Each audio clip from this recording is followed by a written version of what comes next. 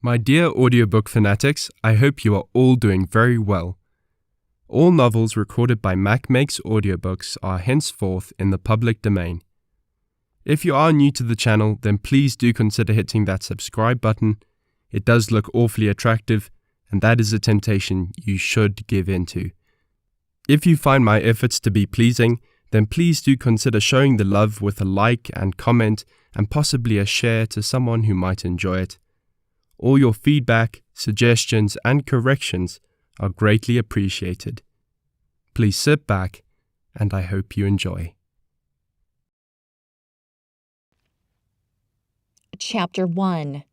There is no one left. When Mary Lennox was sent to Misselthwaite Manor to live with her uncle, everybody said she was the most disagreeable-looking child ever seen. It was true, too. She had a little thin face and a little thin body, thin light hair, and a sour expression. Her hair was yellow, and her face was yellow, because she had been born in India and had always been ill in one way or another. Her father had held a position under the English government and had always been busy and ill himself. And her mother had been a great beauty who cared only to go to parties and amuse herself with gay people. She had not wanted a little girl at all, and when Mary was born, she handed her over to the care of an ayah, who was made to understand that if she wished to please the Mem Sahib, she must keep the child out of sight as much as possible. So, when she was a sickly, fretful, ugly little baby, she was kept out of the way, and when she became a sickly, fretful, toddling thing, she was kept out of the way also. She never remembered seeing familiarly anything but the dark faces of her ayah and the other native servants. And as they always obeyed her and gave her her own way in everything, because the Mem Sahib would be angry if she was disturbed by her crying. By the time she was 6 years old, she was as tyrannical and selfish a little pig as ever lived. The young English governess who came to teach her to read and write disliked her so much that she gave up her place in 3 months.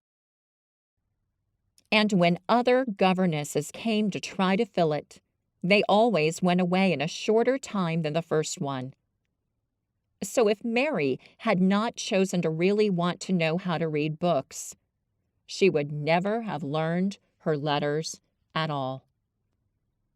One frightfully hot morning, when she was about 9 years old, she awakened feeling very cross, and she became crosser still when she saw that the servant who stood by her bedside was not her ayah. "Why did you come?" she said to the strange woman. "I will not let you stay. Send my ayah to me." The woman looked frightened, but she only stammered that the ayah could not come. And when Mary threw herself into a passion and beat and kicked her, she looked only more frightened and repeated that it was not possible for the ayah to come to Missy Sahib. There was something mysterious in the air that morning. Nothing was done in its regular order, and several of the native servants seemed missing, while those whom Mary saw slunk or hurried about with ashy and scared faces. But no one would tell her anything, and her ayah did not come. She was actually left alone as the morning went on. And at last she wandered out into the garden and began to play by herself under a tree near the veranda. She pretended she was making a flower bed, and she stuck big scarlet hibiscus blossoms into little heaps of earth. All the time growing more and more angry and muttering to herself the things she would say and the names she would call Sadie when she returned. Pig! Pig! Daughter of pigs! She said, because to call a native a pig is the worst insult of all. She was grinding her teeth and saying this over and over again. Pig! Pig! Daughter of pigs! Daughter of pigs! When she heard her mother come out on the veranda with someone, she was with a fair young man, and they stood talking together in low, strange voices. Mary knew the fair young man, who looked like a boy. She had heard that he was a very young officer who had just come from England. The child stared at him, but she stared most at her mother. She always did this when she had a chance to see her because the Mem Sahib, Mary used to call her that oftener than anything else, was such a tall, slim, pretty person and wore such lovely clothes. Her hair was like curly silk, and she had a delicate little nose, which seemed to be disdaining things, and she had large, laughing eyes. All her clothes were thin and floating, and Mary said they were full of lace. They looked fuller of lace than ever this morning, but her eyes were not laughing at all. They were large and scared, and lifted imploringly to the fair boy officer's face. "Is it so very bad?" "Oh, is it?" Mary heard her say. "Awfully," the young man answered in a trembling voice. "Awfully, Mrs. Lennox. You ought to have gone to the hills 2 weeks ago." The Mem Sahib wrung her hands. "Oh, I know I ought," she cried. "I only stayed to go to that silly dinner party. What a fool I was!" At that very moment, such a loud sound of wailing broke out from the servants' quarters. She clutched the young man's arm, and Mary stood shivering from head to foot. The wailing grew wilder and wilder. "Help! Help me! Help! I'm so in pain! I'm dying! Oh!" "What is it? What is it?" Mrs. Lennox gasped. "Someone has died," answered the boy officer. "You did not say it had broken out among your servants." "I did not know." The Mem Sahib cried, "Come with me! Come with me!" And she turned and ran into the house. After that, appalling things happened, and the mysteriousness of the morning was explained to Mary. The cholera had broken out in its most fatal form, and people were dying like flies. The ayah had been taken ill in the night, and it was because she had just died that the servants had wailed in the huts. Before the next day, 3 other servants were dead, and others had run away in terror. There was panic on every side and dying people in all the bungalows. During the confusion and bewilderment of the second day, Mary hid herself in the nursery and was forgotten by everyone. Nobody thought of her. Nobody wanted her. And strange things happened of which she knew nothing. Mary alternately cried and slept through the hours. She only knew the people were ill and that she heard mysterious and frightening sounds. Once she crept into the dining room and found it empty, though a partly finished meal was on the table, and chairs and plates looked as if they had been hastily pushed back. When the diners rose, suddenly for some reason, the child ate some fruit and biscuits, and being thirsty, she drank a glass of wine which stood nearly filled. It was sweet, and she did not know how strong it was. Very soon it made her intensely drowsy. and she went back to her nursery and shut herself in again, frightened by cries she heard in the huts. "Help! I'm dying! Help me! Help! Help! Help us!" And by the hurrying sound of feet. The wine made her so sleepy she could scarcely keep her eyes open, and she lay down on her bed and knew nothing more for a long time. Many things happened during the hours in which she slept so heavily, but she was not disturbed by the wails and the sounds of things being carried in and out of the bungalow. When she awakened, she lay and stared at the wall. The house was perfectly still. She had never known it to be so silent before. She heard neither voices nor footsteps and wondered if everybody had got well of the cholera and all the trouble was over. She wondered also who would take care of her now. Her ayah was dead. There would be a new ayah, and perhaps she would know some new stories. Mary had been rather tired of the old ones. She did not cry because her nurse had died. She was not an affectionate child, had never cared much for anyone. The noise and hurrying about and wailing over the cholera had frightened her, and she had been angry because no one seemed to remember she was alive. Everyone was too panic-stricken to think of a little girl no one was fond of. When people had the cholera, it seemed that they remembered nothing but themselves. But if everyone had got well again, surely someone would remember and come to look for her. But no one came. And as she lay waiting, the house seemed to grow more and more silent.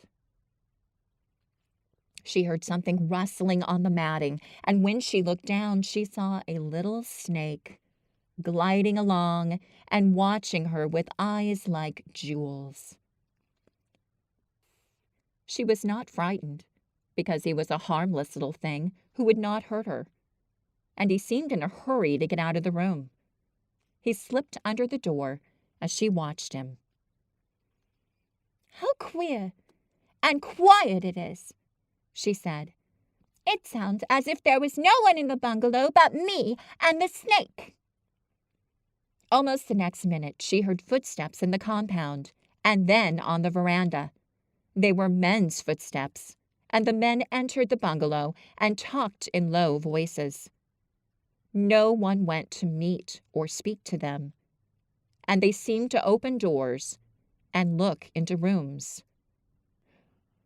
"What desolation!" she heard one voice say. "That pretty, pretty woman. I suppose the child, too. I heard there was a child, though no one ever saw her." Mary was standing in the middle of the nursery when they opened the door a few minutes later. She looked an ugly, cross little thing and was frowning because she was beginning to be hungry and feel disgracefully neglected. The first man who came in was a large officer she had once seen talking to her father. He looked tired and troubled. But when he saw her, he was so startled he almost jumped back. "Barney!" he cried out. "There's a child here! A child alone! In a place like this! Mercy on us! Who is she?" "I am Mary Lennox," the little girl said, drawing herself up stiffly. She thought the man was very rude to call her father's bungalow a place like this. "I fell asleep when everyone had the cholera, and I have only just wakened up. Why does nobody come?" "It is the child no one ever saw," exclaimed the man, turning to his companions. "She has actually been forgotten." "Why was I forgotten?" Mary said, stamping her foot. "Why does nobody come?" The young man, whose name was Barney, looked at her very sadly. Mary even thought she saw him wink his eyes as if to wink tears away. "Poor little kid," he said. "There is nobody left to come." It was in that strange and sudden way that Mary found out she had neither father nor mother left, that they had died and been carried away in the night, and that the few native servants who had not died also had left the house as quickly as they could get out of it, none of them even remembering that there was a Missy Sahib. That was why the place was so quiet. It was true that there was no one in the bungalow but herself and the little rustling snake. The Secret Garden, Chapter 2. Mistress Mary, quite contrary. Mary had liked to look at her mother from a distance, and she had thought her very pretty, but as she knew very little of her, she could scarcely have been expected to love her or to miss her very much when she was gone. She did not miss her at all. In fact, as she was a self-absorbed child, she gave her entire thought to herself, as she had always done.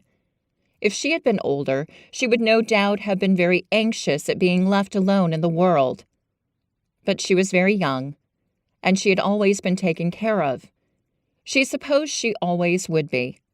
What she thought was that she would like to know if she was going to nice people, who would be polite to her and give her her own way, as her ayah and the other native servants had done. She knew she was not going to stay at the English clergyman's house where she was taken at first. She did not want to stay. The English clergyman was poor, and he had 5 children nearly all the same age, and they wore shabby clothes, and were always quarreling and snatching toys from each other. Mary hated their untidy bungalow and was so disagreeable to them that after the first day or two, nobody would play with her. By the second day, they had given her a nickname which made her furious. It was Basil who thought of it first. Basil was a little boy with impudent blue eyes and a turned-up nose, and Mary hated him. She was playing by herself under a tree, just as she had been playing the day the cholera broke out. She was making heaps of earth and paths for a garden, and Basil came and stood near to watch her. Presently, he got rather interested and suddenly made a suggestion. "Why don't you put a heap of stones there and pretend it's a rockery?" he said. "They're in the middle." And he leaned over her to point. "Go away!" cried Mary. "I don't want boys. Go away!" For a moment, Basil looked angry, and then he began to tease. He was always teasing his sisters. He danced round and round her, and made faces, and sang and laughed. "Mistress Mary, quite contrary, how does your garden grow? With silver bells and cockle shells and marigolds all in a row." He sang it until the other children heard and laughed too, and the crosser Mary got, the more they sang, "Mistress Mary, quite contrary," and after that, as long as she stayed with them, they called her Mistress Mary, quite contrary, when they spoke of her to each other, and often when they spoke to her. "You're going to be sent home," Basil said to her, "at the end of the week, and we're glad of it." "I'm glad of it too," answered Mary. "Where is home?" "She doesn't know where home is," said Basil with 7-year-old scorn. "It's England, of course. Our grandmama lives there, and our sister Mabel was sent to her last year. You're not going to your grandmama. You have none. You're going to your uncle. His name is Mr. Archibald Craven." "I don't know anything about him," snapped Mary. "I know you don't," Basil answered. You don't know anything. Girls never do. I heard Father and Mother talking about him. He lives in a great, big, desolate old house in the country, and no one goes near him. He's so cross, he won't let them. And they wouldn't come if he would let them. He's a hunchback, and he's horrid. I don't believe you, said Mary, and she turned her back and stuck her fingers in her ears because she would not listen any more. But she thought over it a great deal afterward, and when Mrs. Crawford told her that night that she was going to sail away to England in a few days and go to her uncle, Mr. Archibald Craven, who lived at Misselthwaite Manor, she looked so stony and stubbornly uninterested that they did not know what to think about her. They tried to be kind to her, but she only turned her face away when Mrs. Crawford attempted to kiss her, and held herself stiffly when Mr. Crawford patted her shoulder. "She is such a plain child," Mrs. Crawford said pityingly afterward, "and her mother was such a pretty creature. She had a very pretty manner, too, and Mary has the most unattractive ways I ever saw in a child.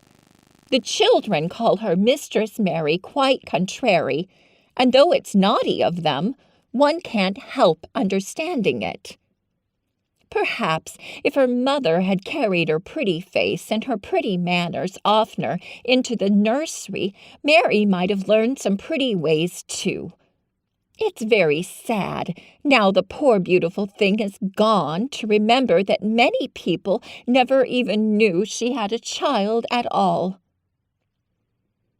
I believe she scarcely ever looked at her," sighed Mrs. Crawford. "When her ayah was dead, there was no one to give a thought to the little thing. Think of the servants running away and leaving her all alone in that deserted bungalow. Colonel McGrew said he nearly jumped out of his skin when he opened the door and found her standing by herself in the middle of the room." Mary made the long voyage to England under the care of an officer's wife, who was taking her children to leave them in a boarding school. She was very much absorbed in her own little boy and girl, and was rather glad to hand the child over to the woman Mr. Archibald Craven sent to meet her in London. The woman was his housekeeper at Misselthwaite Manor, and her name was Mrs. Medlock. She was a stout woman, with very red cheeks and sharp black eyes. She wore a very purple dress, a black silk mantle with jet fringe on it, and a black bonnet with purple velvet flowers, which stuck up and trembled when she moved her head. Mary did not like her at all, but as she very seldom liked people, there was nothing remarkable in that. Besides which, it was very evident Mrs. Medlock did not think much of her. "My word, she's a plain little piece of goods," she said, "and we'd heard that her mother was a beauty. She hasn't handed much of it down, has she, ma'am?" "Perhaps she will improve as she grows older," the officer's wife said good-naturedly. "If she were not so sallow and had a nicer expression. Her features are rather good. Children alter so much."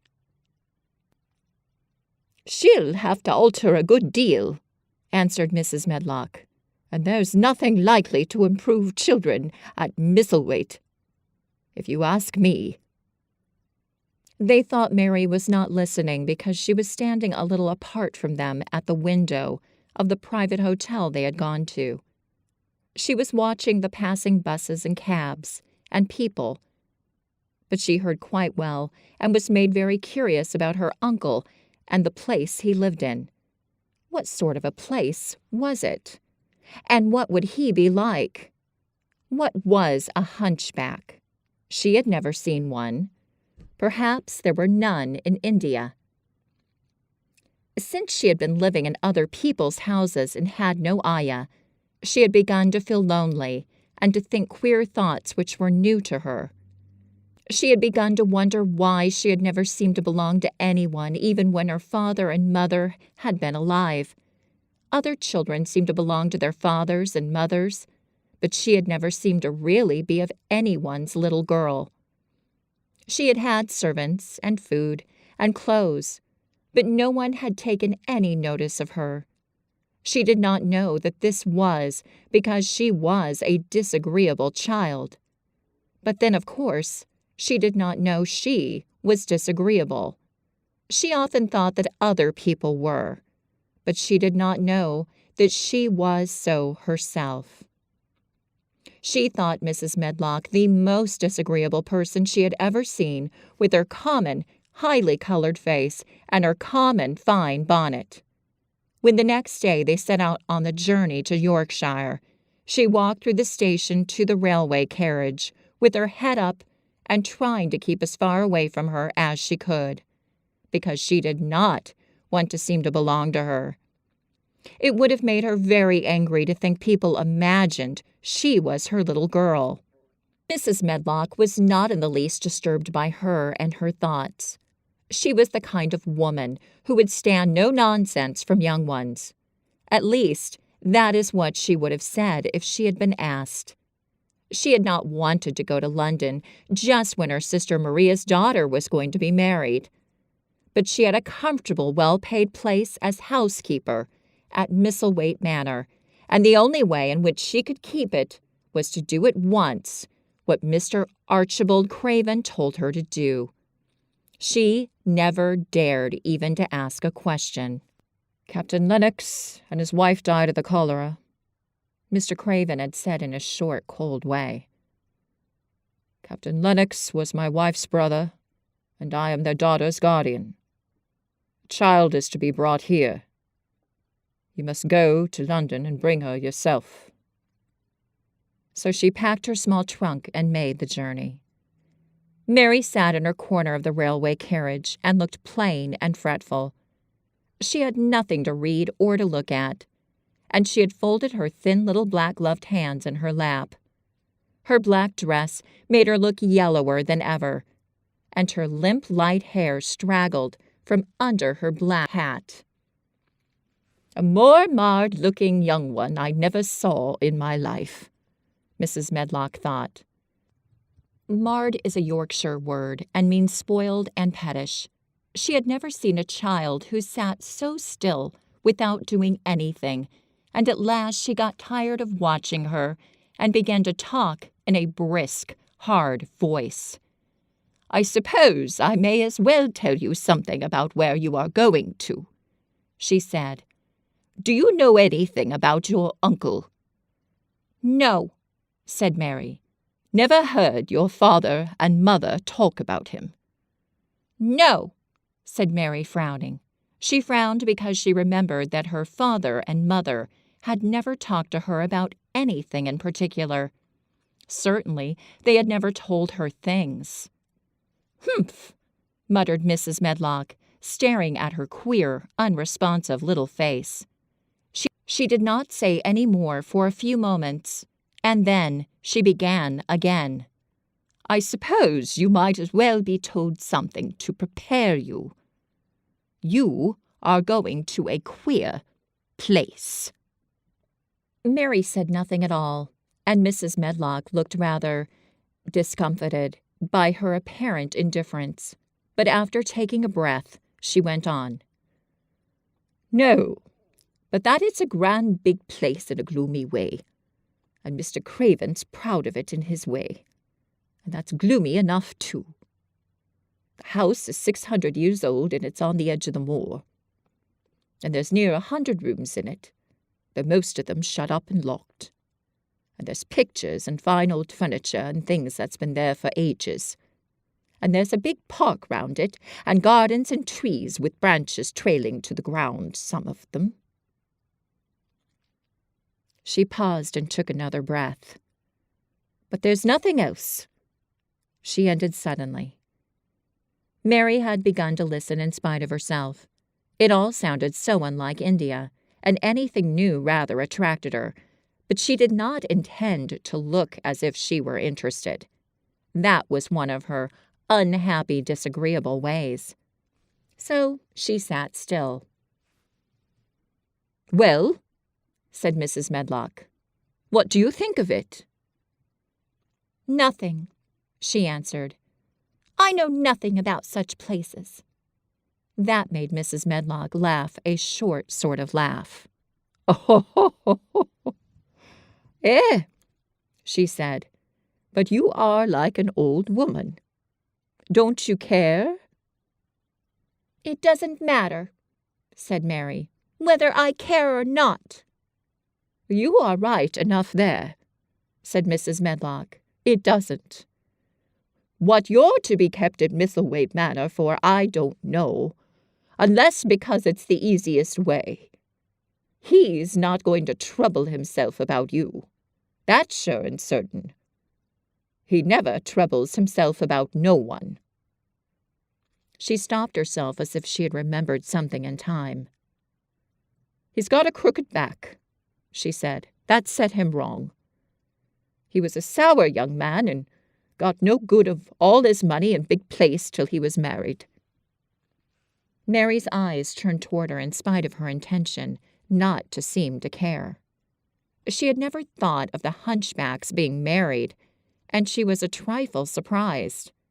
Mrs. Medlock saw this, and as she was a talkative woman, she continued with more interest.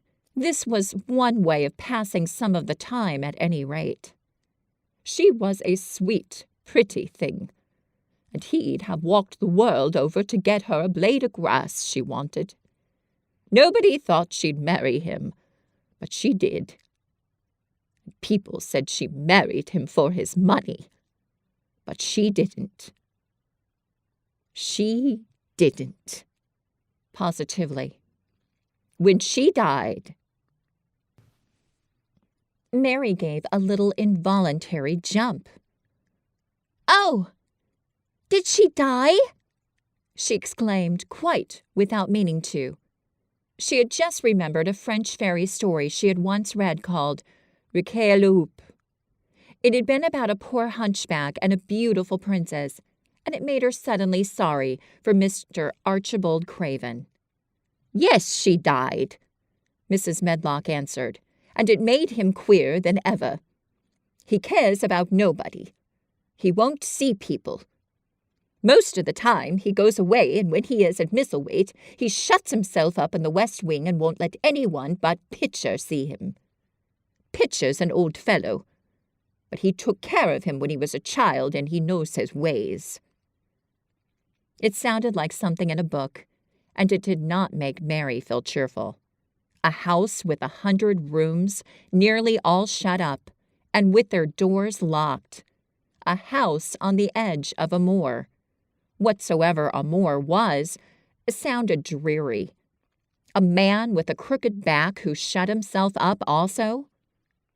She stared out of the window with her lips pinched together, and it seemed quite natural that the rain should have begun to pour down in gray slanting lines and splash and stream down the window panes. If the pretty wife had been alive, she'd have made things cheerful by being something like her own mother, and by running in and out and going to parties, as she had done, in frocks full of lace. But she was not there any more. "You needn't expect to see him, because 10 to 1 you won't," said Mrs. Medlock. "And you mustn't expect that there will be people to talk to you. You'll have to play about and look after yourself. You'll be told what rooms you can go into, and what rooms you're to keep out of. There's gardens enough, but when you're in the house, don't go wandering and poking about. Mr. Craven won't have it." "I shall not want to go poking about," said sour little Mary, and just as suddenly as she begun to be rather sorry for Mr. Archibald Craven, she began to cease to be sorry and to think he was unpleasant enough to deserve all that had happened to him. And she turned her face toward the streaming panes of the window of the railway carriage, and gazed out at the gray rainstorm, which looked as if it would go on forever and ever. She watched it so long and steadily that the grayness grew heavier and heavier before her eyes, and she fell asleep. And if you have made it to the end of the chapter, the code word you can put in the comments is hunchback and widow. Chapter 3. Across the Moor. She slept a long time, and when she awakened, Mrs. Medlock had bought a lunch basket at one of the stations, and they had some chicken and cold beef, and bread and butter, and some hot tea. The rain seemed to be streaming down more heavily than ever, and everybody in the station wore wet and glistening waterproofs. The guard lighted the lamps in the carriage, and Mrs. Medlock cheered up very much over her tea and chicken and beef. She ate a great deal and afterward fell asleep herself, and Mary sat and stared at her and watched her fine bonnet slip on one side until she herself fell asleep once more in the corner of the carriage, lulled by the splashing of the rain against the windows. It was quite dark when she awakened again.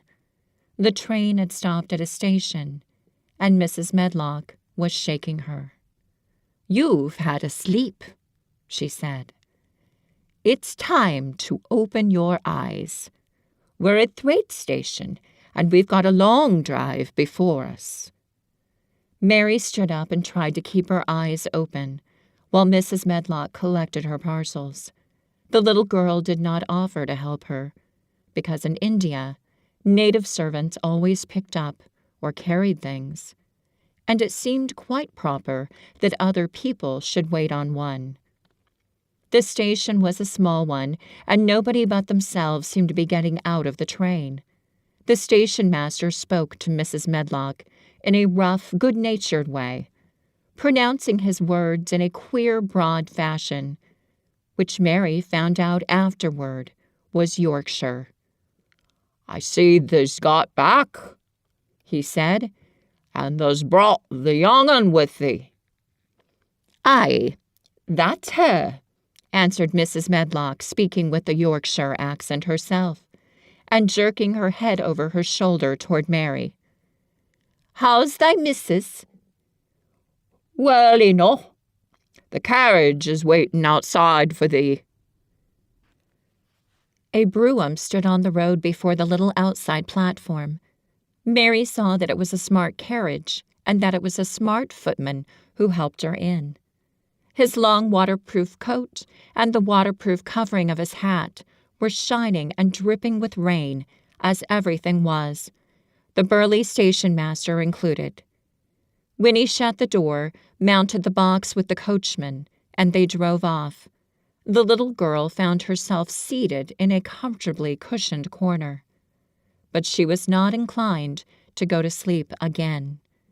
She sat and looked out of the window, curious to see something of the road over which she was not being driven to the queer place Mrs. Medlock had spoken of.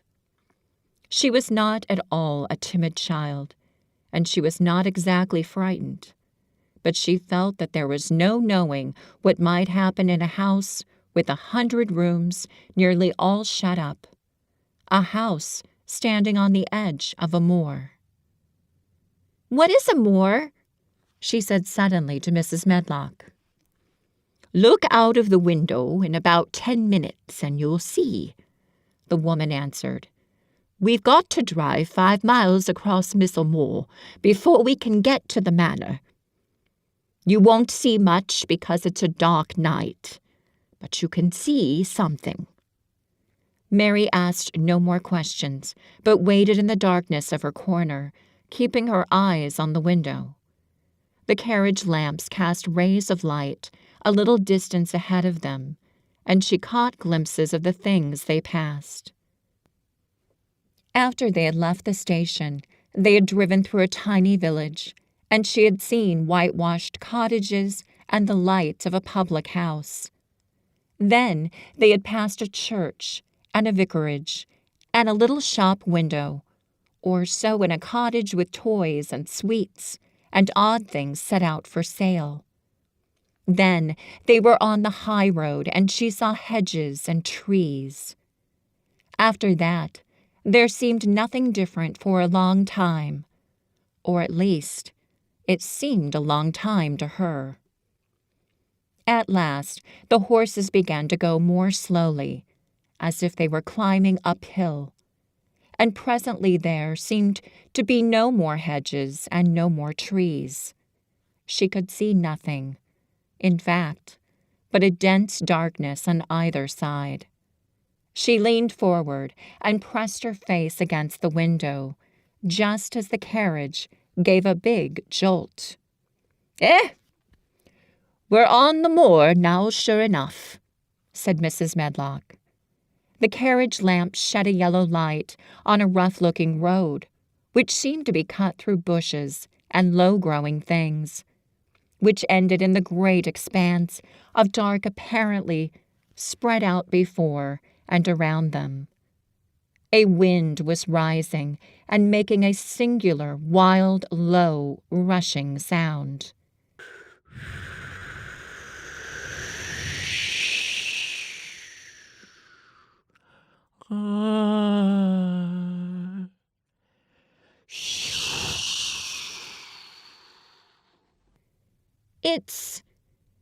It's not the sea, is it?" said Mary, looking round at her companion. "No, not it," answered Mrs. Medlock. "Nor it isn't fields nor mountains. It's just miles and miles and miles of wild land that nothing grows on but heather and gorse and broom, and nothing lives on but wild ponies and sheep." "I feel as if it might be the sea, if there were water on it," said Mary. "It sounds like the sea just now." "That's the wind blowing through the bushes," Mrs. Medlock said. "It's a wild, dreary enough place to my mind, though there's plenty that likes it, particularly when the heather's in bloom." On and on they drove through the darkness, and though the rain stopped, the wind rushed by and whistled and made strange sounds. The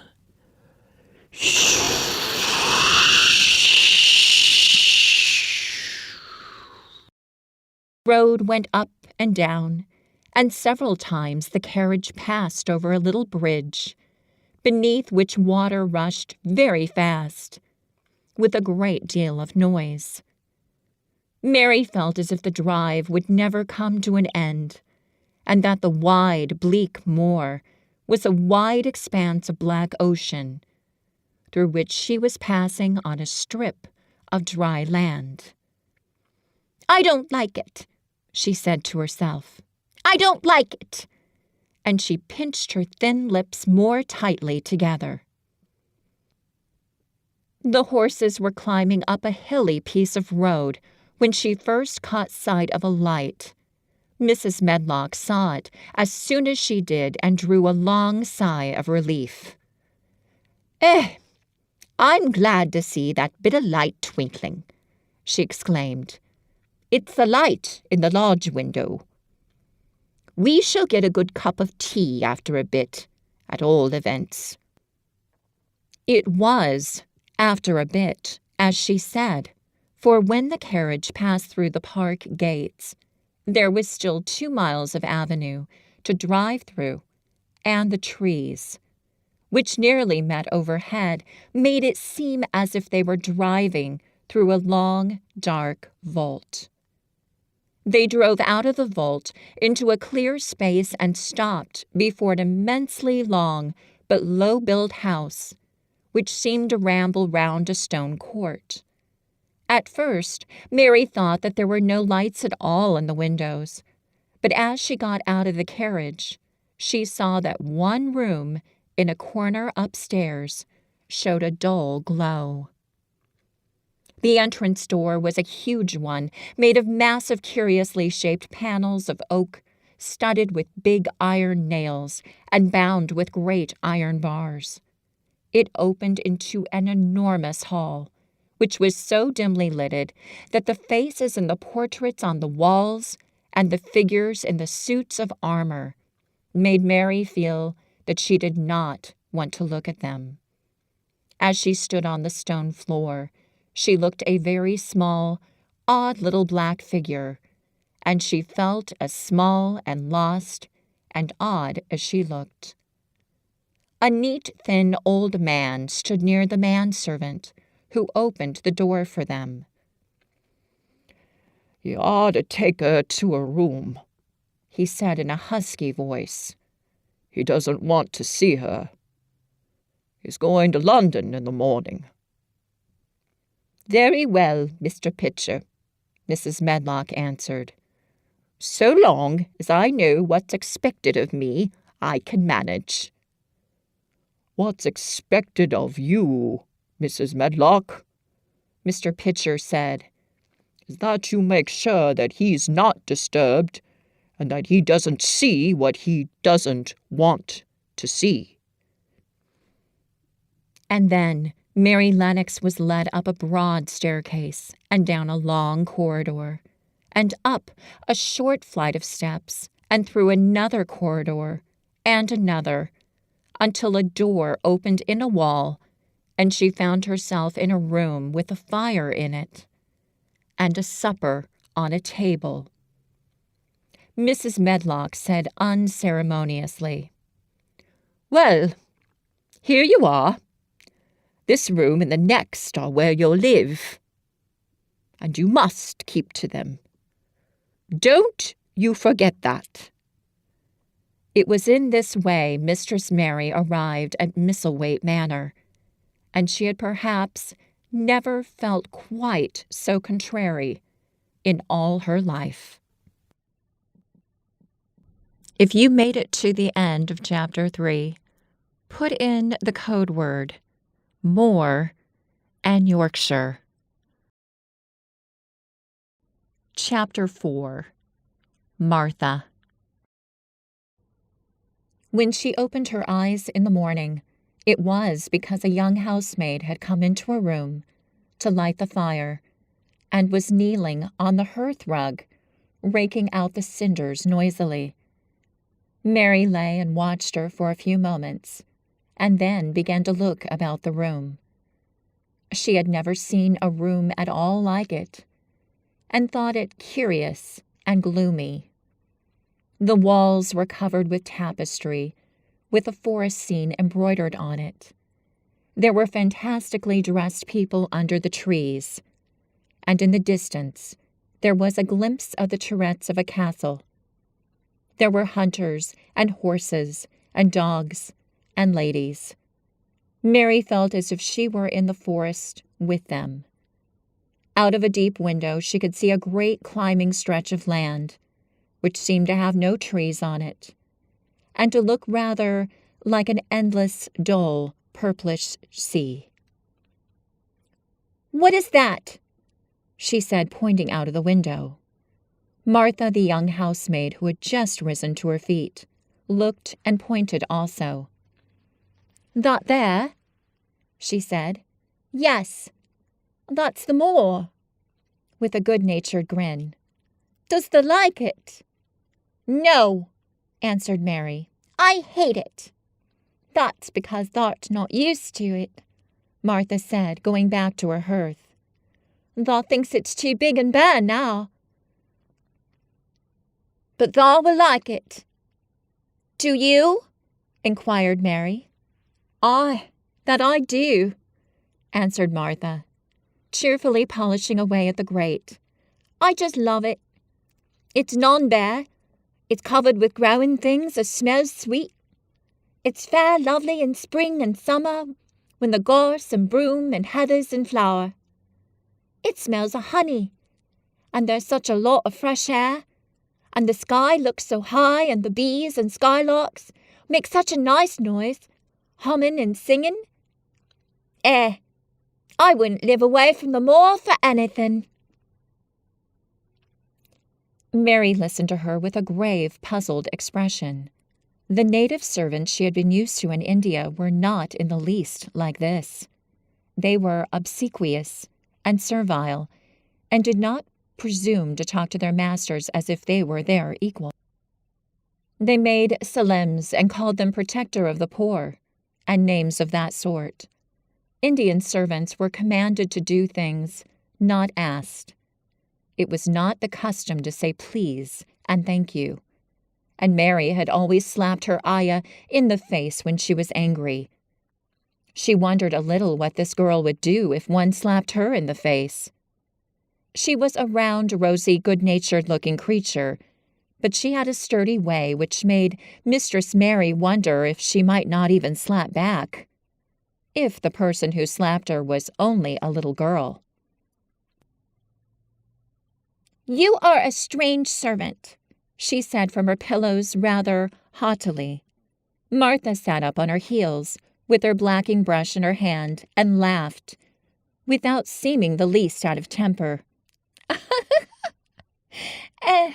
"I know that," she said. "If there was a grand missus at Misselthwaite, I should never have been even one of their under housemaids. I might have been let to be scullery maid, but I've never been let upstairs. I'm too common, and I talk too much Yorkshire. But this is a funny house, for all it's so grand. Seems like there's neither master nor mistress, except Mr. Pitcher and Mrs. Medlock.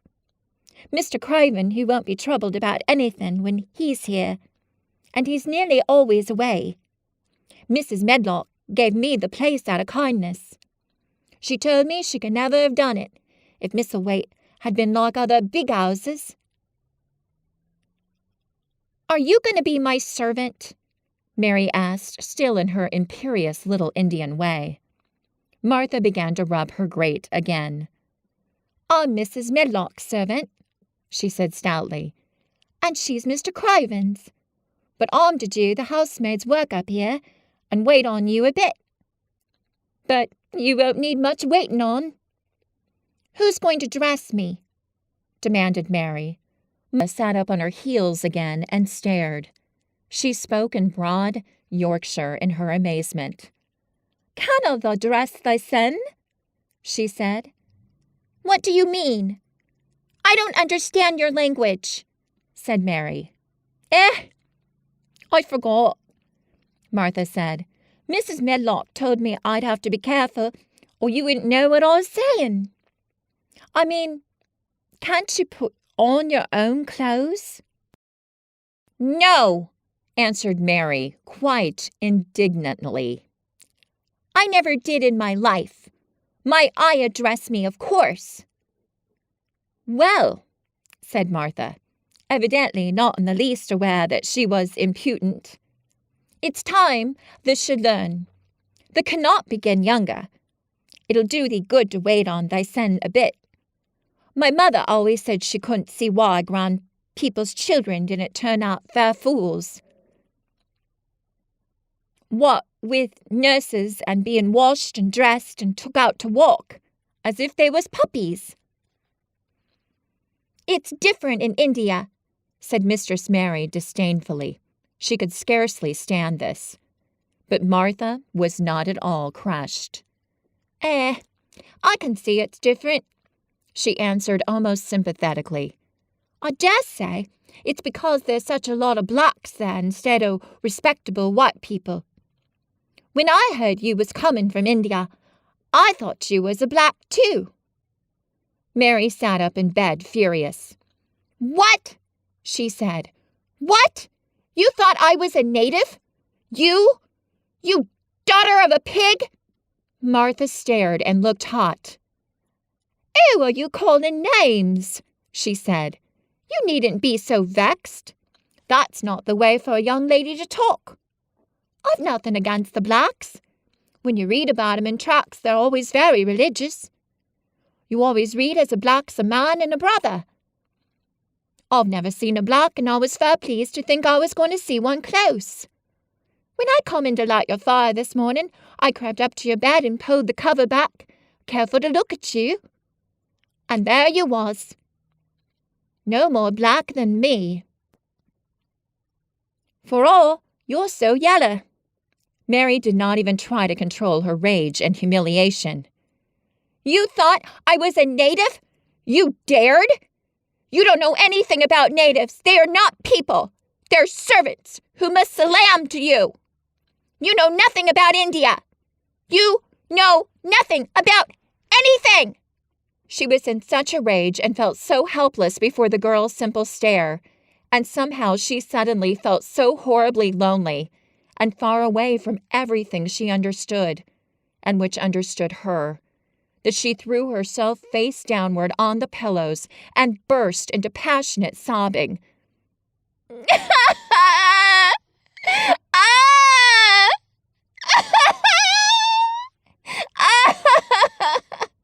She sobbed so unrestrainedly that good-natured Yorkshire Martha was a little frightened, and quite sorry for her. She went to the bed and bent over her.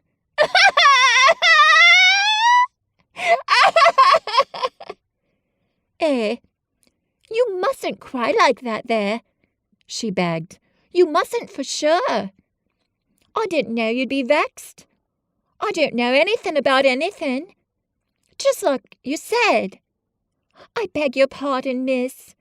Do stop crying. There was something comforting and really friendly in her queer Yorkshire speech and sturdy way which had a good effect on Mary. She gradually ceased crying and became quiet. Martha looked relieved. It's time for thee to get up now, she said. Mrs. Medlock said if I was to carry the breakfast and tea and dinner into the room next to this. It's been made into a nursery for thee. I'll help thee on with the clothes and they'll get out of bed. If the buttons are at the back, thee cannot button them up thyself. When Mary at last decided to get up, the clothes Martha took from the wardrobe were not the ones she had worn when she arrived the night before with Mrs. Medlock.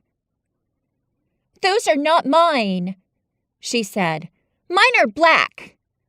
She looked the thick white wool coat and dress over and added with cool approval. Those are nicer than mine. These are the ones thee must put on, Martha answered. Mr. Criven ordered Mrs. Medlock to get him in London. He said, I won't have a child dressed in black wandering about like a lost soul. He said it'd make the place sadder than it is. Mother always knows what a body means. She doesn't hold with black herself. I hate black things, said Mary. The dressing process was one which taught them both something. Martha had buttoned up her little sisters and brothers, but she had never seen a child who stood still and waited for another person to do things for her, as if she had neither hands nor feet of her own. Why doesn't thou put on thy own shoes? She said when Mary quietly held out her foot. My ayah did it, answered Mary, staring. It was the custom. She said that very often. It was the custom. The native servants were always saying it. If one told them to do a thing their ancestors had not done for 1,000 years, they gazed at one mildly and said, "It is not the custom," and one knew that was the end of the matter. It had not been the custom that Mistress Mary should do anything but stand and allow herself to be dressed like a doll. But before she was ready for breakfast, she began to suspect that her life at Misselthwaite Manor would end by teaching her a number of things quite new to her. Things such as putting on her own shoes and stockings, and picking up things she let fall. If Martha had been a well-trained, fine young lady's maid, she would have been more subservient and respectful, and would have known that it was her business to brush hair and button boots and pick things up and lay them away. She was, however, only an untrained Yorkshire rustic, who had been brought up in a moorland cottage, with a swarm of little brothers and sisters who'd never dreamed of doing anything but waiting on themselves and on the younger ones who were either babies in arms or just learning to totter about and tumble over things. If Mary Lennox had been a child who was ready to be amused, she would perhaps have laughed at Martha's readiness to talk. But Mary only listened to her coldly and wondered at her freedom of manner. At first, she was not at all interested, but gradually, as the girl rattled on in her good-tempered, homely way, Mary began to notice what she was saying. You should see 'em all," she said. "There's 12 of us, and my father only gets 16 shilling a week. I can tell you, my mother's put to it to get porridge for 'em all. They tumble about on the moor and play there all day, and mother says the air of the moor fattens 'em. She says she believes they eat the grass same as the wild ponies do. Our Dickon, he's 12 years old, and he's got a young pony he calls his own." "Where did he get it?" asked Mary. "He found it on the moor, with its mother, when it was a little one, and he began to make friends with it, and give it bits of bread, and pluck young grass for it, and it got to like him, so it follows him about, and it lets him get on its back. Dickon's a kind lad, and animals likes him." Mary had never possessed an animal pet of her own, and had always thought she should like one, so she began to feel a slight interest in Dickon. And as she had never before been interested in anyone but herself, it was the dawning of a healthy sentiment. When she went into the room which had been made into a nursery for her, she found that it was rather like the one she had slept in. It was not a child's room, but a grown-up person's room, with gloomy old pictures on the walls and heavy old oak chairs. A table in the center was set with a good substantial breakfast, but she had always had a very small appetite, and she looked with something more than indifference at the very first plate Martha set before her. "I don't want it," she said. "Thou doesn't want thy porridge?" Martha exclaimed incredulously. "No. Thou doesn't know how good it is? Put a bit of trailk on it, or a bit of sugar." "I don't want it," repeated Mary. Said Martha. "I can't abide to see good victuals go to waste. If our children was at this table, they'd clean it bare in 5 minutes." "Why?" said Mary coldly. "Why?" echoed Martha. "Because they scarce ever have their stomachs full in their lives. They're as hungry as young hawks and foxes." "I don't know what it is to be hungry," said Mary with the indifference of ignorance. Martha looked indignant. "Well, it would do thee good to try it. I can see that plain enough," she said outspokenly. "I've no patience with folk as sits and just stares at good bread and meat. My word, don't I wish Dickon and Phil and Jane and the rest of 'em had Wood's ear under their pinafores." "Why don't you take it to them?" suggested Mary. "It's not mine," answered Martha stoutly, "and this isn't my day out. I get my day out once a month, same as the rest. Then I go home, clean up for Mother, and give her a day's rest." Mary drank some tea and ate a little toast and some marmalade. "You wrap up warm and run out and play, you," said Martha. "It'll do you good. Give you some stomach for your meat." Mary went to the window. There were gardens and paths and big trees, but everything looked dull and wintry. "Out? Why should I go out on a day like this?" "Well, If the doesn't go out, thou'lt have to stay in, and what has the got to do? Mary glanced about her. There was nothing to do. When Mrs. Medlock had prepared the nursery, she had no thought of amusement. Perhaps it would be better to go and see what the gardens were like. Who will go with me? She inquired. Martha stared. You'll go by yourself, she answered. You'll have to learn to play like other children does when they haven't got sisters and brothers. Old Dickon goes off the moor by himself and plays for hours. That's how he made friends with the pony.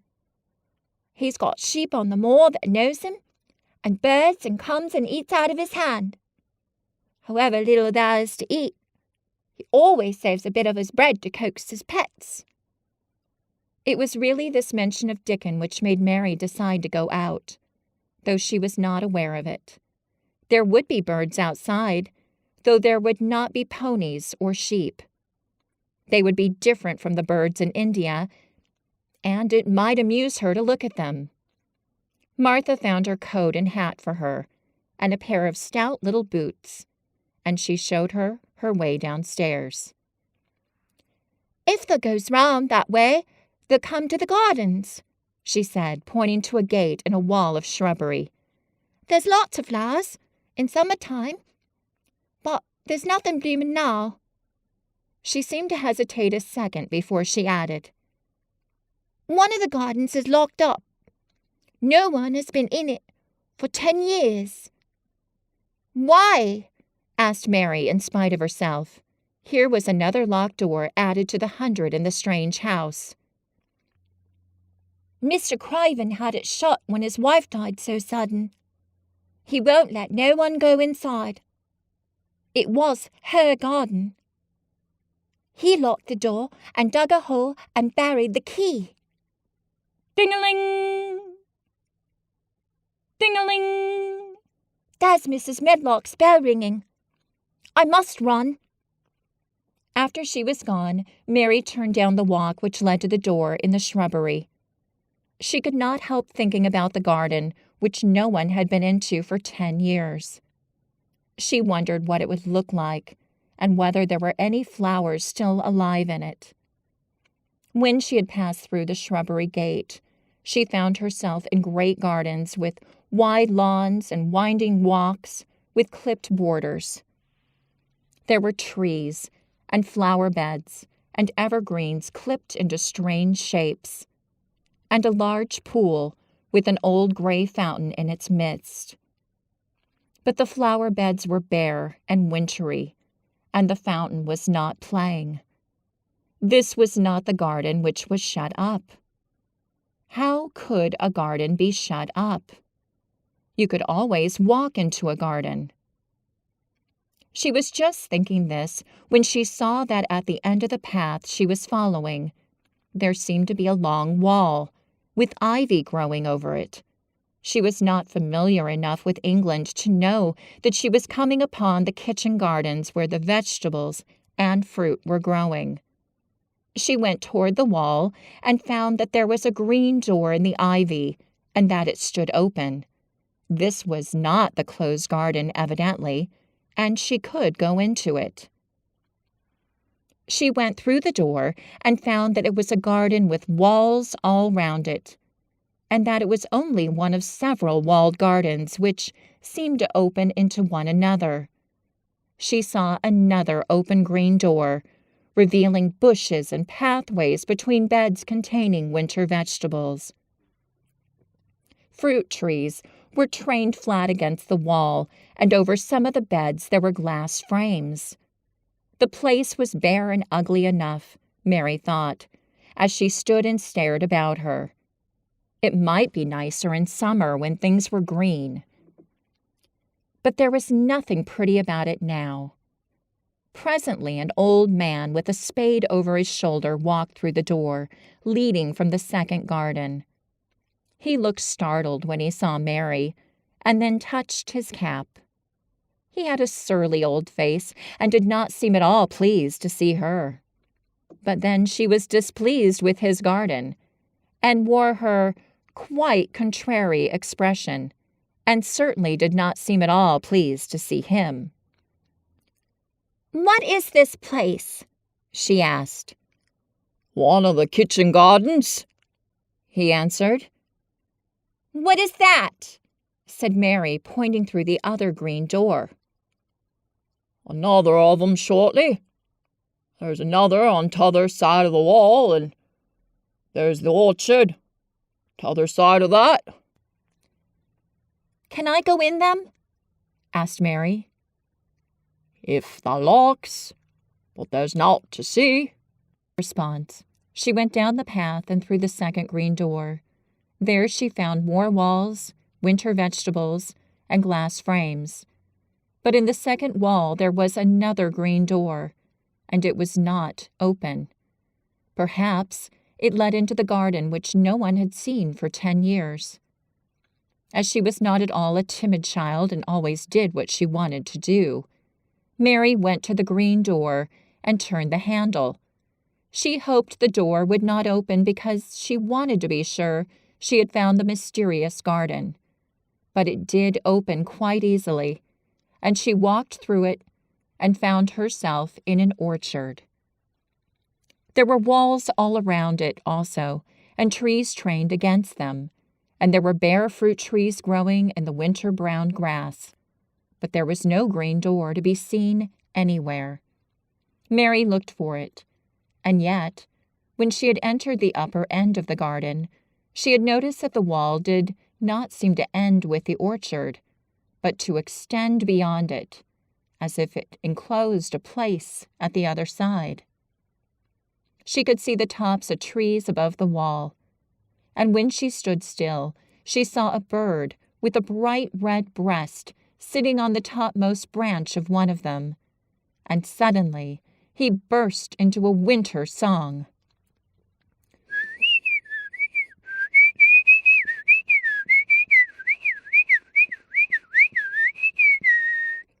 Almost as if he had caught sight of her and was calling to her.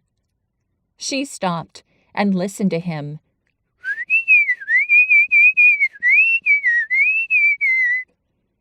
And somehow his cheerful, friendly little whistle gave her a pleased feeling.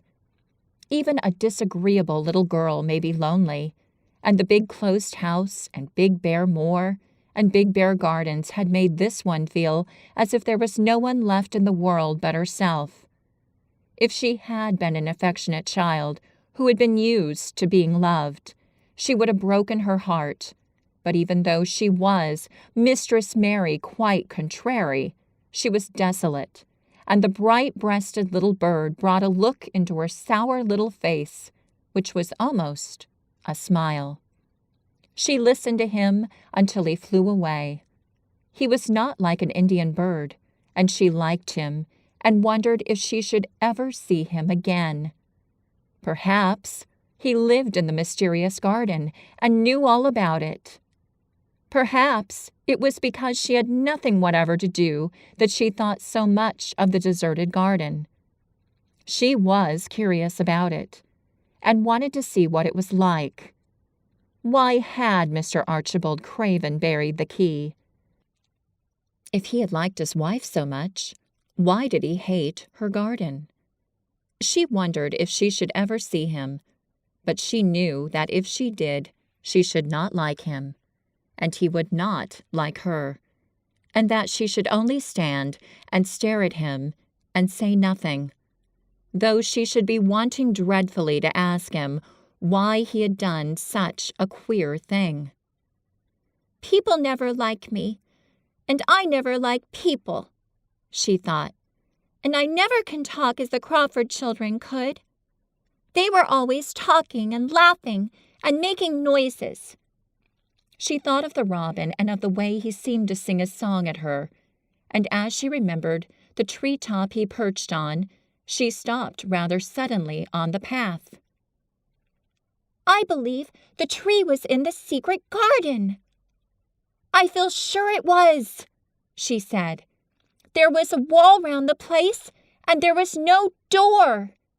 She walked back into the first kitchen garden she had entered and found the old man digging there, She went and stood beside him and watched him a few moments, in her cold little way.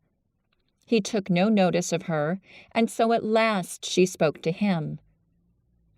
"I've been into the other gardens," she said. "There was nothing to prevent thee," he answered crustily. "I went into the orchard." "There was no dog at the door to bite thee," he answered. "There was no door there into the other garden," said Mary. "What garden?" he said in a rough voice, stopping his digging for a moment. "The one on the other side of the wall," answered Mistress Mary. "There are trees there. I saw the tops of them. A bird with a red breast was sitting on one of them, and he sang." To her surprise, the surly old weather-beaten face actually changed its expression. A slow smile spread over it, and the gardener looked quite different. It made her think that it was curious how much nicer a person looked when he smiled. She had not thought of it before. He turned about to the orchard side of his garden and began to whistle. A low, soft whistle.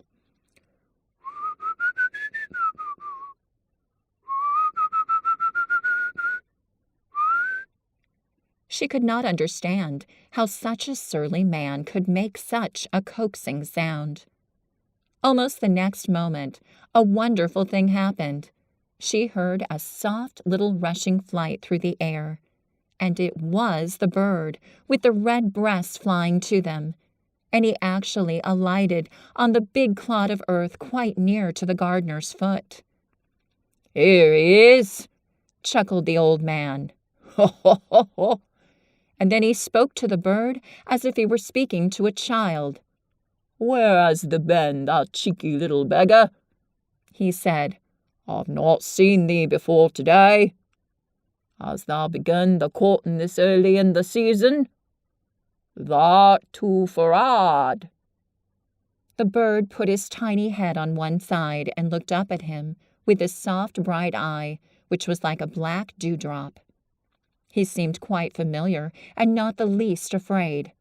He hopped about and pecked the earth briskly, looking for seeds and insects. It actually gave Mary a queer feeling in her heart, because he was so pretty and cheerful and seemed so like a person. He had a tiny, plump body and a delicate beak and slender, delicate legs. "Will he always come when you call him?" she asked, almost in a whisper. "Aye, that he will. I've knowed him ever since he was a fledgling. He come out of the nest in the other garden, and when first he flew over the wall, he was too weak to fly back for a few days, and we got friendly. When he went over the wall again, the rest of the brood was gone, and he was lonely, and he come back to me." "What kind of bird is he?" Mary asked. "Doesn't thou know? He's a robin redbreast, and they're the friendliest, curious birds alive. They're almost as friendly as dogs, if you know how to get on with 'em. Watch him pecking about there and looking round at us now and again. He knows we're talking about him." It was the queerest thing in the world to see the old fellow. He looked at the plump little scarlet waistcoated bird as if he were both proud and fond of him. "Ha, ha, ha, he's a conceited one," he chuckled. "He likes to hear folk talk about him. And curious, bless me, there never was his lack for curiosity and meddling. He's always coming to see what I'm planting. He knows all the things Master Craven never troubles hisself to find out. He's the head gardener, he is." The robin hopped about busily pecking the soil and now and then stopped and looked at them a little. Mary thought his black dewdrop eyes gazed at her with great curiosity. It really seemed as if he were finding out all about her. The queer feeling in her heart increased. "Where did the rest of the brood fly to?" she asked. "Oh, there's no knowing. The old ones turn 'em out of their nest and make 'em fly. They're scattered before you know it. This one was a knowing one, and he knew he was lonely." Mistress Mary went a step nearer to the robin and looked at him very hard. "I'm lonely," she said. She had not known before that this was one of the things which made her feel sour and cross. She seemed to find it out when the robin looked at her and she looked at the robin. The old gardener pushed his cap back on his bald head and stared at her a minute. "Art thou a little wench from India?" he asked. Mary nodded. "Oh, then no wonder thou'rt lonely. Thou'lt be lonelier before thou's done," he said. He began to dig again, driving his spade deep into the rich black garden soil, while the robin hopped about very busily employed. "What is your name?" Mary inquired. He stood up to answer her. "Oh, Ben Weatherstaff," he answered, and then he added with a surly chuckle, "Ho, ho! I'm lonely myself, except when he with me." And he jerked his thumb toward the robin. "He's the only friend I've got." "I have no friends at all," said Mary. "I never had. My ayah didn't like me, and I never played with anyone." It's a Yorkshire habit to say what you think with blunt frankness, and old Ben Weatherstaff was a Yorkshire moor man. "Thou and me are a good bit alike," he said. "We was wove out of the same cloth. We're neither of us good-looking, and we're both of us as sour as we look. We got the same nasty tempers, both of us, I'll warrant." This was plain speaking, and Mary Lennox had never heard the truth about herself in her life. Native servants always salaamed and submitted to you, whatever you did. She had never thought much about her looks, but she wondered if she was as unattractive as Ben Weatherstaff, and she also wondered if she looked as sour as he had looked before the robin came. She actually began to wonder also if she was nasty-tempered. She felt uncomfortable. Suddenly, a clear, rippling little sound broke out near her, and she turned round. She was standing a few feet from a young apple tree, and the robin had flown onto one of its branches and had burst out into a scrap of a song.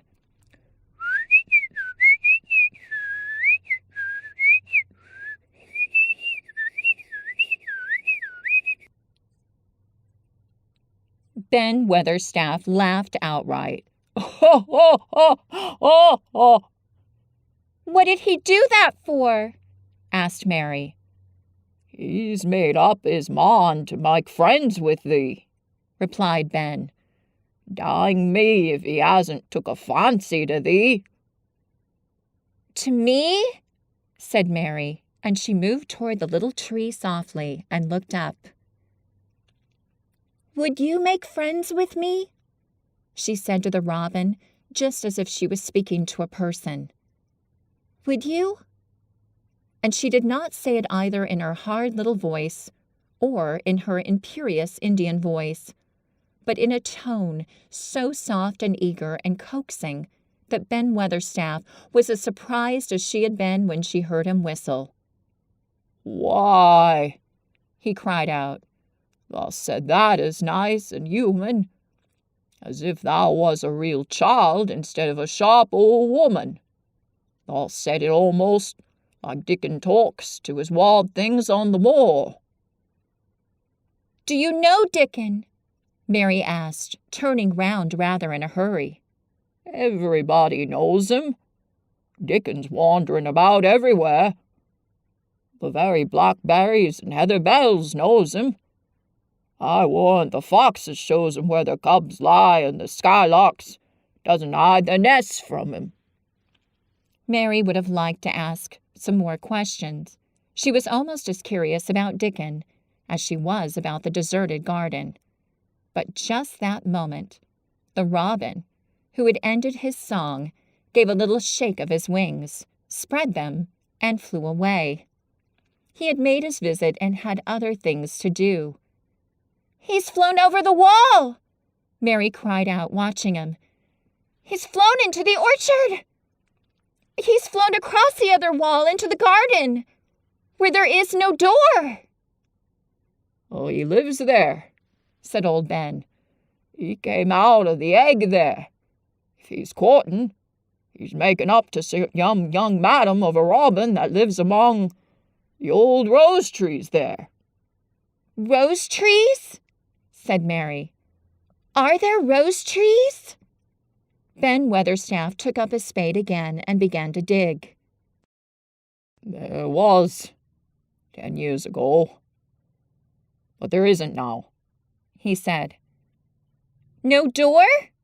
cried Mary. "There must be." "None as anyone can find, and none as is anyone's business. Don't you be a meddlesome wench and poke your nose where it's no cause to go. Here, I must go on with my work. Get you gone and play, you. I've no more time." And he actually stopped digging, threw his spade over his shoulder, and walked off, without even glancing at her, or saying goodbye. If you got to the end of the chapter, leave these 2 words in the comments below: garden and brood.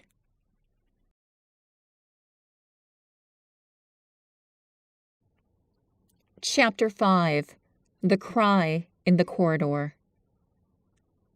At first, each day which passed by for Mary Lennox was exactly like the others. Every morning, she awoke in her tapestried room and found Martha kneeling upon the hearth, building her fire. Every morning she ate her breakfast in the nursery, which had nothing amusing in it. And after each breakfast she gazed out of the window, across to the huge moor, which seemed to spread out on all sides and climb up to the sky. And after she stared for a while, she realized that if she did not go out, she would have to stay in and do nothing. And so she went out. She did not know that this was the best thing she could have done, and she did not know that when she began to walk quickly, or even run along the paths and down the avenue, she was stirring her slow blood and making herself stronger by fighting with the wind which swept down from the moor. She ran only to make herself warm, and she hated the wind, which rushed at her face and roared and held her back as if it were some giant she could not see. But the big breaths of rough, fresh air blown over the heather filled her lungs with something which was good for her whole thin body, and whipped some red color into her cheeks and brightened her dull eyes when she did not know anything about it. But after a few days spent almost entirely out of doors, she wakened one morning knowing what it was to be hungry, and when she sat down to her breakfast, she did not glance disdainfully at her porridge and push it away, but took up her spoon and began to eat it, and went on eating it until her bowl was empty. "They got on well enough with that this morning, didn't they?" said Martha. "It tastes nice today," said Mary, feeling a little surprised herself. "It's the air of the moor that's given thee stomach for the victuals," answered Martha. "It's lucky for thee that thou'st got victuals as well as appetite. There's been 12 in our cottage as had the stomach and nothing to put in it. You go on playing you out of doors every day, and you'll get some flesh on your bones, and you won't be so yaller." "I don't play," said Mary. I have nothing to play with." "Nothing to play with!" exclaimed Martha. "All children plays with sticks and stones. They just runs about and shouts and looks at things." Mary did not shout, but she looked at things. There was nothing else to do. She walked round and round the gardens and wandered about the paths in the park. Sometimes she looked for Ben Weatherstaff, but though several times she saw him at work, he was too busy to look at her, or was too surly. Once when she was walking toward him, he picked up his spade and turned away as if he did it on purpose. One place she went to oftener than to any other. It was the long walk outside the gardens with the walls round them. There were bare flower beds on either side of it, and against the walls ivy grew thickly. There was one part of the wall where the creeping dark green leaves were more bushy than elsewhere. It seemed as if for a long time that part had been neglected. The rest of it had been clipped and made to look neat, but at this lower end of the walk, it had not been trimmed at all. A few days after she had talked to Ben Weatherstaff, Mary stopped to notice this and wondered why it was so. She had just paused and was looking up at a long spray of ivy swinging in the wind when she saw a gleam of scarlet and heard a brilliant chirp. And there, on the top of the wall, perched Ben Weatherstaff's robin redbreast, tilting forward to look at her with his small head on one side. "Oh!" she cried out. "Is it you? Is it you?" And it did not seem at all queer to her that she spoke to him as if she was sure that he would understand and answer her. He did answer. He twittered and chirped.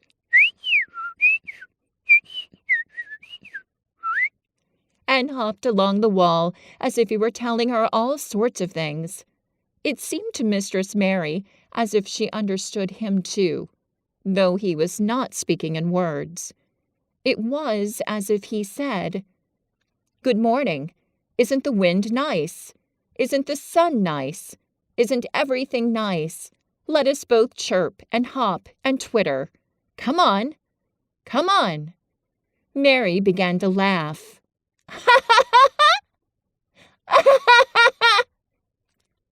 And as he hopped and took little flights along the wall, she ran after him. Poor little thin, sallow, ugly Mary. She actually looked almost pretty for a moment. "I like you! I like you!" she cried out, pattering down the walk, and she chirped and tried to whistle, which last she did not know how to do in the least. But the robin seemed to be quite satisfied and chirped and whistled back at her. At last he spread his wings and made a darting flight to the top of a tree, where he perched and sang loudly.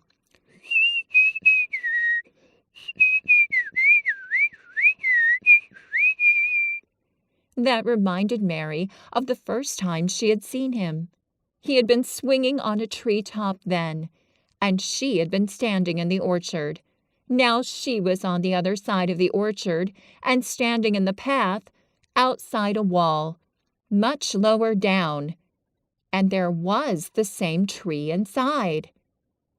"It's in the garden no one can go into," she said to herself. "It's a garden without a door. He lives in there. How I wish I could see what it's like." She ran up the walk to the green door she had entered the first morning. Then she ran down the path through the other door, and then into the orchard.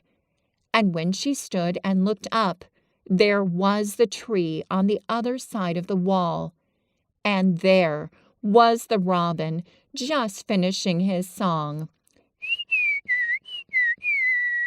and beginning to preen his feathers with his beak. "It is the garden," she said.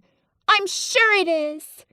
She walked round and looked closely at the side of the orchard wall, but she only found what she had found before, that there was no door in it.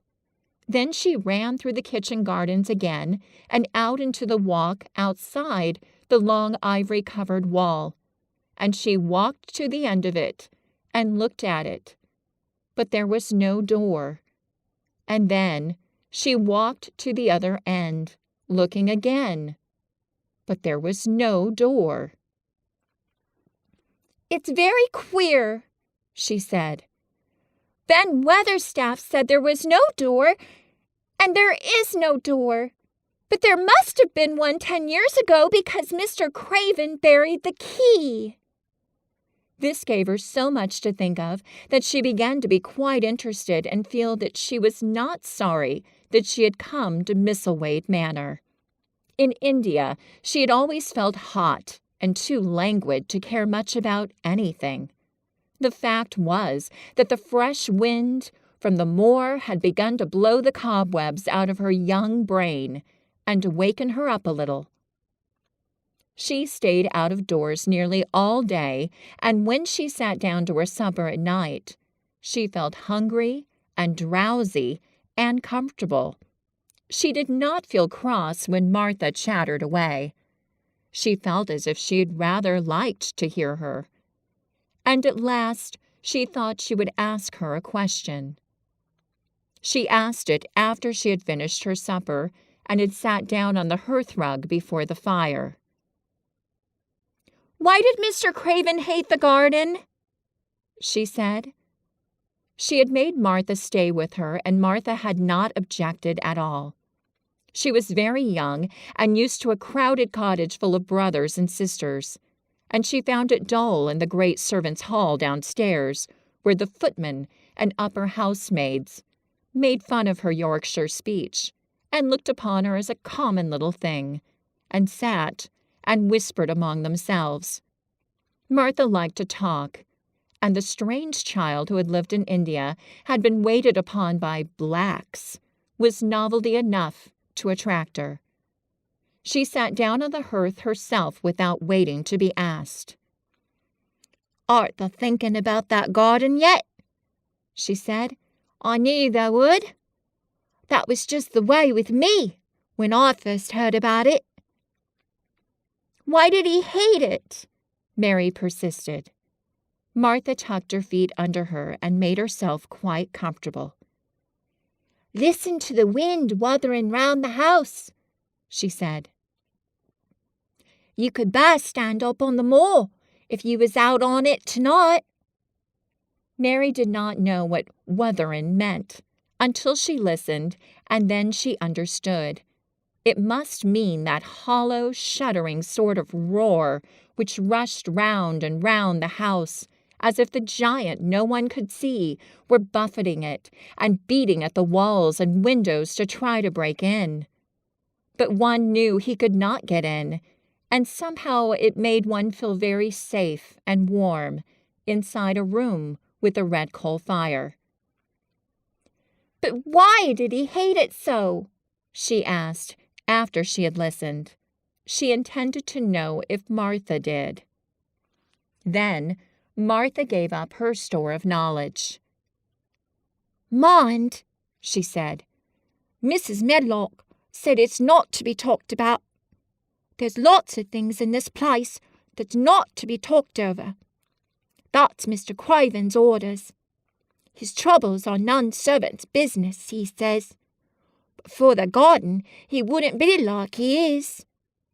It was Mrs. Craven's garden that she had made when first they were married, and she just loved it, and they used to tend the flowers themselves, and none of the gardeners was ever let to go in. Him and her used to go and shut the door and stay there hours and hours reading and talking. And she was just a bit of a girl, and there was no tree, with a branch bent like a seat on it, and she made roses grow over it, and she used to sit there.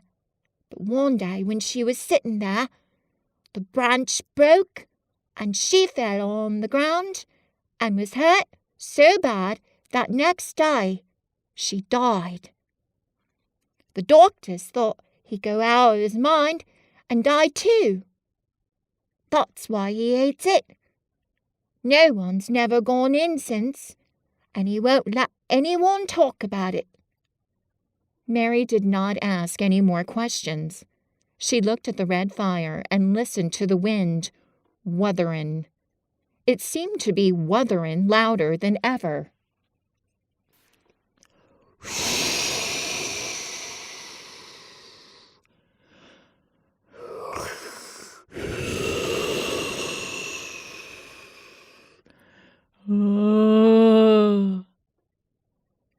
At that moment, a very good thing was happening to her.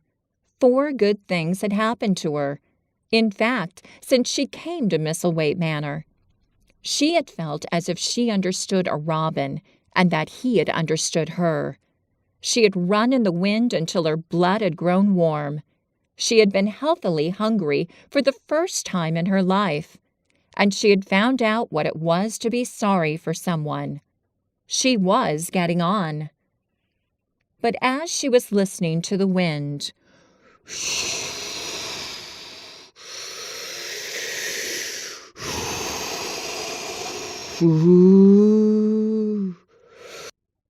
she began to listen to something else.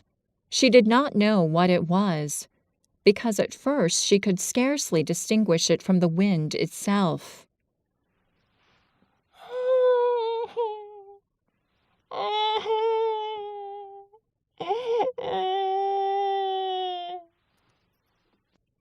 It was a curious sound. It seemed almost as if a child were crying somewhere.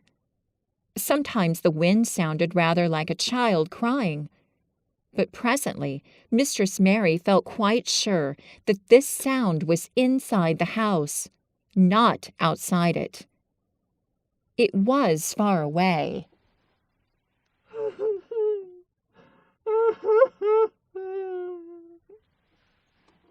But it was inside. She turned round and looked at Martha. "Do you hear anyone crying?" she said. Martha suddenly looked confused. "No," she answered. "It's the wind. Sometimes it sounds like as if someone was lost on the moor and wailing. It's got all sorts of sounds." "But listen," said Mary. "It's in the house, down one of those long corridors." And at that very moment, a door must have been opened somewhere downstairs, for a great rushing draught blew along the passage, and the door of the room they sat in was blown open with a crash. And as they both jumped to their feet, the light was blown out, and the crying sound was swept down the far corridor so that it was to be heard more plainly than ever.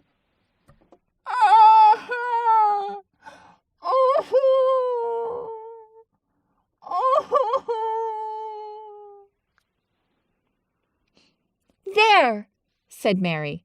"I told you so. It is someone crying, and it isn't a grown-up person." Martha ran and shut the door and turned the key, but before she did it, they both heard the sound of a door in some far passage shutting with a bang. And then everything was quiet, for even the wind ceased wuthering for a few moments. "It was the wind," said Martha stubbornly. "And if it wasn't, it was little Betty Butterworth, the scullery maid. She's had the toothache all day." But something troubled and awkward in her manner made Mistress Mary stare very hard at her. She did not believe she was speaking the truth. When you get to the end of this chapter, please put in the words corridor and wutherin' in the comment section.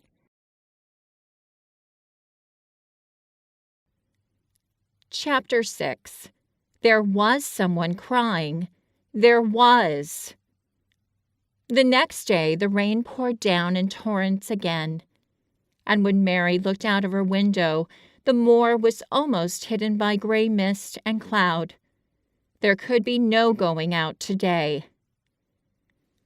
"What do you do in your cottage when it rains like this?" she asked Martha. "Try to keep from under each other's feet mostly," Martha answered. There does seem a lot of us then. Mother's a good-tempered woman, but she gets fair moithered. The biggest one goes out in the cowshed and plays there. Dickon, he doesn't mind the wet. He goes out just the same, and then the sun was shining. He says he sees things on rainy days as doesn't show when it's fair weather. He once found a little fox cub half drowned in his hole, and he brought it home in the bosom of his shirt to keep it warm.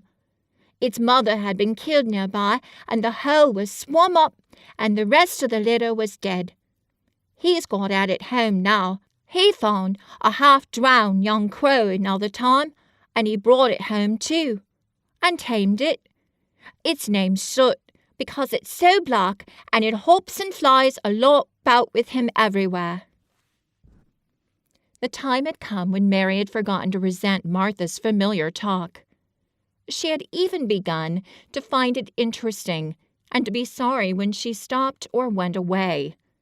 The stories she had been told by her ayah when she lived in India had been quite unlike those Martha had to tell about the moorland cottage, which held 14 people who lived in 4 little rooms and never had quite enough to eat. The children seemed to tumble about and amuse themselves like a litter of rough, good-natured collie puppies. Mary was most attracted by the mother and Dickon. When Martha told stories of what Mother said or did, they always sounded comfortable. "If I had a raven or a fox cub, I could play with it," said Mary. "But I have nothing." Martha looked perplexed. "Can they knit?" she asked. "No," answered Mary. "Can they sew?" "No." "Can they read?" "Yes." "Then why doesn't they read something, or learn a bit of spelling?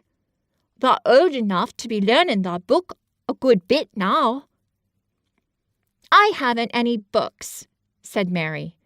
"Those I had were left in India." "That's a pity," said Martha. "If Mrs. Medlock let me go into the library, there's thousands of books there." Mary did not ask where the library was, because she was suddenly inspired by a new idea. She made up her mind to go and find it herself. She was not troubled about Mrs. Medlock. Mrs. Medlock seemed always to be in her comfortable housekeeper's sitting room downstairs. In this queer place, one scarcely ever saw anyone at all. In fact, there was no one to see but the servants, and when their master was away, they lived a luxurious life below stairs, where there was a huge kitchen hung about with shining brass and pewter, and a large servants' hall, where there were 4 or 5 abundant meals eaten every day, and where a great deal of lively romping went on when Mrs. Medlock was out of the way. Mary's meals were served regularly, and Martha waited on her, but no one troubled themselves about her in the least. Mrs. Medlock came and looked at her every day or 2, but no one inquired what she did or told her what to do. She supposed that perhaps this was the English way of treating children. In India, she had always been attended by her ayah, who had followed her about and waited on her, hand and foot. She had often been tired of her company. Now she was followed by nobody, and was learning to dress herself, because Martha looked as though she thought she was silly and stupid when she wanted to have things handed to her and put on. "Hasn't thou got good sense?" she said once when Mary had stood waiting for her to put her gloves on her. Our Suzanne Ann is twice as sharp as thee, and she's only 4 years old. Sometimes thy looks fell soft in the head." Mary had worn her contrary scowl for an hour after that, but it made her think several entirely new things. She stood at the window for about 10 minutes this morning after Martha had swept up the hearth for the last time and gone downstairs. She was thinking over the new idea which had come to her when she heard of the library. She did not care very much about the library itself, because she had read very few books, but to hear of it brought back to her mind the 100 rooms with closed doors. She wondered if they were all really locked, and what she would find if she could get into any of them. Were there 100 really? Why shouldn't she go and see how many doors she could count? It would be something to do on this morning when she could not go out. She had never been taught to ask permission to do things, and she knew nothing at all about authority. So she would not have thought it necessary to ask Mrs. Medlock if she might walk about the house even if she had seen her. She opened the door of the room and went into the corridor, and then she began her wanderings. It was a long corridor, and it branched into other corridors, and it led her up short flights of steps which mounted to others again. There were doors, and there were pictures on the walls. Sometimes there were pictures of dark, curious landscapes, but oftenest there were portraits of men and women in queer, grand costumes made of satin and velvet. She found herself in one long gallery whose walls were covered with these portraits. She had never thought there could be so many in any house. She walked slowly down this place and stared at the faces which all seemed to stare at her. She felt as if they were wondering what a little girl from India was doing in their house.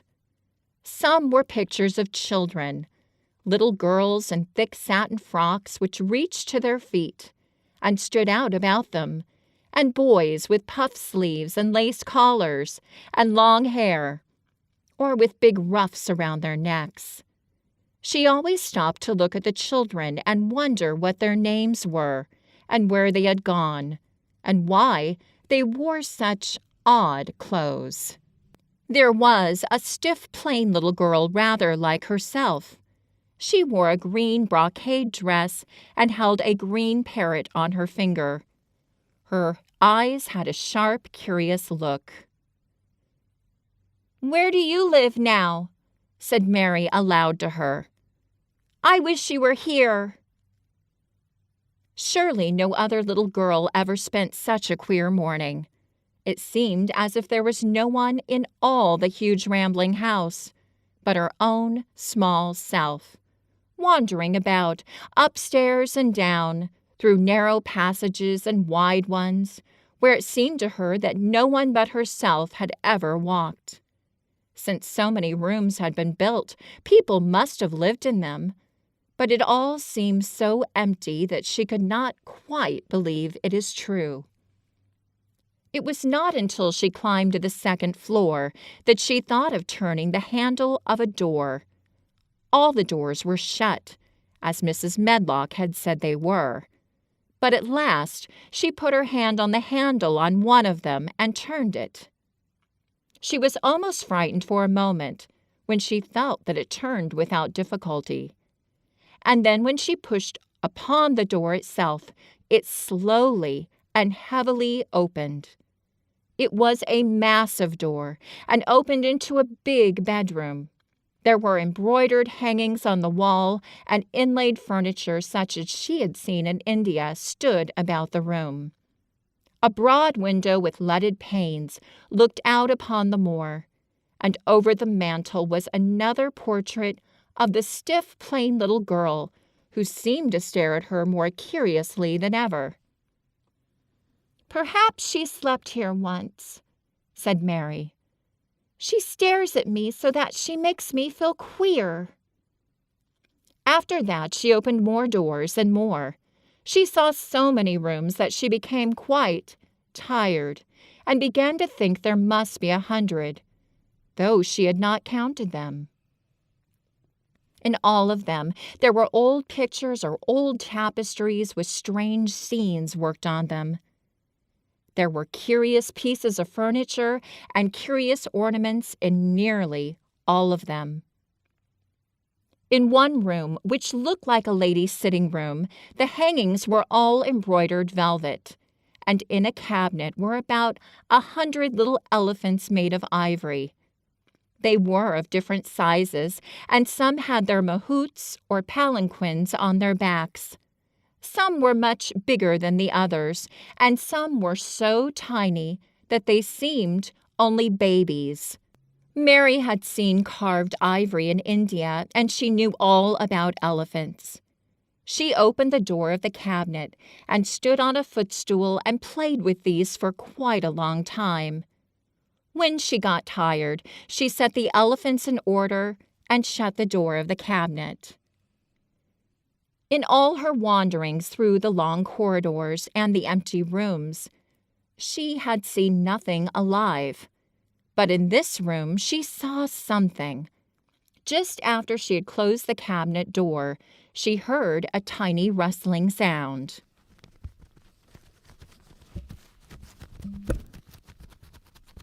It made her jump and look around at the sofa by the fireplace, from which it seemed to come. In the corner of the sofa there was a cushion, and in the velvet which covered it there was a hole.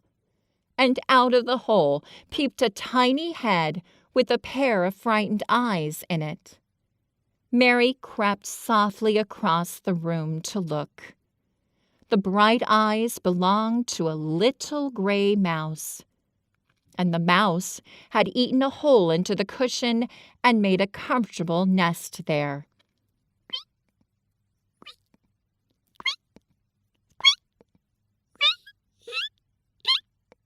Six baby mice were cuddled up asleep near her. If there was no one else alive in the 100 rooms, there were 7 mice who did not look lonely at all. "If they wouldn't be so frightened, I would take them back with me," said Mary. She had wandered about long enough to feel too tired to wander any farther, and she turned back.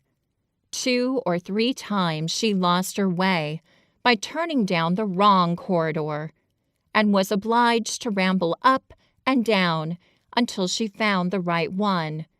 But at last she reached her own floor again, though she was some distance from her own room and did not know exactly where she was. "I believe I've taken a wrong turning again," she said, standing still at what seemed the end of a short passage with tapestry on the wall. "I don't know which way to go. How still everything is!" It was while she was standing here, and just after she had said this, that the stillness was broken by a sound. It was another cry, but not quite like the one she had heard last night. It was only a short one, a fretful, childish whine, muffled by passing through walls.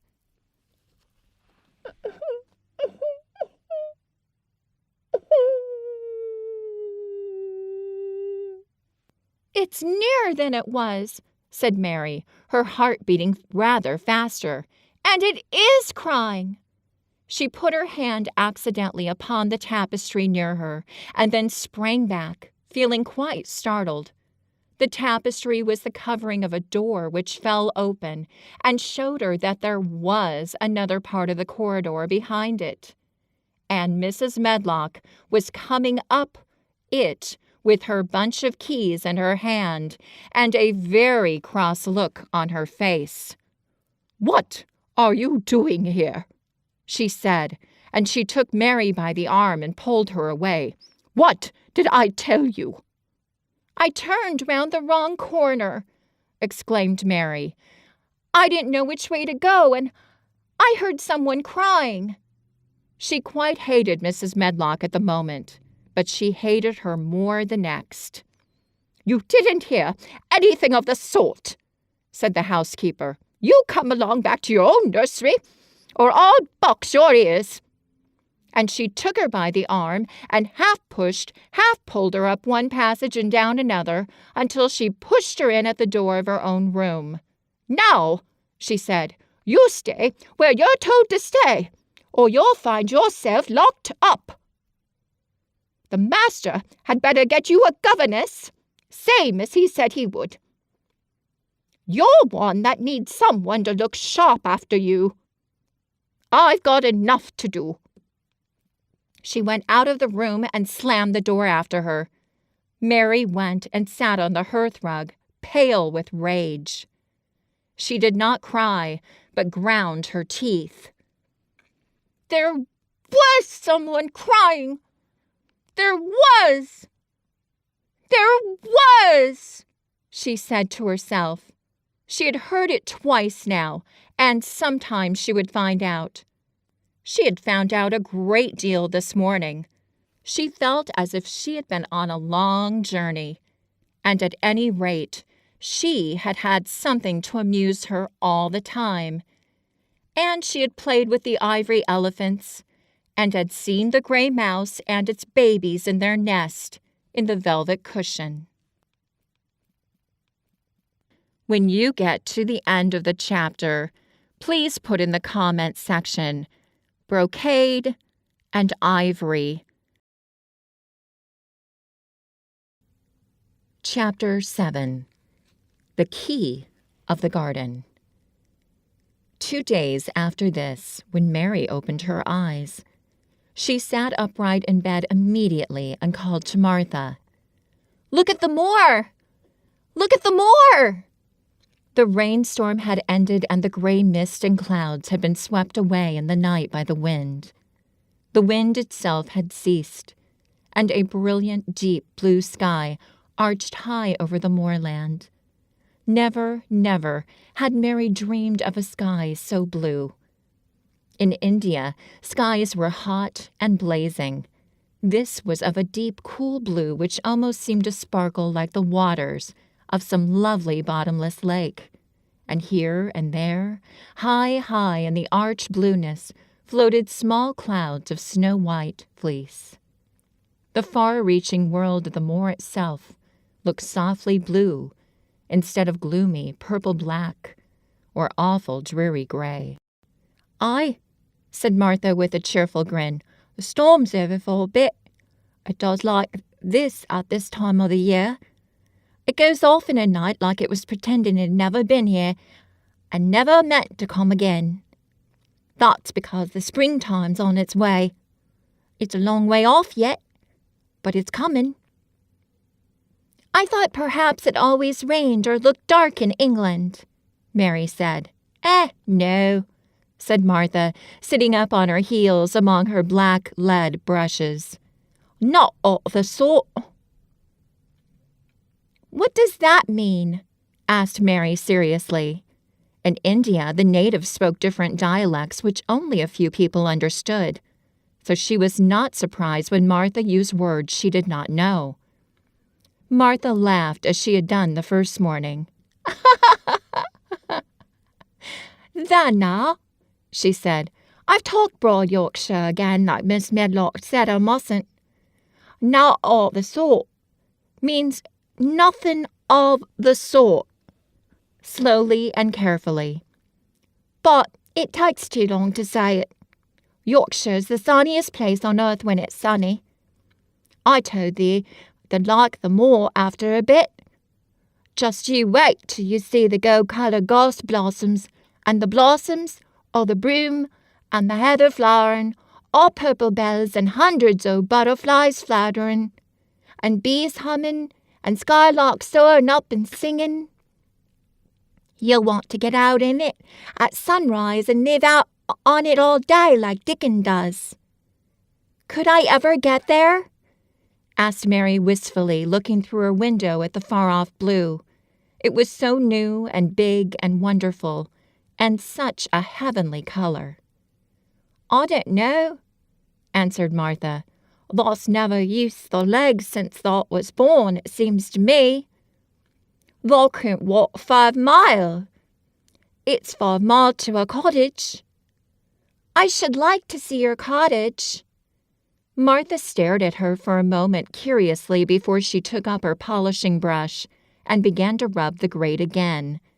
She was thinking that the small plain face did not look quite as sour at this moment as it had done the first morning she saw it.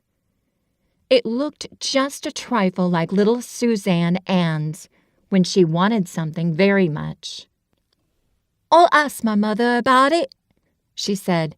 "She's one of them that nearly always sees a way to do things. It's my day out today and I'm going home. I'm glad. Mrs. Medlock thinks a lot of Mother. Perhaps she could talk to her." "I like your mother," said Mary. "I should think they did," agreed Martha, polishing away. "I've never seen her," said Mary. "No, thou hasn't," replied Martha.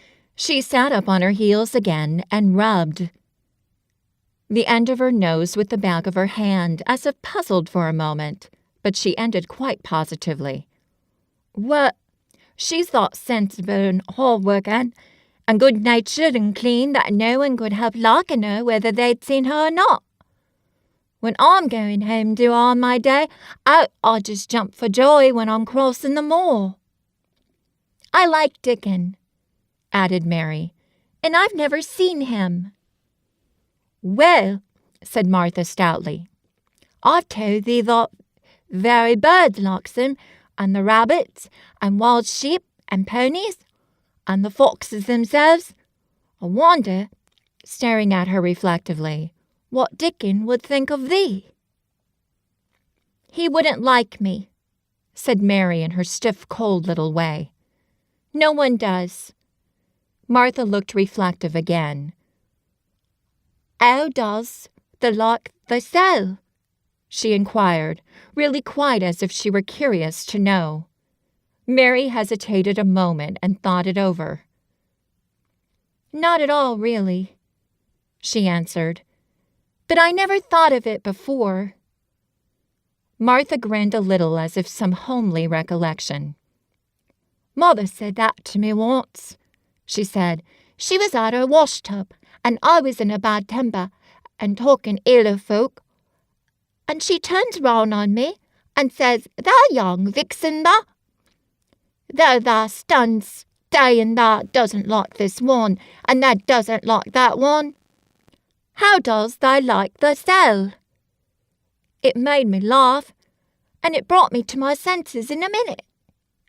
She went away in high spirits as soon as she had given Mary her breakfast. She was going to walk 5 miles across the moor to the cottage, and she was going to help her mother with the washing and do the week's baking and enjoy herself thoroughly. Mary felt lonelier than ever when she knew she was no longer in the house. She went out into the garden as quickly as possible, and the first thing she did was to run round and round the fountain flower garden 10 times. She counted the times carefully, and when she had finished, she felt in better spirits. The sunshine made the whole place look different. The high, deep blue sky arched over Misselthwaite as well as over the moor, and she kept lifting her face and looking up into it, trying to imagine what it would be like to lie down on one of the little snow-white clouds and float about. She went into the first kitchen garden and found Ben Weatherstaff working there with 2 other gardeners. The change in the weather seemed to have done him good. He spoke to her of his own accord. "Springtime's comin'," he said. "Cannot thou smell it?" Mary sniffed and thought she could. "I smell something nice and fresh and damp," she said. "That's the good rich earth," he answered, digging away. "It's in a good humour making ready to grow things. It's glad when planting time comes. It's dull in the winter when it's got naught to do. In the flower gardens out there things will be stirring down below in the dark. The sun's warming 'em. You'll see bits of green sparks sticking out the black earth after a bit. What will they be? Asked Mary. Crocuses, snowdrops, daffodillies. Have they never seen them? No, everything's hot and wet and green after the rains in India, said Mary. And I think things grow up in a night. Oh, these won't grow up in a night, said Weatherstaff. They'll have to wait for 'em. They'll poke up a bit higher here, push out a spike more there, uncurl a leaf this day and another that. You watch 'em. I'm going to, answered Mary. Very soon she heard the soft rustling flight of wings again, and she knew at once that the robin had come again. He was very pert and lively, and hopped about so close to her feet, and put his head on one side, and looked at her so slyly that she asked Ben Weatherstaff a question. "Do you think he remembers me?" she said. Remembers thee? Said Weatherstaff indignantly. He knows every cabbage stump in the gardens, let alone the people. He'd never seen a little wench here before, and he's bent on finding out all about thee. There's no need to try to hide anything from him. Are things stirring down below in the dark in that garden where he lives? Mary inquired. What garden? Grunted Weatherstaff, becoming surly again. The one where the old rose trees are. She could not help asking because she wanted so much to know. Are all the flowers dead, or do some of them come again in the summer? Are there ever any roses? Ask him, said Ben Weatherstaff, hunching his shoulders toward the robin. He's the only one as knows. No one else has seen it and sawed it for 10 years. 10 years was a long time, Mary thought. She had been born 10 years ago. She walked away, slowly thinking. She had begun to like the garden just as she had begun to like the robin and Dickon and Mary's mother. She was beginning to like Martha, too. That seemed a good many people to like, when you were not used to liking. She thought of the robin as one of the people. She went to her walk outside the long ivory-covered wall over which she could see the treetops. And the second time she walked up and down, the most interesting and exciting thing happened to her. And it was all through Ben Weatherstaff's robin. She heard a chirp and a twitter. And when she looked at the bare flower bed at her left side, there he was, hopping about and pretending to peck things out of the earth to persuade her that he had not followed her. But she knew he had followed her, and the surprise so filled her with delight, she almost trembled a little. "You do remember me!" she cried out. "You do! Oh, you are prettier than anything else in the world!" She chirped and talked and coaxed, and he hopped and flirted his tail and twittered. It's as if he were talking. His red waistcoat was like satin, and he puffed his tiny breast out and was so fine and so grand and so pretty that it was really as if he were showing her how important and like a human person a robin could be. Mistress Mary forgot that she had ever been contrary in her life when he allowed her to draw closer and closer to him, and bend down and talk and try to make something like robin sounds.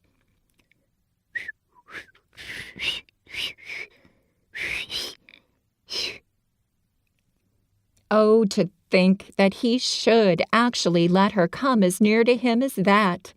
He knew nothing in the world would make her put out her hand toward him, or startle him in the least tiniest way.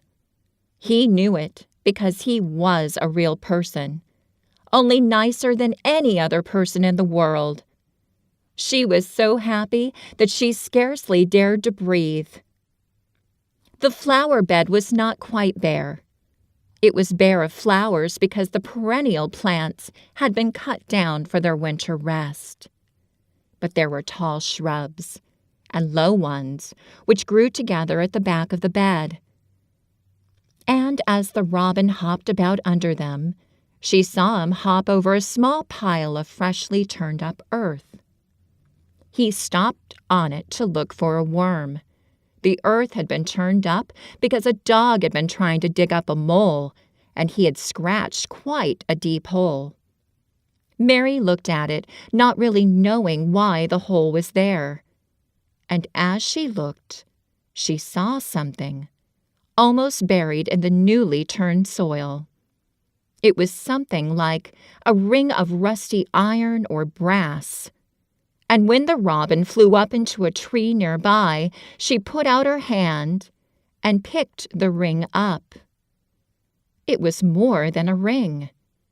However, it was an old key which looked as if it had been buried a long time. Mistress Mary stood up and looked at it with an almost frightened face as it hung from her finger. "Perhaps it has been buried for 10 years, she said in a whisper. "Perhaps it's the key to the garden." When you get to the end of the chapter, please put in crocus and cottage in the comment section. Chapter 8. The Robin Who Showed the Way. She looked at the key quite a long time. She turned it over and over and thought about it. As I have said before, she was not a child who had been trained to ask permission or consult her elders about things. All she thought about the key was that if it was the key to the closed garden, and she could find out where the door was, she could perhaps open it and see what was inside the walls, and what had happened to the old rose trees. It was because it had been shut up so long that she wanted to see it. It seemed as if it must be different from other places, and that something strange must have happened to it during 10 years. Besides that, if she liked it, she could go into it every day and shut the door behind her. And she could make up some play of her own and play it quite alone, because nobody would ever know where she was, but would think the door was still locked and the key buried in the earth. The thought of that pleased her very much. Living as it were all by herself in a house with 100 mysteriously closed rooms, and having nothing whatever to do to amuse herself, had set her inactive brain to working, and was actually awakening her imagination. There is no doubt that the fresh, strong, pure air from the moor had a great deal to do with it, just as it had given her an appetite, and fighting with the wind had stirred her blood, so the same things had stirred her mind. In India she had always been too hot and languid and weak to care much about anything. But in this place she was beginning to care and to want to do new things. Already she felt less contrary, though she did not know why. She put the key in her pocket and walked up and down her walk. No one but herself ever seemed to come there, so she could walk slowly and look at the wall, or rather at the ivy growing on it. The ivy was the baffling thing. Howsoever carefully she looked, she could see nothing but thickly growing, glossy, dark green leaves. She was very much disappointed. Something of her contrariness came back to her as she paced the walk and looked over it at the tree-tops inside. It seemed so silly, she said to herself, to be near it and not be able to get in. She took the key in her pocket when she went back to the house, and she made up her mind that she would always carry it with her when she went out, so that if she ever should find the hidden door, she would be ready. Mrs. Medlock had allowed Martha to sleep all night at the cottage, but she was back at work in the morning with cheeks redder than ever and in the best of spirits. "I got up at 4 o'clock, she said, It was pretty on the moor, with the birds getting up, and the rabbits scampering about, and the sun rising. I didn't walk all the way. A man gave me a ride in his cart, and I can tell you, I did enjoy myself." She was full of stories of the delights of her day out. Her mother had been glad to see her, and they had got the baking and washing all out of the way. She had even made each of the children a dough cake with a bit of brown sugar in it. "I had 'em all piping hot when they came in from playing on the moor, and the cottage all smelt of nice, clean, hot bacon, and there was a good fire, and they just shouted for joy. Old Dickon, he said our cottage was good enough for a king to live in." In the evening they had all sat around the fire, and Martha and her mother had sewed patches on torn clothes and mended stockings, and Martha had told them about the little girl who had come from India and who had been waited on all her life by what Martha called blacks, until she didn't know how to put on her own stockings. They did like to hear about you," said Martha. "They wanted to know all about the blacks and about the ship you came in. I couldn't tell them enough." Mary reflected a little. "I'll tell you a great deal more before your next day out," she said, "so that you will have more to talk about. I dare say they would like to hear about riding on elephants and camels, and about the officers going to hunt tigers." "My word!" cried delighted Martha. "It would set 'em clean off their heads.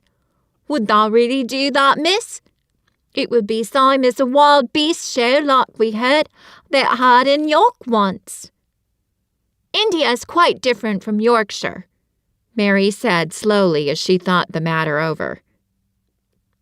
"I never thought of that. Did Dickon and your mother like to hear you talk about me?"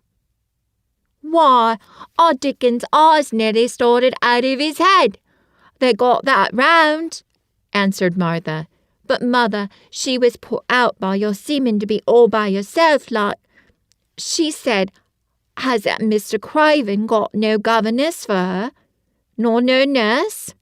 And I said, 'No, he hasn't, though Mrs. Madlock says he will when he thinks of it. But she says he might think of it for 2 or 3 years. "I don't want a governess," said Mary sharply. "But mother says you ought to be learning your book by this time, and you ought to have a woman to look after you. And," she says, "now, Martha, you just think how you'd feel yourself in a big place like that, wandering about all alone and no mother. You do your best to cheer up," she says. And I said I would. Mary gave her a long, steady look.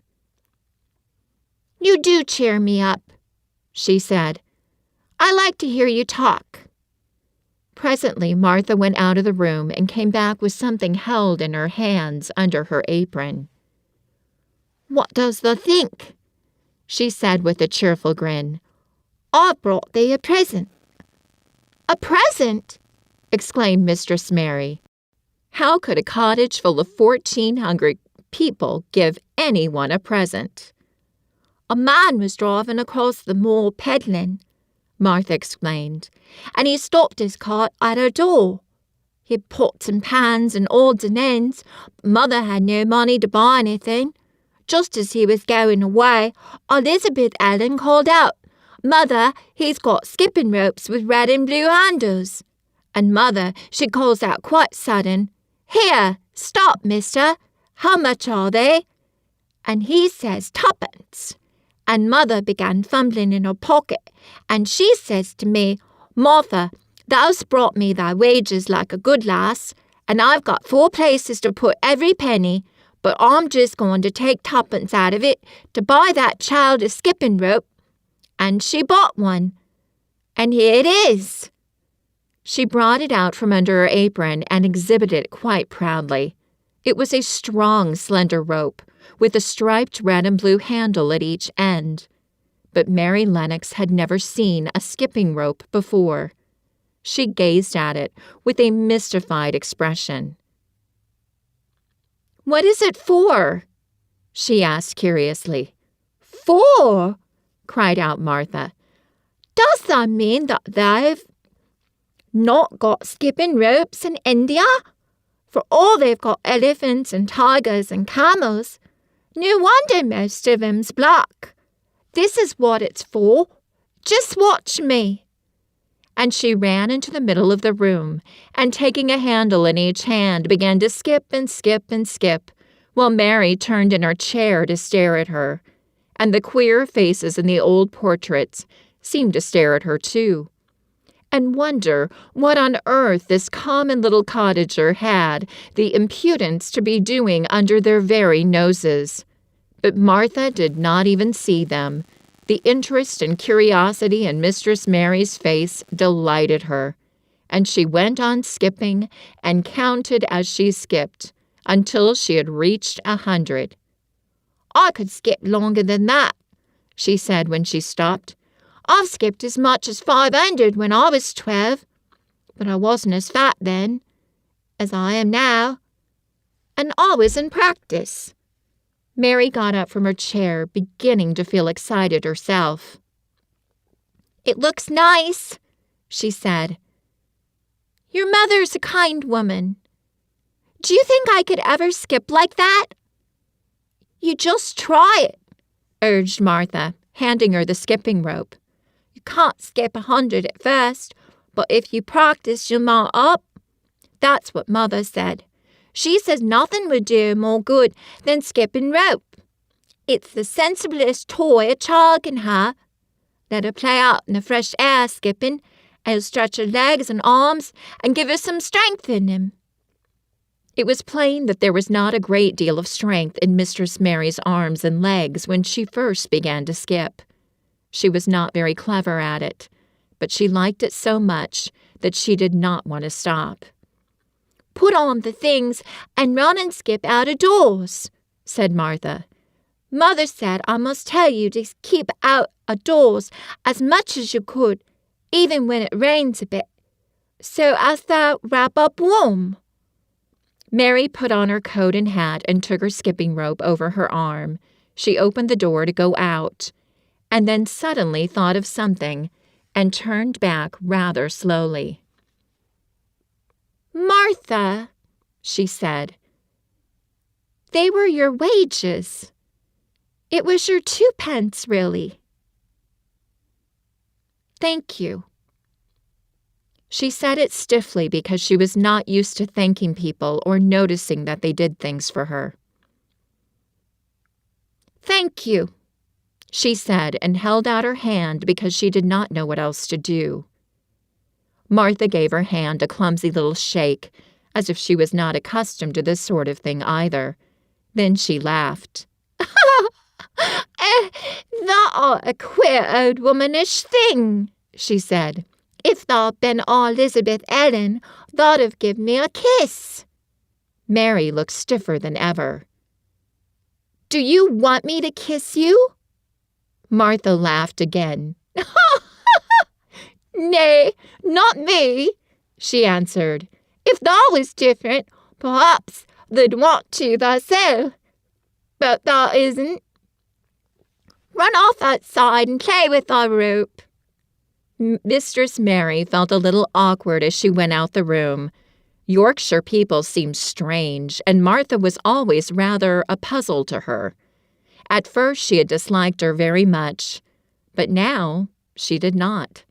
The skipping rope was a wonderful thing. She counted and skipped and counted until her cheeks were quite red, and she was more interested than she had ever been since she was born. The sun was shining and a little wind was blowing. Not a rough wind, but one which came in delightful little gusts and brought a fresh scent of newly turned earth with it. She skipped round the fountain garden and up one walk and down another. She skipped at last into the kitchen garden and saw Ben Weatherstaff digging and talking to his robin, which was hopping about him. She skipped down the walk toward him, and he lifted his head and looked at her with a curious expression. She had wondered if he would notice her. She really wanted him to see her skip. "Well," he exclaimed, "'Pon my word, p'raps thou art a young un, after all, and p'raps that's got child's blood in the veins, instead of sour buttermilk. Thou'll skip red into thy cheeks as sure as my name's Ben Weatherstaff. I wouldn't have believed thou could do it." "I never skipped before," Mary said. "I'm just beginning. I can only go up to 20. "Thou'll keep on," said Ben. "Thou shapes well enough at it for a young un that's lived with heathen. Just see how he's watching thee," jerking his head toward the robin. "He followed after thee yesterday. He'll be at it again today. He'll be bound to find out what the skipping rope is. He's never seen one. Eh?"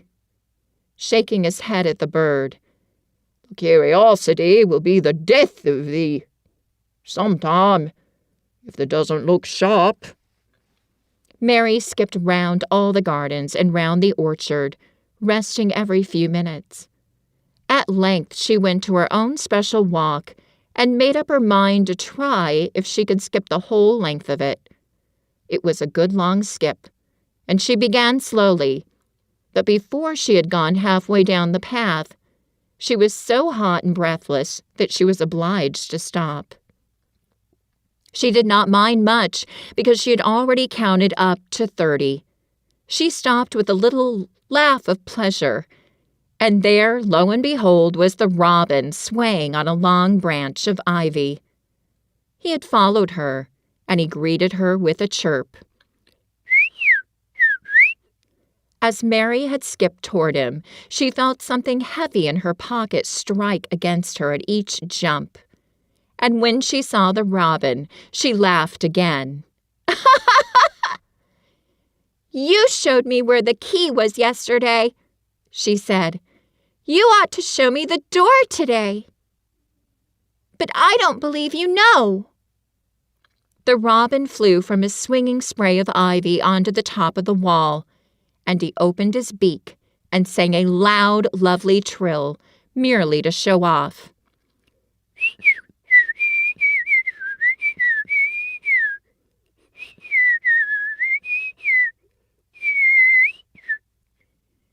Nothing in the world is quite as adorably lovely as a robin when he shows off, and they are nearly always doing it.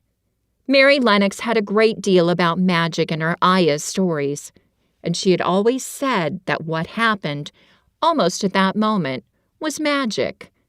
One of the nice little gusts of wind rushed down the walk, and it was a stronger one than the rest. It was strong enough to wave the branches of the trees, and it was more than strong enough to sway the trailing sprays of untrimmed ivy hanging from the wall. Mary had stepped close to the robin, and suddenly the gust of wind swung aside some loose ivy trails, and more. Suddenly, still, she jumped toward it and caught it in her hand. This she did because she had seen something under it, a round knob which had been covered by the leaves hanging over it. It was the knob of a door. She put her hands under the leaves and began to pull and push them aside. Thick as the ivy hung, it nearly all was a loose and swinging curtain, though some had crept over wood and iron. Mary's heart began to thump, and her hands to shake a little in her delight and excitement. The robin kept singing and twittering away and tilting his head on one side.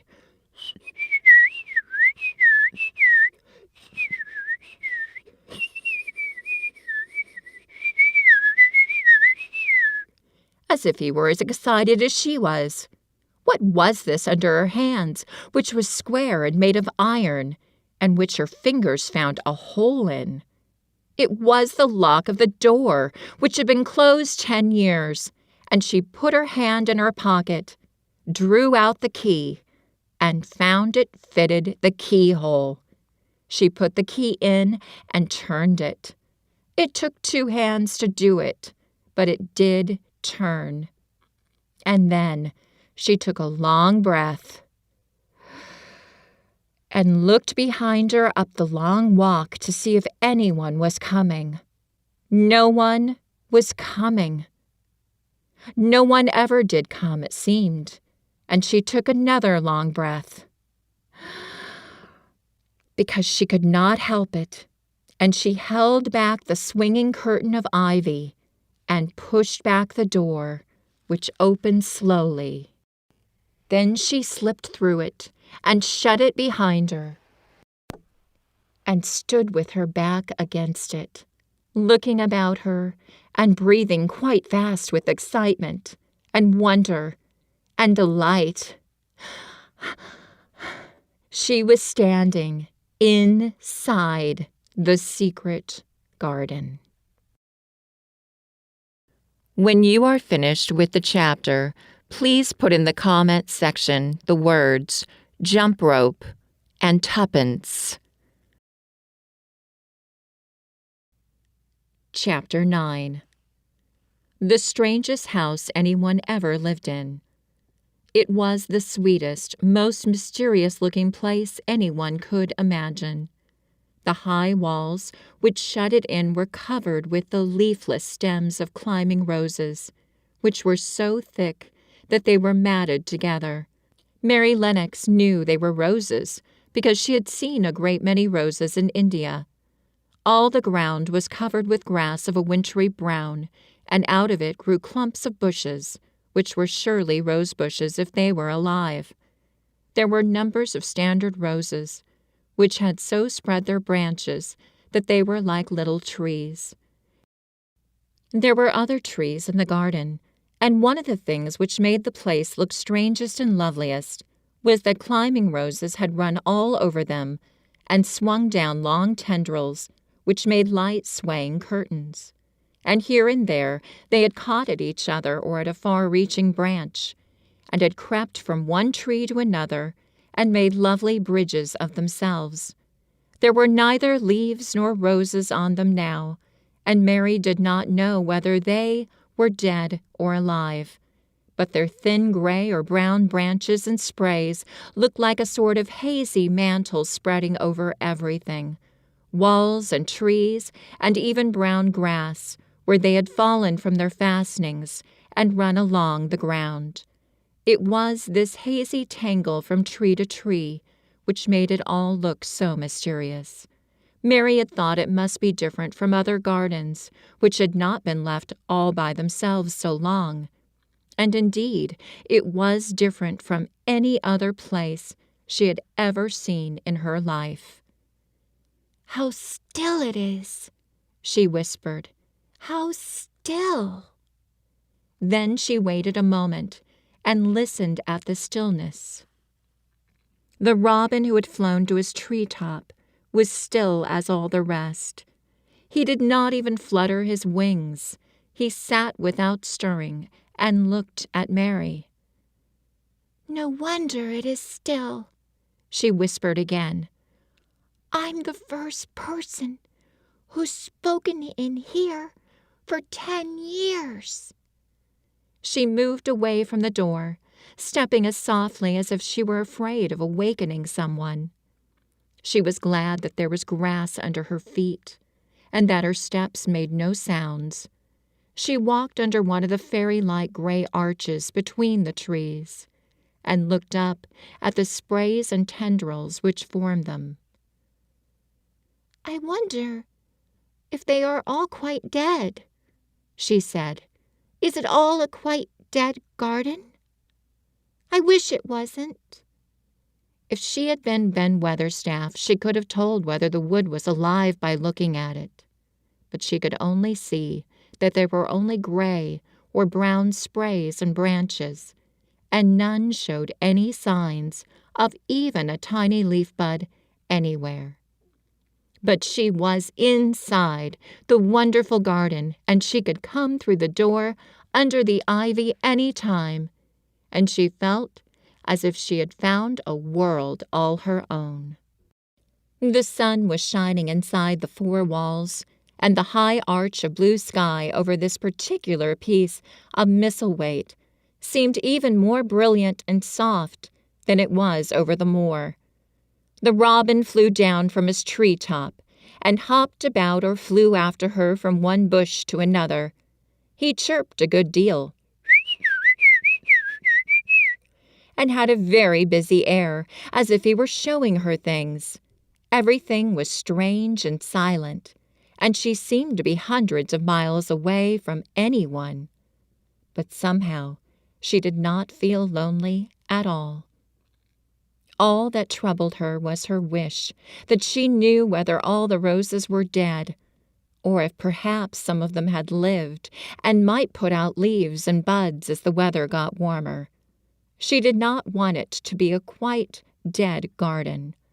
If it were a quite alive garden, how wonderful it would be, and what thousands of roses would grow on every side.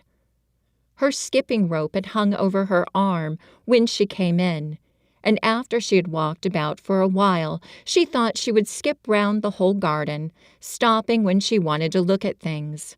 There seemed to have been grass paths here and there, and in one or two corners there were alcoves of evergreen with stone seats or tall moss-covered flower urns in them.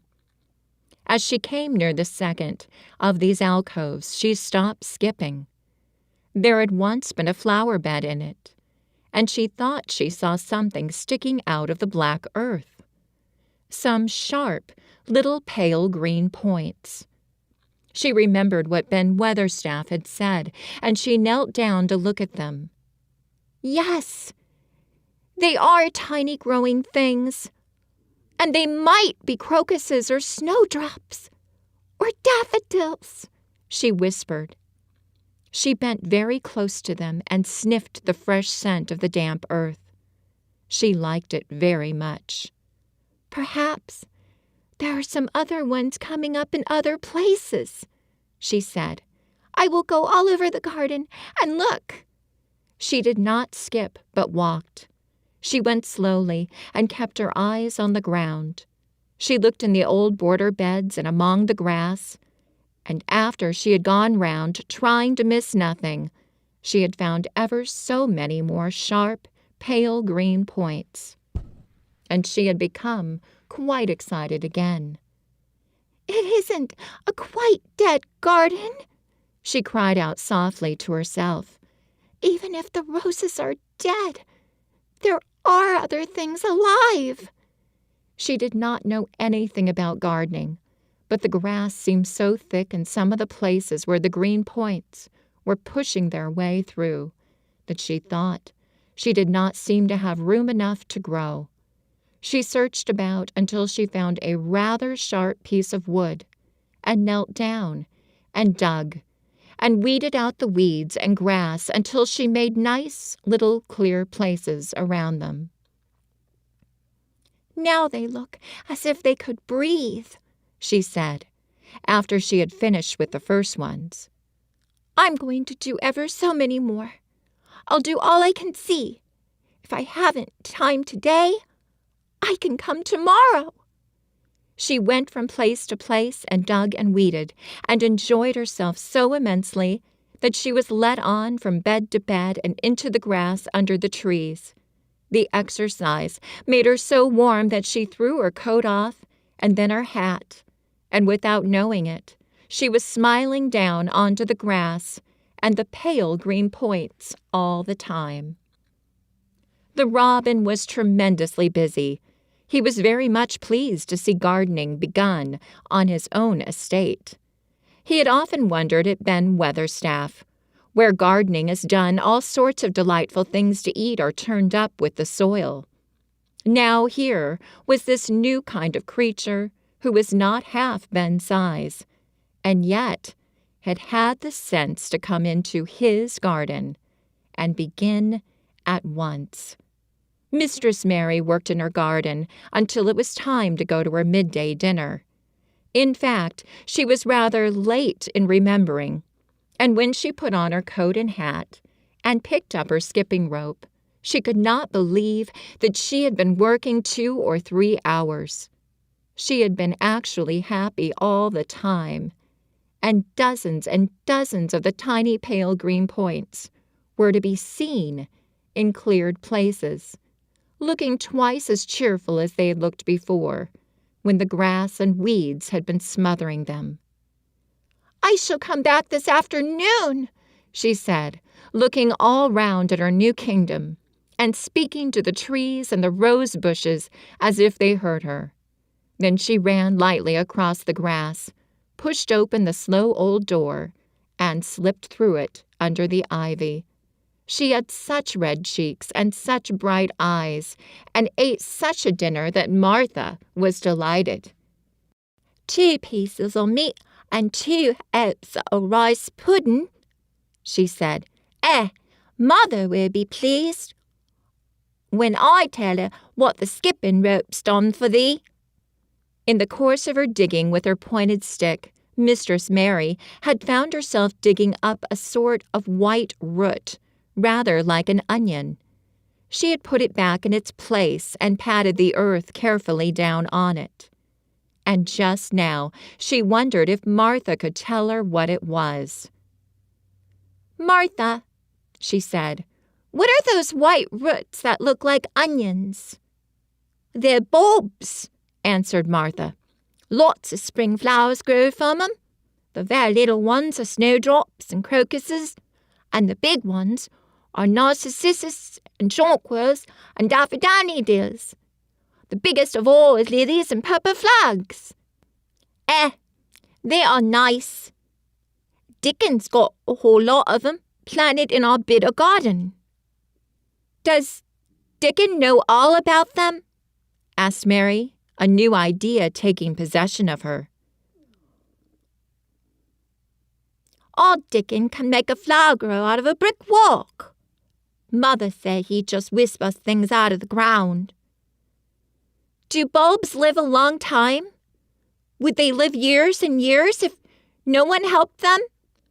inquired Mary anxiously. "The things is helps themselves," said Martha. "That's why poor folk can afford to have 'em. If you don't trouble 'em, most of 'em will work away underground for a lifetime and spread out and have little uns.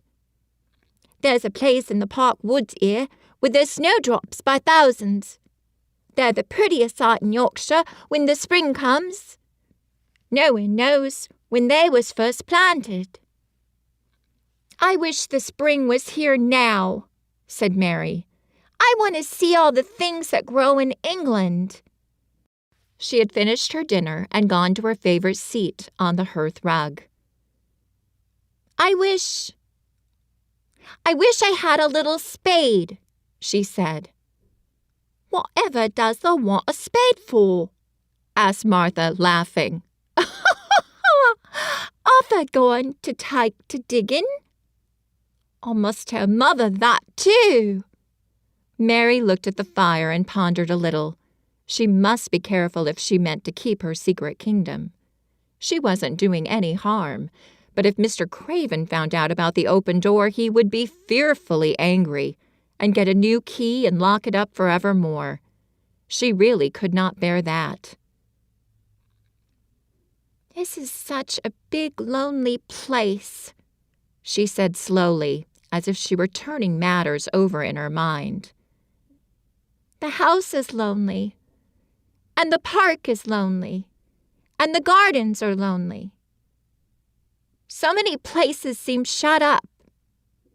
I never did many things in India, but there were more people to look at, natives and soldiers marching by, and sometimes bands playing, and my ayah told me stories.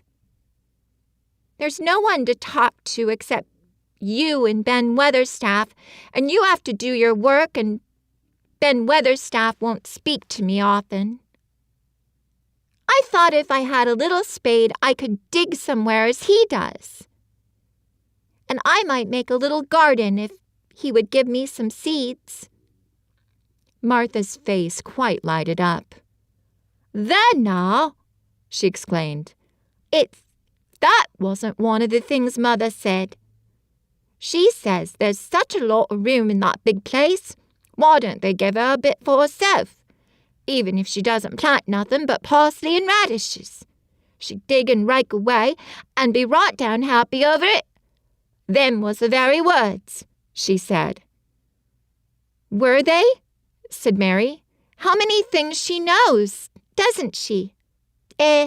Said Martha. It's like she says. A woman as brings up 12 children learns something besides her ABC. Children's as good as arithmetic to set you finding out things. How much would a spade cost? A little one. Well, was Martha's reflective answer, at Thwaite village there's a shop or so, and I saw little garden sets with a spade and a rake and a fork, all tied together for 2 shillings. And they was stout enough to work with too. I've got more than that in my purse, said Mary. Mrs. Morrison gave me 5 shillings, and Mrs. Medlock gave me some money from Mr. Craven. Did he remember thee that much? Exclaimed Martha. Mrs. Medlock said I was to have 1 shilling a week to spend. She gives me one every Saturday. I didn't know what to spend it on. My word, that's riches, said Martha. Thou can buy anything in the world thou wants. The rent of our cottage is only 1 and 3 pence, and it's like pulling our teeth to get it. Now I've just thought of something, putting her hands on her hips. What? Said Mary eagerly. In the shop at Thwaite, they sell packages of flower seeds for 1 penny each. And our Dickon, he knows which is the prettiest ones, and how to make 'em grow. He walks over to Thwaite many a day just for the fun of it. Does thou know how to print letters? Suddenly. I know how to write, Mary answered. Martha shook her head. Our Dickon can only read printin'. If thou could print, we could write a letter to him and ask him to go and buy the garden tools and the seeds at the same time. Oh, you're a good girl, Mary cried. You are really. I didn't know you were so nice. I know I can print letters if I try. Let's ask Mrs. Medlock for a pen and ink and some paper. I've got some of my own, said Martha. I bought them so I could print a bit of a letter to Mother of a Sunday. I'll go and get it. She ran out of the room, and Mary stood by the fire and twisted her thin little hands together with sheer pleasure. If I have a spade, she whispered, I can make the earth nice and soft and dig up weeds. If I have seeds and can make flowers grow, the garden won't be dead at all. It will come alive. She did not go out again that afternoon, because when Martha returned with her pen and ink and paper, she was obliged to clear the table and carry the plates and dishes downstairs. And when she got into the kitchen, Mrs. Medlock was there and told her to do something. So Mary waited for what seemed to her a long time before she came back. Then it was a serious piece of work to write to Dickon. Mary had been taught very little because her governesses had disliked her too much to stay with her. She could not spell particularly well, but she found that she could print letters when she tried. This was the letter Martha dictated to her. My dear Dickon, this comes hoping to find you well, as it leaves me at present. Miss Mary has plenty of money, and will you go to Thwaite and buy us some flower seeds and a set of garden tools to make a flower bed? Pick the prettiest ones and easy to grow, because she has never done it before and lived in India, which is different. Give my love to Mother and every one of you. Miss Mary is going to tell a lot more, so that on my next day out you can hear about elephants and camels and gentlemen going hunting lions and tigers. Your loving sister, Martha Phoebe Sowerby. We'll put the money in the envelope, and I'll get the butcher's boy to take it in his cart. He's a great friend of Dickens," said Martha. "How shall I get the things when Dickon buys them?" asked Mary. "He'll bring 'em to you himself. He'll like to walk over this way." "Oh," exclaimed Mary, "then I shall see him. I never thought I should see Dickon." "Dost thou want to see him?" asked Martha suddenly.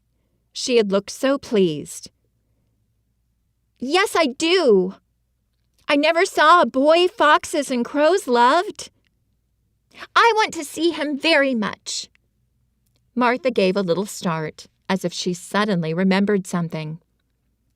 "Now to think," she broke out, "to think of me forgetting that there, and I thought I was going to tell you first this morning. I asked Mother, and she said she'd ask Mrs. Medlock her own self." "Do you mean—" Mary began. "What I said Tuesday. Ask her if you might be driven over to our cottage some day and have a bit of Mother's hot oat cake and butter and a glass of milk." It seemed as if all the interesting things were happening in one day. To think of going over the moor in the daylight and when the sky was blue. To think of going into the cottage which held 12 children.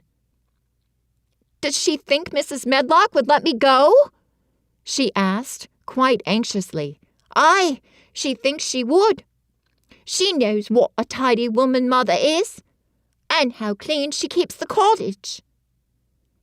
"If I went, I should see your mother as well as Dickon," said Mary, thinking it over and liking the idea very much. "She doesn't seem to be like the mothers in India." Her work in the garden and the excitement of the afternoon ended by making her feel quiet and thoughtful.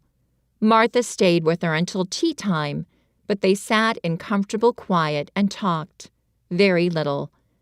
But just before Martha went downstairs for the tea tray, Mary asked a question. "Martha," she said, "has the scullery maid had the toothache again today?" Martha certainly started slightly. "What makes thee ask that?" she said.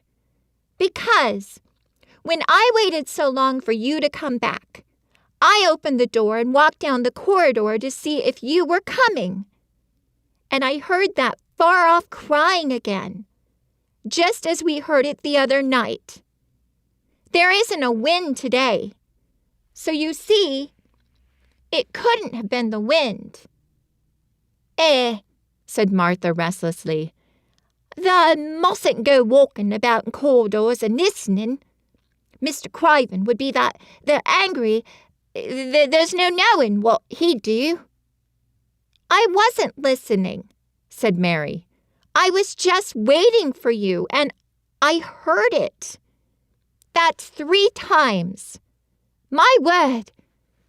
There's Miss Medlock's bell," said Martha, and she almost ran out of the room.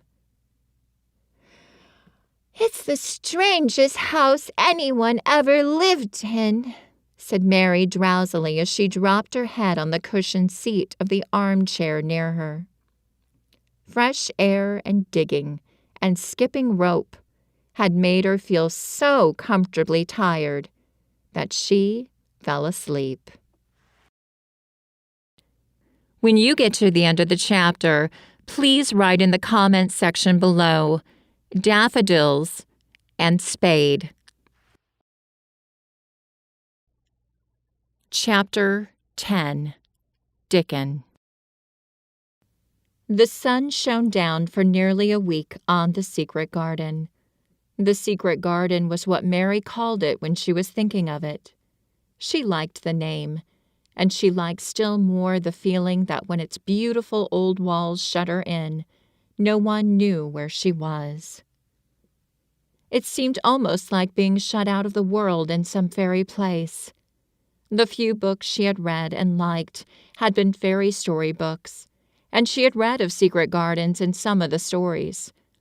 Sometimes people went to sleep in them for 100 years, which she had thought must be rather stupid. She had no intention of going to sleep. And in fact, she was becoming wider awake every day, which passed at Misselwaite. She was beginning to like to be out of doors.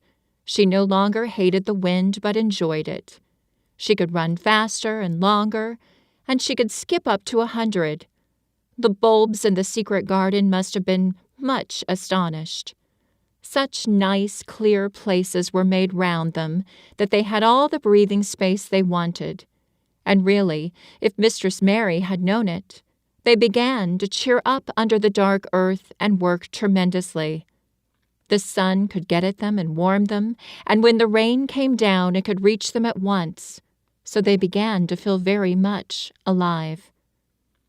Mary was an odd, determined little person, and now she had something interesting to be determined about. She was very much absorbed indeed. She worked and dug and pulled up weeds steadily, only becoming more pleased with her work every hour instead of tiring of it. It seemed to her like a fascinating sort of play. She found many more of the sprouting pale green points than she had ever hoped to find. They seemed to be starting up everywhere, and each day she was sure she found tiny new ones, some so tiny that they barely peeped above the earth. There were so many that she remembered what Martha had said about the snowdrops by the thousands, and about bulbs spreading and making new ones. These had been left to themselves for 10 years, and perhaps they had spread, like the snowdrops, into thousands. She wondered how long it would be before they showed that they were flowers. Sometimes she stopped digging to look at the garden and try to imagine what it would be like when it was covered with thousands of lovely things in bloom. During that week of sunshine, she became more intimate with Ben Weatherstaff. She surprised him several times by seeming to start up beside him as if she sprang out of the earth. The truth was that she was afraid that he would pick up his tools and go away if he saw her coming, so she always walked toward him as silently as possible. But in fact, he did not object to her as strongly as he had at first. Perhaps he was secretly rather flattered by her evident desire for his elderly company. Then also she was more civil than she had been. He did not know that when she first saw him. She spoke to him as she would have spoken to a native, and had not known that a cross, sturdy old Yorkshire man was not accustomed to salaam to his masters and be merely commanded by them to do things. "Thar, like the robin," he said to her one morning when he lifted his head and saw her standing by him. "I never knows when I shall see thee or which side thou come from." "He's friends with me now," said Mary. "That's like him," snapped Ben Weatherstaff. "Making up to the women folk just for vanity and flightiness. There's nothing he won't do for the sake of showing off, flirting his tail feathers. He's as full of pride as an egg's full of meat." He very seldom talked much, and sometimes did not even answer Mary's questions except by a grunt. But this morning he seemed more than usual.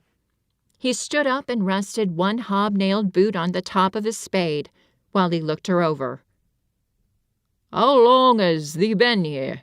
he jerked out. "I think it's about a month," she answered. "I was beginning to do Misselwaite credit," he said. "I was a bit fatter than thou was, and thou's not quite so yeller. Thou looked like a young plucked crow when thou first came into this garden. Thinks I to myself I never set eyes on an uglier, sour-faced young'un." Mary was not vain, as she had never thought much of her looks. She was not greatly disturbed. "I know I'm fatter," she said. "My stockings are getting tighter. They used to make wrinkles. There's the robin, Ben Weatherstaff." There indeed was the robin, and she thought he looked nicer than ever. His red waistcoat was as glossy as satin, and he flirted his wings and tail and tilted his head and hopped about with all sorts of lively graces. He seemed determined to make Ben Weatherstaff admire him, but Ben was sarcastic. "Aye, there they ought," he said. "They can put up with me for a bit sometimes, when there's got no one better. Thou's been redding up thy waistcoat and polishing thy feathers these 2 weeks. I know what thou's up to. Thou's courting some bold young madam somewhere, telling thy lies to her about being the finest cock robin on Misselmore, and ready to fight all the rest of 'em." "Oh, look at him!" exclaimed Mary. The robin was evidently in a fascinating bold mood. He hopped closer and closer, and looked at Ben Weatherstaff more and more engagingly. He flew on to the nearest currant bush and tilted his head and sang a little song right at him.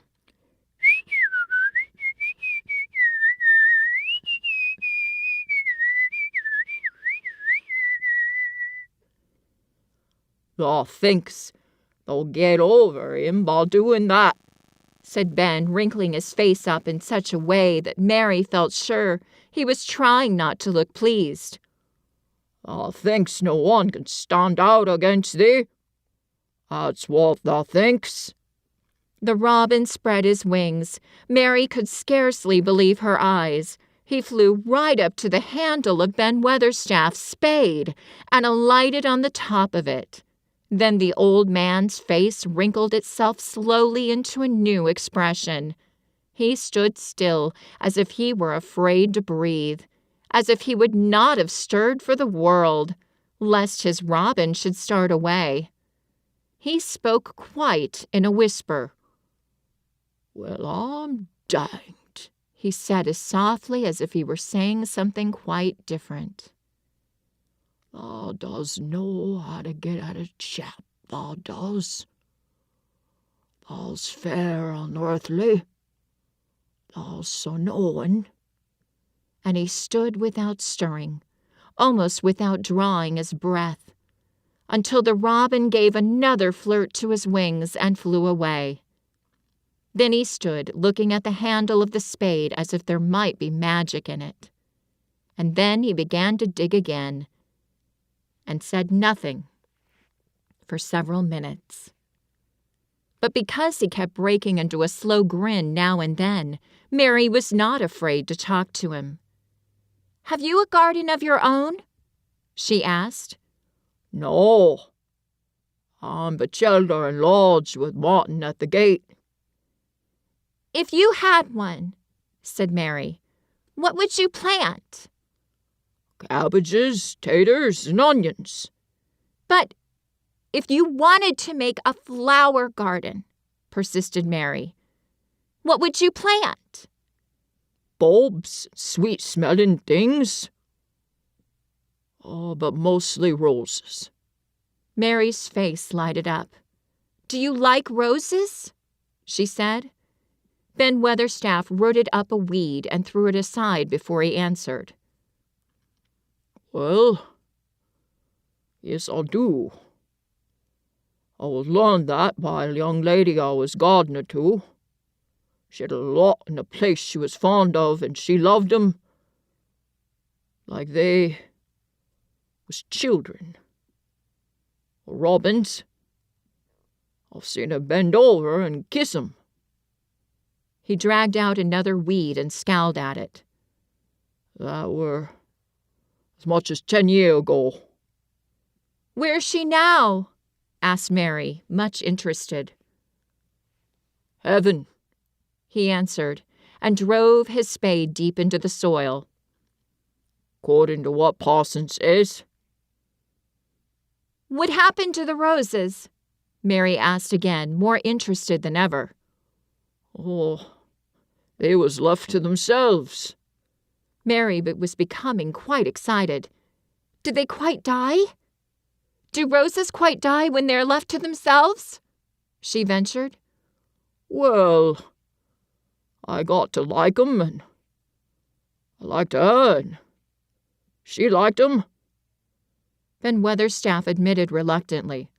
Once or twice a year I'll go and work at 'em a bit, prune 'em and dig about the roots.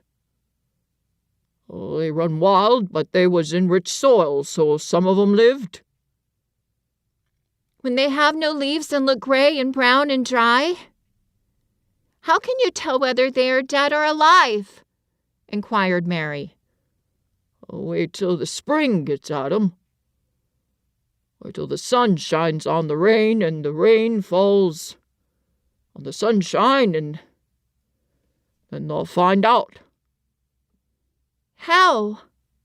How? Cried Mary, forgetting to be careful. Look along the twigs, branches, and if they sees a bit of brown lump swelling here and there, watch it after the warm rain and see what happens. He stopped suddenly and looked curiously at her eager face. Why does they care so much about roses and such all of a sudden? He demanded. Mistress Mary felt her face grow red. She was almost afraid to answer. I want to play that I have a garden of my own, she stammered. That I have a garden of my own, she stammered. There's nothing for me to do. I have nothing. And no one. Well, said Ben Weatherstaff slowly as he watched her. That's true. There hasn't. He said it in such an odd way that Mary wondered if he was actually a little sorry for her. She had never felt sorry for herself. She'd only felt tired and cross because she disliked people and things so much. But now the world seemed to be changing and getting nicer.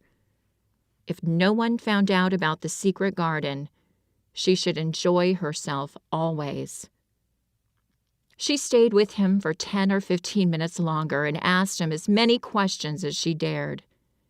He answered every one of them in his queer, grunting way, and he did not seem really cross, and did not pick up his spade and leave her. He said something about roses just as she was going away, and it reminded her of the ones he had said he had been fond of. Do you go and see these other roses now? Not been this year. My rheumatics has made me too stiff in the joints. He said it in his grumbling voice, and then quite suddenly he seemed to get angry with her, though she did not see why he should. Now look here, he said sharply. Don't ask so many questions. Not the worst wench for asking questions I've ever come across. Oh, get thee gone. Play thee. I've done talking for today. And he said it so crossly that she knew there was not the least use in staying another minute.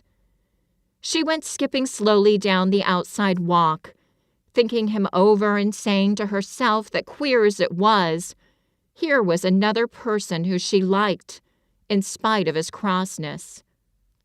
She liked old Ben Weatherstaff. Yes, she did like him. She always wanted to try to make him talk to her. Also, she began to believe that he knew everything in the world about flowers. There was a laurel-hedged walk, which curved round the secret garden and ended at a gate, which opened into a wood in the park. She thought she would skip round this walk and look into the wood and see if there were any rabbits hopping about. She enjoyed the skipping very much, and when she reached the little gate, she opened it and went through, because she heard a low, peculiar whistling sound and wanted to find out what it was.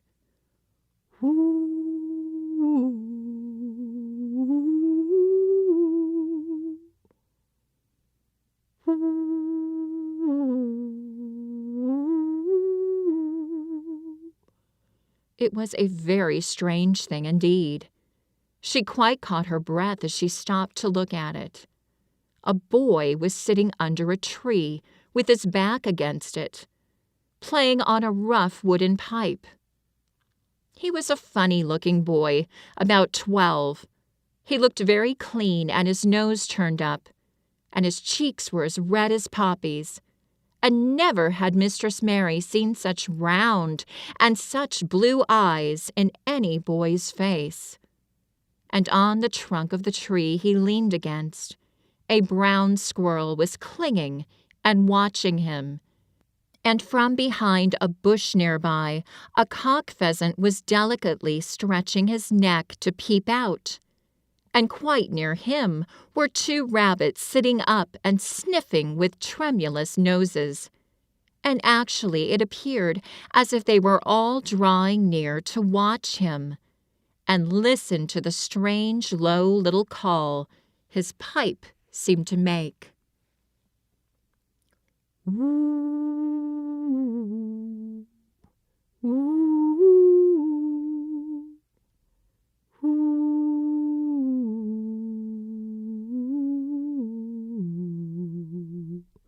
When he saw Mary, he held up his hand and spoke to her in a voice almost as low as and rather like his piping. "Don't thou move," he said. "It'll fly them." Mary remained motionless. He stopped playing his pipe and began to rise from the ground. He moved so slowly that it scarcely seemed as though he were moving at all. But at last he stood on his feet, and then the squirrel scampered back up into the branches of his tree. The pheasant withdrew his head, and the rabbits dropped on all fours and began to hop away, though not at all as if they were frightened.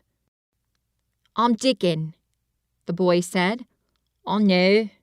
That Miss Mary." Then Mary realized that somehow she had known at first that he was Dickon. Who else could have been charming rabbits and pheasants as the natives charm snakes in India? He had a wide, red, curving mouth, and a smile spread all over his face.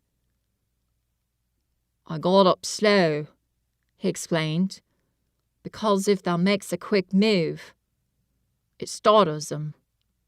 A body has to move gentle and speak low when wild things is about."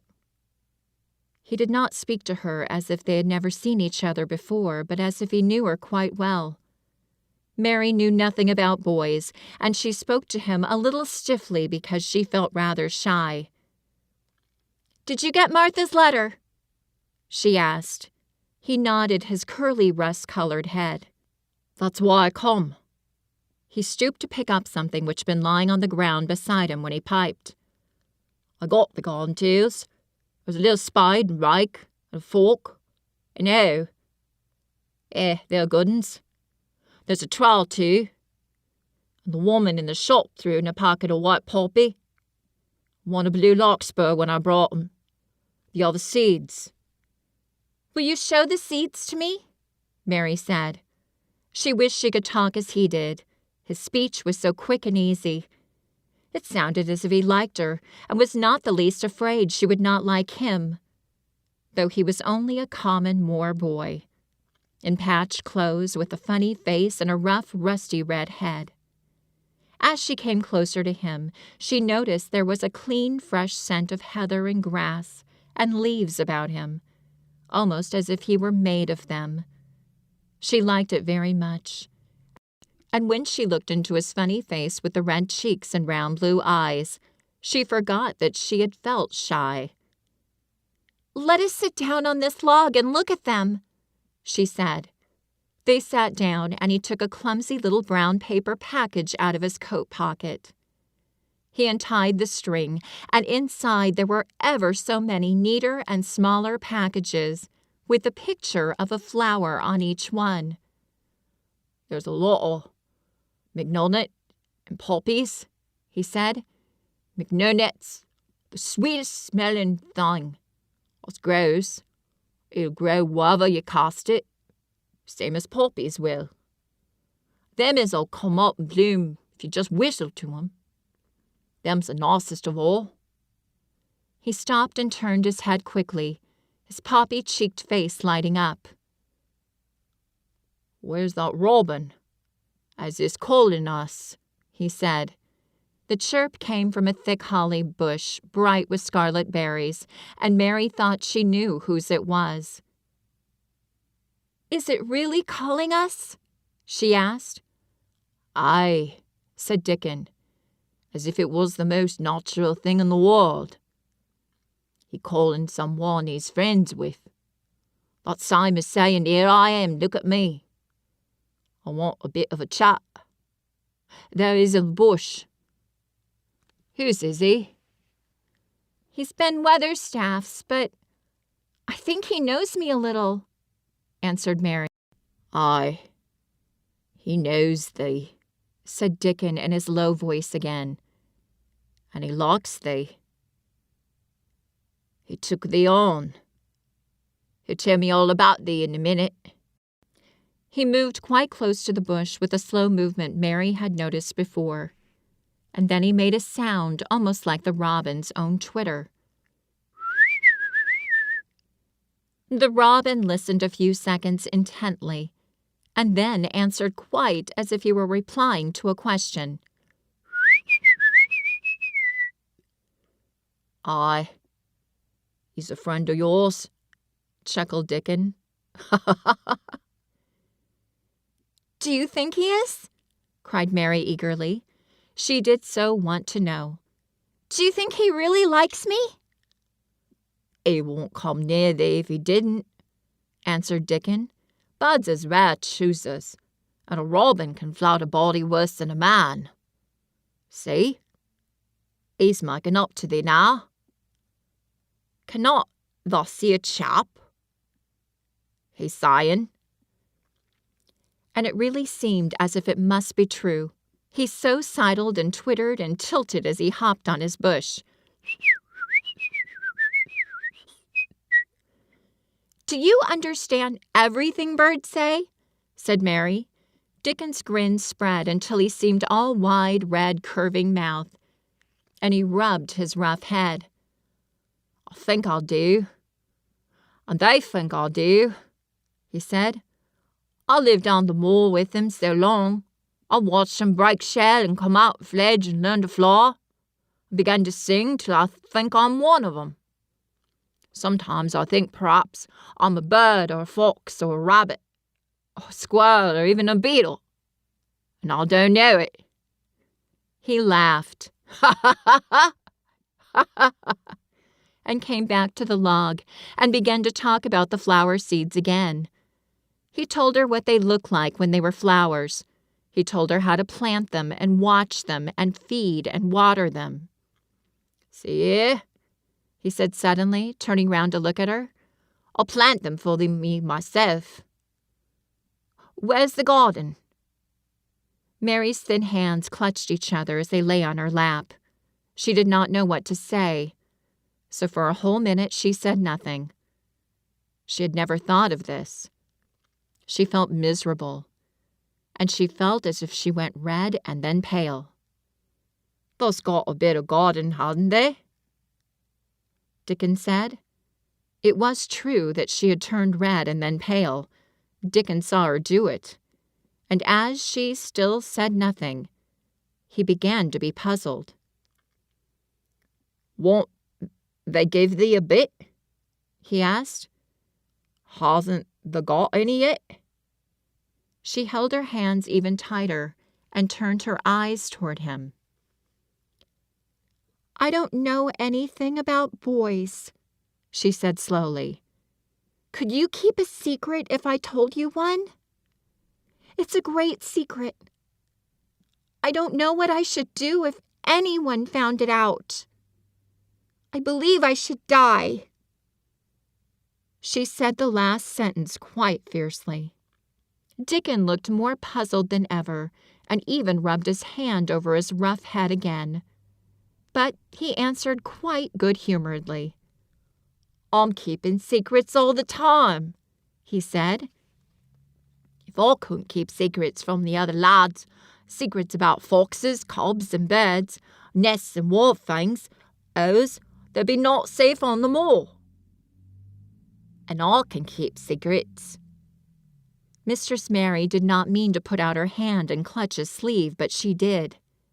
"I've stolen a garden," she said very fast. "It isn't mine. It isn't anybody's. Nobody wants it. Nobody cares for it. Nobody ever goes into it. Perhaps everything's dead in it already. I don't know." She began to feel hot and as contrary as she ever felt in her life. "I don't care. I don't care. Nobody has any right to take it from me when I care about it, and they don't. They're letting it die, all shut in by itself." She ended passionately, and she threw her arms over her face and burst out crying.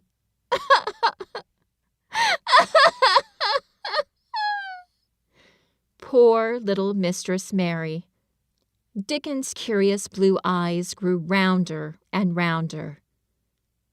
"Eh," he said, drawing his exclamation out slowly, and the way he did it meant both wonder and sympathy. "I've nothing to do," said Mary. "Nothing belongs to me. I found it myself, and I got into it myself. I was only just like the robin, and they wouldn't take it from the robin." "Where is it?" asked Dickon in a dropped voice. Mistress Mary got up from the log at once. She knew she felt contrary again and obstinate, and she did not care at all. She was imperious and Indian and at the same time hot and sorrowful. "Come with me and I'll show you," she said. She led him round the laurel path and to the walk where the ivy grew so thickly. Dickon followed her with a queer, almost pitying look on his face. He felt as if he were being led to look at some strange bird's nest, and must move softly. When she stepped to the wall and lifted the hanging ivy, he started. There was a door, and Mary pushed it slowly open, and they passed in together. And then Mary stood and waved her hand round defiantly. "It's this," she said. "It's a secret garden, and I'm the only one in the world who wants it to be alive." Dickon looked round and round about it, and round again. When you reach the end of the chapter, please put in the comment section below Twitter and poppies. Chapter 11. The Nest of the Missel Thrush. For 2 or 3 minutes he stood looking round him, while Mary watched him, and then he began to walk about softly, even more lightly than Mary had walked the first time she found herself inside the 4 walls. His eyes seemed to be taking in everything, the gray trees with the gray creepers climbing over them and hanging from their branches, the tangle on the walls, and among the grass, the evergreen alcoves with the stone seats and tall flower urns standing in them. "I never thought I'd see this place," he said at last in a whisper. "Did you know about it?" asked Mary. She had spoken aloud, and he made a sign to her. "We must talk low," he said, "or someone'll hear us. I wonder what's to do in here." "Oh, I forgot," said Mary, feeling frightened and putting her hand quickly against her mouth. "Did you know about the garden?" she asked again when she had recovered herself. Dickon nodded. "Martha told me there was one, as no one ever went inside," he answered. "Us used to wonder what it was like." He stopped and looked round at the lovely gray tangle about him, and his round eyes looked queerly happy. The nests I'll be here come springtime," he said. "It be the safest nesting place in England. No one never comin' near in tangles of trees and roses to build in. I wonder, all the birds on the moor don't build here." Mistress Mary put her hand on his arm again without knowing it. "Will there be roses?" she whispered. "Can you tell? I thought perhaps they were all dead." No, not them. Not all of 'em," he answered. "Look here." He stepped over to the nearest tree, an old one with gray lichen all over its bark, but upholding a curtain of tangled sprays and branches. He took a thick knife out of his pocket and opened one of its blades. "There's lots of dead wood as ought to be cut out," he said. "And there's a lot of old wood, but it made some new last year. This here's a new bit." And he touched a shoot which looked brownish-green instead of hard, dry gray. Mary touched it herself in an eager, reverent way. "That one?" she said. "Is that one quite alive? Quite?" Dickon curved his wide, smiling mouth. "It's as wick as you or me," he said, and Mary remembered that Martha had told her that wick meant alive or lively. "I'm glad it's wick," she cried out in her whisper. "I want them all to be wick. Let us go round the garden and count how many wick ones there are." She quite panted with eagerness, and Dickon was as eager as she was. They went from tree to tree and from bush to bush. Dickon carried his knife in his hand and showed her things which she thought wonderful. "They've run wild," he said, "but the strongest ones has fair thrived on it. The delicate ones has died out, but the others has growed and growed, spread and spread, till they's a wonder. See here," and he pulled down a thick, gray, dry-looking branch. "A body might think this was dead wood, but I don't believe it is. Down to the root. I'll cut it low down and see." He knelt and with his knife cut the lifeless-looking branch through, not far above the earth. "There," he said exultantly. "I told thee. There's green in that wood yet. Look at it." Mary was down on her knees before he spoke, gazing with all her might. "When it looked a bit greenish and juicy like that, it's wick," he explained. "When it's inside, it's dry and breaks easy. Like this. Here. Piece I've cut off, it's done for. There's a big root here, as all this live wood sprung out of, and if the old wood's cut off and it's dug round and took care of, there'll be." He stopped and lifted his face to look up at the climbing and hanging sprays above him. "There'll be a fountain of roses here this summer." They went from bush to bush and from tree to tree. He was very strong and clever with his knife, and knew how to cut the dry and dead wood away, and could tell when an unpromising bough or twig had still green life in it. In the course of half an hour, Mary thought she could tell too. And when he cut through a lifeless-looking branch, she would cry out joyfully under her breath when she caught sight of the least shade of moist green. The spade and hoe and fork were very useful. He showed her how to use the fork while he dug about roots with the spade and stirred the earth and let the air in. They were working industriously round one of the biggest standard roses when he caught sight of something which made him utter an exclamation of surprise. "Why," he cried, pointing to the grass a few feet away. "Who did that there?" It was one of Mary's own little clearings round the pale green points. "I did it," said Mary. "Why, I thought thou didn't know nothing about gardening," he exclaimed.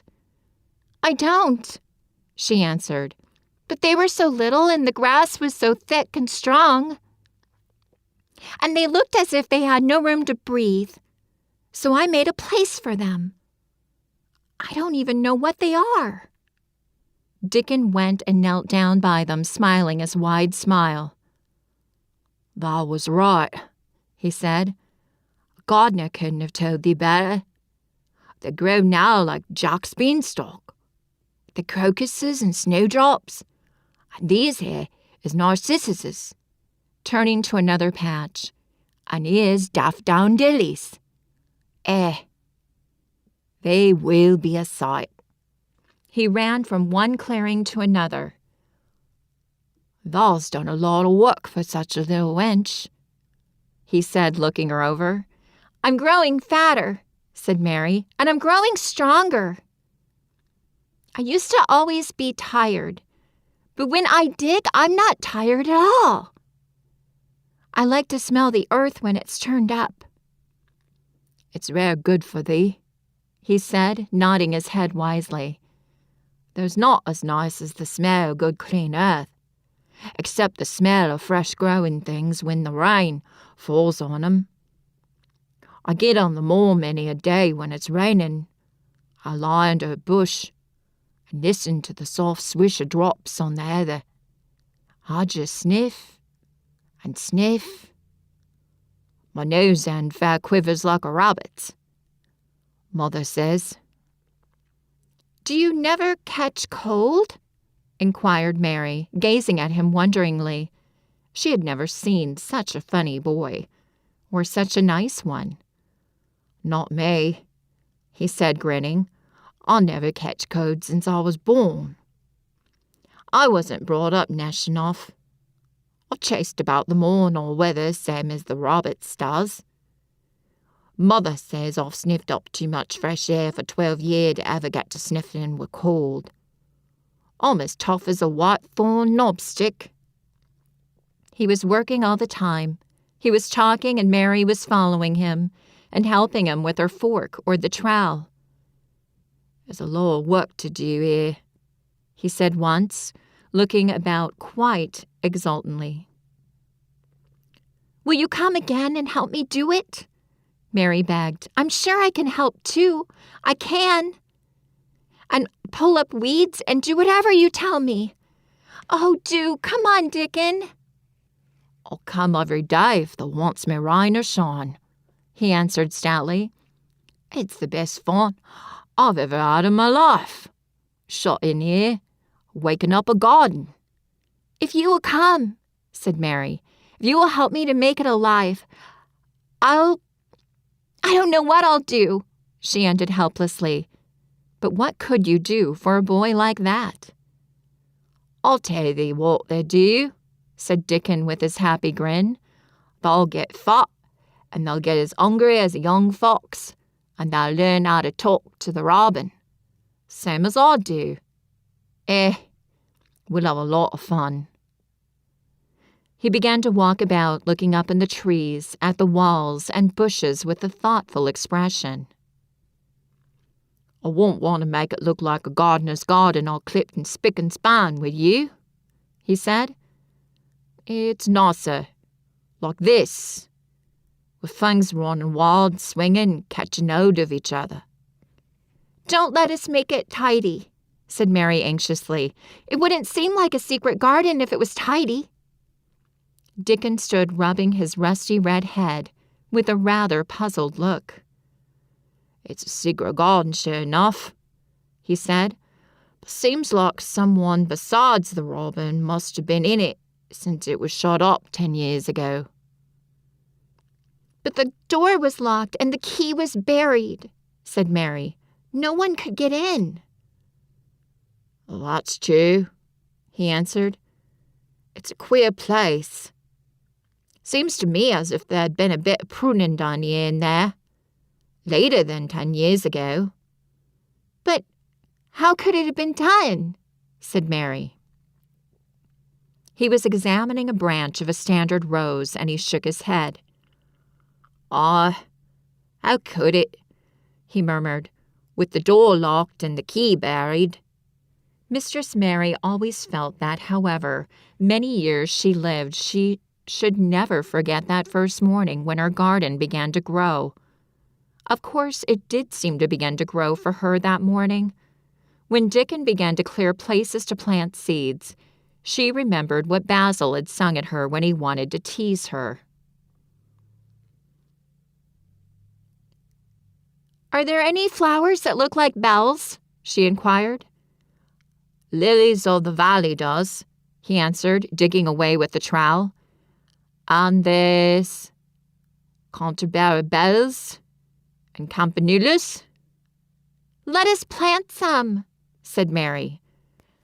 "There's lilies of the valley here already. I saw 'em.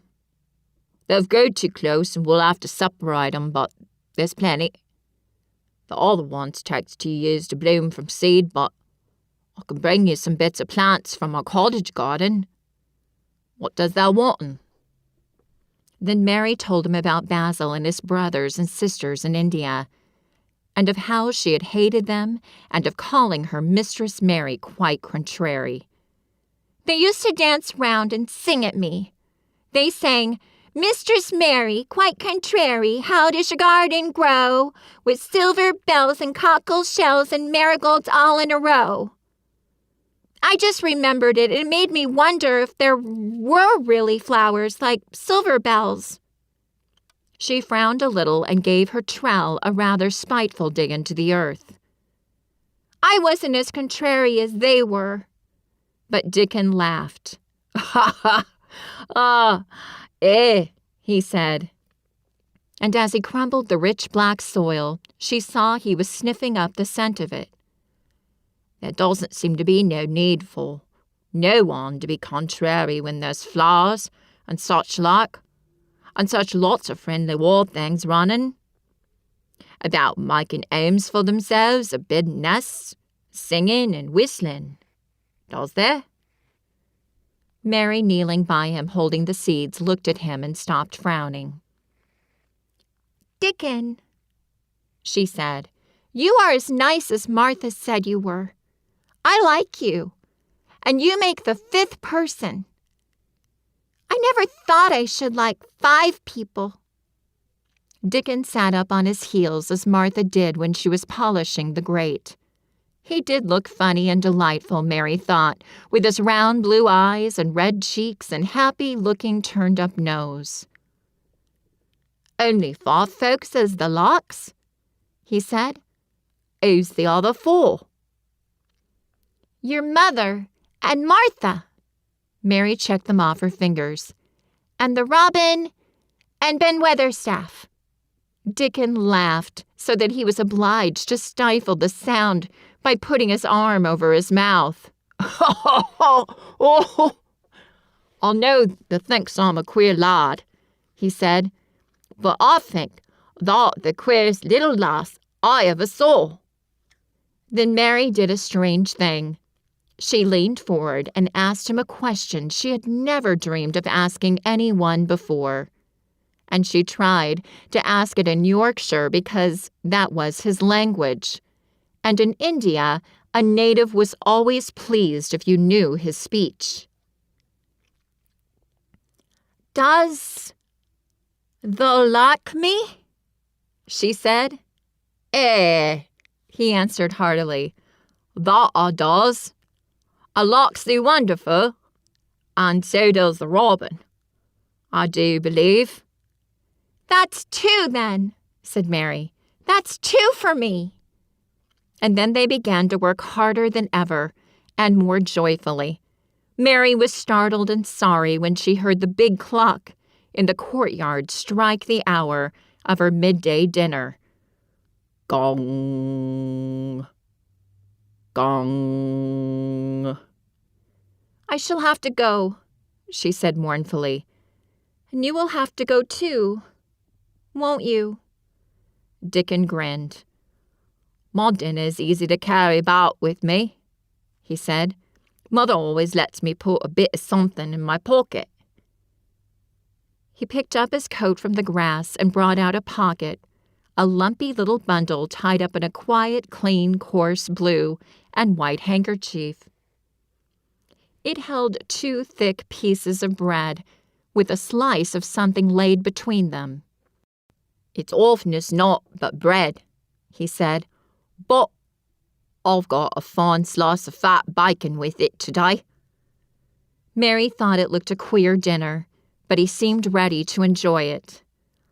"Run on, get thy victuals," he said. "I'll be done with mine first. I'll get some more work done before I start back home." He sat down with his back against a tree.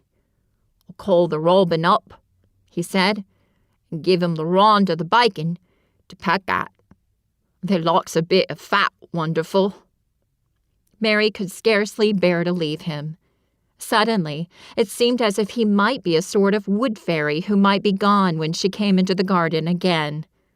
He seemed too good to be true. She went slowly halfway to the door in the wall, and then she stopped and went back. "Whatever happens, you would never tell?" she said.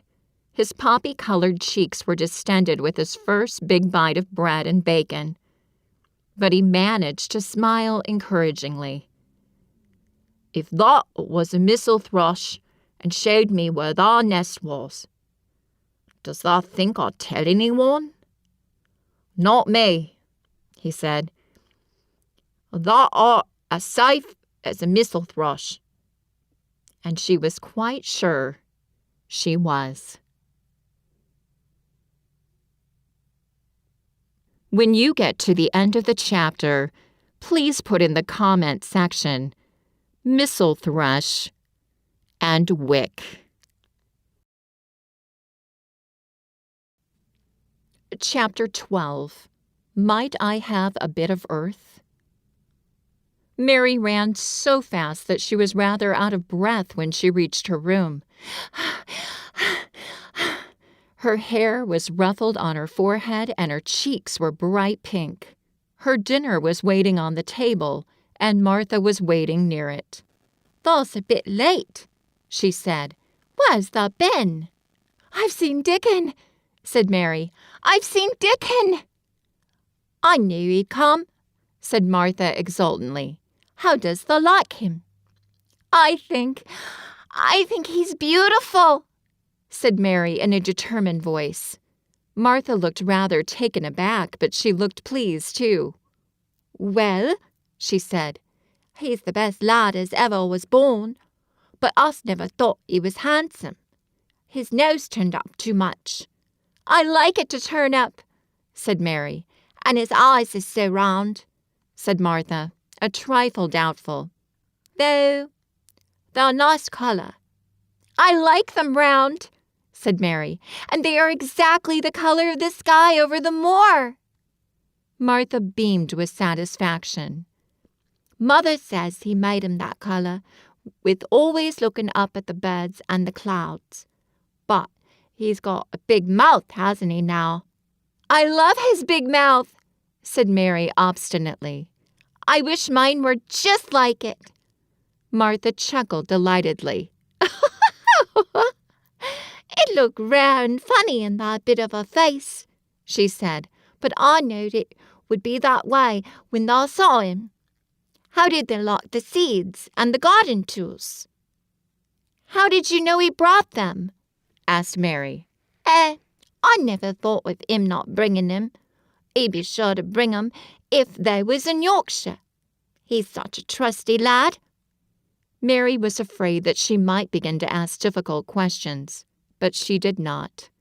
She was very much interested in the seeds and gardening tools, and there was only one moment when Mary was frightened. This was when she began to ask where the flowers were to be planted. "Who did thou ask about it?" she inquired. "I haven't asked anybody yet," said Mary, hesitating. "Well, I wouldn't ask the head gardener. He's too grand, Mr. Roach is." "I've never seen him," said Mary. "I've only seen under gardeners and Ben Weatherstaff." "If I was you, "I'd ask Ben Weatherstaff," advised Martha. "He's not half as bad as he looks. For all he's so crabbed, Mr. Craven lets him do what he likes because he was here when Mrs. Craven was alive, and he used to make her laugh. She liked him. Perhaps he'll find you a corner somewhere out of the way." "If I was out of the way and no one wanted it, no one could mind my having it, could they?" Mary said anxiously.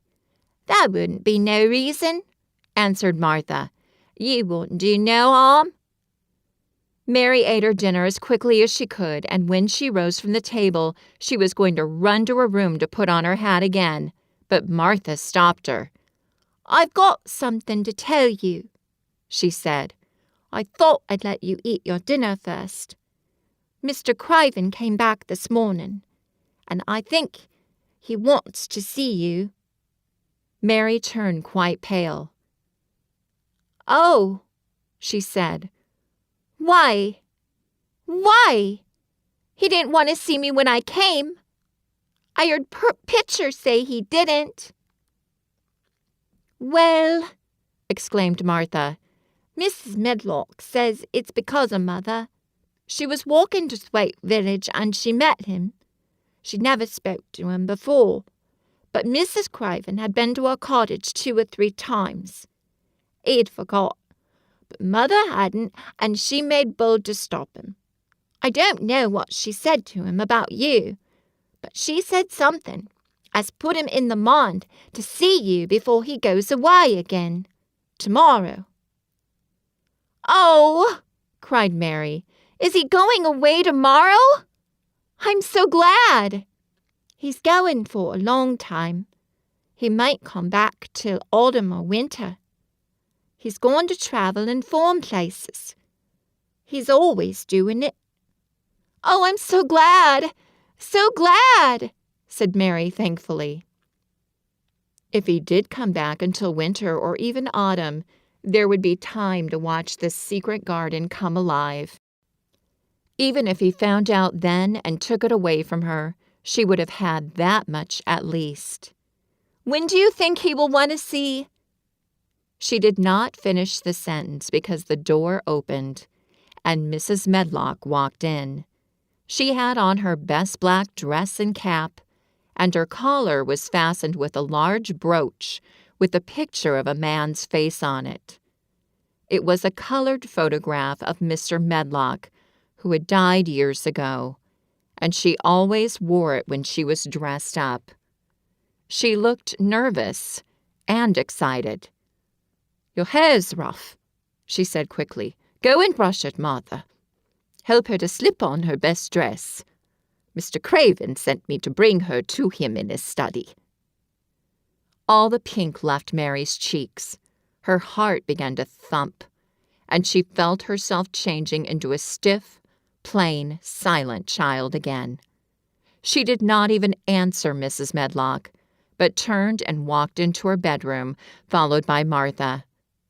She said nothing while her dress was changed and her hair brushed, and after she was quite tidy, she followed Mrs. Medlock down the corridors in silence.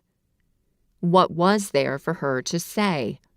She was obliged to go and see Mr. Craven, and he would not like her, and she would not like him. She knew what he would think of her.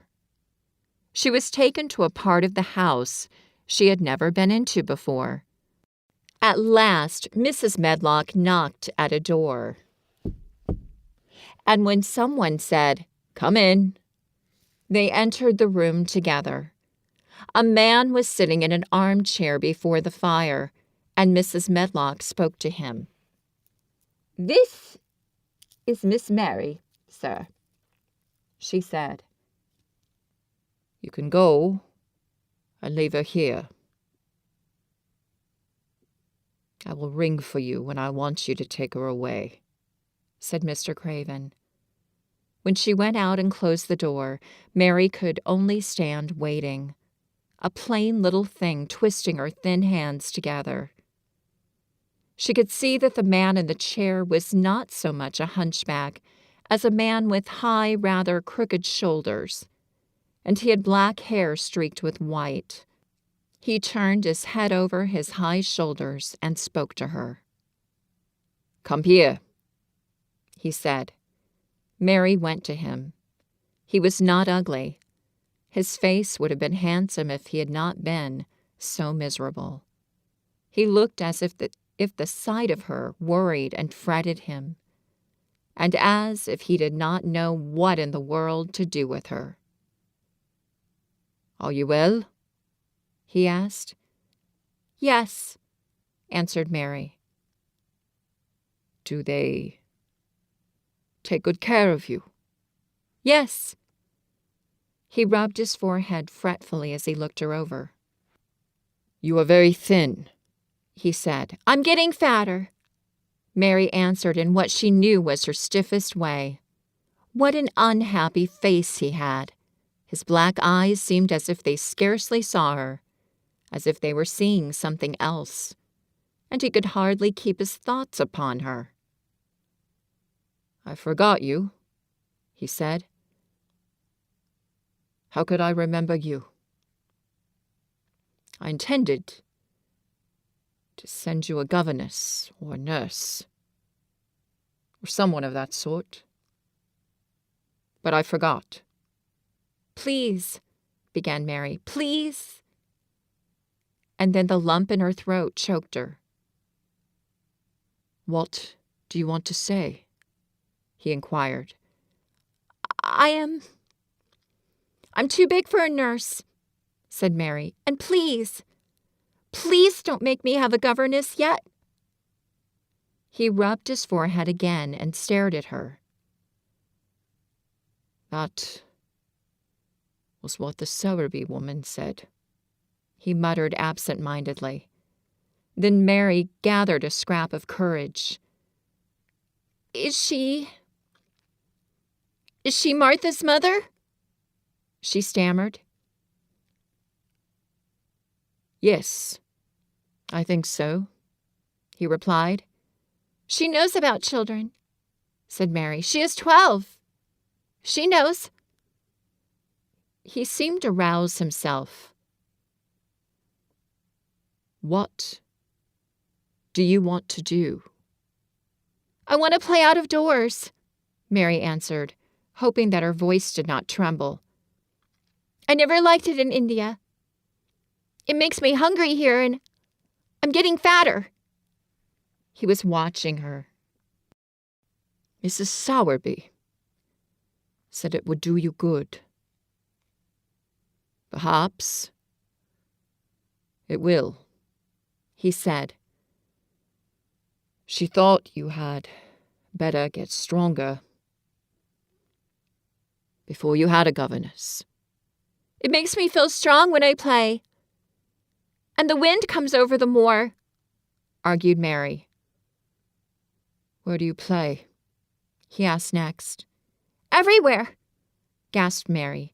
"Martha's mother sent me a skipping rope. I skip and run, and I look about to see if things are beginning to stick up out of the earth. I don't do any harm." "Don't look so frightened," he said in a worried voice.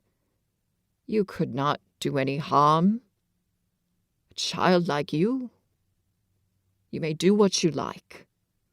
Mary put her hand up to her throat because she was afraid he might see the excited lump which she felt jump into it.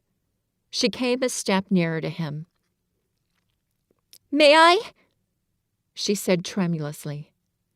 Her anxious little face seemed to worry him more than ever. "Don't look so frightened," he exclaimed. "Course you may.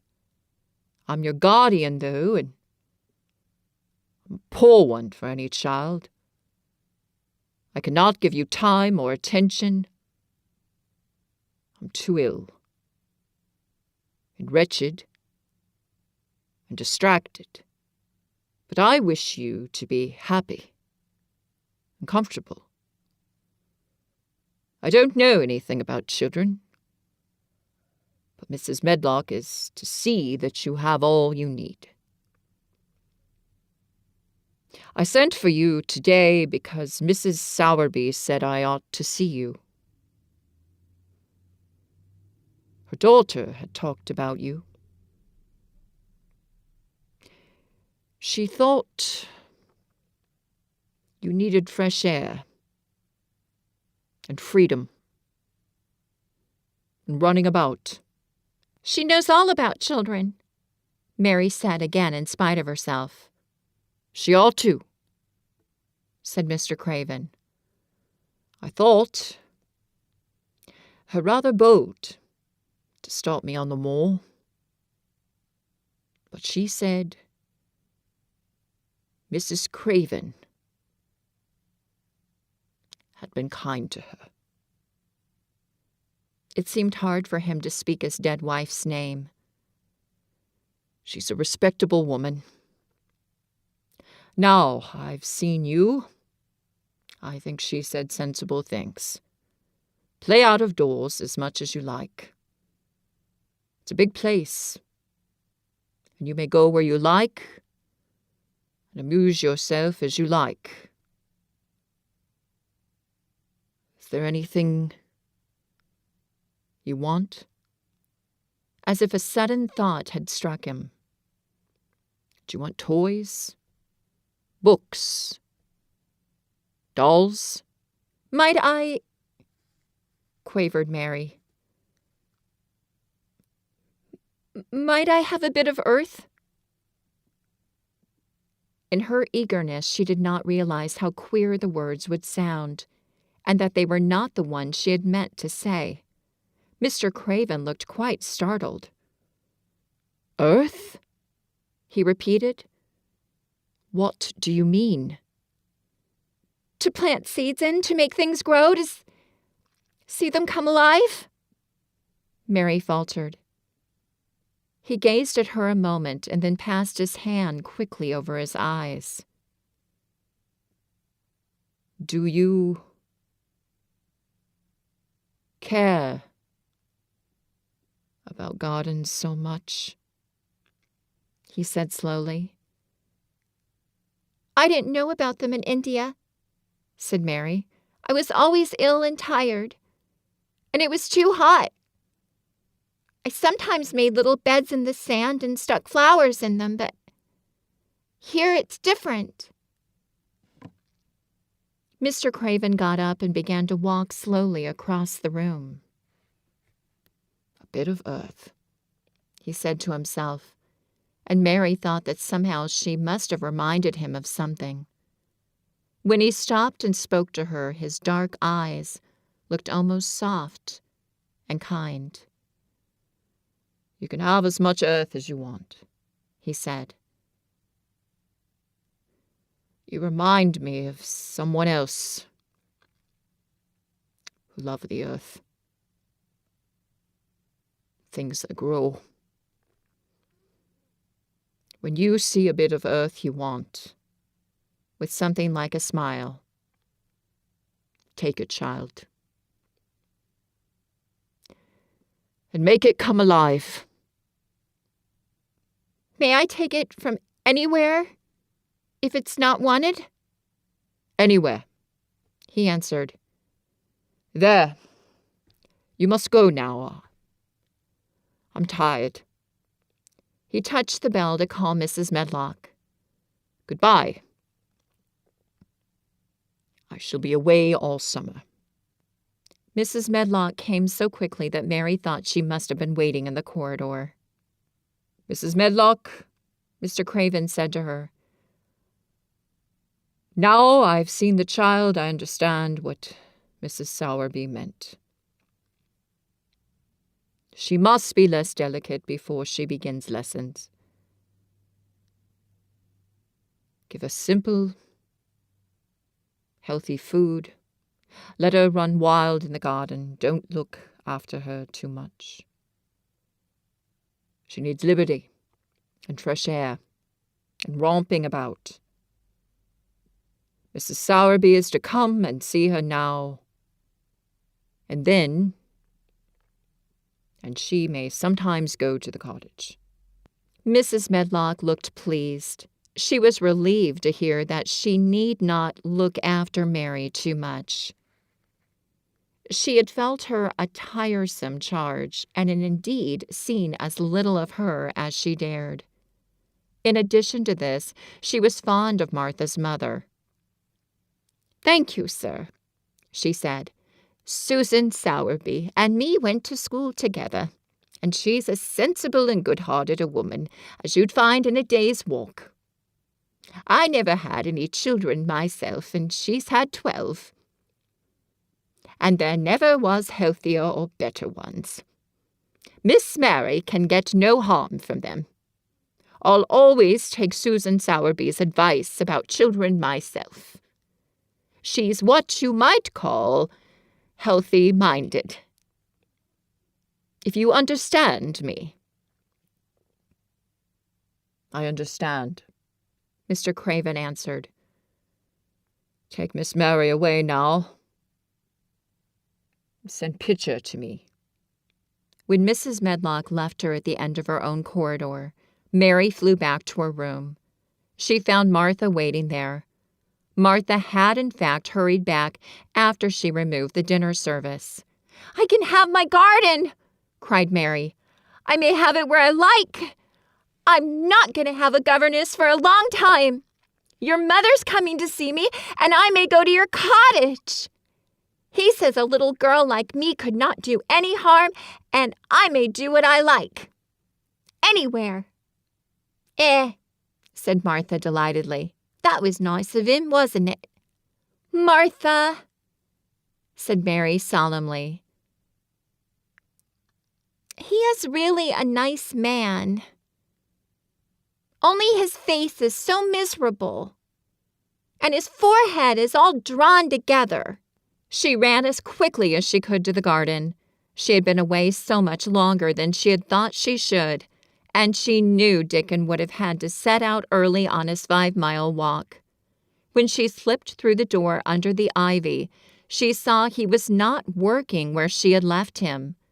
The gardening tools were laid together under a tree. She ran to them, looking all around the place, but there was no Dickon to be seen.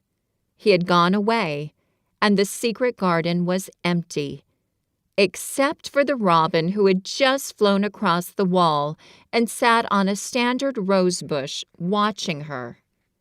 "He's gone," she said woefully. "Oh, was he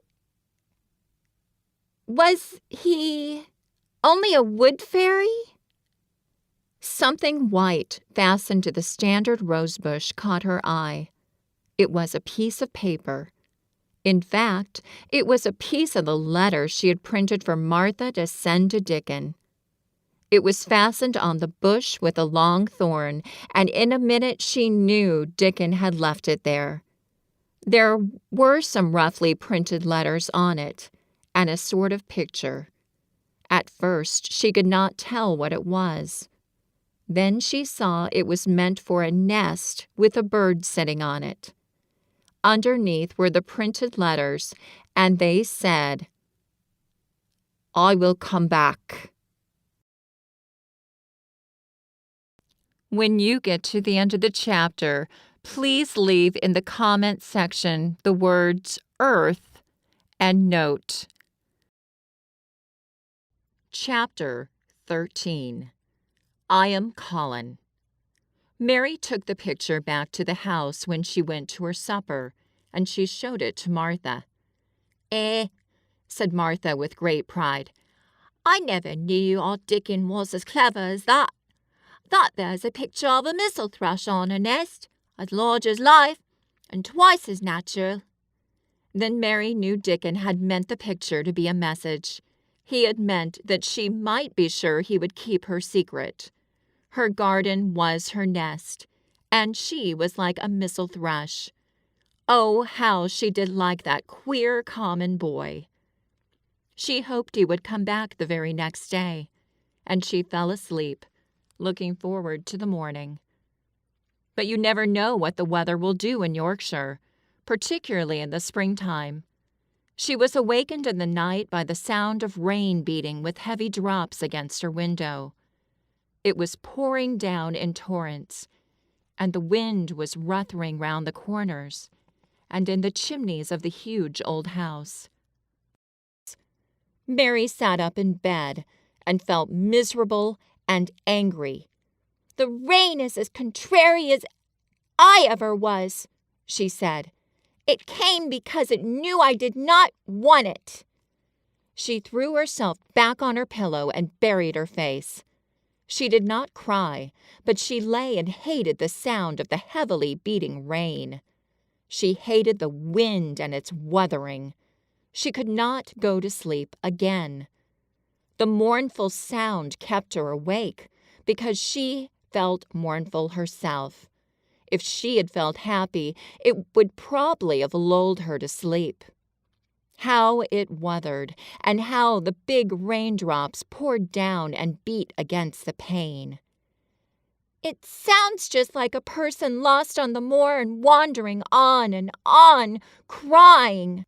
She had been lying awake, turning from side to side for about an hour, when suddenly something made her sit up in bed and turn her head toward the door, listening.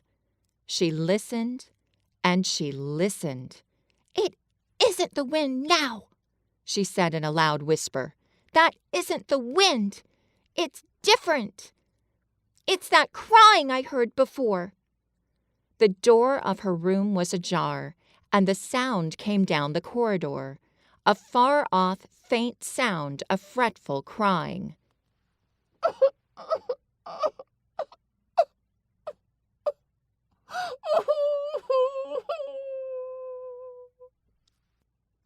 She listened for a few minutes, and each minute she became more and more sure. She felt as if she must find out what it was. It seemed even stranger than the secret garden and the buried key. Perhaps the fact that she was in a rebellious mood made her bold. She put her foot out of bed and stood on the floor. "I'm going to find out what it is," she said. "Everybody is in bed, and I don't care about Mrs. Medlock. I don't care." There was a candle by her bedside, and she took it up and went softly out of the room. The corridor looked very long and dark, but she was too excited to mind that. She thought she remembered the corner she must turn to find the short corridor with the door covered with tapestry, the one Mrs. Medlock had come through the day she lost herself. The sound had come up that passage, so she went on with her dim light, almost feeling her way, her heart beating so loud that she fancied she could hear it. The far-off faint crying went on and led her. Sometimes it stopped for a moment or so, and then it began again.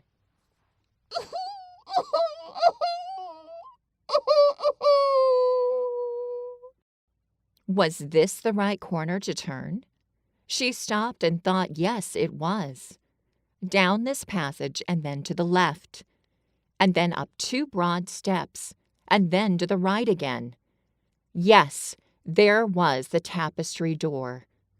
She pushed it open very gently and closed it behind her, and she stood in the corridor and could hear the crying quite plainly, though it was not loud.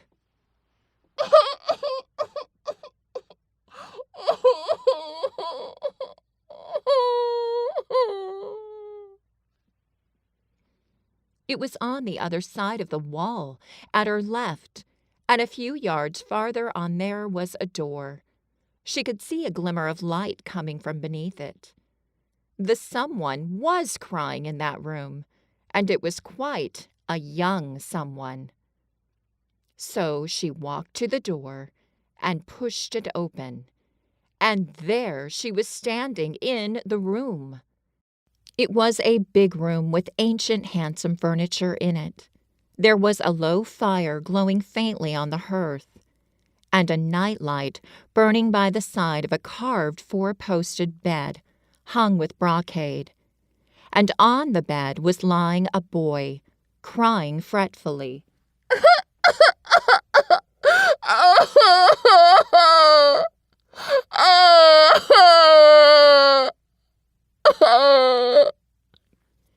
Mary wondered if she was in a real place or if she had fallen asleep again and was dreaming without knowing it.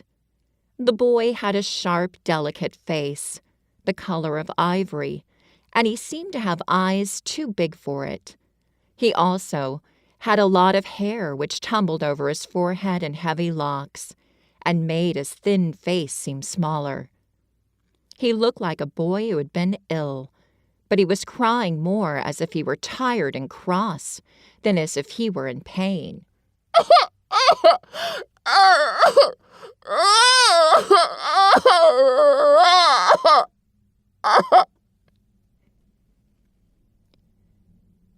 Mary stood near the door with her candle in her hand, holding her breath.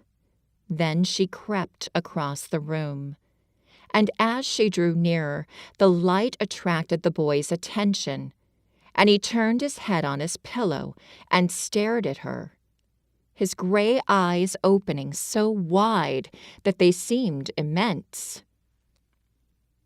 "Who are you?" he said at last in a half-frightened whisper. "Are you a ghost?" "No, I'm not," Mary answered, her own whisper sounding half-frightened. "Are you one?" He stared and stared and stared.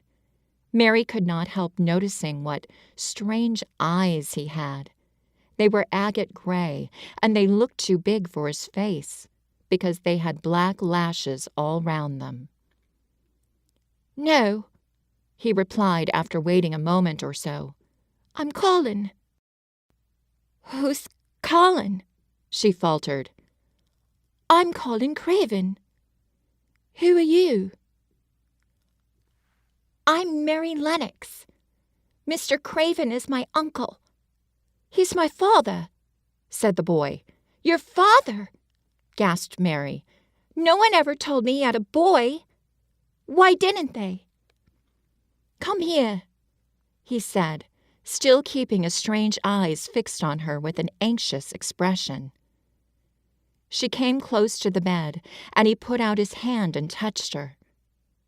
"You are real, aren't you?" he said. "I have such real dreams very often. You might be one of them." Mary had slipped on a woolen wrapper before she left her room, and she put a piece of it between his fingers. "Rub that. See how thick and warm it is," she said. "I will pinch you a little if you like, to show you how real I am. For a minute, I thought you might be a dream too." "Where did you come from?" he asked. "From my own room. The wind weathered so I couldn't sleep, and I heard someone crying and wanted to find out who it was." "What were you crying for?" "Because I couldn't go to sleep either, and my head ached." "Tell me your name again." "Mary Lennox. Did no one ever tell you I had come to live here?" He was still fingering the fold of her wrapper, but he began to look a little more as if he believed in her reality. "No," he answered. "They don't." "Why?" asked Mary. "Because I should have been afraid you would see me. I won't let people see me and talk me over." "Why?" Mary asked again, feeling more mystified every moment. "Because I'm like this, always ill and having to lie down. My father won't let people talk me over either. The servants are not allowed to speak about me. If I live, I may be a hunchback, but I shan't live. My father hates to think I may be like him." "Oh, what a queer house this is," Mary said. "What a queer house. Everything is kind of secret.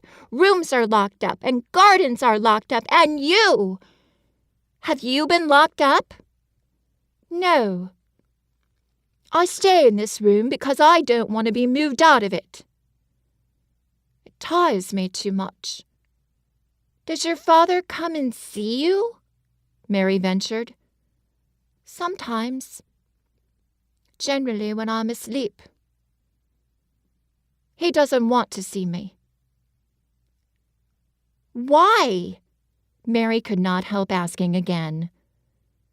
A sort of angry shadow passed over the boy's face.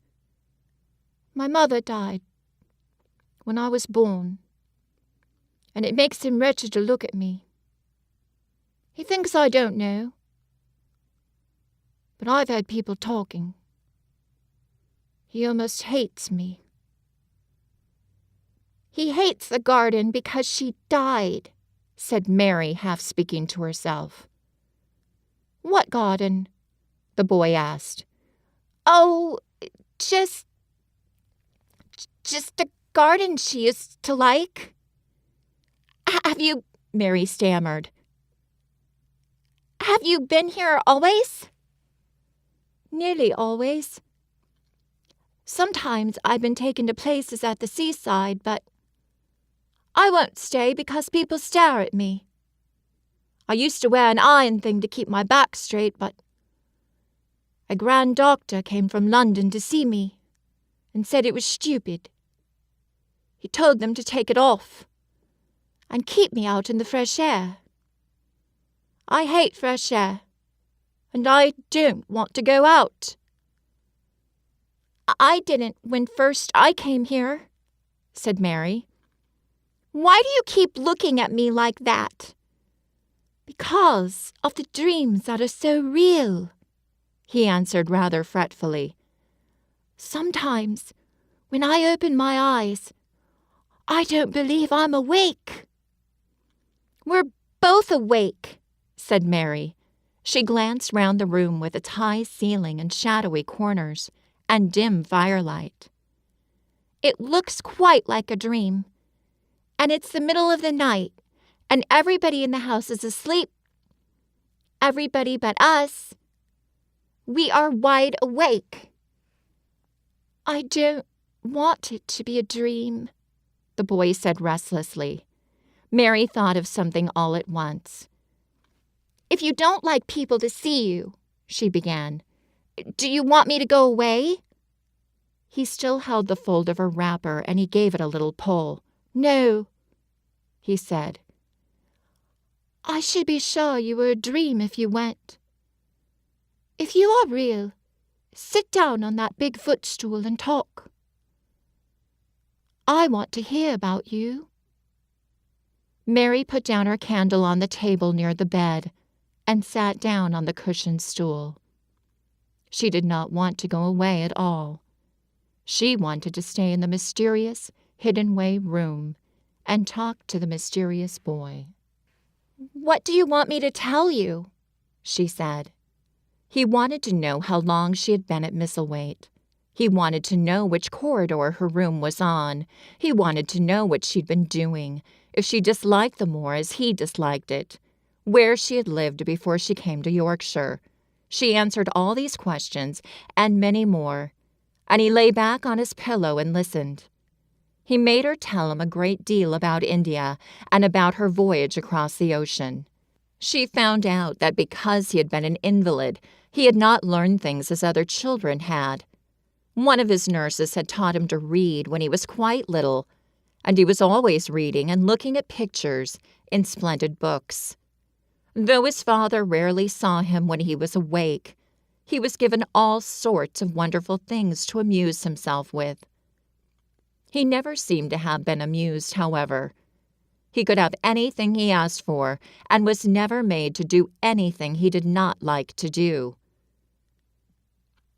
"Everyone is obliged to do what pleases me," he said indifferently. "It makes me ill to be angry. No one believes I shall live to grow up." He said it as if he was so accustomed to the idea that it had ceased to matter to him at all. He seemed to like the sound of Mary's voice, and as she went on talking, he listened in a drowsy, interested way. Once or twice, she wondered if he were not gradually falling into a doze. But at last he asked a question opened up a new subject. "How old are you?" he asked. "I'm 10, answered Mary, forgetting herself for the moment. "And so are you." "How do you know that?" he demanded in a surprised voice. "Because when you were born, the garden door was locked and the key was buried, and it has been locked for 10 years. Colin half sat up, turning toward her, leaning on his elbows. "What garden door was locked?" "Who did it?" "Where was the key buried?" he exclaimed, as if they were suddenly very much interested. "What garden door was locked?" "Who did it?" "Where was the key buried?" he exclaimed, as if he were suddenly very much interested. It was the garden Mr. Craven hates," said Mary nervously. "He locked the door. No one knew where he buried the key." "What sort of garden is it?" Colin persisted eagerly. "No one's been allowed to go into it for 10 years, was Mary's careful answer. But it was too late to be careful. He was too much like herself. He, too, had nothing to think about, and the idea of a hidden garden attracted him as it had attracted her. He asked question after question. Where was it? Had she never looked for the door? Had she never asked the gardeners? "They won't talk about it," said Mary. "I think they have been told not to answer questions." "I would make them," said Colin. "Could you?" Mary faltered, beginning to feel frightened. If he could make people answer questions, who knew what might happen? "Everyone's obliged to please me." "I told you that," he said. "If I were to live, this place would sometime belong to me." "They all know that." "I would make them tell me." Mary had not known that she herself had been spoiled, but she could see quite plainly that this mysterious boy had been. He thought the whole world belonged to him. How peculiar he was, and how coolly he spoke of not living. "Do you think you won't live?" she asked, partly because she was curious, and partly in hope of making him forget the garden. "I don't suppose I shall," he answered as indifferently as he had spoken before. "Ever since I remember anything, I've heard people say I shan't. At first, they thought I was too little to understand, and now they think I don't hear. But I do. My doctor is my father's cousin. He's quite poor, and if I die he will have all Misselthwaite when my father's dead. I should think he wouldn't want me to live." "Do you want to live?" inquired Mary. "No," he answered in a cross, tired fashion. "But I don't want to die. When I feel ill, I lie here and think about it. Until I cry and cry." "I've heard you crying 3 times, Mary said, "but I did not know who it was. Were you crying about that?" She did so want him to forget the garden. "I dare say," he answered. "Let us talk about something else. Talk about that garden. Don't you want to see it?" "Yes," answered Mary in quite a low voice. "I do," he went on persistently. "I don't think I ever really wanted to see anything before. But I want to see that garden. I want the key dug up. I want the door unlocked. And I would let them take me there in my chair. That would be getting fresh air. I'm going to make them open the door," He had become quite excited, and his strange eyes began to shine like stars and looked more immense than ever. "They have to please me," he said. "I will make them take me there, and I will let you go too." Mary's hands clutched each other. Everything would be spoiled, everything. Dickon would never come back. She would never again feel like a missel thrush with a safe hidden nest. "Oh, don't do that!" she cried out. He stared as if he thought she had gone crazy. "Why?" he exclaimed. "You said you wanted to see it." "I do," she answered almost with a sob in her throat. But if you make them open the door and take you in like that, it will never be a secret again." He leaned still farther forward. "A secret?" he said. "What do you mean? Tell me." Mary's words almost tumbled over one another. You see, she panted. "If no one knows but ourselves, if there was a door hidden somewhere under the ivy, if there was, and we could find it, and if we could slip through it together and shut it behind us, and no one knew anyone was inside, and we called it our garden, and pretended that we were missel thrushes and it was our nest, and if we played there almost every day and dug and planted seeds and made it all come alive." "Is it dead?" he interrupted her. "It soon will be if no one cares for it," she went on. "The bulbs will live, but the roses—" He stopped her again, as excited as she was herself. "What are bulbs?" he put in quickly. "They are daffodils and lilies and snowdrops. They are working in the earth now, pushing up pale green points because the spring is coming." "Is the spring coming?" he said. "What is it like?" "You don't see it in rooms. If you are ill—" "It is the sun shining on the rain, and the rain falling on the sunshine, and things pushing up and working under the earth," said Mary. "The garden was a secret, and we could get into it. We could watch the things grow bigger every day and see how many roses are alive. Don't you see? Oh, don't you see how much nicer it would be if it was a secret?" He dropped back on his pillow and lay there with an odd expression on his face. "I never had a secret," he said, "except that one about not living to grow up. They don't know I know that.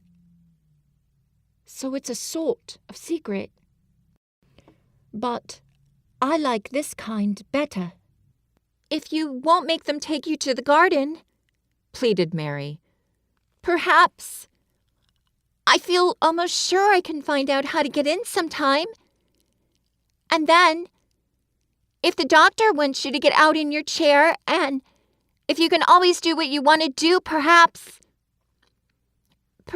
we might find some boy who would push you, and we could go alone, and it would always be a secret garden. I should like that," he said very slowly, his eyes looking dreamy. "I should like that. I should not mind fresh air and a secret garden." Mary began to recover her breath and feel safer because the idea of keeping the secret seemed to please him. She felt almost sure that if she kept on talking and could make him see the garden in his mind, as she had seen it, he would like it so much that he could not bear to think that everybody might tramp into it when they chose. "I'll tell you what I think it would be like if we could go into it," she said. "It's been shut up so long. Things have grown into a tangle, perhaps." He lay quite still and listened while she went on talking about the roses, which might have clambered from tree to tree and hung down about, the many birds which might have built their nests there because it was so safe. And then she told him about the robin and Ben Weatherstaff, and there was so much to tell about the robin, and it was so easy and safe to talk about it, that she ceased to feel afraid. The robin pleased him so much that he smiled until he looked almost beautiful, and at first Mary had thought that he was even plainer than herself, with his big eyes and heavy locks of hair. "I did not know birds could be like that," he said. "But if you stay in a room, you never see things. What a lot of things you know. I feel as if you had been inside that garden." She did not know what to say, so she did not say anything. He evidently did not expect an answer, and the next moment he gave her a surprise. "I'm going to let you look at something," he said. "Do you see that rose-colored silk curtain hanging on the wall over the mantelpiece?" Mary had not noticed it before, but she looked up and saw it. It was a curtain of soft silk hanging over what seemed to be some picture. "Yes," she answered. "There's a cord hanging from it," said Colin. "Go and pull it." Mary got up, much mystified, and found the cord. When she pulled it, the silk curtain ran back on rings, and when it ran back, it uncovered a picture. It was the picture of a girl with a laughing face. She had bright hair tied up with a blue ribbon, and her gay, lovely eyes were exactly like Colin's unhappy ones, agate gray, and looking twice as big as they really were because of the black lashes all round them. "She's my mother," said Colin complainingly. "I don't see why she died. Sometimes I hate her for doing it." "How queer," said Mary. "If she had lived, I believe I should not have been ill always," he grumbled. "I dare say I should have lived too, and my father would not have hated to look at me. I dare say I should have had a strong back. Draw the curtain again." Mary did as she was told and returned to her footstool. "She's much prettier than you," she said, "but her eyes are just like yours. At least they're the same shape and color. Why is the curtain drawn over her?" He moved uncomfortably. "I made them do it," he said. "Sometimes I don't like to see her looking at me. She smiles too much when I'm ill and miserable. Besides, she's mine, and I don't want everyone to see her." There were a few moments of silence, and then Mary spoke. "What would Mrs. Medlock do if she found out that I'd been in here?" she inquired. "She would do as I told her to do," he answered, "and I should tell her that I wanted you to come here and talk to me every day. I'm glad you came." "So am I," said Mary. "I will come as often as I can, but—" She hesitated. "I shall have to look every day for the garden door." "Yes, you must," said Colin, "and you can tell me about it afterward." He lay thinking a few minutes, as he had done before, and then he spoke again. "I think you shall be a secret too," he said. "I will not tell them until they find out. I can always send the nurse out of the room and say that I want to be by myself. Do you know Martha?" "Yes, I know her very well," said Mary. "She waits on me." He nodded his head toward the outer corridor. "She's the one who's asleep in the other room." The nurse went away yesterday to stay all night with her sister, and she always makes Martha attend to me when she wants to go out. Martha should tell you when to come here." Then Mary understood Martha's troubled look when she had asked questions about the crying. "Martha knew about you all the time?" she said. "Yes, she often attends to me. The nurse likes to get away from me, and then Martha comes." "I've been here a long time," said Mary. "Shall I go away now? Your eyes look sleepy." "I wish I could go to sleep before you leave me," he said rather shyly. "Shut your eyes," said Mary, drawing her footstool closer, "and I will do what my ayah used to do in India. I will pat your hand and stroke it, and sing something quite low." "I should like that. Perhaps," he said drowsily. Somehow she was sorry for him and did not want him to lie awake.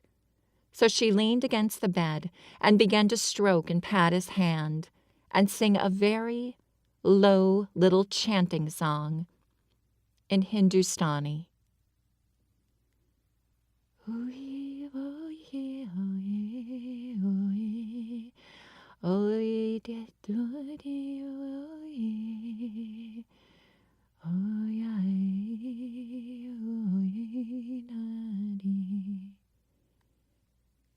"That's nice," he said more drowsily still, and she went on chanting and stroking.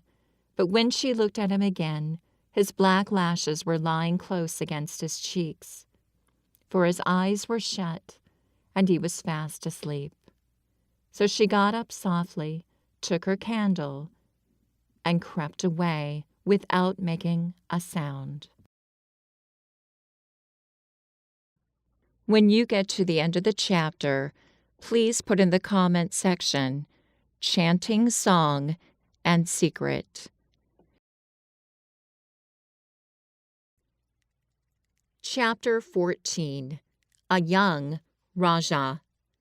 The moor was hidden in mist when the morning came, and the rain had not stopped pouring down. There could be no going out of doors. Martha was so busy that Mary had no opportunity of talking to her, but in the afternoon she asked her to come and sit with her in the nursery. She came bringing the stockings she was always knitting when she was doing nothing else. "What's the matter with thee?" she asked as soon as they sat down. "Thou looks as if thou'd something to say." "I have. I found out what the crying was," said Mary. Martha let her knitting drop on her knee and gazed at her with startled eyes. "Thou hasn't!"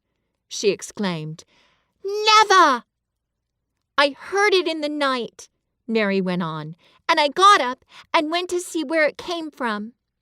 It was calling. I found him."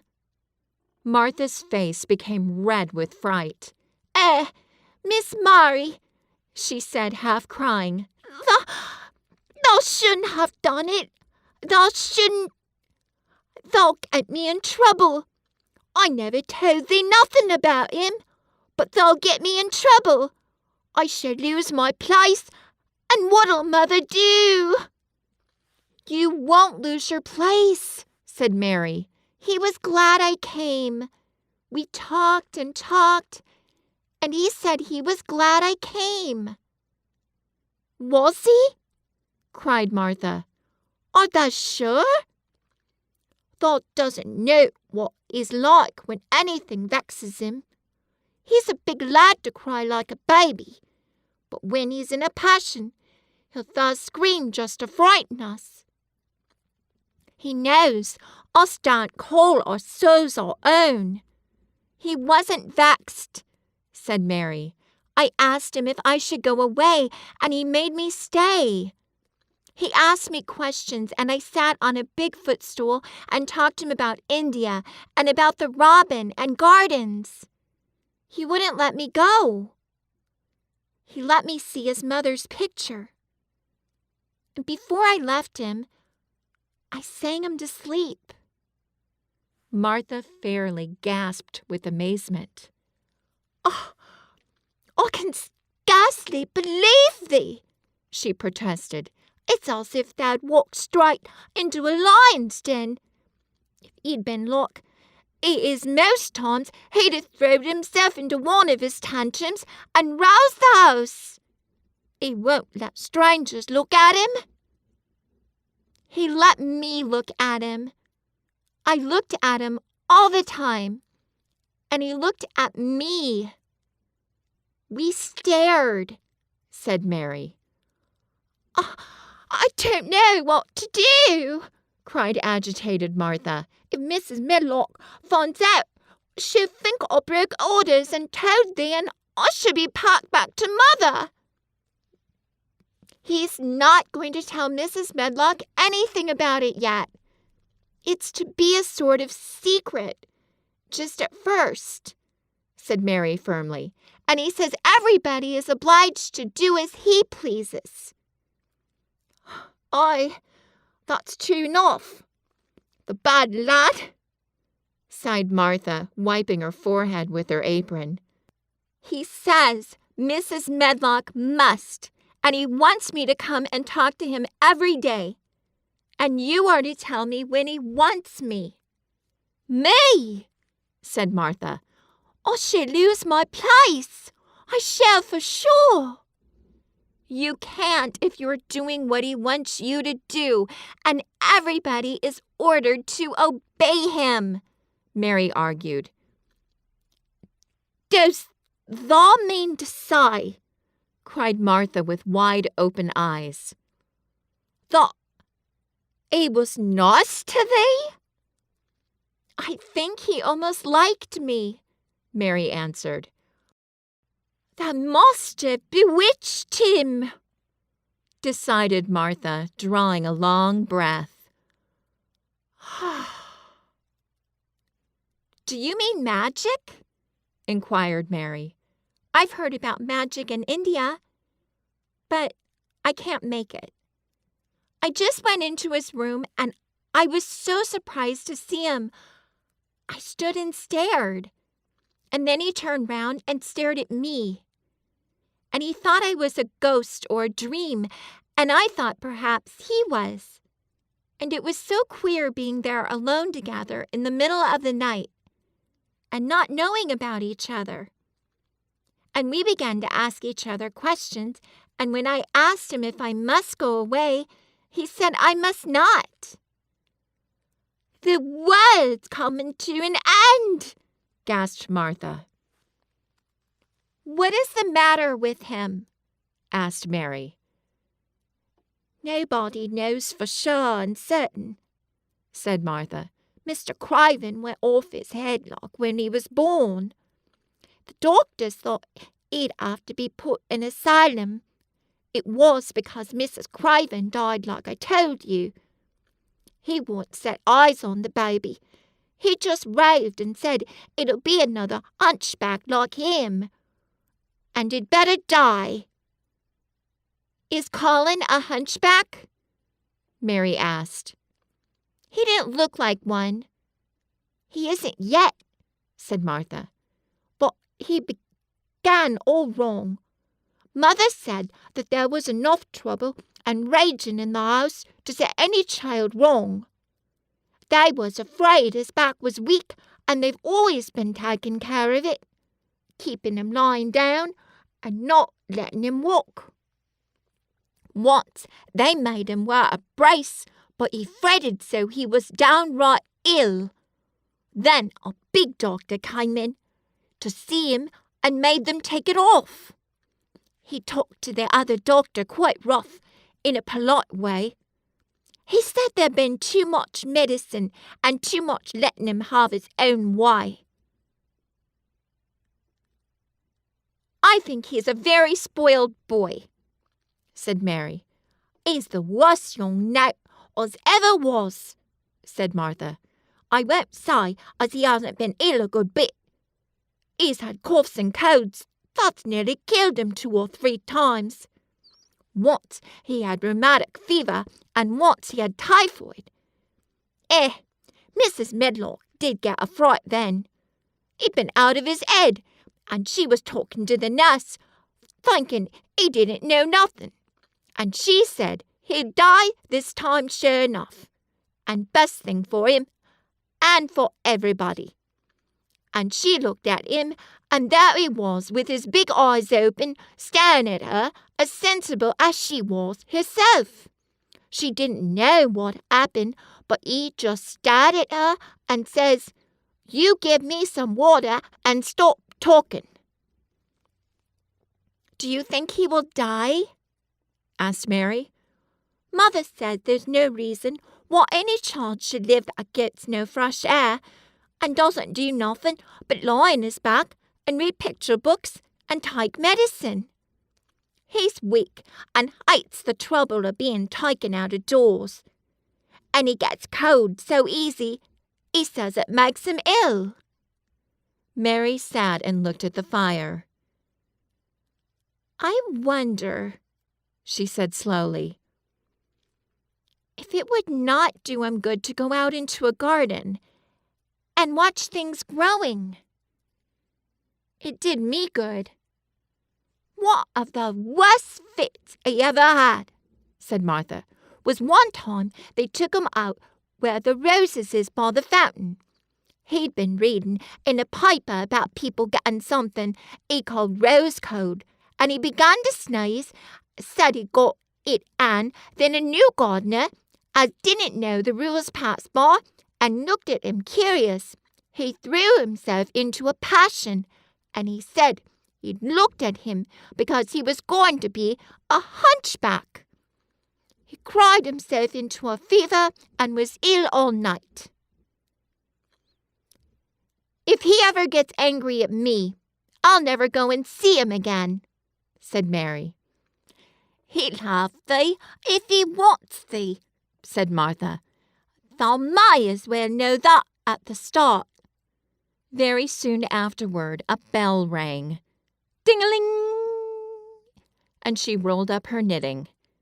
"I dare say the nurse wants me to stay with him a bit," she said. "I hope he's in a good temper." She was out of the room about 10 minutes, and then she came back with a puzzled expression. "Well, thou has bewitched him," she said. "He's up on his sofa with his picture books. He told the nurse to stay away until 6 o'clock. I'm to wait in the next room. The minute she was gone, he called me to him and says I want Mary Lennox to come and talk to me. And remember, you're not to tell anyone. You'd better go as quick as you can." Mary was quite willing to go quickly. She did not want to see Colin as much as she wanted to see Dickon, but she wanted to see him very much. There was a bright fire on the hearth when she entered his room, and in the daylight she saw it was a very beautiful room indeed. There were rich colors in the rugs and hangings and pictures, and books on the walls, which made it look glowing and comfortable, even in spite of the gray sky and falling rain. Colin looked rather like a picture himself. He was wrapped in a velvet dressing gown and sat against a big brocaded cushion. He had a red spot on each cheek. "Come in," he said. "I've been thinking about you all morning." "I've been thinking about you too," answered Mary. "You don't know how frightened Martha is. She says Mrs. Medlock will think she told me about you, and then she will be sent away." He frowned. "Go and tell her to come here," he said. "She's in the next room." Mary went and brought her back. Poor Martha was shaking in her shoes. Colin was still frowning. "Have you to do what I please, or have you not?" he demanded. "I have to do what you please, sir," Martha faltered, turning quite red. "How's Medlock to do what I please?" "Everybody has, sir," said Martha. "Well then, if I order you to bring Miss Mary to me, how can Medlock send you away if she finds it out?" "Please don't let her, sir," pleaded Martha. "I'll send her away if she dares to say a word about such a thing," said Master Craven grandly. "She wouldn't like that, I can tell you." "Thank you, sir," bobbing a curtsy. "I want to do my duty, sir." "What I want is your duty," said Colin more grandly still. "I'll take care of you. Now go away." When the door closed behind Martha, Colin found Mistress Mary gazing at him as if he had set her wondering. "Why do you look at me like that?" he asked her. "What are you thinking about?" "I'm thinking about two things." "What are they?" "Sit down and tell me." "This is the first one," said Mary, seating herself on the big stool. "Once in India, I saw a boy who was a Rajah. He had rubies and emeralds and diamonds stuck all over him. He spoke to his people just as you spoke to Martha. Everybody had to do everything he told them in a minute. I think they would have been killed if they hadn't." "I shall make you tell me about Rajahs presently," he said. "But first, tell me what the second thing was." "I was thinking," said Mary, "how different you are from Dickon." "Who's Dickon?" he said. "What a queer name!" She might as well tell him, she thought. She could talk about Dickon without mentioning the secret garden. She had liked to hear Martha talk about him. Besides, she longed to talk about him. It would seem to bring him nearer. "He's Martha's brother. He's 12 years old," she explained. "He's not like anyone else in the world. He can charm foxes and squirrels and birds, just as the natives in India charm snakes. He plays a very soft tune on a pipe, and they come and listen." There were some big books on a table at his side, and he dragged one suddenly toward him. "There's a picture of a snake charmer in this," he exclaimed. "Come and look at it." The book was a beautiful one with superb colored illustrations, and he turned to one of them. "Can he do that?" he asked eagerly. "He played on his pipe, and they listened," Mary explained. "But he doesn't call it magic. He says it's because he lives on the moor so much, and he knows their ways. He says he feels sometimes as if he was a bird or a rabbit himself. He likes them so.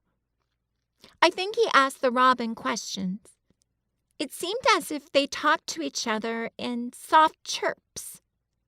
Colin lay back on his cushion, and his eyes grew larger and larger, and the spots on his cheeks burned. "Tell me some more about him," he said. "He knows all about eggs and nests," Mary went on, "and he knows where foxes and badgers and otters live. He keeps them secret so that other boys won't find their holes and frighten them.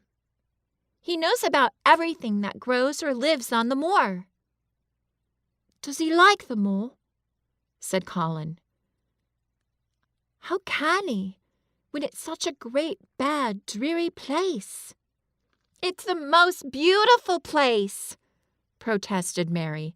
"Thousands of lovely things grow on it, and there are thousands of little creatures, all busy building nests and making holes and burrows and chippering or singing or squeaking to each other. They are so busy and having such fun under the earth, or in the trees or heather. It's their world." "How'd you know all that?" said Colin, turning on his elbow to look at her. "I've never been there once, really," said Mary, suddenly remembering. "I only drove over it in the dark. I thought it was hideous. Martha told me about it first, and then Dickon. When Dickon talks about it, you feel as if you saw things and heard them. As if you were standing in the heather with the sun shining and the gorse smelling like honey, and all full of bees and butterflies. You never see anything if you are ill," said Colin restlessly. He looked like a person listening to a new sound in the distance and wondering what it was. "You can't if you stay in a room," said Mary. "I couldn't go on the moor," he said in a resentful tone. Mary was silent for a minute, and then she said something bold. "You might. Sometime." He moved as if he were startled. "Go on the moor? How could I? I'm going to die." "How do you know?" said Mary unsympathetically. She didn't like the way he had of talking about dying. She did not feel very sympathetic. She felt rather as if he almost boasted about it. "Oh, I've heard ever since I remember," he answered crossly. "They're always whispering about it, and thinking I don't notice. They wish I would, too." Mistress Mary felt quite contrary. She pinched her lips together. "If they wished I would," she said, "I wouldn't. Who wishes you would? The servants, and of course Dr. Craven, because he would get Misselthwaite and be rich instead of poor. He daren't say so, but he always looks cheerful when I'm worse. When I had typhoid fever, his face got quite fat. I think my father wishes it too." "I don't believe he does," said Mary quite obstinately. That made Colin turn and look at her again. "Don't you?" he said. And then he lay back on his cushion and was still, as if he were thinking. And there was quite a long silence. Perhaps they were both of them thinking strange things children do not usually think of. "I like the Grand Doctor from London, because he made them take the iron thing off," said Mary at last. "Did he say you were going to die?" "No." "What did he say?" "He didn't whisper," Colin answered. "Perhaps he knew I hated whispering. I heard him say one thing quite aloud. He said, the lad might live if he would make up his mind to it. Put him in the humour. It sounded as if he was in a temper. I'll tell you who would put you in the humour, perhaps," said Mary, reflecting. She felt as if she would like this thing to be settled one way or the other. "I believe Dickon would. He's always talking about live things. He never talks about dead things or things that are ill. He's always looking up in the sky to watch birds flying, or looking down at the earth to see something growing. He has such round blue eyes. And they are so wide open with looking about. And he laughs, such a big laugh with his wide mouth. And his cheeks are as red as cherries," She pulled her stool nearer to the sofa, and her expression quite changed at the remembrance of the wide curving mouth and wide open eyes. "See here," she said. "Don't let us talk about dying. I don't like it. Let us talk about living. Let us talk and talk about Dickon. And then we will look at your pictures." It was the best thing she could have said. To talk about Dickon meant to talk about the moor, and about the cottage, and the 14 people who lived in it, on 16 shillings a week, and the children who got fat on the moor grass like the wild ponies, and about Dickon's mother, and the skipping rope, and the moor with the sun on it, and about pale green points sticking up out of the black sod. And it was all so alive that Mary talked more than she had ever talked before, and Colin both talked and listened as if he had never done either before. And they both began to laugh over nothings as children will when they are happy together.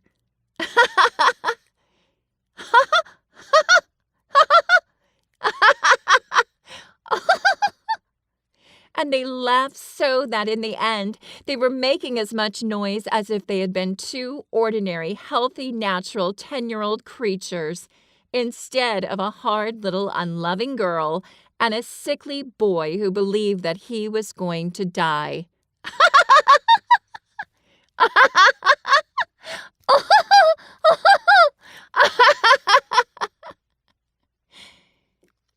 They enjoyed themselves so much that they forgot the pictures, and they forgot about the time.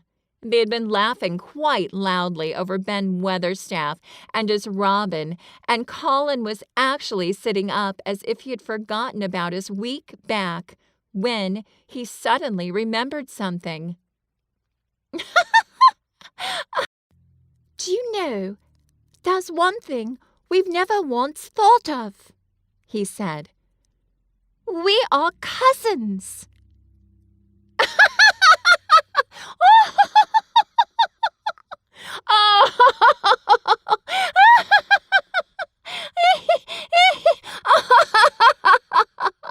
It seemed so queer they talked so much and never remembered this simple thing that they laughed more than ever because they had got into the humor to laugh at anything. And in the midst of the fun, the door opened and in walked Dr. Craven and Mrs. Medlock. Dr. Craven started in actual alarm, and Mrs. Medlock almost fell back because he had accidentally bumped against her. "Good Lord!" exclaimed poor Mrs. Medlock, with her eyes almost starting out of her head. "Good Lord!" "What is this?" said Dr. Craven, coming forward. "What does it mean?" Then Mary was reminded of the boy Rajah again. Colin answered as if neither the doctor's alarm nor Mrs. Medlock's terror were of the slightest consequence.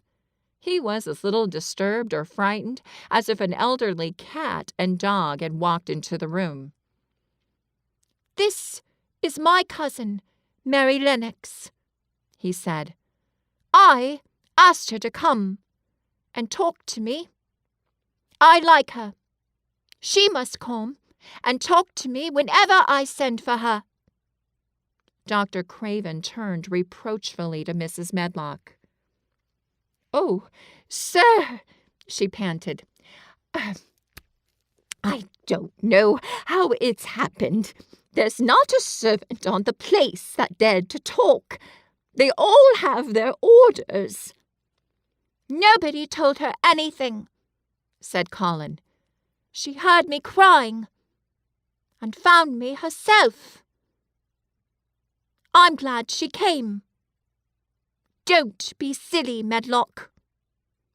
Mary saw that Dr. Craven did not look pleased, but it was quite plain that he dared not oppose his patient. He sat down by Colin and felt his pulse.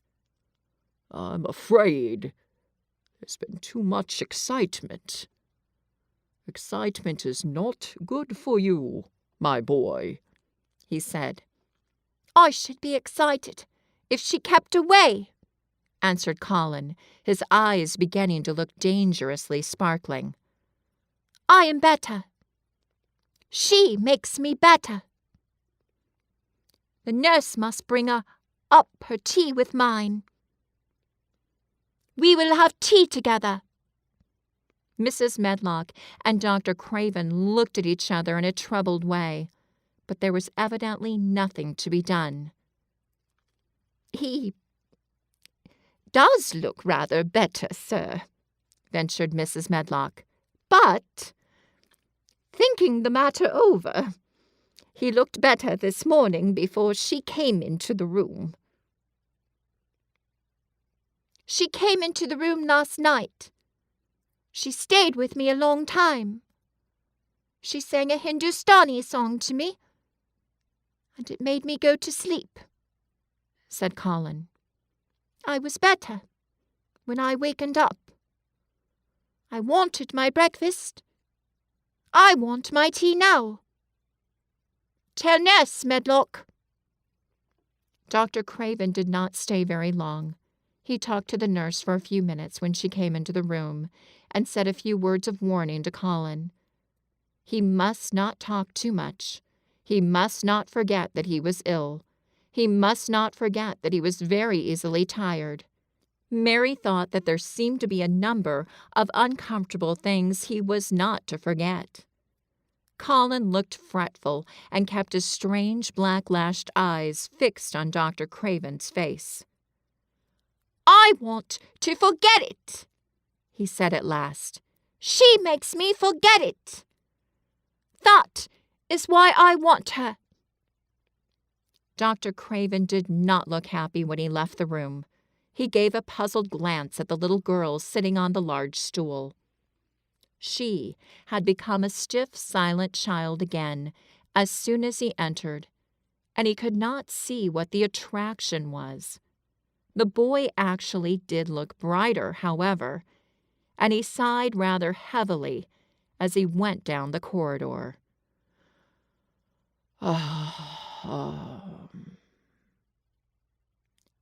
"They're always wanting me to eat things when I don't want to," said Colin, as the nurse brought in the tea and put it on the table by the sofa.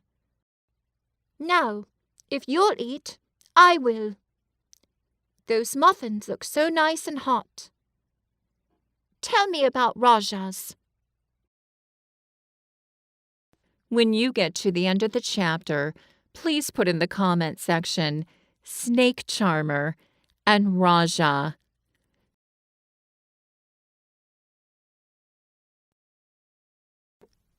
Chapter 15. Nest Building.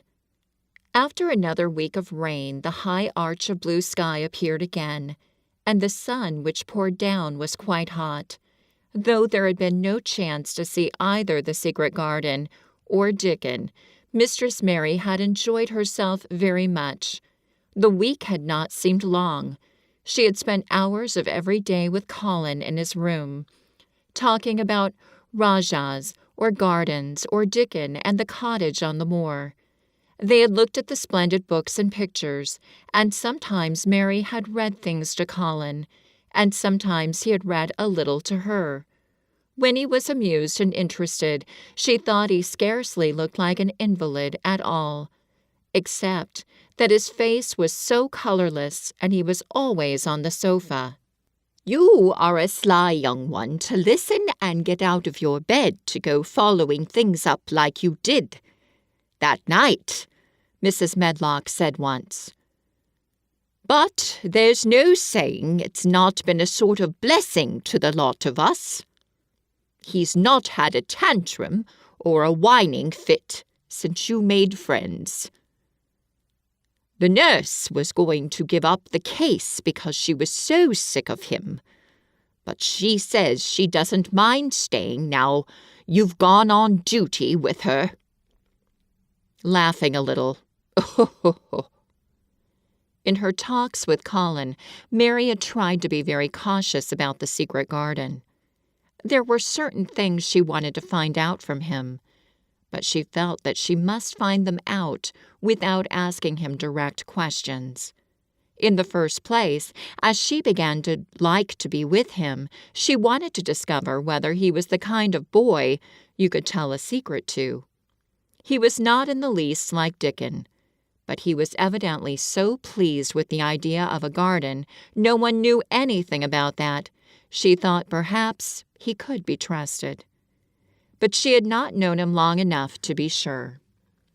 The second thing she wanted to find out was this: if he could be trusted, if he really could, wouldn't it be possible to take him to the garden without having anyone find it out? The grand doctor had said that he must have fresh air, and Colin had said that he would not mind fresh air in a secret garden. Perhaps if he had a great deal of fresh air and knew Dickon and the robin and saw things growing, he might not think so much about dying. Mary had seen herself in the glass sometimes lately when she had realized that she looked quite a different creature from the child she had seen when she arrived from India. This child looked nicer. Even Martha had seen a change in her. "The air from the moor has done thee good already," she had said. "Thou'rt not nigh so yeller, and thou'rt not nigh so scrawny. Even thy hair doesn't clamp down on the head so flat. It's got some life in it, so as to sticks out a bit." "It's like me," said Mary. "It's growing stronger and fatter. I'm sure there's more of it." "It looks it for sure," said Martha, ruffling it up a little round her face. "Thou'rt not half so ugly when it's that way, and there's a bit o' red in the cheeks." If gardens and fresh air had been good for her, perhaps they would be good for Colin. But then, if he hated people to look at him, perhaps he would not like to see Dickon. "Why does it make you angry when you are looked at?" she inquired one day. "I always hated it," he answered, "even when I was very little. Then when they took me to the seaside, and I used to lie in my carriage, everybody used to stare, and ladies would stop and talk to my nurse. Then they would begin to whisper, and I knew then they were saying I shouldn't live to grow up. Then sometimes the ladies would pat my cheeks and say, 'Poor child.' Once, when a lady did that, I screamed out loud and bit her hand. She was so frightened, she ran away." "She thought you had gone mad like a dog," said Mary, not at all admiringly. "I don't care what she thought," said Colin, frowning. "I wonder why you didn't scream and bite me when I came into your room," said Mary. Then she began to smile slowly. "I thought you were a ghost or a dream," he said. "You can't bite a ghost or a dream. And if you scream, they don't care." "Would you hate it if a boy looked at you?" Mary asked uncertainly. He lay back on his cushion and paused thoughtfully. "There's one boy," he said quite slowly, as if he were thinking over every word. "There's one boy I believe I shouldn't mind. It's that boy who knows where the foxes live. Dickon." "I'm sure you wouldn't mind him," said Mary. "The birds don't, and other animals," he said, still thinking it over. "Perhaps that's why I shouldn't. He's a sort of animal charmer, and I'm a boy animal." Then he laughed, and she laughed too.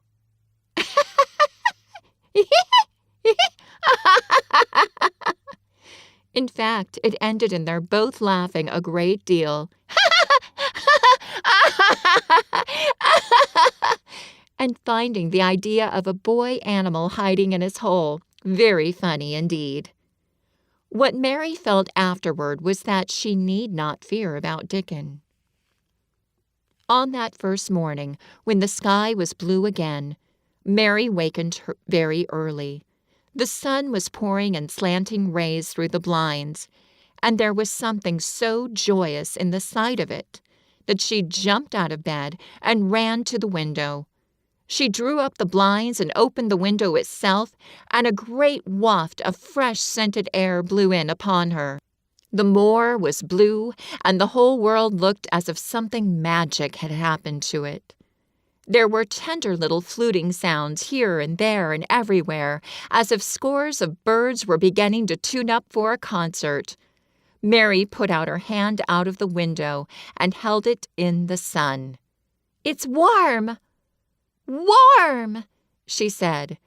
"It will make the green points push up and up and up, and it will make the bulbs and roots work and struggle with all their might under the earth." She kneeled down and leaned out of the window as far as she could, breathing big breaths and sniffing the air until she laughed.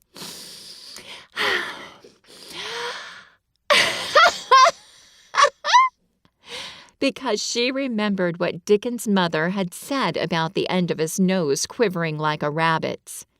"It must be very early," she said.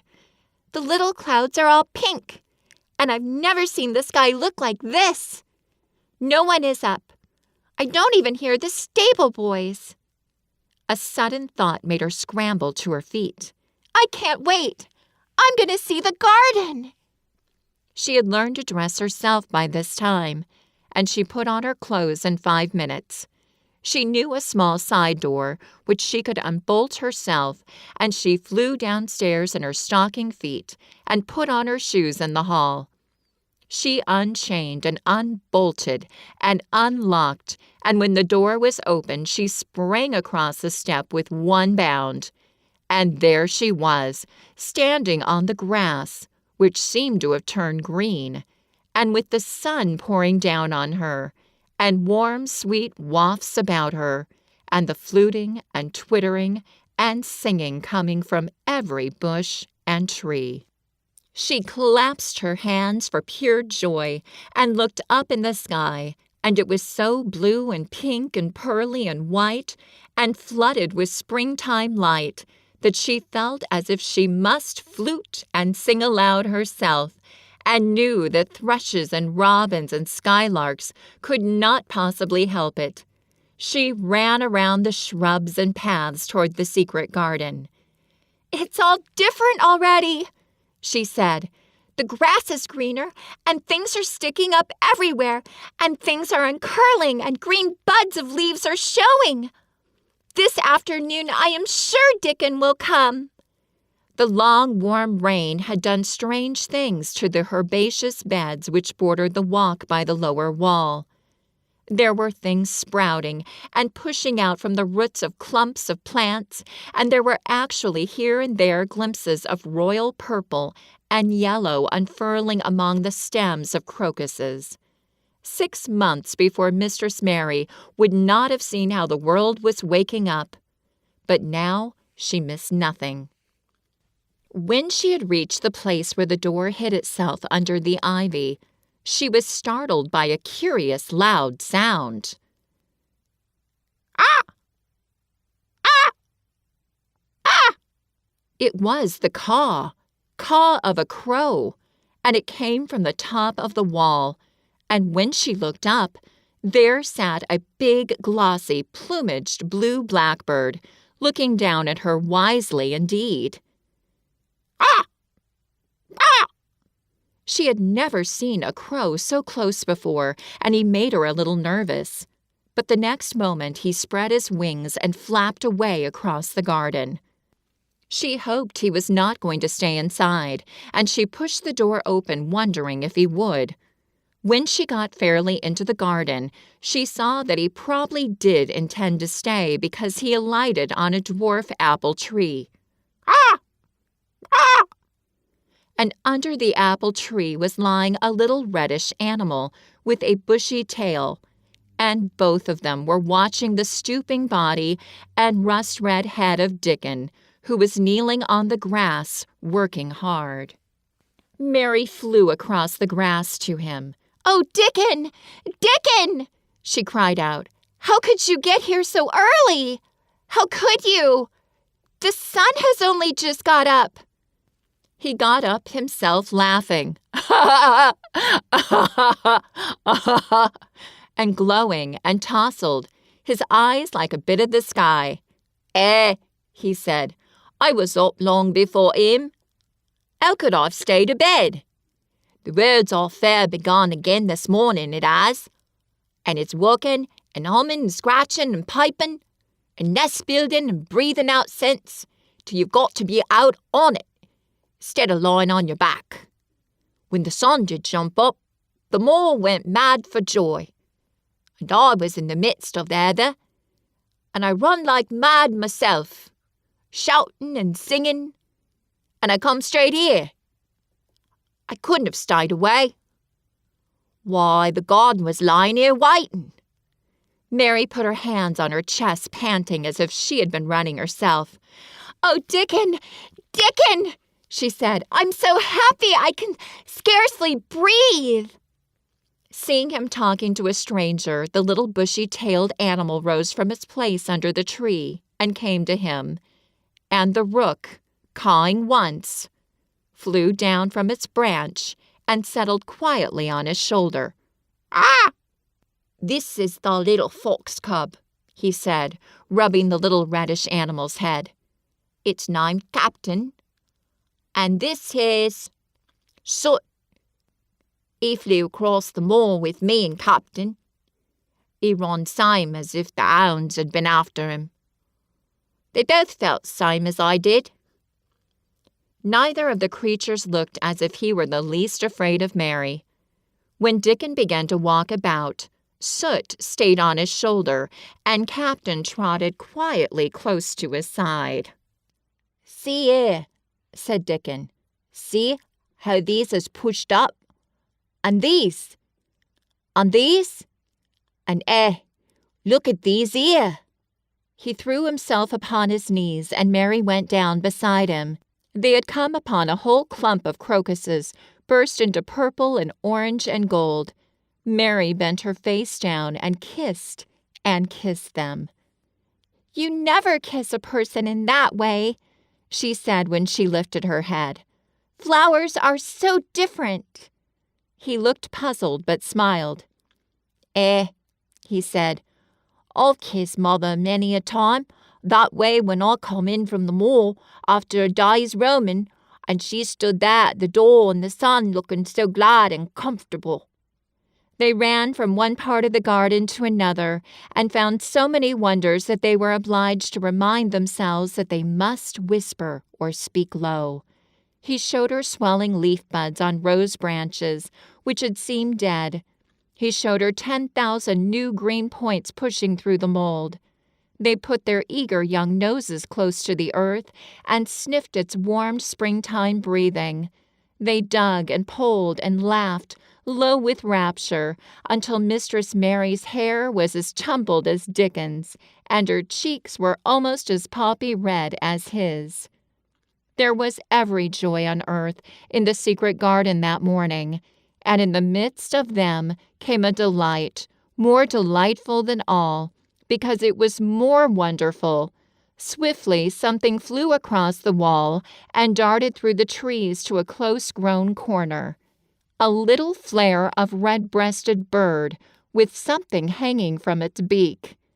Dickon stood quite still and put his hand on Mary, almost as if they suddenly found themselves laughing in a church. "We munnot stir," he whispered in broad Yorkshire. "We munnot scarce breathe. I knowed he was mate hunting when I seed him last. It's Ben Weatherstaff's robin. He's building his nest. He'll stay here if us don't flight him." They settled down softly upon the grass and sat there without moving. "Us mustn't seem as if us was watching him too close," said Dickon. "He'd be out with us for good if he got the notion us was interfering now. It'll be a good bit different till all this is over. He's setting up housekeeping. He'll be shy and readier to take things ill. He's got no time for visiting and gossiping. Us must keep still a bit and try to look as if us was grass and trees and bushes. Then, when he's got used to seeing us, I'll chirp a bit, and he'll know us'll not be in his way." Mistress Mary was not at all sure that she knew, as Dickon seemed to, how to try to look like grass and trees and bushes. But he had said the queer thing as if it were the simplest and most natural thing in the world, and she felt it must be quite easy to him. And indeed, she watched him for a few minutes, carefully wondering if it was possible for him to quietly turn green and put out branches and leaves. But he only sat wonderfully still, and when he spoke, dropped his voice to such a softness that it was curious that she could hear him. But she could. "It's part of the springtime, this nest building is," he said. "I want it's been going on in the same way every year, since the world was begun. They got their way of thinking and doing things, and a body had better not meddle. You can lose a friend in springtime easier than any other season, if you're too curious." "If we talk about him, I can't help looking at him," Mary said as softly as possible. "We must talk of something else. There is something I want to tell you." "He'll like it better if us talks of something else," said Dickon. "What is it that's got to tell me?" "Well, do you know about Colin?" she whispered. He turned his head to look at her. "What dost thou know about him?" he asked. "I've seen him. I've been to talk to him every day this week. He wants me to come. He says I'm making him forget about being ill and dying," answered Mary. Dickon looked actually relieved as soon as the surprise died away from his round face.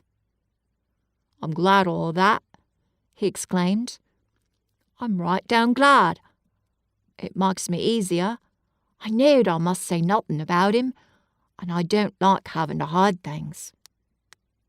"Don't you like hiding the garden?" said Mary. "I'll never tell about it," he answers. "I says to Mother, 'Mother,' I says, 'I got a secret to keep. It's not a bad un. Thou knows that. It's no worse than hiding where a bird's nest is. Thou doesn't mind it, does thou?'" Mary always wanted to hear about Mother. "What did she say?" she asked, not at all afraid to hear. Dickon grinned sweet-temperedly. "It was just like her, what she said," he answered. "She give my head a bit of a rub and laughed, and she says, 'Lad, thou can have all the secrets thou likes. I've knowed thee 12 year.'" "How did you know about Colin?" asked Mary. "Everybody as knowed about Master Craven knowed there was a little lad as was like to be a cripple. And they knowed Master Craven didn't like him to be talked about.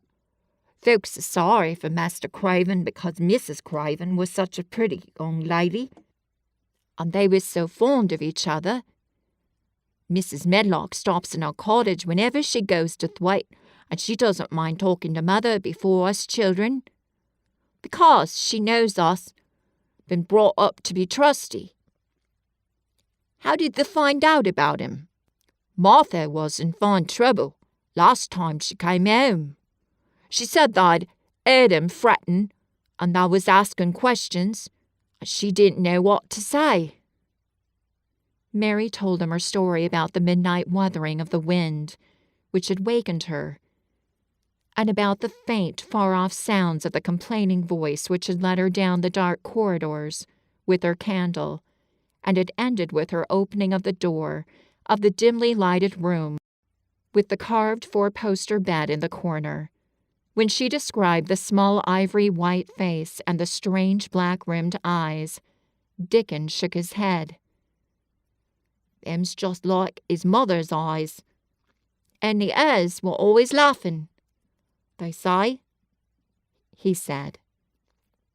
"They say as Mr. Craven can't bear to see him when he's awake, and it's because his eyes is so like his mother's, and yet look so different in his miserable bit of a face." "Do you think he wants him to die?" whispered Mary. No, but he wishes he'd never been born. Mother, she says that's the worst thing on earth for a child. Them as is not wanted scarce ever thrives. Mr. Craven, he'd buy anything as money could buy for the poor lad, but he'd like to forget as he's on earth. For one thing, he's afraid he'll look at him some day and find he's growed hunchback. "Colin's so afraid of it himself, he won't sit up," said Mary.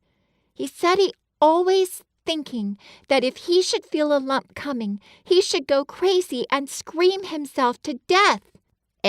He oughtn't to lie there funking things like that," said Dickon. "No lad could get away as thought them sort of things."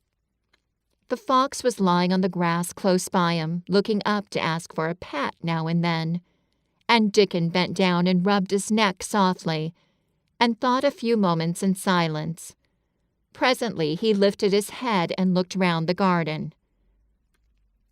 "When first we got in here," he said, "it seemed like everything was grey. Look round now, and tell me if thou doesn't see a difference." Mary looked and caught her breath a little. Why, she cried, "the grey wall is changing. It's as if a green mist were creeping over it. It's almost like a green gauze veil." "Aye," said Dickon, "and it'll be greener and greener till the grey's all gone. Can thee guess what I was thinking?" "Aye," said Dickon, "and it'll be greener and greener till the grey's all gone. Can thee guess what I was thinking?"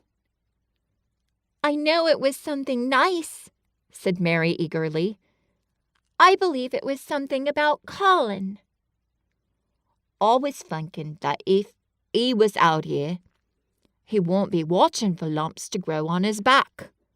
He'd be watching for buds to break on the rose bushes, and he'd likely be healthier," exclaimed Dickon. "I was wondering if us could ever get him in the humour to come out here and lie under the trees in his carriage." "I've been wondering that myself. I've thought of it almost every time I've talked to him," said Mary. "I wondered if he could keep a secret, and I've wondered if we could bring him here without anyone seeing us. I thought perhaps you could push his carriage. The doctor said he must have fresh air, and if he wants us to take him out, no one dare disobey him. He won't go out for other people, and perhaps they will be glad if he will go out with us. He could order the gardeners to keep away so they wouldn't find out." Dickon was thinking very hard as he scratched Captain's back. "It'd be good for him, I warrant," he said. "Us not be thinking he'd better never been born. Us be just two children watching a garden grow, and he'd be another. Two lads and a little lass just looking out at the springtime. I warrant it'd be better than doctor's stuff." "He's been lying in his room so long, and he's always been so afraid of his back, that it's made him queer," said Mary. "He knows a good many things out of books, but he doesn't know anything else. He says he's been too ill to notice things, and he hates going out of doors and hates gardens and gardeners. But he likes to hear about this garden because it's a secret. I daren't tell him much, but he said he wanted to see it. "Also have him out here sometime for sure," said Dickon. "I could push his carriage well enough. Has thou noticed how the robin and his mate has been working while we've been sitting here? Look at him, perched on that branch, wondering where it'd be best to put that twig he's got in his beak." He made one of his low whistling calls. And the robin turned his head and looked at him inquiringly, still holding his twig. Dickon spoke to him as Ben Weatherstaff did, but Dickon's tone was one of friendly advice. "Wheresoever thou puts it," he said, "it'll be all right. They knew how to build their nests before they came out of the egg. Get on with thee, lad. Thou'st got no time to lose." "Oh, I do like to hear you talk to him," Mary said, laughing delightedly. "Ben Weatherstaff scolds him and makes fun of him. And he hops about and looks as if he understood every word. And I know he likes it.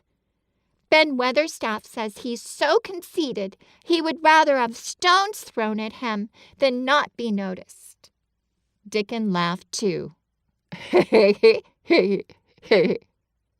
and went on talking.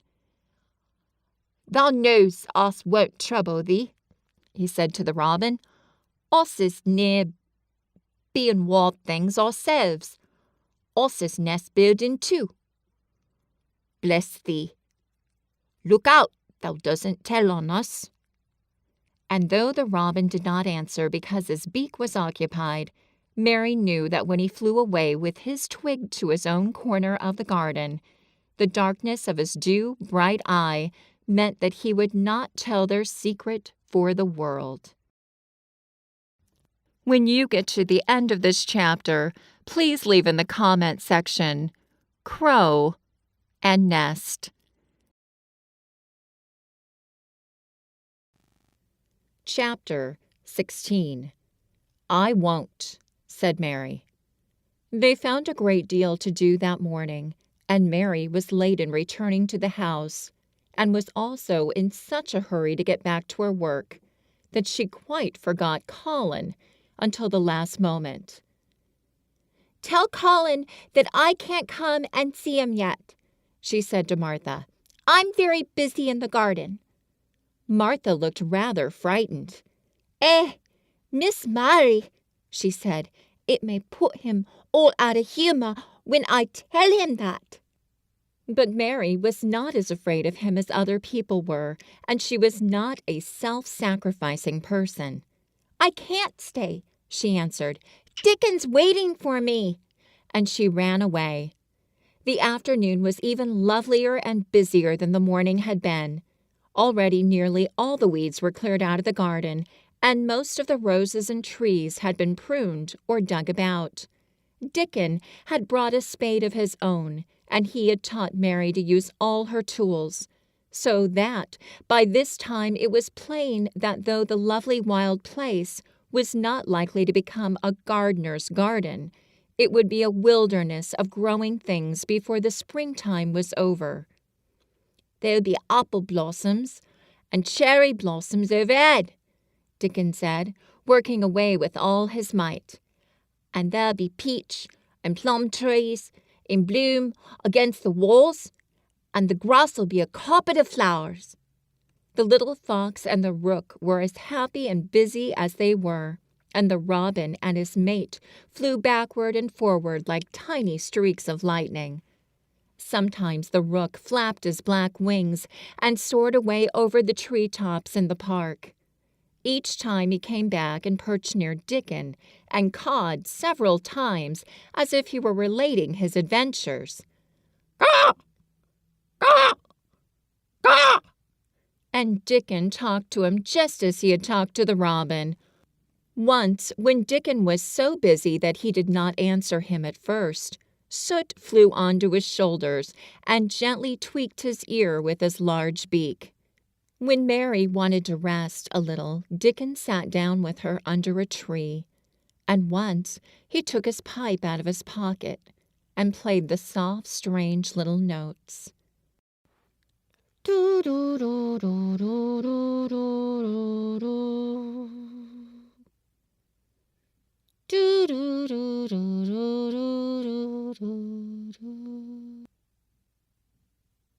And two squirrels appeared on the wall and looked and listened.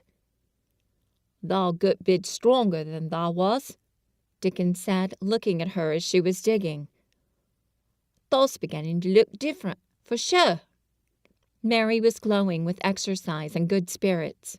"I'm getting fatter and fatter every day," she said quite exultantly. "Mrs. Medlock will have to get me some bigger dresses. Martha says my hair is growing thicker. It isn't so flat and stringy." The sun was beginning to set and sending deep gold-colored rays slanting under the trees when they parted. "It'll be fine tomorrow," said Dickon. "I'll be at work by sunrise." "So will I," said Mary. She ran back to the house as quickly as her feet would carry her. She wanted to tell Colin about Dickon's fox cub and the rook, and about what the springtime had been doing. She felt sure he would like to hear. So it was not very pleasant when she opened the door of her room to see Martha standing waiting for her with a doleful face. "What's the matter?" she asked. "What did Colin say when you told him I couldn't come?" Said Martha. "I wish thou'd gone. He was not going into one of his tantrums. There's been enough to do all afternoon to keep him quiet. He watched the clock all the time." Mary's lips pinched themselves together. She was no more used to considering other people than Colin was, and she saw no reason why an ill-tempered boy should interfere with the things she liked best. She knew nothing about the pitifulness of people who had been ill and nervous, and who did not know that they could control their tempers and need not make other people ill and nervous too. When she had a headache in India, she had done her best to see that everybody else also had a headache, or something quite as bad. And she felt she was quite right. But of course now she felt that Colin was quite wrong. He was not on his sofa when she went into his room. He was lying flat on his back in bed, and he did not turn his head toward her as she came in. This was a bad beginning, and Mary marched up to him with her stiff manner. "Why didn't you get up?" she said. "I did get up this morning when I thought you were coming," he answered without looking at her. "I made them put me back in bed this afternoon. My back ached, and my head ached, and I was tired. Why didn't you come?" "I was working in the garden with Dickon," said Mary. Colin frowned and condescended to look at her. "I won't let that boy come here if you go and stay with him, instead of coming to talk to me," he said. Mary flew into a fine passion. She could fly into a passion without making a noise. She just grew sour and obstinate and did not care what happened. "If you send Dickon away, I'll never come into this room again," she retorted. "You'll have to if I want you," said Colin. "I won't," said Mary. "I'll make you," said Colin. "They shall drag you in." "Shall they, Mr. Rajah?" said Mary fiercely. "They may drag me in, but they can't make me talk when they get me here. I'll sit and clench my teeth and never tell you one thing. I won't even look at you. I'll stare at the floor."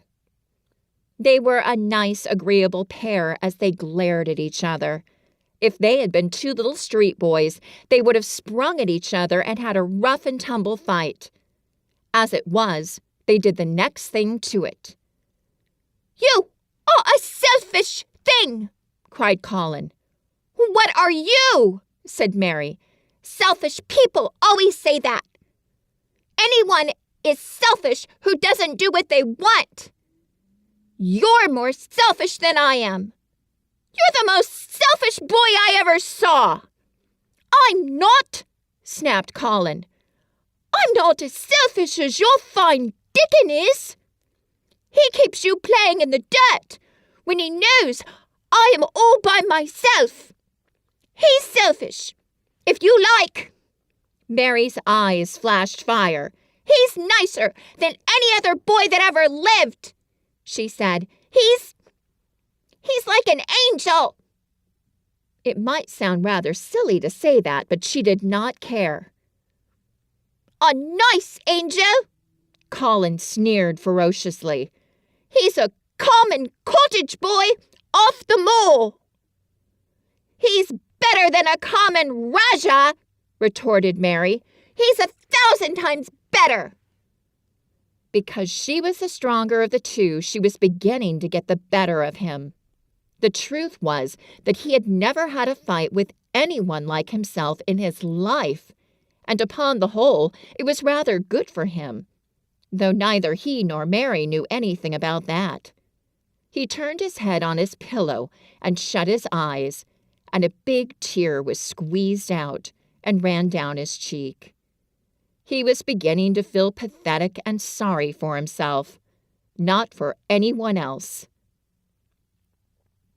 I'm not as selfish as you, because I'm always ill, and I'm sure there is a lump coming on my back, he said.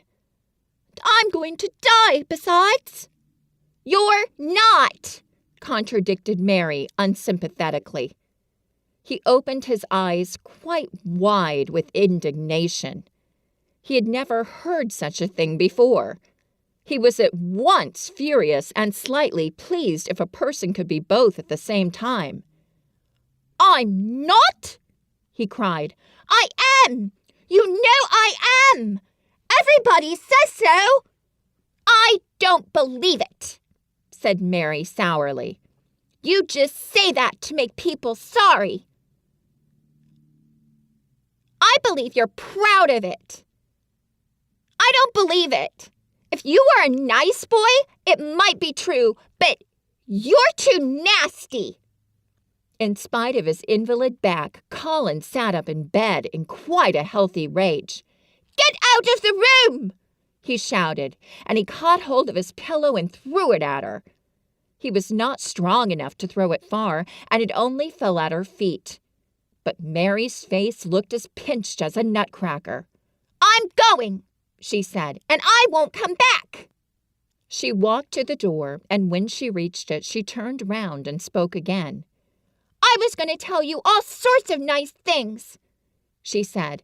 Dickon brought his fox and his rook, and I was going to tell you all about them. Now I won't tell you a single thing. She marched out of the door and closed it behind her. And there, to her great astonishment, she found the trained nurse standing as if she had been listening. And more amazing still, she was laughing. She was a big, handsome young woman who ought not to have been a trained nurse at all, as she could not bear invalids, and she was always making excuses to leave Colin to Martha or anyone else who would take her place. Mary had never liked her, and she simply stood and gazed up at her as she stood giggling into her handkerchief. What are you laughing at? She asked her. At you, 2 young ones, said the nurse. It's the best thing that could happen to the sickly, pampered thing to have someone to stand up to him that's as spoiled as himself. And she laughed into her handkerchief again. If he'd had a young vixen of a sister to fight with, it would have been the saving of him. Is he going to die? I don't know. I don't care, said the nurse. Hysterics and temper are half what ails him." "What are hysterics?" asked Mary. "You'll find out if you work him into a tantrum after this, but at any rate you've given him something to have hysterics about, and I'm glad of it." Mary went back to her room, not feeling at all as if she had felt when she had come in from the garden. She was cross and disappointed, but not at all sorry for Colin. She had looked forward to telling him a great many things, and she had meant to try to make up her mind whether it would be safe to trust him with the great secret. She had been beginning to think it would be, but now she had changed her mind entirely. She would never tell him, and he could stay in his room and never get any fresh air and die if he liked. It would serve him right. She felt so sour and unrelenting that for a few minutes she almost forgot about Dickon and the green veil creeping over the world and the soft wind blowing down from the moor. Martha was waiting for her, and the trouble in her face had been temporarily replaced by interest and curiosity. There was a wooden box on the table, and its cover had been removed and revealed that it was full of neat packages. "Mr. Craven sent it to you?" said Martha. "Mr. Craven sent it to you?" said Martha. "It looks as if it had picture books in it." Mary remembered what he had asked her the day she had gone to his room. "Do you want anything? Dolls? Toys? Books?" She opened the package wondering if he had sent a doll, and also wondering what she should do with it if he had. But he had not sent one. There were several beautiful books such as Colin had, and 2 of them were about gardens and were full of pictures. There were 2 or 3 games, and there was a beautiful little writing case with a gold monogram on it, and a gold pen and inkstand. Everything was so nice that her pleasure began to crowd her anger out of her mind. She had not expected him to remember her at all, and her hard little heart grew quite warm. "I can write better than I can print," she said, "and the first thing I shall write with that pen will be a letter to tell him I am much obliged." If she had been friends with Colin, she would have run to show him her presents at once, and they would have looked at the pictures and read some of the gardening books, and perhaps tried playing the games. And he would have enjoyed himself so much. He would never once have thought he was going to die, or have put his hand on his spine to see if there was a lump coming. He had a way of doing that which she could not bear. It gave her an uncomfortable, frightened feeling, because he always looked so frightened himself. He said that if he felt even quite a little lump some day, he should know his hunch had begun to grow. Something he had heard Mrs. Medlock whispering to the nurse had given him the idea, and he thought over it in secret until it was quite firmly fixed in his mind. Mrs. Medlock had said his father's back had begun to show its crookedness in that way when he was a child. He had never told anyone but Mary that most of his tantrums, as they called them, grew out of his hysterical hidden fear. Mary had been sorry for him when he had told her. "He always began to think about it when he was cross or tired," she said to herself. "And he has been cross today. Perhaps he's been thinking about it all afternoon." She stood still looking down at the carpet and thinking. "I said I would never go back again." She hesitated, knitting her brows. "But perhaps, just perhaps, I will go and see. If he wants me in the morning. Perhaps he'll try to throw his pillow at me again. But I think I'll go." When you get to the end of the chapter, please put in the comment section the 2 words tantrum and hysterics. She had got up very early in the morning and had worked hard in the garden, and she was tired and sleepy. So as soon as Martha had brought her supper and she had eaten it, she was glad to go to bed. As she laid her head on the pillow, she murmured to herself, I'll go out before breakfast and work with Dickon, and then afterward, I believe I'll go to see him.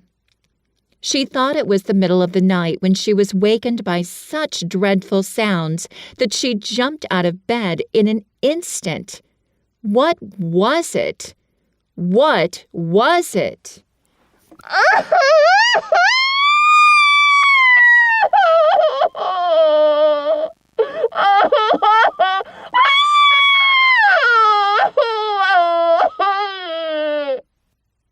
The next minute, she felt quite sure she knew. Doors were opened and shut, and there were hurrying feet in the corridors. And someone was crying and screaming at the same time.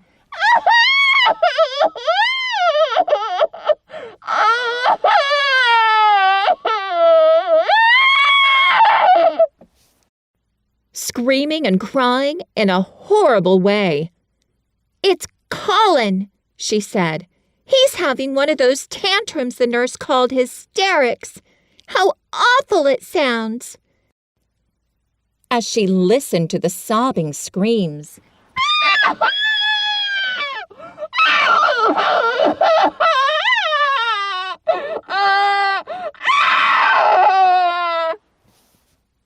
she did not wonder that people were so frightened that they gave him his own way in everything rather than hear them. She put her hands over her ears and felt sick and shivering. I don't know what to do. I don't know what to do, she kept saying. I can't bear it. Once she wondered if he would stop, if she dared go to him, and then she remembered how he had driven her out of the room, and thought that perhaps the sight of her might make him worse. Even when she pressed her hands more tightly over her ears, she could not keep the awful sounds out.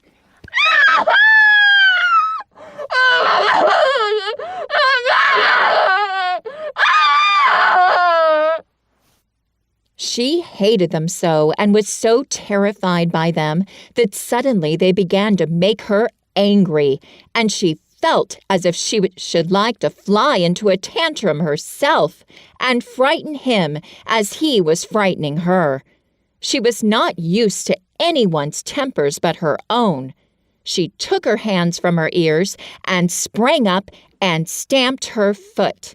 He ought to be stopped. Somebody ought to make him stop. Somebody ought to beat him, she cried out. Just then she heard feet almost running down the corridor. And her door opened. And the nurse came in. She was not laughing now by any means. She even looked rather pale. He's worked himself into hysterics, she said in a great hurry. He'll do himself harm. No one can do anything with him. You come and try, like a good child.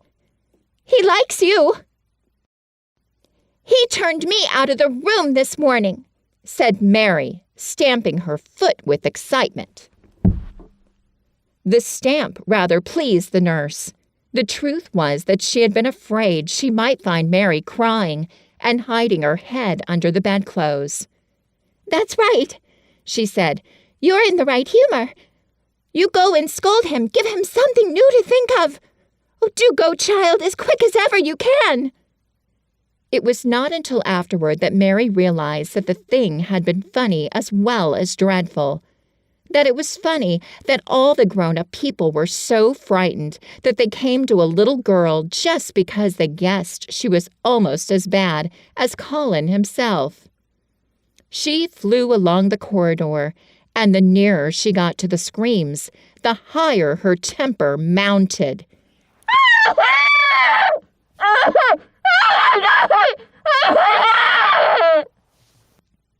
She felt quite wicked by the time she reached the door. She slapped it open with her hand and ran across the room to the four-posted bed. "You stop!" she almost shouted. "You stop! I hate you! Everybody hates you! I wish everybody would run out of the house and let you scream yourself to death! You will scream yourself to death in a minute! And I wish you would!" A nice, sympathetic child could neither have thought nor said such things, but it just happened that the shock of hearing them was the best possible thing for this hysterical boy, who no one had ever dared to restrain or contradict. He had been lying on his face, beating his pillow with his hands, and he actually almost jumped around. He turned so quickly at the sound of the furious little voice. His face looked dreadful, white and red and swollen, and he was gasping and choking. But savage little Mary did not care an atom. "If you scream, another scream," she said, "I'll scream too. And I can scream louder than you can. And I'll frighten you. I'll frighten you." He actually had stopped screaming because she had startled him so. The scream which had been coming almost choked him. The tears were streaming down his face, and he shook all over. I can't stop," he gasped and sobbed. I can't! I can't! "You can!" shouted Mary. "Half that ails you is hysterics and temper. Just hysterics, hysterics, hysterics." And she stamped each time she said it. "I felt the lump. I felt it," choked out Colin. "I knew I should. I shall have a hunch on my back, and then I shall die." And he began to writhe again and turned on his face and sobbed.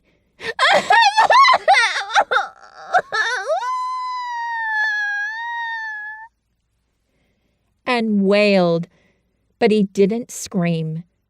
"You didn't feel a lump," contradicted Mary fiercely. "If you did, it was only a hysterical lump. Hysterics make lumps. There's nothing the matter with your horrid back. Nothing but hysterics. Turn over and let me look at it." She liked the word hysterics and felt somehow as if it had an effect on him. He was probably like herself and had never heard it before. "Nurse," she commanded, "come here and show me his back this minute." The nurse, Mrs. Medlock, and Martha had been standing huddled together near the door, staring at her, their mouths half open. All three had gasped with fright more than once. The nurse came forward as if she were half afraid. Colin was heaving with great breathless sobs.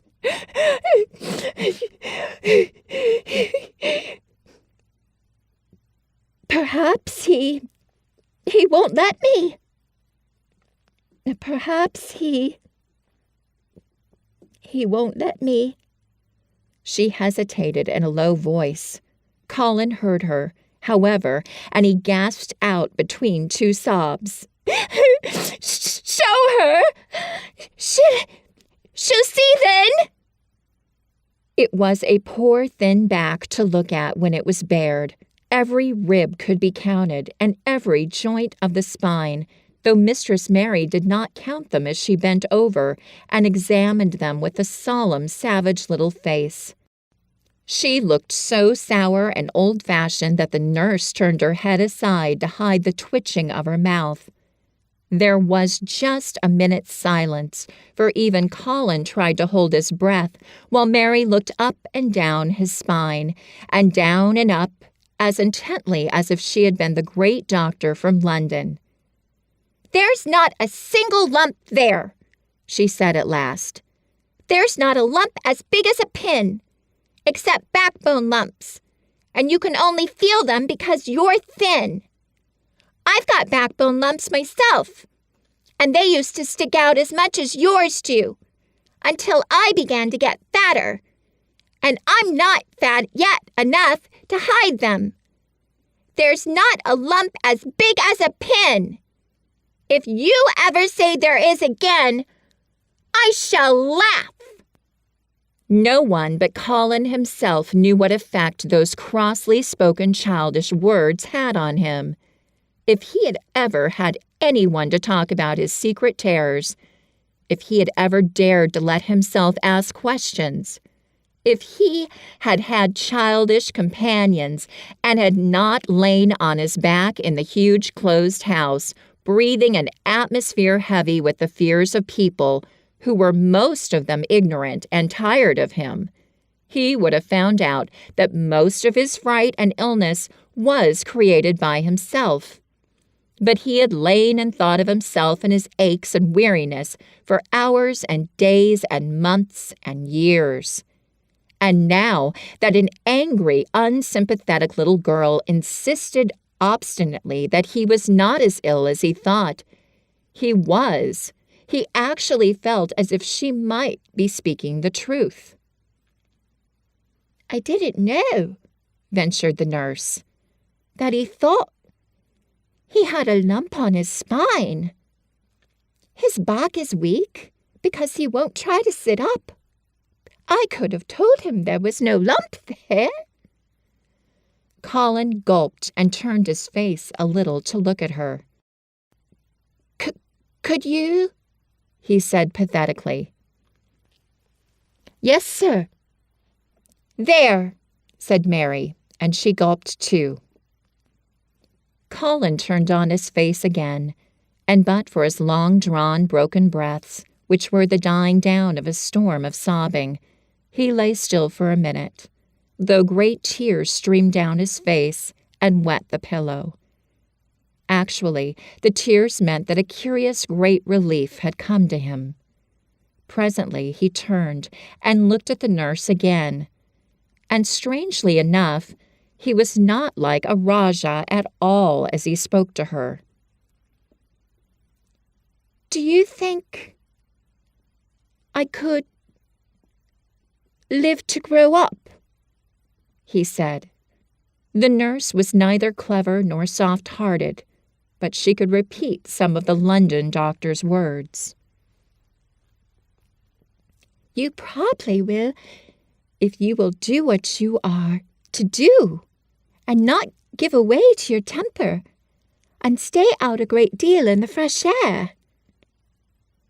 Colin's tantrum had passed, and he was weak and worn out with crying, and this perhaps made him feel gentle. He put out his hand a little toward Mary, and I am glad to say that, her own tantrum having passed, she was softened too, and met him halfway with her hand, so that it was a sort of making up.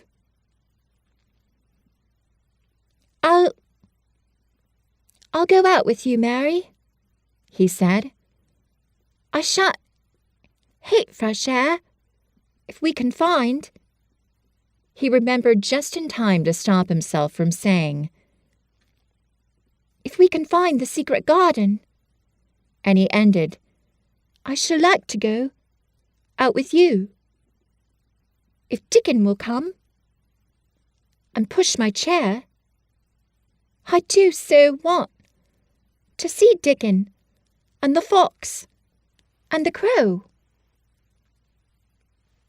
The nurse remade the tumbled bed and shook and straightened the pillows.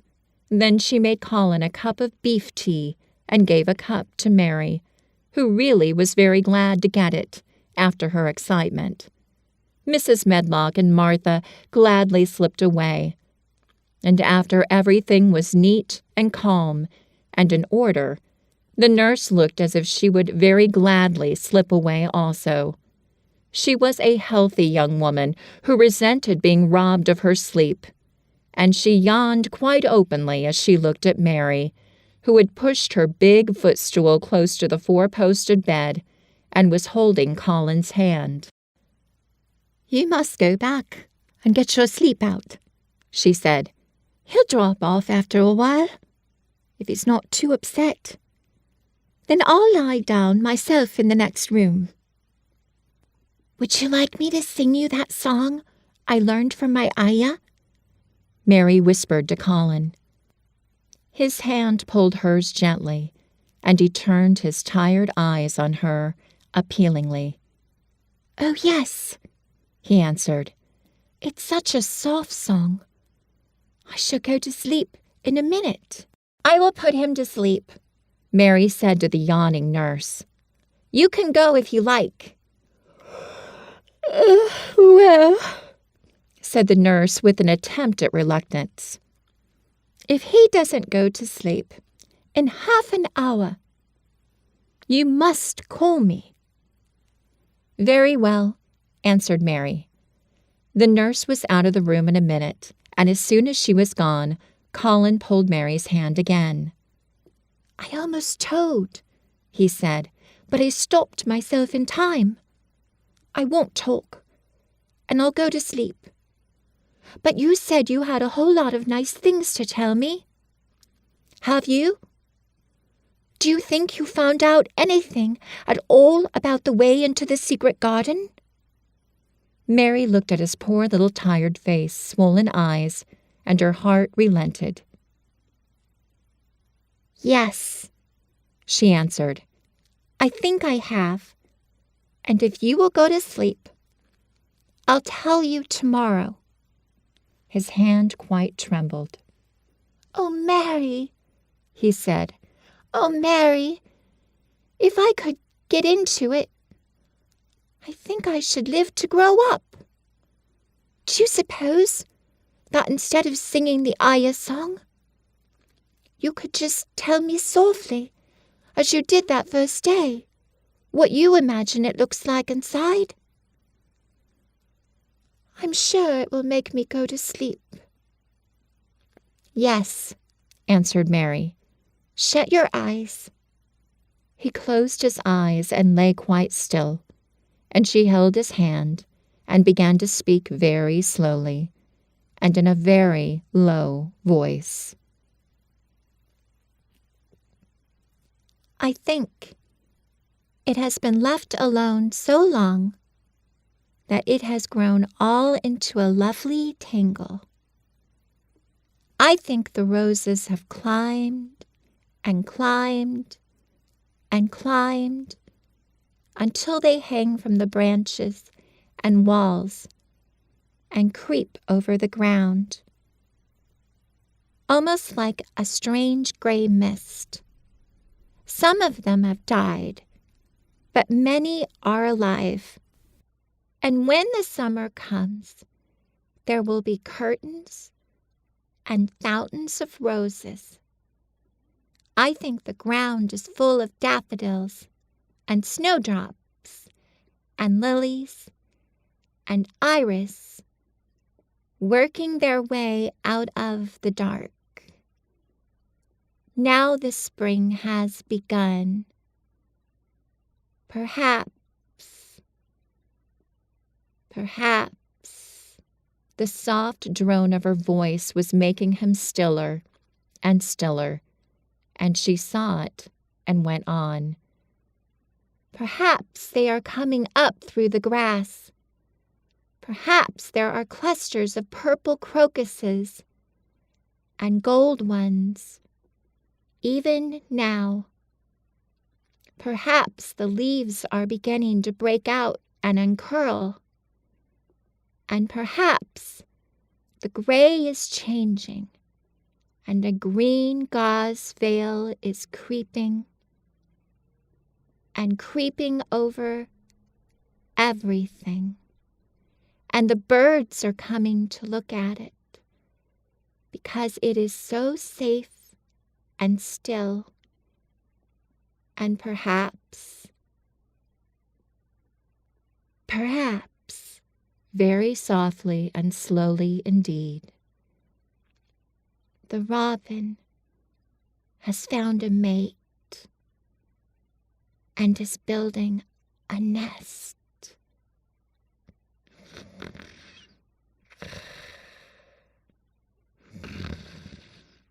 And Colin was asleep.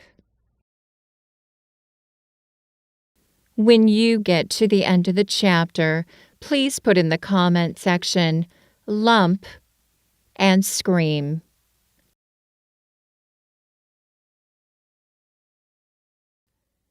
Chapter 18.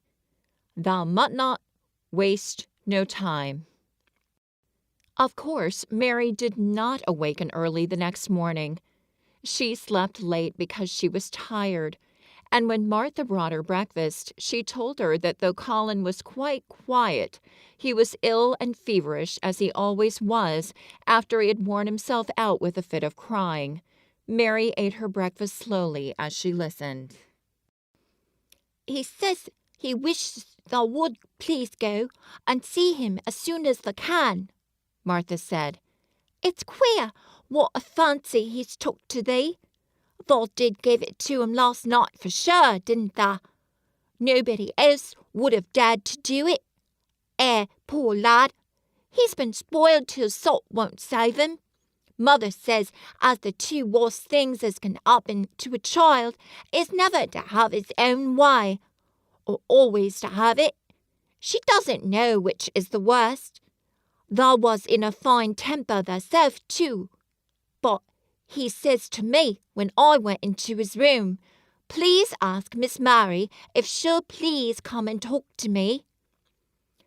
Think of him saying please. Will you go, miss? I'll run and see Dickon first, said Mary. No, I'll go and see Colin first and tell him. I know what I'll tell him, with a sudden inspiration. She had her hat on when she appeared in Colin's room, and for a second he looked disappointed. He was in bed, and his face was pitifully white, and there were dark circles round his eyes. I'm glad you came, he said.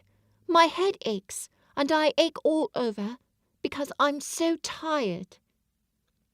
Are you going somewhere? Mary went and leaned against his bed. I won't be long, she said. I'm going to Dickon, but I'll come back. Colin, it's something about the secret garden.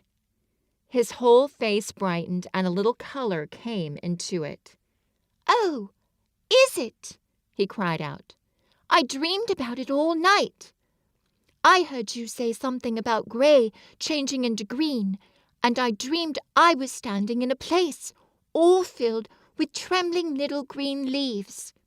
And there were birds on nests everywhere, and they looked so soft and still.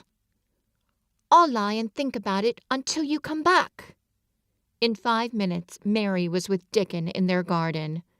The fox and the crow were with him again, and this time he had brought 2 tame squirrels. I came over on the pony this morning, he said. He's a good little chap, Jump is. I brought these 2 in my pockets. This one here, he's called Nut, and this here, another one's called Shell. When he said Nut, one squirrel leaped onto his right shoulder, and when he said Shell, the other one leaped onto his left shoulder.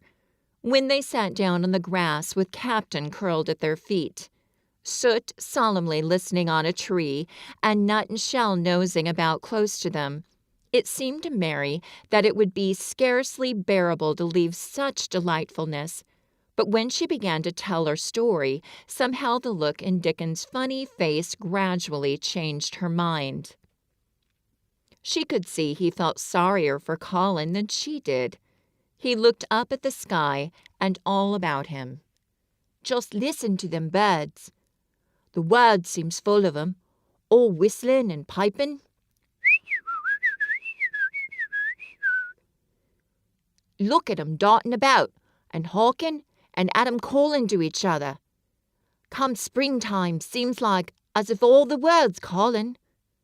The leaves is uncurling so you can see 'em. And my word, the nice smells there is about," sniffing with his happy turned-up nose. "And that poor lad lying shut up and seeing so little that he gets to thinking of things and sets him screaming. Ma, we maun get him out of here. We maun get him watching and listening and sniffing up the air and get him just soaked through with sunshine. And we mustn't lose no time about it." When he was very much interested, he often spoke quite broad Yorkshire, though at other times he tried to modify his dialect so that Mary could better understand. But she loved his broad Yorkshire, and had in fact been trying to learn to speak it herself. So she spoke a little now. "Aye, that we mun," she said, which meant yes, indeed, we must. "I'll tell thee what us'll do first," she proceeded, and Dickon grinned, because when the little wench tried to twist her tongue into speaking Yorkshire, it amused him very much. "He's took a greatly fancy to thee. He wants to see thee, and he wants to see Stewart and Captain.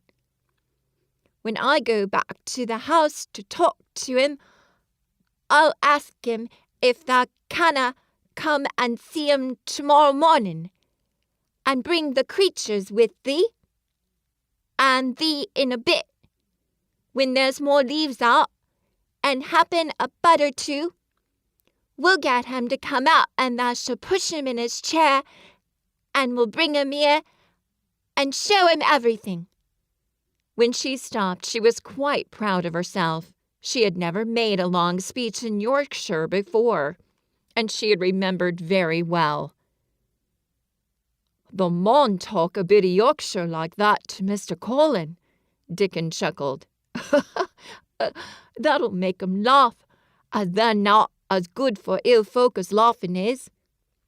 Mother says she believes us off an hour's good laugh every morning 'ud cure a chap as was making ready for typhus fever." "I'm going to talk Yorkshire to him this very day," said Mary, chuckling herself. The garden had reached the time when every day and every night it seemed as if magicians were passing through it, drawing loveliness out of the earth and the boughs with wands.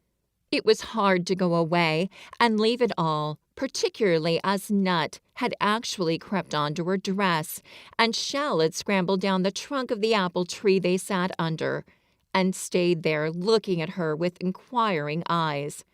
But she went back to the house, and when she sat down close to Colin's bed, he began to sniff, as Dickon did, though not in such an experienced way. "You smell like flowers and fresh things," he cried out quite joyously. "What is it you smell of? It's cool and warm and sweet all at the same time."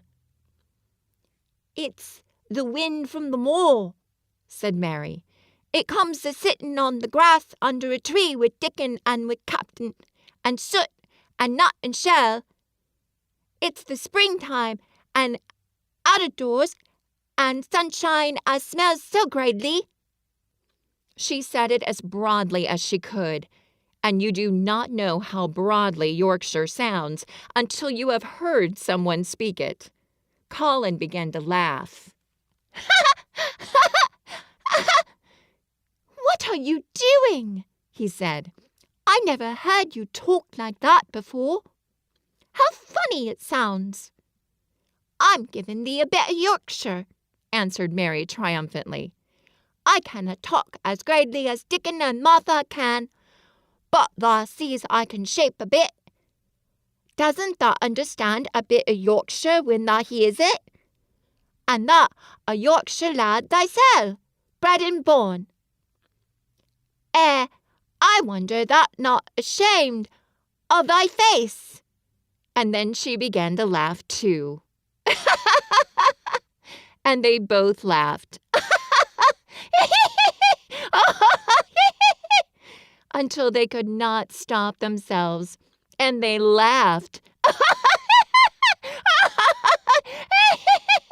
Until the room echoed, and Mrs. Medlock, opening the door to come in, drew back into the corridor and stood listening, amazed. "Well, upon my word," she said, speaking rather broad Yorkshire herself, because there was no one to hear her, and she was so astonished. "Who ever heard the like? Whoever on earth would have thought it?" There was so much to talk about. It seemed as if Colin could never hear enough of Dickon and Captain and Soot and Nut and Shell and the pony whose name was Jump. Mary had run around into the wood with Dickon to see Jump.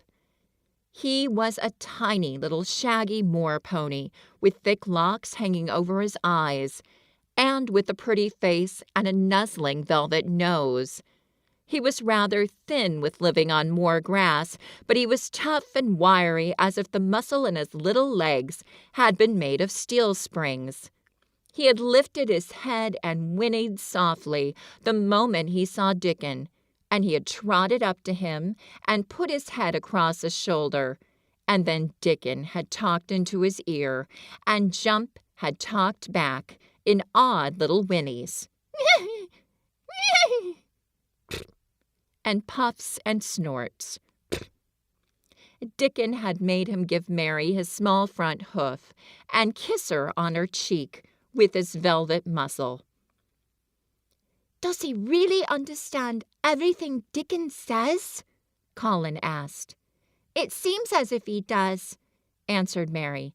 "Dickon says anything will understand if you're friends with it for sure.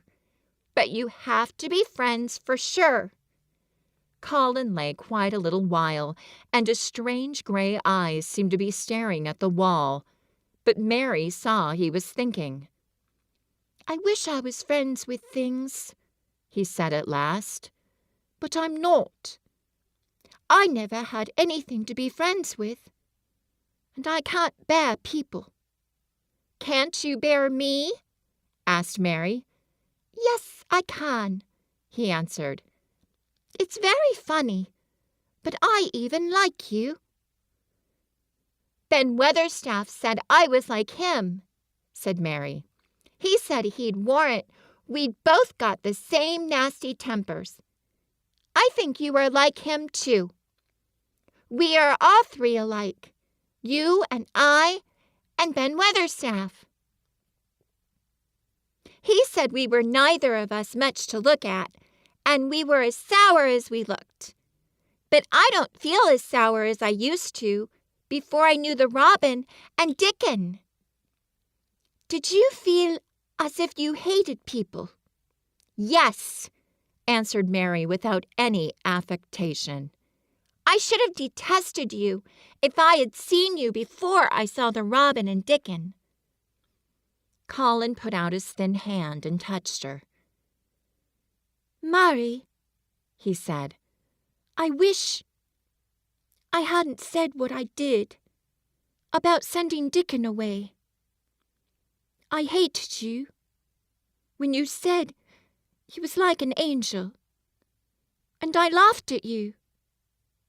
But perhaps he is." "Well, it was rather funny to say it," she admitted frankly, "because his nose does turn up, and he has a big mouth, and his clothes have patches all over them, and he talks broad Yorkshire. But if an angel did come to Yorkshire and live on the moor, if there was a Yorkshire angel, I believe he'd understand the green things and know how to make them grow, and he would know how to talk to the wild creatures as Dickon does. And they'd know he was friends for sure." "I shouldn't mind Dickon looking at me," said Colin. "I want to see him." I'm glad you said that, answered Mary. Because,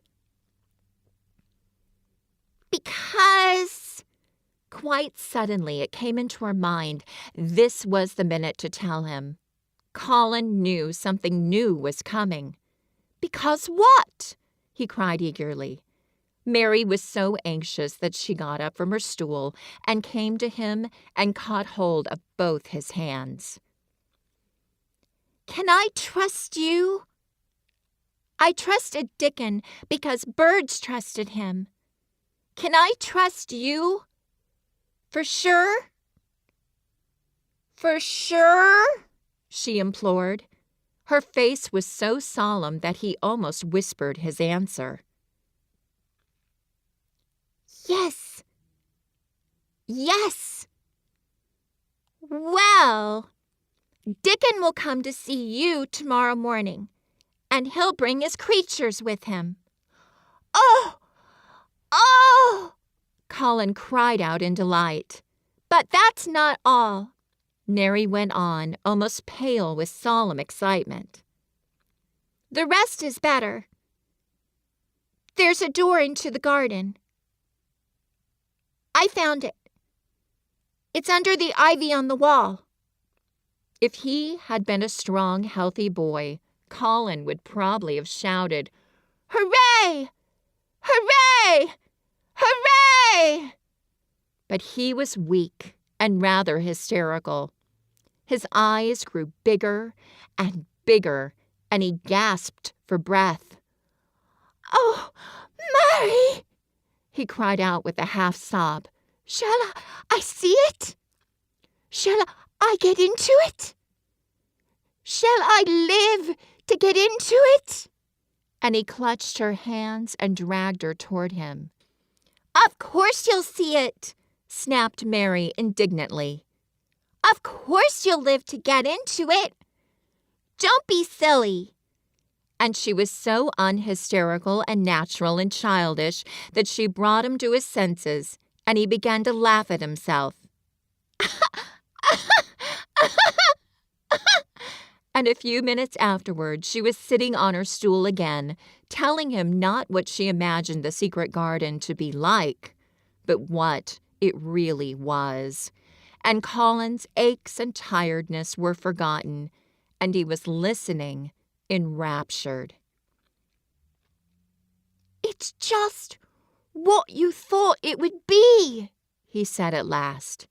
It sounds just as if you had really seen it. You know, I said that when you told me first. Mary hesitated about 2 minutes, and then boldly spoke the truth. I had seen it, and I had been in, she said. I found the key and got in weeks ago, but I daren't tell you. I daren't, because I was so afraid. I couldn't trust you. For sure. When you get to the end of the chapter, please leave in the comment section Yorkshire and trust. Chapter 19. It Has Come. Of course, Dr. Craven had been sent for the morning after Colin had had his tantrum.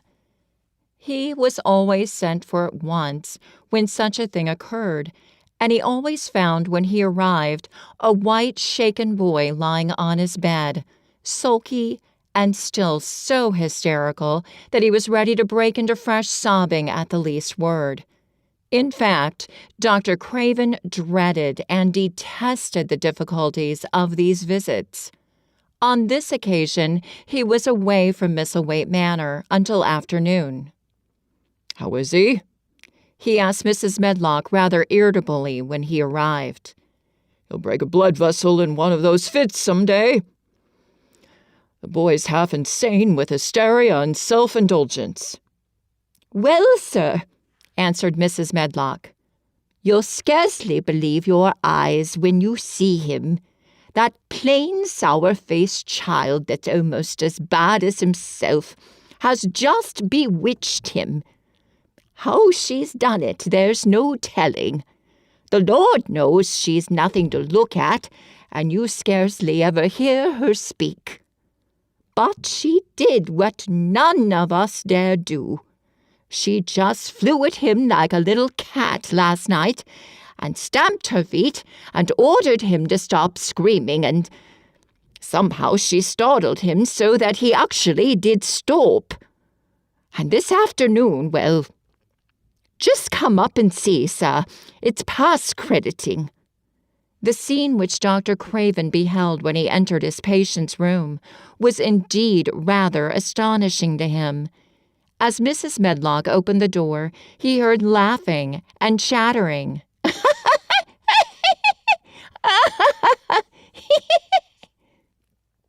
Colin was on his sofa in his dressing gown, and he was sitting up quite straight, looking at a picture in one of the garden books, and talking to the plain child who at the moment could scarcely be called plain at all, because her face was so glowing with enjoyment. Those long spires are blue ones. We'll have lots of those, Colin was announcing. They're called delphiniums. Dickon says they're larkspurs made big and grand, cried Mistress Mary. There are clumps there already. Then they saw Dr. Craven and stopped.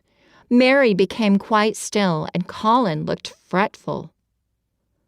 I'm sorry to hear you.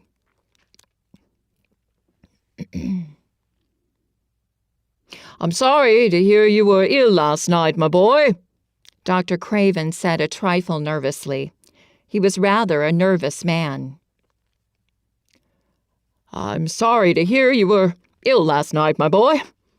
Dr. Craven said a trifle nervously. He was rather a nervous man. I'm better now. Much better, Colin answered, rather like a Rajah. I'm going out in my chair in a day or two, if it is fine. I want some fresh air. Dr. Craven sat down by him and felt his pulse and looked at him curiously. It must be a very fine day, he said, and you must be very careful not to tire yourself.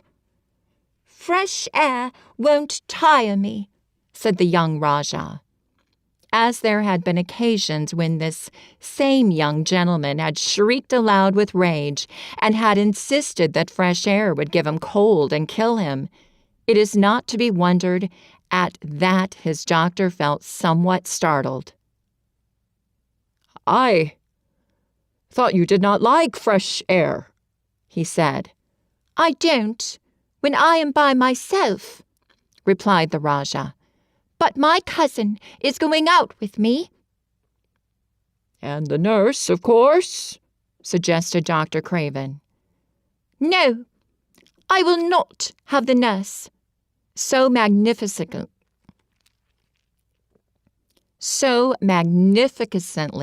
that Mary could not help remembering how the young native prince had looked, with his diamonds and emeralds and pearls stuck all over him, and the great rubies on the small dark hand he had waved to command his servants to approach with salams and receive his orders.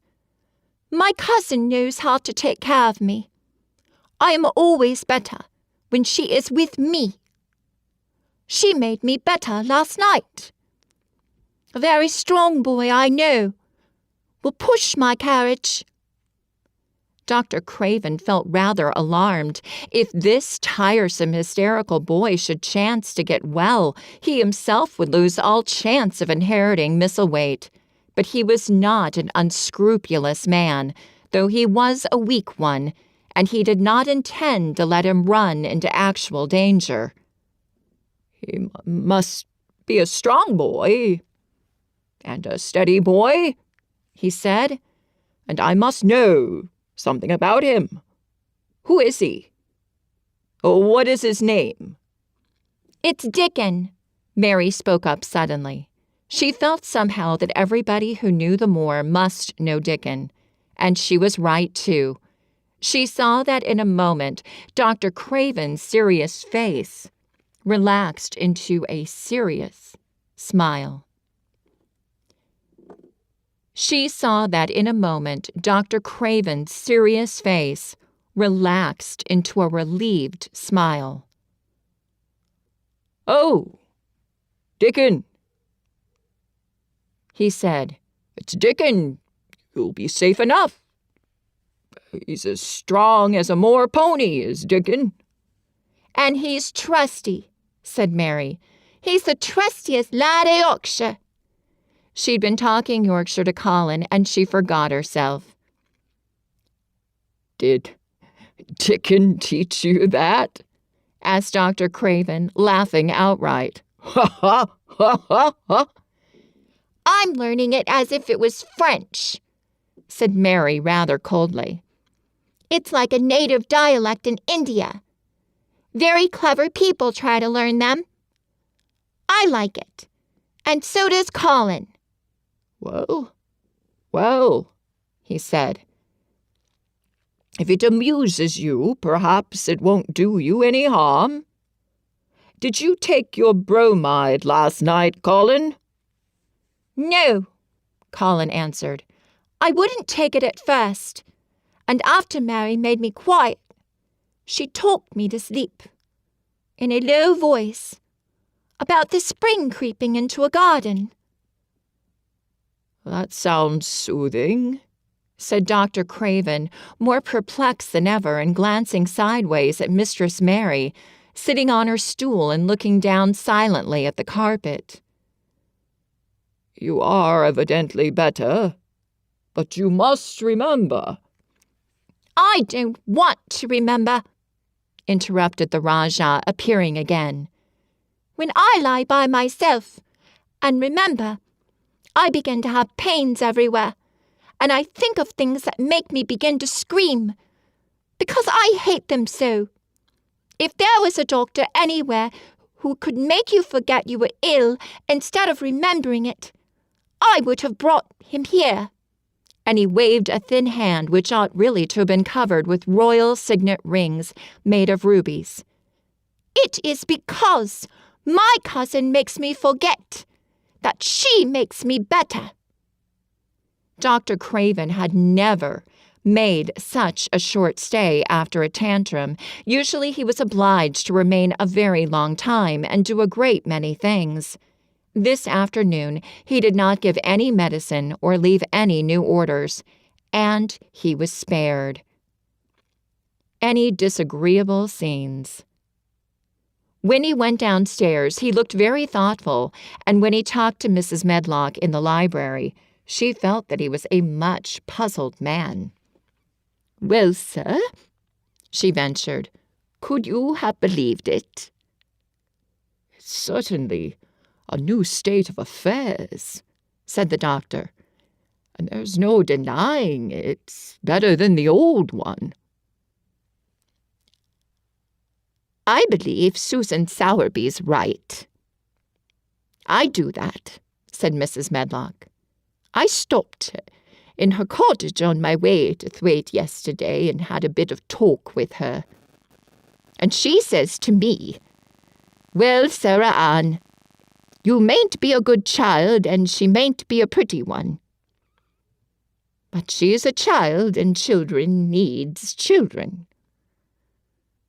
We went to school together, Susan Sowerby and me.'" "She's the best sick nurse I know," said Dr. Craven. "When I find her in a cottage, I know the chances are that I shall save my patient." Mrs. Medlock smiled. She was fond of Susan Sowerby.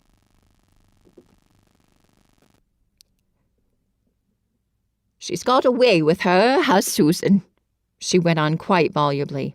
"I've been thinking all morning of one thing she said yesterday. She says once when I was giving the children a bit of a preach after they'd been fighting, I sees to 'em all.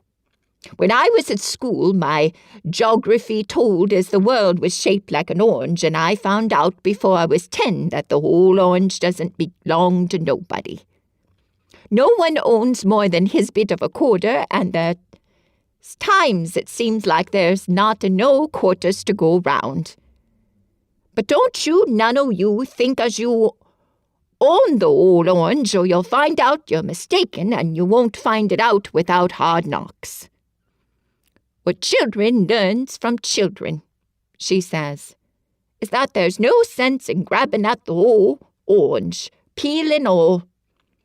If you do, you'll likely not even get in the pips, and them's too bitter to eat. She's a shrewd woman, said Dr. Craven, putting on his coat. Well, she's got a way of saying things, ended Mrs. Medlock, much pleased. Sometimes I've said to her, Susan, if you was a different woman and didn't talk such broad Yorkshire, I've seen the times when I should have said you was clever. That night, Colin slept without once awakening, and when he opened his eyes in the morning, he lay still and smiled without knowing it. Smiled because he felt so curiously comfortable. It was actually nice to be awake, and he turned over and stretched his limbs luxuriously.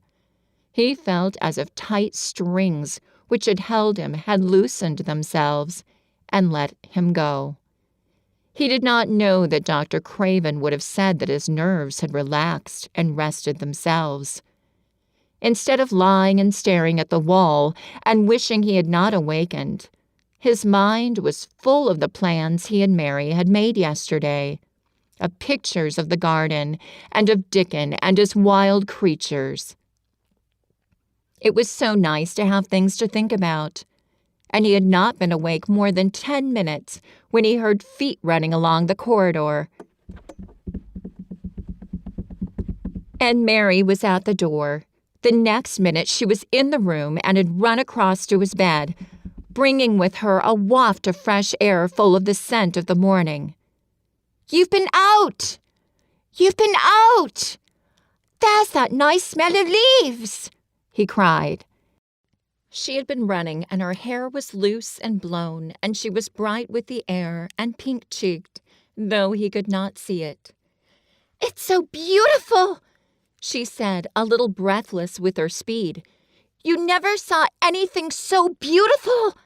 It has come. I thought it had come that other morning, but it was only coming. It is here now. It's come. The spring. Dickon says so." "Has it?" cried Colin, and though he really knew nothing about it, he felt his heart beat. He actually sat up in bed. "Open the window," he added, laughing half with joyful excitement and half at his own fancy. "Perhaps we may hear golden trumpets." And though he laughed, Mary was at the window in a moment, and in a moment more it was opened wide, and freshness and softness and scents and bird songs were pouring through. "That's fresh air," she said. "Lie on your back and draw in long breaths of it. That's what Dickon does when he's lying on the moor. He says he feels it in his veins, and it makes him strong, and he feels as if he could live forever and ever. Breathe it, and breathe it." "Forever and ever? Does it make him feel like that?" he said, and he did as she told him, drawing in long, deep breaths over and over again, until he felt that something quite new and delightful was happening to him. Mary was at his bedside again. "Things are crowding up out of the earth," she ran on in a hurry, "and there are flowers uncurling and buds on everything, and the green veil has covered nearly all the gray, and the birds are in such a hurry about their nests for fear they may be too late that some of them are even fighting for places in the secret garden. And the rose bushes look as wick can be, and there are primroses in the lanes and woods, and the seeds we planted are up, and Dickon has brought the fox and the crow and the squirrels and a newborn lamb." And then she paused for breath, The newborn lamb Dickon had found 3 days before lying by its dead mother among the gorse bushes on the moor. It was not the first motherless lamb he had found, and he knew what to do with it. He had taken it to the cottage wrapped in his jacket, and he had let it lie near the fire and had fed it with warm milk. It was a soft thing with a darling, silly, baby face and legs rather long for its body. Dickon had carried it over the moor in his arms, and its feeding bottle was in his pocket with the squirrel, and when Mary had sat under a tree with its limp warmness huddled on her lap, she had felt as if she were too full of strange joy to speak. A lamb! A lamb! A living lamb who lay on your lap like a baby. A lamb! A lamb! A living lamb who lay on your lap like a baby. She was describing it with great joy, and Colin was listening and drawing in long breaths of air when the nurse entered.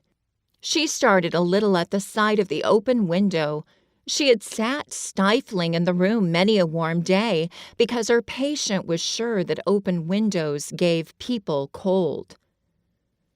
"Are you sure you're not chilly, Mr. Colin?" she inquired. "No," was the answer.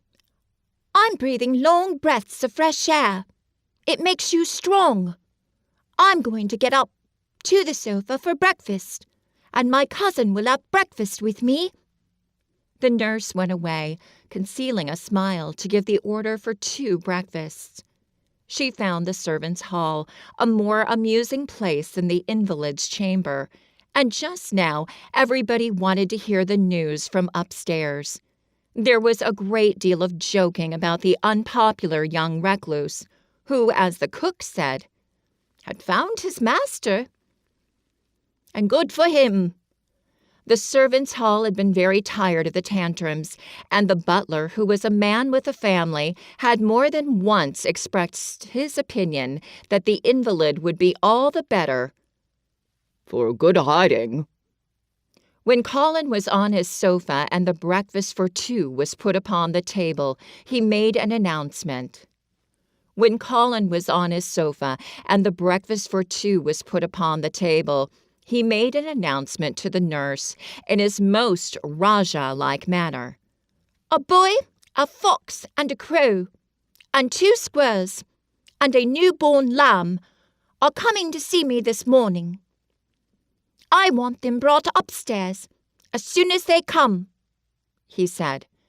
"You are not to begin playing with the animals in the servants' hall, and keep them there. I want them here." The nurse gave a slight gasp and tried to conceal it with a cough. "Yes, sir," she answered. "I'll tell you what you can do," added Colin, waving his hand. "You can tell Martha to bring them here. The boy is Martha's brother. His name is Dickon, and he is an animal charmer." "I hope the animals won't bite, Master Colin," said the nurse. "I told you he was a charmer," said Colin austerely. "Charmers' animals never bite." "There are snake charmers in India," said Mary, "and they can put their snake heads in their mouths." "Goodness!" shuddered the nurse. They ate their breakfast with the morning air pouring in upon them. Colin's breakfast was a very good one, and Mary watched him with serious interest. "You will begin to get fatter just as I did," she said. "I never wanted my breakfast when I was in India, and now I always want it." "I wanted mine this morning," said Colin. "Perhaps it was the fresh air. When do you think Dickon will come?" He was not long in coming.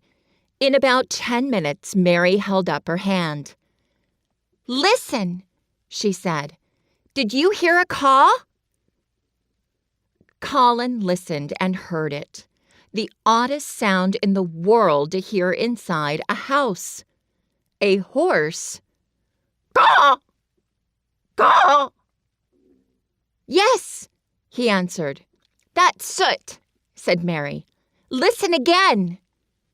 Do you hear a bleat? A tiny one? Meh. Meh. Meh. Oh, yes, cried Colin, quite flushing. That's the newborn lamb, said Mary. He's coming. Dickon's moorland boots were thick and clumsy, and though he tried to walk quietly, they made a clumping sound as he walked through the long corridors. Mary and Colin heard him marching until he passed through the tapestry door on the soft carpet of Colin's own passage. "If you please, sir," announced Martha, opening the door. "If you please, sir. Here's Dickon and his creatures." Dickon came in smiling his nicest wide smile. The newborn lamb was in his arms, and the little red fox trotted by his side. Nut sat on his left shoulder and Soot on his right, and Shell's head and paws peeped out of his coat pocket. Colin slowly sat up and stared, and as he stared when he first saw Mary, but this was a stare of wonder and delight. The truth was that in spite of all he had heard, he had not in the least understood what this boy would be like, and that his fox and his crow and his squirrels and his lamb were so near to him, and his friendliness that they seemed almost to be part of himself. Colin had never talked to a boy in his life, and he was so overwhelmed by his own pleasure and curiosity that he did not even think of speaking. But Dickon did not feel the least shy or awkward. He had not felt embarrassed because the crow had not known his language, and had only stared, and had not spoken to him the first time they met. Creatures were always like that until they found out about you. He walked over to Colin's sofa, put the newborn lamb quietly on his lap, and immediately the little creature turned to the warm velvet dressing gown and began to nuzzle into its folds, and butt its tight-curled head with soft impatience against his side. Of course, no boy could have helped speaking then. "What is he doing?" cried Colin. "What does it want?" "It wants its mother," said Dickon, smiling more and more. "I brought it to thee a bit hungry, because I know they'll like to see it feed." He knelt down by the sofa and took a feeding bottle from his pocket. "Come on, little un," he said, turning the small woolly white head with a gentle brown hand. "This is what that's after. They'll get more out of this than that will out or sick velvet coats. There now." And he pushed the rubber tip of the bottle into the nuzzling mouth, and the lamb began to suck it with ravenous ecstasy.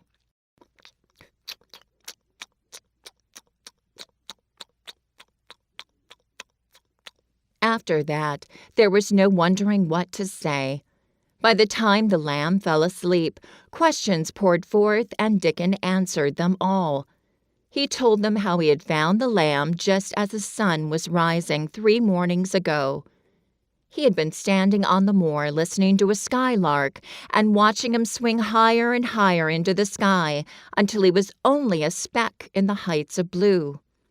"I'd almost lost him but for a song, and I was wondering how a chap could hear it when it seemed as if he'd get out of the world in a minute, and just then I heard something else far off among the gorse bushes. It was a weak bleating, and I knowed it was a new lamb, as was hungry, and I knowed it wouldn't be hungry if it had lost its mother somehow. So I set off searching. I did have a look for it. I went in and out among the gorse bushes, and round, and I always seemed to take the wrong turning. But at last I seed a bit of white by a rock on top of the moor, and I climbed up and found the little half dead, with cold and clemming." While he talked, soot flew solemnly in and out of the open window and cawed remarks about the scenery. "Caw! Caw!" While Nut and Shell made excursions into the big trees outside and run up and down trunks and explored branches.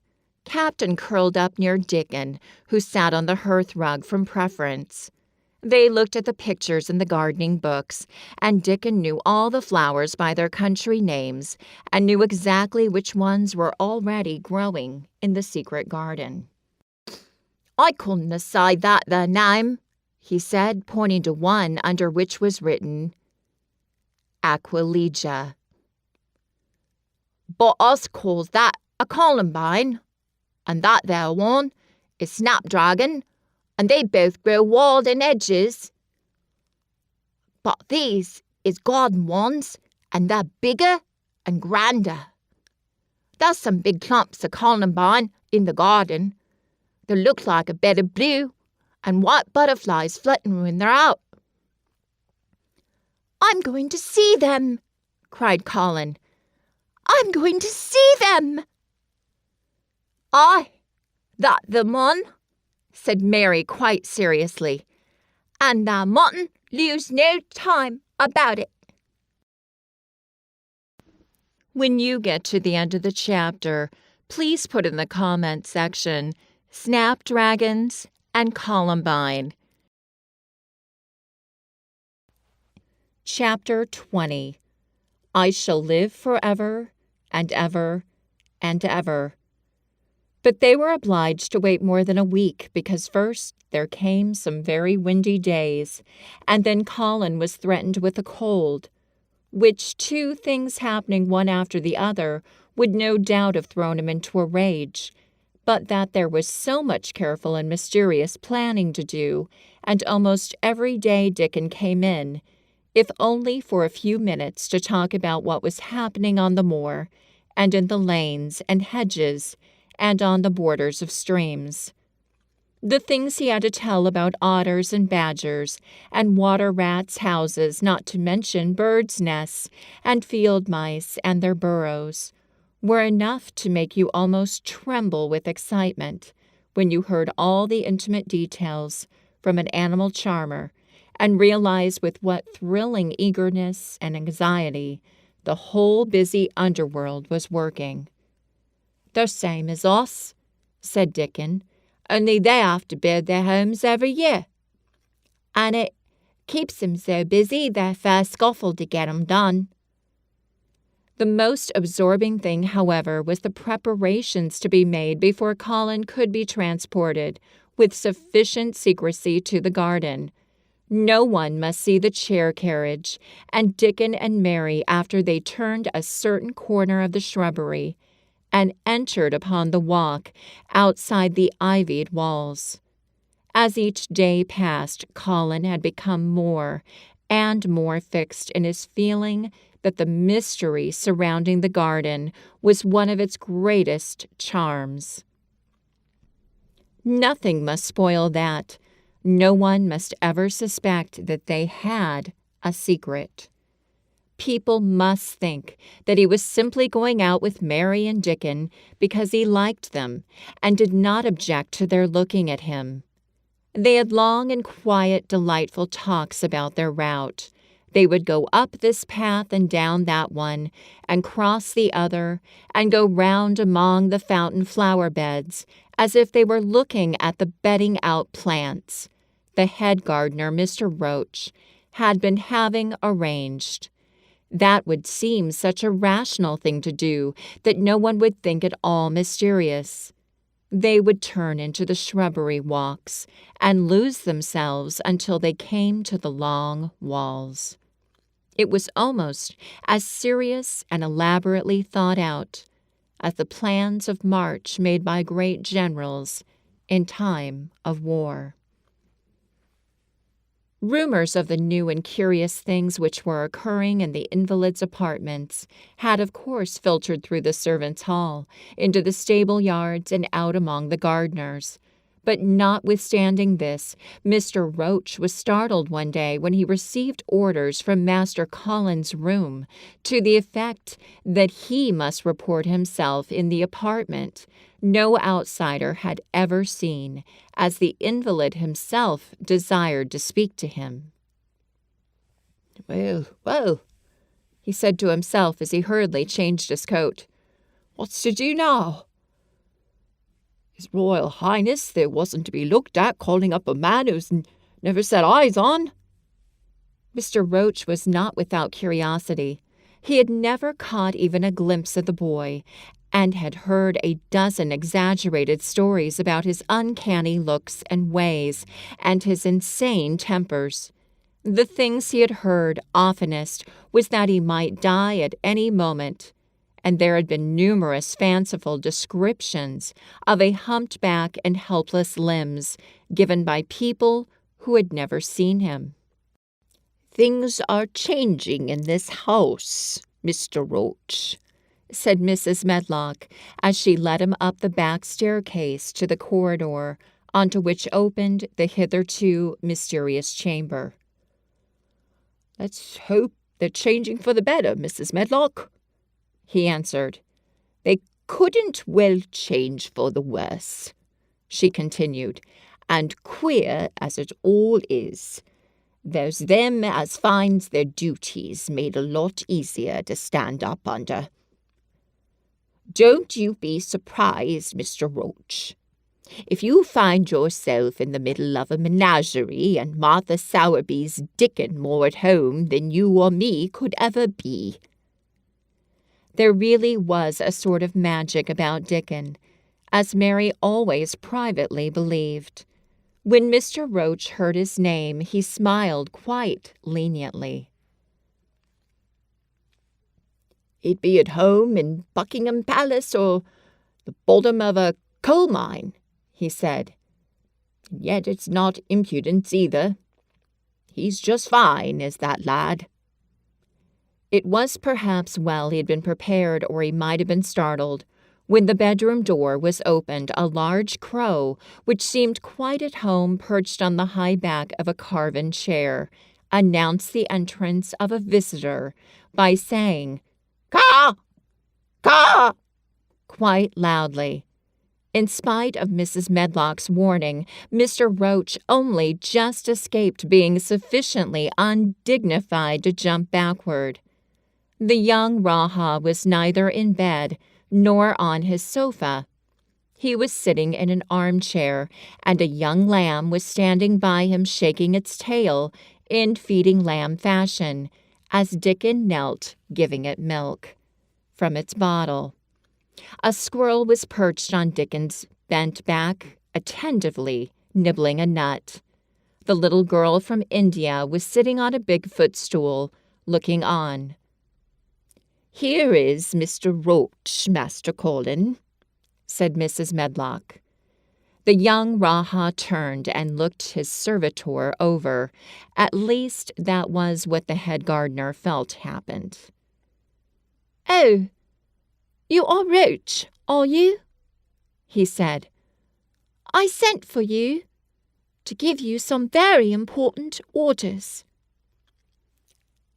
"Very good, sir," answered Roach, wondering if he was to receive instructions to thaw all the oaks in the park or to transform the orchard into water gardens. "I'm going out in my chair this afternoon," said Colin. "If the fresh air agrees with me, I may go out every day. When I go, none of the gardeners are to be anywhere near the long walk by the garden walls. No one is to be there. I shall go about 2 o'clock, and everyone must keep away until I send word that they may go back to their work." "Very good, sir," replied Mr. Roach, much relieved to hear that the oaks might remain and that the orchards were safe. "Mary," said Colin, turning to her. "What is that thing you say in India when you have finished talking and want people to go?" "You say, 'You have my permission to go,'" answered Mary. The Raja waved his hand. "You have my permission to go, Roach," he said. "But remember, this is very important." "Caw! Caw!" remarked the crow hoarsely, but not impolitely. "Very good, sir. Thank you, sir," said Mr. Roach, and Mrs. Medlock took him out of the room. Outside in the corridor, being a rather good-natured man, he smiled until he almost laughed. "I word," he said. "He's got a fine lordly way with him, hasn't he? You'd think he was a whole royal family rolled into one. Prince consort and all." Protested Mrs. Medlock. "We've had to let him trample all over. Every one of us ever since he had feet. And he thinks that's what folks was born for." "Perhaps he'll grow out of it, if he lives," suggested Mr. Roach. "Well, there's one thing pretty sure," said Mrs. Medlock. "If he does live, and that Indian child stays here, I'll warrant she teaches him that the whole orange does not belong to him, as Susan Sowerby says, and he'll be likely to find out the size of his own quarter." Inside the room, Colin was leaning back on his cushions. "It's all safe now," he said. "And this afternoon I shall see it. This afternoon I shall be in it." Dickon went back to the garden with his creatures, and Mary stayed with Colin. She did not think he looked tired, but he was very quiet before their lunch came, and he was quiet while they were eating it. She wondered why and asked him about it. "What big eyes you've got, Colin," she said. "When you are thinking, they get as big as saucers." "What are you thinking about now?" "I can't help thinking about what it will look like," he answered. "The garden?" asked Mary. "The springtime," he said. "I was thinking that I've really never seen it before. I scarcely ever went out, and when I did go, I never looked at it. I didn't even think about it. I never saw it in India because there wasn't any," said Mary. Shut in and morbid as his life had been, Colin had more imagination than she had, and at least he had spent a good deal of time looking at wonderful books and pictures.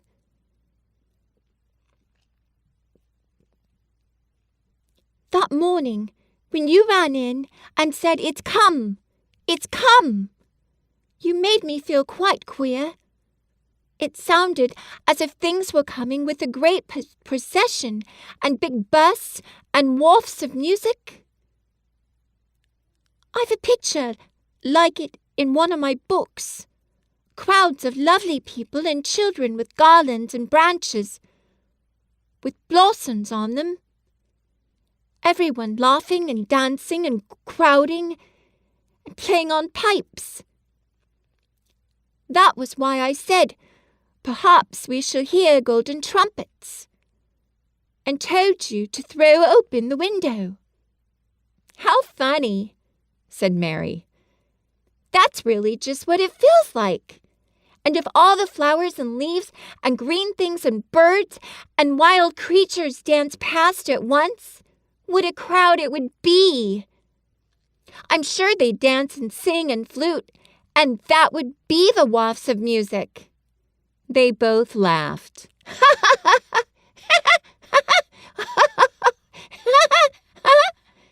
But it was not because the idea was laughable, but because they both so liked it. A little later, the nurse made Colin ready. She noticed that instead of lying like a log while his clothes were put on, he sat up and made some efforts to help himself. And he talked and laughed with Mary all the time. "This is one of his good days, sir," she said to Dr. Craven, who dropped in to inspect him. "He's in such good spirits. It makes him stronger." "I'll call again later in the afternoon, after he's come in," said Dr. Craven. "I must see how the going out agrees with him. I wish," in a very low voice, "that he would let you go with him." "I'd rather give up the case this moment, sir, than even stay here while it's suggested," answered the nurse with sudden firmness. "I hadn't really decided to suggest it," said the doctor with his slight nervousness. "We'll try the experiment. Dickon's a lad, I trust, with a newborn child." The strongest footman in the house carried Colin downstairs and put him in his wheeled chair near which Dickon waited outside. After the manservant had arranged his rugs and cushions, the Raja waved his hand to him and to the nurse. "You have my permission to go," he said, and they both disappeared quickly, and it must be confessed, giggled when they were safely inside the house. Dickon began to push the wheeled chair slowly and steadily. Mistress Mary walked beside it, and Colin leaned back and lifted his face to the sky. The arch of it looked very high, and the small snowy clouds seemed like white birds floating on outspread wings below its crystal blueness. The wind swept in soft big breaths down from the moor, and was strange, with the wild, clear-scented sweetness. Colin kept lifting his thin chest to draw it in, and his big eyes looked as if it were they which were listening instead of his ears. "There's so many sounds of singing and humming and calling out," he said. "What is that scent the puffs of wind bring?" "It's gorse on the moor that's opening out," answered Dickon. The bees are at it wonderful today." Not a human creature was to be caught sight of in the paths they took. In fact, every gardener or gardener's lad had been witched away. But they wound in and out among the shrubbery, and out and round the fountain beds, following their carefully planned route for the mere mysterious pleasure of it. But when at last they turned into the long walk by the ivied walls, the excited sense of an approaching thrill made them, for some curious reason they could not have explained, begin to speak in whispers. "This is it," breathed Mary. "This is where I used to walk up and down and wonder. Is it?" cried Colin, and his eyes began to search the ivy with eager curiousness. "But I can see nothing," he whispered. "There is no door." "That's what I thought," said Mary. Then there was a lovely breathless silence, and the chair wheeled on. "That's the garden where Ben Weatherstaff works," said Mary. "Is it?" said Colin. A few yards more, and Mary whispered again. "This is where the robin flew over the wall," she said. "Is it?" cried Colin. "Oh, I wish he'd come again." "And that," said Mary with solemn delight, pointing under a big lilac bush, "is where he perched on the little heap of earth and showed me the key." Then Colin sat up. Where? Where? There? He cried, and his eyes were as big as the wolf's in Red Riding Hood, when Red Riding Hood felt called upon to remark on them.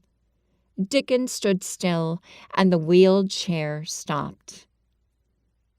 And this, said Mary, stepping onto the bed close to the ivy, is where I went to talk to him when he chirped at me from the top of the wall. And this is the ivy the wind blew back. And she took hold of the hanging green curtain. Oh, is it? Is it? Gasped Colin. And here's the handle. And here's the door. Dickon, push him in. Push him in, quickly. And Dickon did it with one strong, steady, splendid push. But Colin had actually dropped back against his cushions, even though he gasped with delight, and he had covered his eyes with his hands and held them there, shutting out everything until they were inside, and the chair stopped as if by magic, and the door was closed. Not till then did he take them away and look round and round and round as Dickon and Mary had done, and over walls and earth and trees and swinging sprays and tendrils, the fair green veil of tender little leaves had crept, and in the grass, under the trees, and the gray urns in the alcoves, and here and there, everywhere, were touches or splashes of gold and purple and white, and the trees were showing pink and snow above his head, and there were fluttering of wings, and faint sweet pipes, and humming, and scents, and scents. And the sun fell warm upon his face, like a hand with a lovely touch.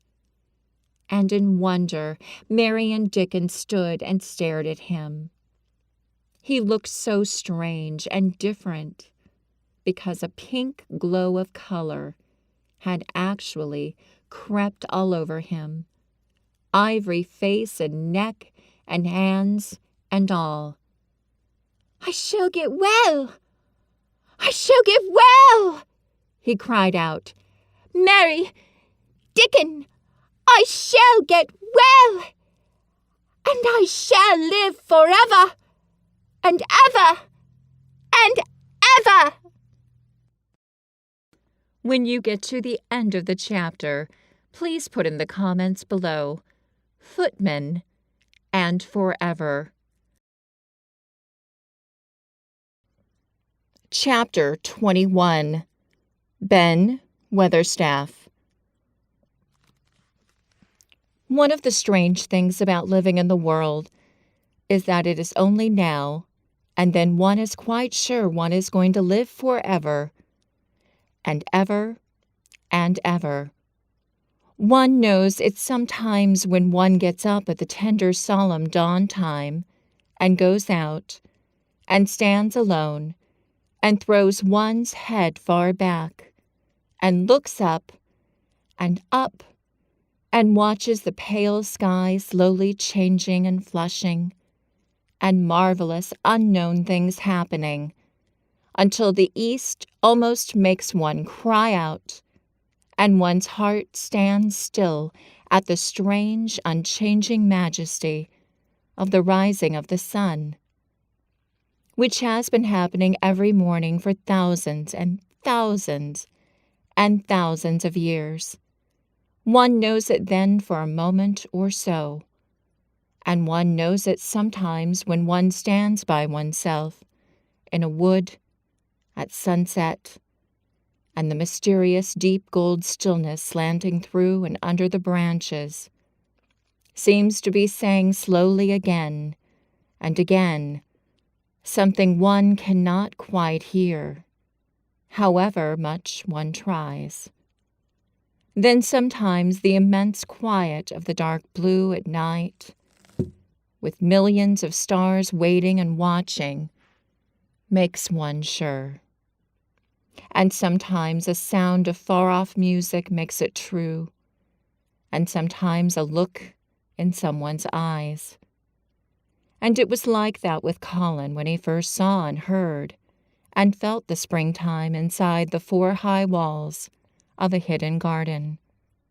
That afternoon, the whole world seemed to devote itself to being perfect and radiantly beautiful and kind to one boy. Perhaps out of pure heavenly goodness, the spring came and crowded everything it possibly could into that one place. More than once, Dickon paused in what he was doing and stood still with a sort of growing wonder in his eyes, shaking his head softly. It is gradely, he said.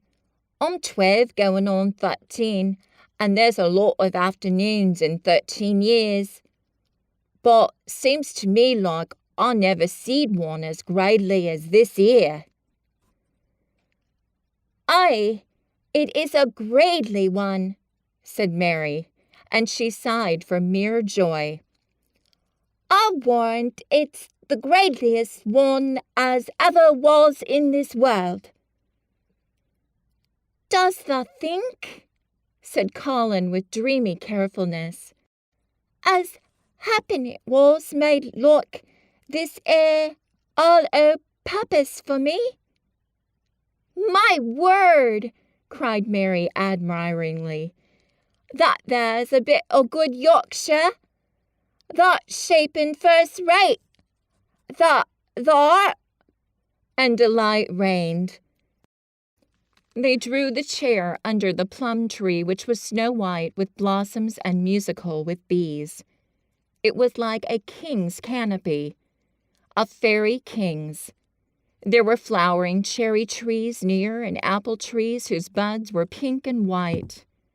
And here and there one had burst wide open. Between the blossoming branches of the canopy, bits of blue sky looked down like wonderful eyes. Mary and Dickon worked a little here and there, and Colin watched them. They brought him things to look at, buds which were opening, buds which were tight closed, bits of twig whose leaves were just showing green, the feather of a woodpecker which had dropped on the grass, the empty shell of some bird early hatched. Dickon pushed the chair slowly round and round the garden, stopping every other moment to let him look at wonders springing out of the earth, or trailing down from the trees.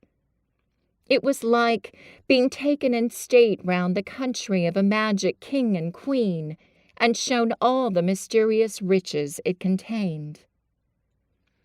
I wonder if we shall see the robin, said Colin. They'll see him often now after a bit, answered Dickon. When the eggs hatches out of the little chop, it'll be kept so busy it'll make his head swim. They'll see him flying backward and forward, carrying worms nigh as big as himself. And that much noise going on in the nest when he gets there as fair flusters him, so as he scarce knows which big mouth to drop the first piece in. And gaping beaks and squawks on every side. Mother says as when she sees the work a robin has to keep them gaping, beaks filled, she feels like she was a lady with nothing to do. She says she's seen the little chops when it seems like the sweat must be dropping off 'em, though folk can't see it. This made them giggle so delightedly that they were obliged to cover their mouths with their hands.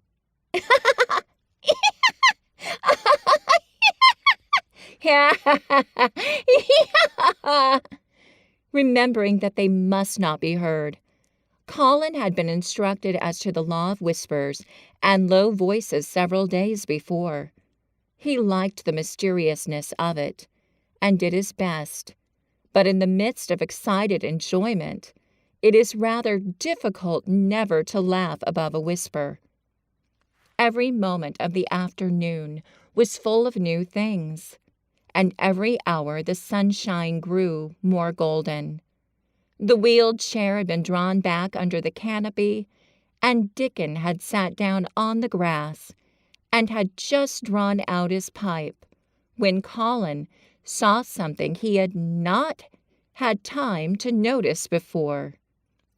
"That's a very old tree over there, isn't it?" he said. Dickon looked across the grass at the tree, and Mary looked, and there was a brief moment of stillness. "Yes," answered Dickon after it, and his low voice had a very gentle sound. Mary gazed at the tree and thought. "The branches are quite grey, and there's not a single leaf anywhere," Colin went on. "It's quite dead, isn't it?" "Aye," admitted Dickon, "but them roses as has climbed all over it will never hide every bit of the dead wood when they're full of leaves and flowers. It won't look dead then. It'll be the prettiest of all." Mary still gazed at the tree and thought. "It looks as if a big branch had been broken off," said Colin. "I wonder how it was done." "It's been done many a year," answered Dickon. With a sudden relieved start and laying his hand on Colin. "Look at that robin. There he is. He's been foraging for his mate." Colin was almost too late, but he just caught sight of him, the flash of red-breasted bird with something in his beak. He darted through the greenness and into the close-grown corner and was out of sight. Colin leaned back on his cushion again, laughing a little. "He's taken her tea to her. Perhaps it's 5 o'clock. I think I'd like some tea myself." And so they were safe. "It was magic which sent the robin," said Mary secretly to Dickon afterward.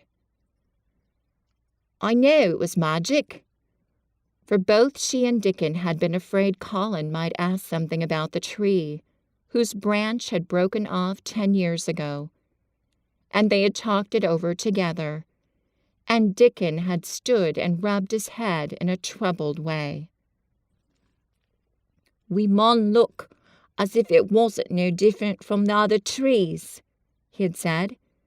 "We couldn't never tell him how it broke, poor lad. If he says anything about it, we mun try to look cheerful." "Aye, that we mun," had answered Mary, but she had not felt as if she looked cheerful when she gazed at the tree. She wondered and wondered in those few moments if there was any reality in that other thing Dickon had said. He had gone on rubbing his rust-red hair in a puzzled way, but a nice, comforted look had begun to grow in his blue eyes. "Mrs. Craven was a very lovely young lady," he had gone on rather hesitantly. "And Mother, she thinks maybe she's about Mr. White many a time looking after Mr. Colin, same as all mothers do when they're took out of the world. They have to come back, the seas. Happen she's been in the garden, and happen it was her set us to work and told us to bring him here." Mary had thought he meant something about magic. She was a great believer in magic. Secretly, she quite believed that Dickon worked magic, of course, good magic, on everything near him, and that was why people liked him so much, and wild creatures knew he was their friend. She wondered, indeed, if it were not possible that his gift had brought the robin just at the right moment, when Colin asked that dangerous question. She felt that his magic was working all the afternoon and making Colin look like an entirely different boy. It did not seem possible that he could be the crazy creature who had screamed and beaten and bitten his pillow. Even his ivory whiteness seemed to change. The faint glow of color which had shone on his face and neck and hands when he first got inside the garden really never quite died away. He looked as if he were made of flesh instead of ivory or wax. They saw the robin carry food to his mate 2 or 3 times, and it was so suggestive of afternoon tea that Colin felt that they must have some. Go and make one of the men servants bring some in a basket to the rhododendron walk, he said, and then you and Dickon can bring it here.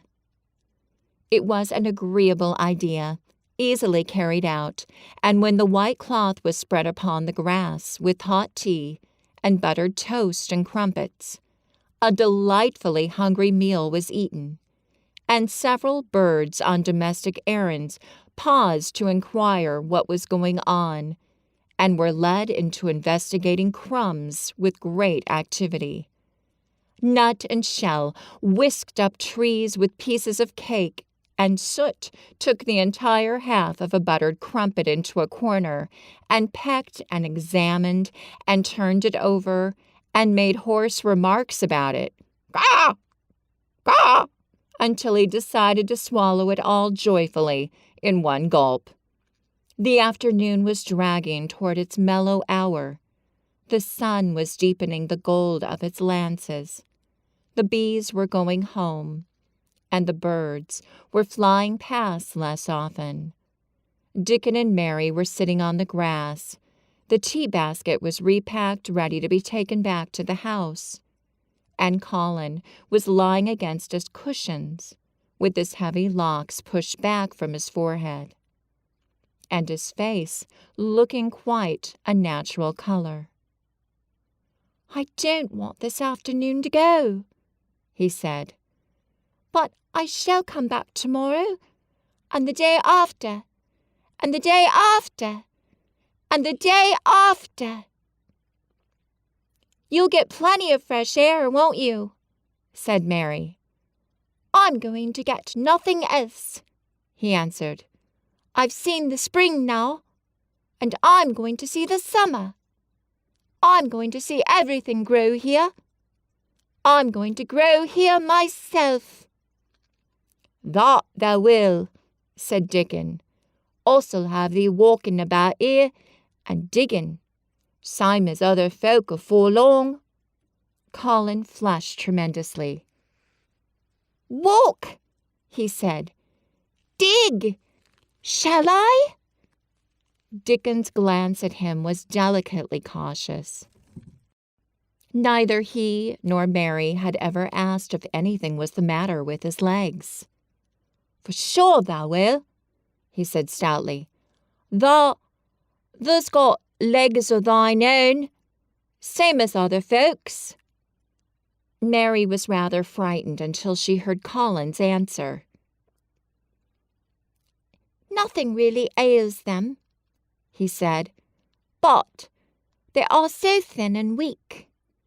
They shake so that I'm afraid to try to stand on them." Both Mary and Dickon drew a relieved breath. when thou stops being afraid, thou'lt stand on 'em," Dickon said with renewed cheer. "And thou'lt stop being afraid in a bit." "I shall," said Colin, and he lay still as if he were wondering about things. They were really very quiet for a little while. The sun was dropping lower. It was that hour when everything stills itself, and they really had had a busy and exciting afternoon. Colin looked as if he were resting luxuriously. Even the creatures had ceased moving about, and had drawn together and were resting near them. Soot had perched on a low branch and drawn up one leg and dropped the gray film drowsily over his eyes. Mary privately thought he looked as if he might snore in a minute. In the midst of this stillness, it was rather startling when Colin half lifted his head and exclaimed in a loud, suddenly alarmed whisper, "Who is that man?" Dickon and Mary scrambled to their feet. "Man?" they both cried in low, quick voices. Colin pointed to the high wall. "Look!" he whispered excitedly. "Just look!" Mary and Dickon wheeled about and looked.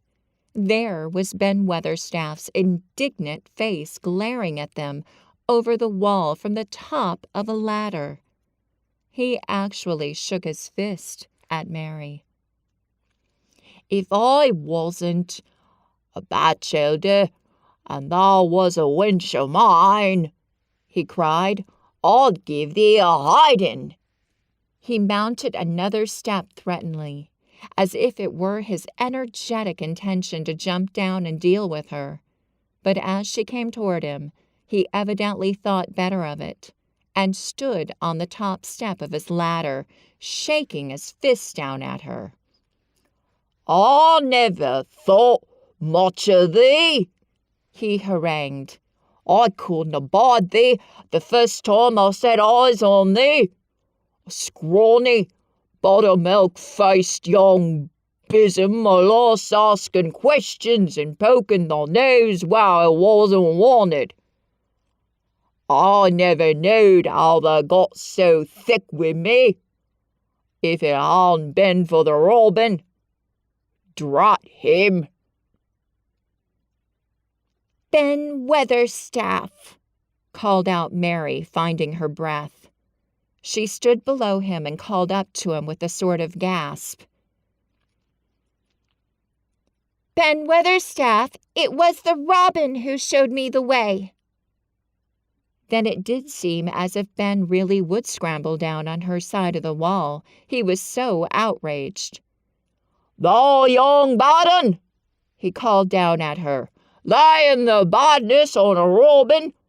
Not but what he's impenitent enow for anything. Him showing thee the way. Him! The young nut." She could see his next words burst out because he was overpowered by curiosity. "However, all this world did you get in?" "It was the robin who showed me the way," she protested obstinately. "He didn't know what he was doing, but he did it. He didn't know he was doing it, but he did. And I can't tell you from here while you're shaking your fist at me." He stopped shaking his fist very suddenly, at that very moment, and his jaw actually dropped as he stared over her head at something he saw coming over the grass toward him. At the first sound of his torrent of words, Colin had been so surprised that he only had sat up and listened as if he were spellbound.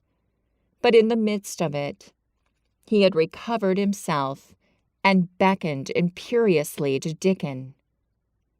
"Wheel me over there," he commanded. "Wheel me quite close and stop right in front of him." And this, if you please, this is what Ben Weatherstaff beheld, and which made his jaw drop. a wheeled chair with luxurious cushions and robes which came toward him looking rather like some sort of state coach, because a young Raja leaned back in it, with royal command in his great black-rimmed eyes, and a thin white hand extended haughtily toward him, and it stopped right under Ben Weatherstaff's nose. It was really no wonder his mouth dropped open. "Do you know who I am?" demanded the Raja. How Ben Weatherstaff stared. His red old eyes fixed themselves on what was before him, as if he were seeing a ghost. He gazed and gulped a lump down his throat, and did not say a word. "Do you know who I am?" demanded Colin still more imperiously. "Answer!" Ben Weatherstaff put his gnarled hand up and passed it over his eyes and over his forehead, and then he did answer in a queer, shaky voice. "Oh, thou art," he said. "Aye, that I do, with the mother's eyes staring at me out the face. Lord knows how they come here, but thou art the poor cripple." Colin forgot that he had ever had a back. His face flushed scarlet, and he sat bolt upright. "I'm not a cripple," he cried out furiously. "I'm not." "He's not," cried Mary, almost shouting up the wall in her fierce indignation. "He's got a lump as big as a pin.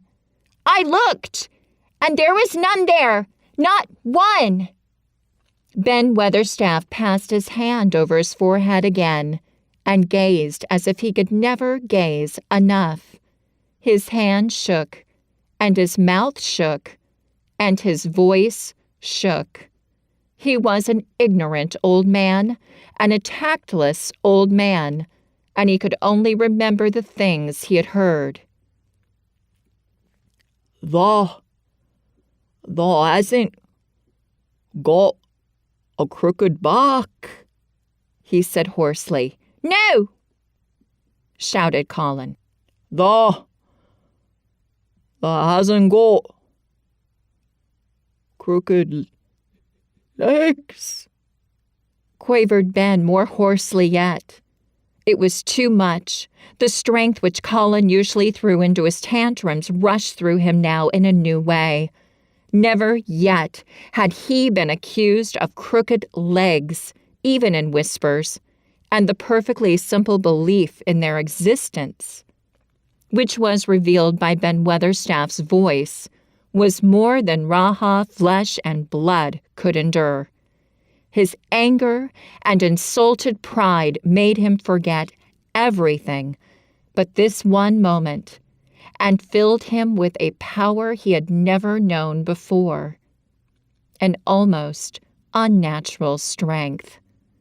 "Come here," he shouted to Dickon, and he actually began to tear the coverings off his lower limbs and disentangle himself. "Come here! Come here! This minute!" Dickon was by his side in a second. Mary caught her breath in a short gasp and felt herself turn pale. "He can do it! He can do it! He can do it! He can!" She gabbled over to herself under her breath as fast as ever she could. There was a brief, fierce scramble. The rugs were tossed onto the ground. Dickon held Colin's arm. The thin legs were out. The thin feet were on the grass. Colin was standing upright, as straight as an arrow, and looking strangely tall, his head thrown back and his strange eyes flashing lightning. "Look at me!" he flung up at Ben Weatherstaff. "Just look at me! You! Just look at me!" "He's as straight as I am," cried Dickon. "He's as straight as any lard i' Yorkshire." What Ben Weatherstaff did, Mary thought queer beyond measure. He choked and gulped, and suddenly tears ran down his weather-wrinkled cheeks as he struck his old hands together.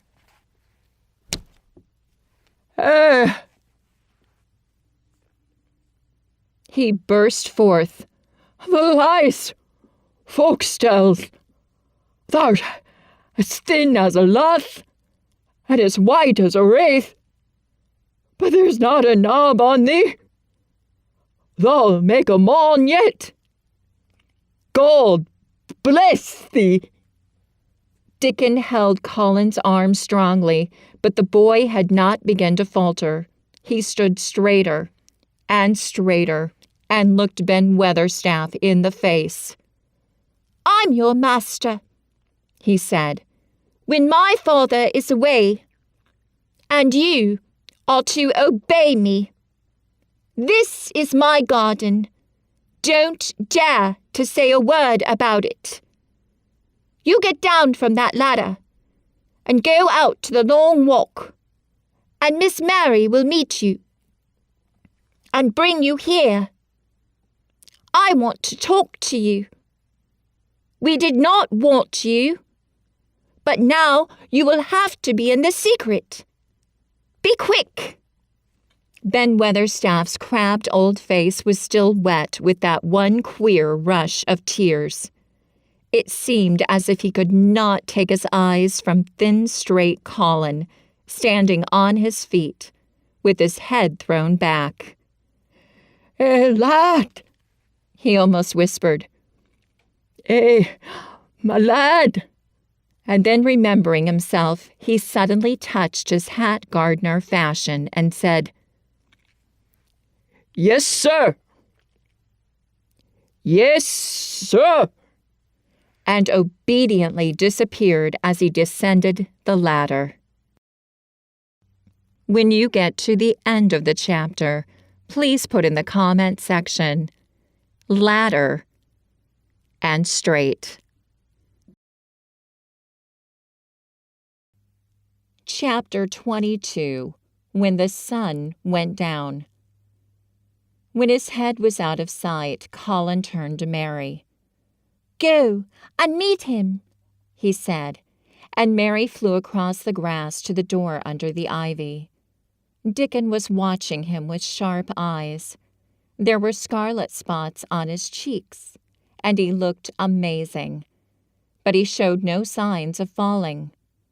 "I can stand," he said, and his head was still held up, and he said it quite grandly. "I told thee thou could as soon as thou stopped being afraid," answered Dickon. "And thou stopped." "Yes, I've stopped," said Colin. Then suddenly he remembered something Mary had said. "Are you making magic?" he asked sharply. Dickon's curly mouth spread in a cheerful grin. "Thou's doing magic thysel," he said. "It's same magic as made these ere walk o' the earth." And he touched with his thick boot a clump of crocuses in the grass. Colin looked down at them. "Aye," he said slowly, "there can be bigger magic than that there. There couldn't be." He drew himself up straighter than ever. "I'm going to walk to that tree," he said, pointing to one a few feet away from him. "I'm going to be standing when Weatherstaff comes here. I can rest against the tree if I like. When I want to sit down, I will sit down, but not before. Bring a rug from the chair." He walked to the tree, and though Dickon held his arm, he was wonderfully steady. When he stood against the tree trunk, it was not too plain that he had supported himself against it, and he still held himself so straight that he looked tall. When Ben Weatherstaff came through the door in the wall, he saw him standing there, and he heard Mary muttering something under her breath. "What art saying?" he asked rather testily because he did not want his attention distracted from the long, thin, straight boy figure and proud face. But she did not tell him. What she was saying was this: "You can do it! You can do it! I told you you could! You can do it! You can do it! You can!" She was saying it to Colin because she wanted to make magic and keep him on his feet looking like that. She could not bear that he should give in before Ben Weatherstaff. He did not give in. She was uplifted by a sudden feeling that he looked quite beautiful, in spite of his thinness. He fixed his eyes on Ben Weatherstaff in his funny, imperious way. "Look at me," he commanded. "Look at me, all over. Am I a hunchback? Have I got crooked legs?" Ben Weatherstaff had not quite got over his emotion, but he had recovered a little and answered almost in his usual way.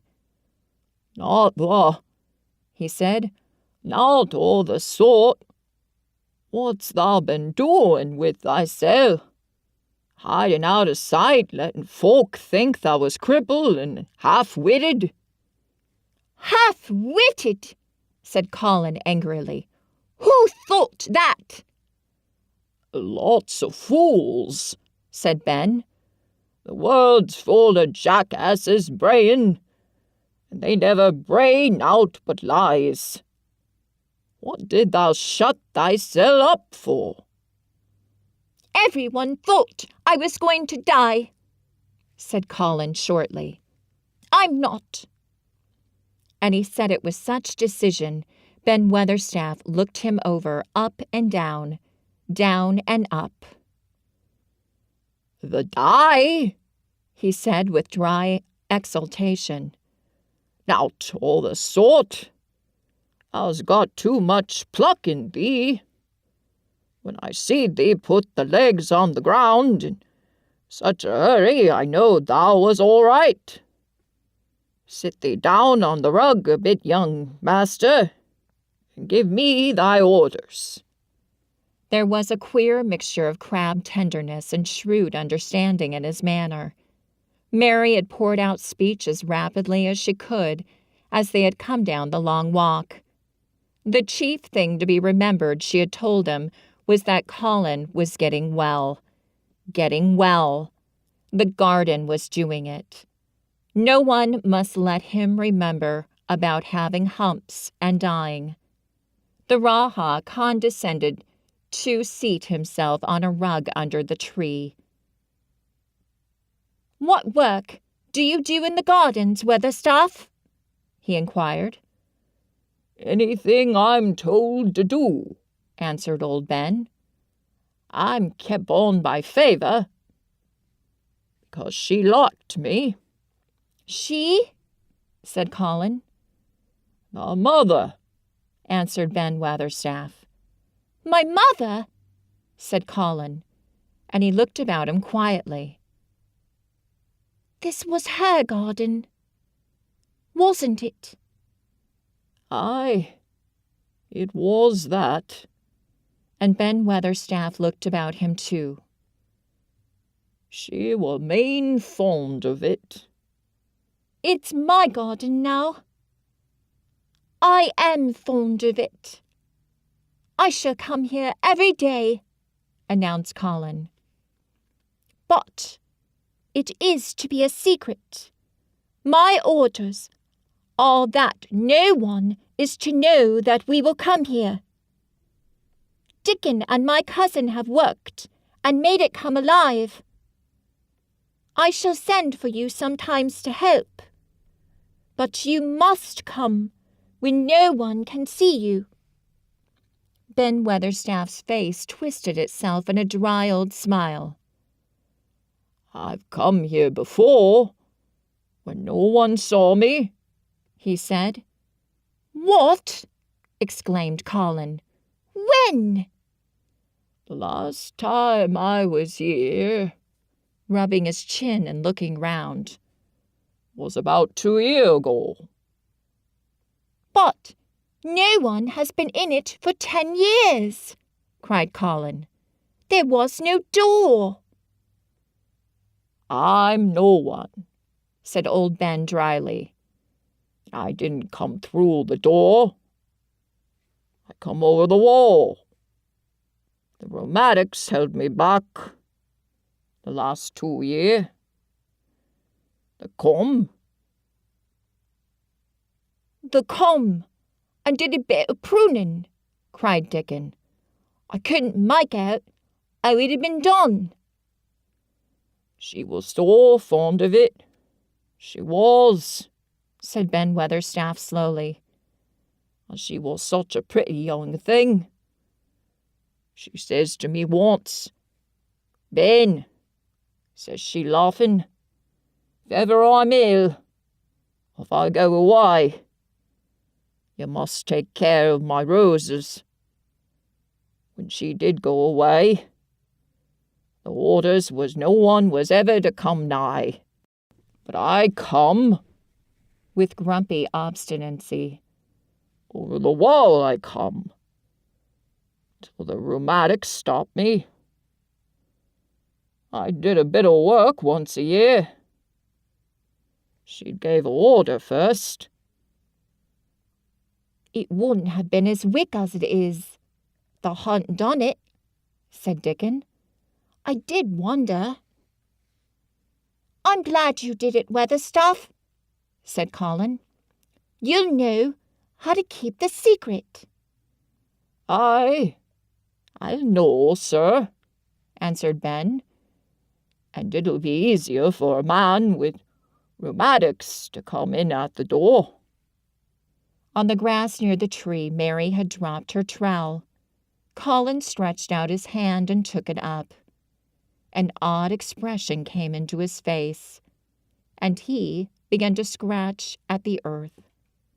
His thin hand was weak enough, but presently, as they watched him, Mary with quite breathless interest, he drove the end of the trowel into the soil and turned some over. "You can do it! You can do it!" said Mary to herself. "I tell you, you can!" Dickon's round eyes were full of eager curiousness, but he said not a word. Ben Weatherstaff looked on with interested face. Colin persevered. After he had turned a few trowelfuls of soil, he spoke exultantly to Dickon in his best Yorkshire. "Boss said as thou had me walking about here, same as other folk, and thou said thou'd had me digging. I thought that was just lean to please me. This is only the first day, and I've walked, and here I am digging." Ben Weatherstaff's mouth fell open again when he heard him, but he ended by chuckling. "Oh, oh, oh, oh, oh, eh," he said. "That sounds as if thou got wits enow. Thou'rt a Yorkshire lad for sure, and thou'rt digging too. How'd thou like to plant a bit of something? I can get thee a rose in a pot." "Go and get it," said Colin, digging excitedly. "Quick! Quick!" It was done quickly enough indeed. Ben Weatherstaff went his way, forgetting rheumatics. Dickon took his spade and dug the hole deeper and wider than a new digger with thin white hands could make it. Mary slipped out to run and bring back a watering can. When Dickon had deepened the hole, Colin went on turning the soft earth over and over. He looked up at the sky, flushed and glowing with the strangely new exercise, slight as it was. "I want to do it before the sun goes quite down," he said. Mary thought that perhaps the sun held back a few minutes just on purpose. Ben Weatherstaff brought the rose in its pot from the greenhouse. He hobbled over the grass as fast as he could. He had begun to be excited, too. He knelt down by the hole and broke the pot from the mold. "Here, lad," he said, handling the plant to Colin. "Set it in the earth, I say. Same as the king does when he goes to a new place." The thin white hand shook a little, and Colin's flush grew deeper as he set the rose in the mold and held it while old Ben made firm the earth. It was filled in and pressed down and made steady. Mary was leaning forward on her hands and knees. Soot had flown down and marched forward to see what was being done. Nut and shell chattered about from a cherry tree. "It's planted," said Colin at last, "and the sun is only slipping over the edge. Help me up, Dickon. I want to be standing when it goes. That's part of the magic." And Dickon helped him, and the magic, or whatever it was, so gave him strength that when the sun did slip over the edge and end the strange, lovely afternoon for them, there he actually stood on his own 2 feet, laughing.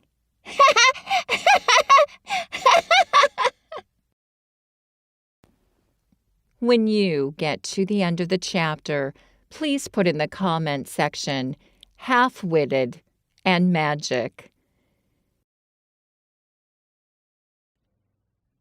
Chapter 23. Magic. Dr. Craven had been waiting some time at the house when they returned to it. He had, indeed, begun to wonder if it might not be wise to send someone out to explore the garden paths. When Colin was brought back to his room, the poor man looked him over seriously. "You should not have stayed so long," he said. "You must not overexert yourself." "I'm not tired at all," said Colin. "It has made me well.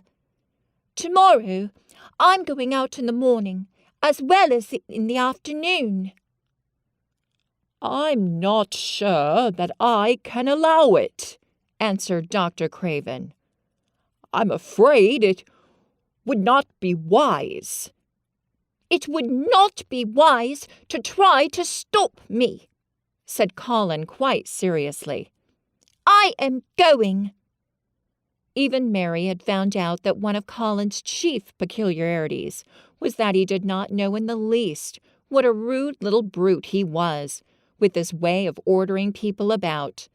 He had lived on a sort of desert island all his life, and he had been the king of it, he had made his own manners, and had no one to compare himself with. Mary had indeed been rather like him herself, and since she had been at Misselwaite, had gradually discovered that her own manners had not been of the kind which is usual or popular. Having made this discovery, she naturally thought it of enough interest to communicate to Colin. So she sat and looked at him curiously for a few minutes after Dr. Craven had gone. She wanted to make him ask her why she was doing it. And of course, she did. "What are you looking at me for?" he said. "I'm thinking that I'm rather sorry for Dr. Craven." "So am I," said Colin calmly, but not without an air of some satisfaction. "He won't get Misselwaite at all. No, I'm not going to die." "I'm sorry for him because of that, of course," said Mary. "But I was thinking just then that it must have been very horrid to have had to be polite for 10 years to a boy who was always rude. I would never have done it." "Am I rude?" Colin inquired undisturbedly. "If you had been his own boy, and he had been a slapping sort of man, said Mary. "He would have slapped you." "But he daren't," said Colin. "No, he daren't," answered Mistress Mary, thinking the thing out quite without prejudice. "Nobody ever dared to do anything you didn't like, because you were going to die, and things like that. You were such a poor thing." "But," announced Colin stubbornly, "I am not going to be a poor thing. I won't let people think I'm one. I stood on my feet this afternoon." "It is always having your own way that has made you so queer," Mary went on, thinking aloud. Colin turned his head, frowning. "Am I queer?" he demanded. "Yes," answered Mary. "Very. But you needn't be cross," she added impartially, "because so am I queer, and so is Ben Weatherstaff. But I'm not as queer as I was before I began to like people, and before I found the garden. I don't want to be queer," said Colin. "I'm not going to be." And he frowned again with determination. He was a very proud boy. He lay thinking for a while, and then Mary saw his beautiful smile begin and gradually change his whole face. "I shall stop being queer," he said, "if I go every day to the garden. There's magic in there. Good magic. You know, Mary. I'm sure there is." "So am I," said Mary. "Even if it isn't real magic," Colin said, "we can pretend it is. Something is there. Something." "It's magic," said Mary, "but not black. It's as white as snow." They always called it magic, and indeed it seemed like it in the months that followed. The wonderful months, the radiant months, the amazing ones. Oh, the things which happened in that garden. If you have never had a garden, you cannot understand. And if you had had a garden, you will know that it would take a whole book to describe all that came to pass there. At first, it seemed that green things would never cease pushing their way through the earth, in the grass, in the beds, even in the crevices of the walls. Then the green things began to show buds, and the buds began to unfurl and show color, every shade of blue, every shade of purple, every tint and hue of crimson. In its happy days, flowers had been tucked away into every inch and hole and corner. Ben Weatherstaff had seen it done, and had himself scraped out mortar from between the bricks of the wall and made pockets of earth for lovely clinging things to grow on. Iris and white lilies rose out of the grass in sheaves, and the green alcoves filled themselves with amazing armies of the blue and white flower lances, of tall delphiniums or columbines or campanulas. "She was main fond of them. She was," Ben Weatherstaff said. "She liked them things as was aloft pointing up to the blue sky. She used to tell. Not as she was one of them as looked down on the earth. Not her. She just loved it. But she said as the blue sky allus looked so joyful." The seeds Dickon and Mary had planted grew as if fairies had tended them. Satiny poppies of all tints danced in the breeze by the score, gaily defying flowers which had lived in the garden for years, and which, it might be confessed, seemed rather to wonder how such new people had got there. And the roses, rising out of the grass, tangled round the sundial, wreathing the tree trunks and hanging from their branches, climbing up the walls and spreading over them with long garlands falling in cascades. They came alive day by day, hour by hour, fair fresh leaves and buds, tiny at first, but swelling and working magic until they burst and uncurled into cups of scent, delicately spilling themselves over their brims and filling the garden air. Colin saw it all, watching each change as it took place. Every morning he was brought out, and every hour of each day when it didn't rain he spent in the garden. Even gray days pleased him. He would lie on the grass, "Watching things growing," he said. If you watched long enough, he declared, you could see buds unsheath themselves. Also, you could make the acquaintance of strange, busy insect things running about on various unknown, but evidently serious errands, sometimes carrying tiny scraps of straw, or feather, or food, or climbing blades of grass as if they were trees from whose tops one could look out to explore the country. A mole throwing up its mound at the end of its burrow and making its way out at last with the long-nailed paws, which looked so like elvish hands, had absorbed him one whole morning. Ants' ways, beetles' ways, bees' ways, frogs' ways, birds' ways, plants' ways gave him a new world to explore. And when Dickon revealed them all and added foxes' ways, otters' ways, ferrets' ways, squirrels' ways, and trouts, and water rats, and badgers' ways, there was no end to the things to talk about and think over. And this was not the half of the magic. The fact that he had really once stood on his feet had set Colin thinking tremendously, and when Mary told him of the spell she had worked, he was excited and approved of it greatly. He talked of it constantly. "Of course, there must be lots of magic in the world," he said wisely one day.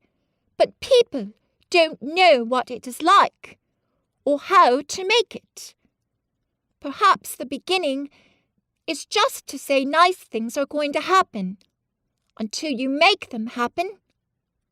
I'm going to try an experiment." The next morning when they went to the secret garden, he sent at once for Ben Weatherstaff. Ben came as quickly as he could and found the Raja standing on his feet under a tree and looking very grand, but also very beautifully smiling. "Good morning, Ben Weatherstaff," he said. "I want you and Dickon and Miss Mary to stand in a row and listen to me, because I'm going to tell you something very important." "Aye, aye, sir," answered Ben Weatherstaff, touching his forehead. One of the long-concealed charms of Ben Weatherstaff was that in his boyhood he had once run away to sea and had made voyages, so he could reply like a sailor. "I'm going to try a scientific experiment," explained the Raja. "When I grow up, I'm going to make great scientific discoveries, and I'm going to begin now with this experiment." "Aye, aye, sir," said Ben Weatherstaff promptly, though this was the first time he had heard of great scientific discoveries.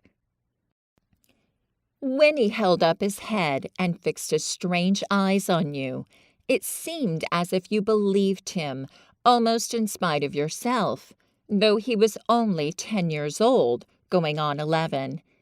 At this moment, he was especially convincing because he suddenly felt the fascination of actually making a sort of speech, like a grown-up person. "The great scientific discoveries I am going to make," he went on, will be about magic. Magic is a great thing, and scarcely anyone knows anything about it, except a few people in old books, and Mary a little, because she was born in India, where there are fakirs. I believe Dickon knows some magic, but perhaps he doesn't know he knows it. He charms animals and people. I would never have let him come to see me if he had not been an animal charmer, which is a boy charmer too, because a boy is an animal. I am sure there is magic in everything, only we have not sense enough to get hold of it and make it do things for us, like electricity and horses and steam. This sounded so imposing that Ben Weatherstaff became quite excited and really could not keep still. Aye, aye, sir, he said, and he began to stand up quite straight. When Mary found this garden, it looked quite dead, the orator proceeded. Then something began pushing things up out of the soil and making things out of nothing. One day, things weren't there, and another, they were. I had never watched things before, and it made me feel very curious. Scientific people are always curious, and I am going to be scientific. I keep saying to myself, what is it? What is it? It's something. It can't be nothing. I don't know its name, so I call it magic. I have never seen the sun rise, but Mary and Dickon have, and from what they tell me, I am sure that is magic too. Something pushes it up and draws it. Sometimes since I've been in the garden, I've looked up through the trees at the sky, and I have had a strange feeling of being happy, as if something were pushing and drawing in my chest and making me breathe fast. Magic is always pushing and drawing and making things out of nothing. Everything is made out of magic. Leaves and trees, flowers and birds, badgers and foxes and squirrels and people. So it must be all around us. In this garden. In all the places. The magic in this garden has made me stand up and know I am going to live to be a man.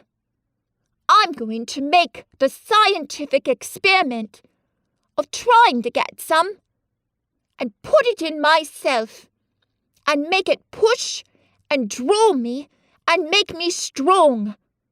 I don't know how to do it, but I think that if you keep thinking about it and calling it, perhaps it will come. Perhaps that is the first baby way to get it. When I was going to try to stand that first time, Mary kept saying to herself as fast as she could, "You can do it. You can do it." And I did. I had to try myself at the same time, of course, but her magic helped me. And so did Dickens. Every morning and evening, as often in the daytime as I can remember, I am going to say, magic is in me. Magic is making me well. I am going to be as strong as Dickon, as strong as Dickon. And you must all do it too. That is my experiment. Will you help, Ben Weatherstaff?" "Aye, aye, sir," said Ben Weatherstaff. "Aye, aye." If you keep doing it every day, as regularly as soldiers go through drill, we shall see what will happen, and find out if the experiment succeeds. You learn things by saying them over and over, and thinking about them until they stay in your mind forever. And I think it will be the same with magic. If you keep calling it to come to you and help you, it will get to be a part of you, and it will stay and do things. I once heard an officer in India tell my mother that there were fakirs who said words over and over thousands of times, said Mary. "I've heard Jim Fiddleworth's wife say the same thing, over thousands of times, calling Jim a drunken brute," said Ben Weatherstaff dryly. "Summat allus come of that, sure enough. He gave her a good hiding, and went to the Blue Lion as drunk as a lord." Colin drew his brows together and thought a few minutes. Then he cheered up. "Well," he said, "you see, something did come of it. You used the wrong magic until she made him beat her. If she used the right magic and had said something nice, perhaps he wouldn't have got as drunk as a lord, and perhaps he might have bought her a new bonnet." Ben Weatherstaff chuckled. And there was shrewd admiration in his little old eyes. "Thought a clever lad as well as a straight-legged one, Mr. Colin," he said. "Next time I see Bess Fiddleworth, I'll give her a bit of hint of what magic will do for her. She'd be rare and pleased if the scientific experiment worked. And so would Jim." Dickon had stood listening to the lecture, his round eyes shining with curious delight. Nut and Shell were on his shoulders, and he held a long-eared white rabbit in his arm, and stroked it softly, while it laid its ears along its back and enjoyed itself. "Do you think the experiment will work?" Colin asked him, wondering what he was thinking. He so often wondered what Dickon was thinking when he saw him looking at him, or at one of his creatures, with his happy, wide smile. He smiled now, and his smile was wider than usual. "Aye," he answered, "that I do. It'll work same as the seeds do when the sun shines on 'em. It'll work for sure. Shall us begin it now?" Colin was delighted, and so was Mary, fired by recollections of fakirs and devotees and illustrations. Colin suggested that they should all sit cross-legged under the tree which made a canopy. "It will be like sitting in a sort of temple," said Colin. "I'm rather tired, and I want to sit down." Said Dickon, "thou mustn't begin by saying thou'rt tired. Thou might spoil the magic." Colin turned and looked at him, into his innocent round eyes. "That's true," he said slowly. "I must only think of the magic." It all seemed most majestic and mysterious when they sat down in their circle. Ben Weatherstaff felt as if he had somehow been led into appearing at a prayer meeting. Ordinarily, he was very fixed in being what he called again prayer meetins. But this being the Raja's affair, he did not resent it, and was indeed inclined to be gratified at being called upon to assist. Mistress Mary felt solemnly enraptured. Dickon held his rabbit in his arm, and perhaps he made some charmer's signal no one heard, for when he sat down, cross-legged like the rest, the crow, the fox, the squirrels, and the lamb slowly drew near and made part of the circle, settling each into a place of rest, as if of their own desire. "The creatures have come," said Colin gravely. "They want to help us." Colin really looked quite beautiful, Mary thought. He held his head high, as if he felt like a sort of priest, and his strange eyes had a wonderful look in them. The light shone on him through the tree canopy. "Now we will begin," he said. "Shall we sway backward and forward? Mary, as if we were dervishes?" "I cannot do no swaying backward and forward," said Ben Weatherstaff. "I got the rheumatics." "The magic will take them away," said Colin in a high priest tone. "But we won't sway until it has done it. We will only chant." "I cannot do no chanting," said Ben Weatherstaff a trifle testily. "They turned me out of the church choir the only time I ever tried it." No one smiled. They were all too much in earnest. Colin's face was not even crossed by a shadow. He was thinking only of the magic. "Then I will chant," he said, and he began, looking like a strange boy spirit. "The sun is shining. The sun is shining. That is the magic. The flowers are growing. The roots are stirring. That is the magic. Being alive is the magic. Being strong is the magic. The magic is in me. The magic is in me. It is in me. It is in me.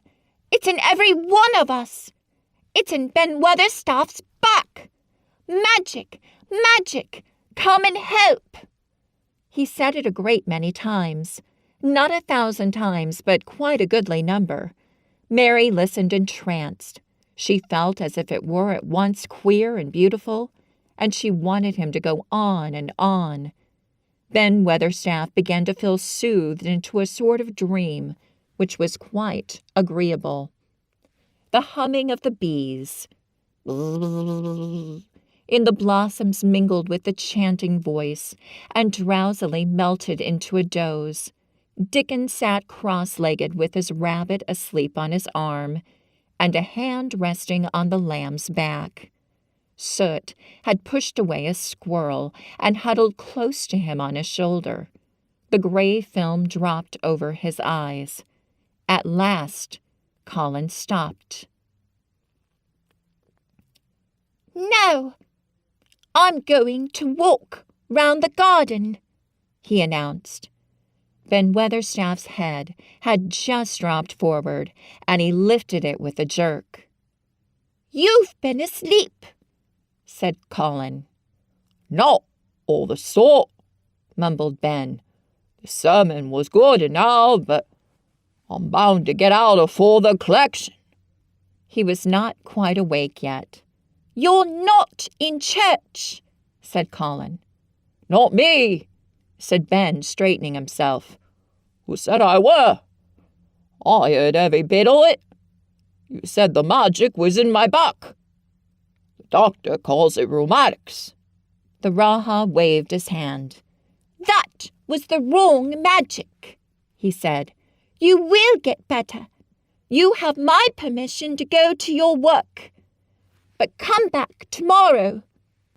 "I'd like to see thee walk round the garden." "Huh!" grunted Ben. It was not an unfriendly grunt, but it was a grunt. In fact, being a stubborn old party and not having entire faith in magic, he had made up his mind that if he were sent away, he would climb his ladder and look over the wall so that he might be ready to hobble back if there were any stumbling. The Raja did not object to his staying, and so the procession was formed. It really did look like a procession. Colin was at its head with Dickon on one side and Mary on the other. Ben Weatherstaff walked behind, and the creatures trailed after them, the lamb and the fox cub keeping close to Dickon, the white rabbit hopping along or stopping to nibble, and Soot following with the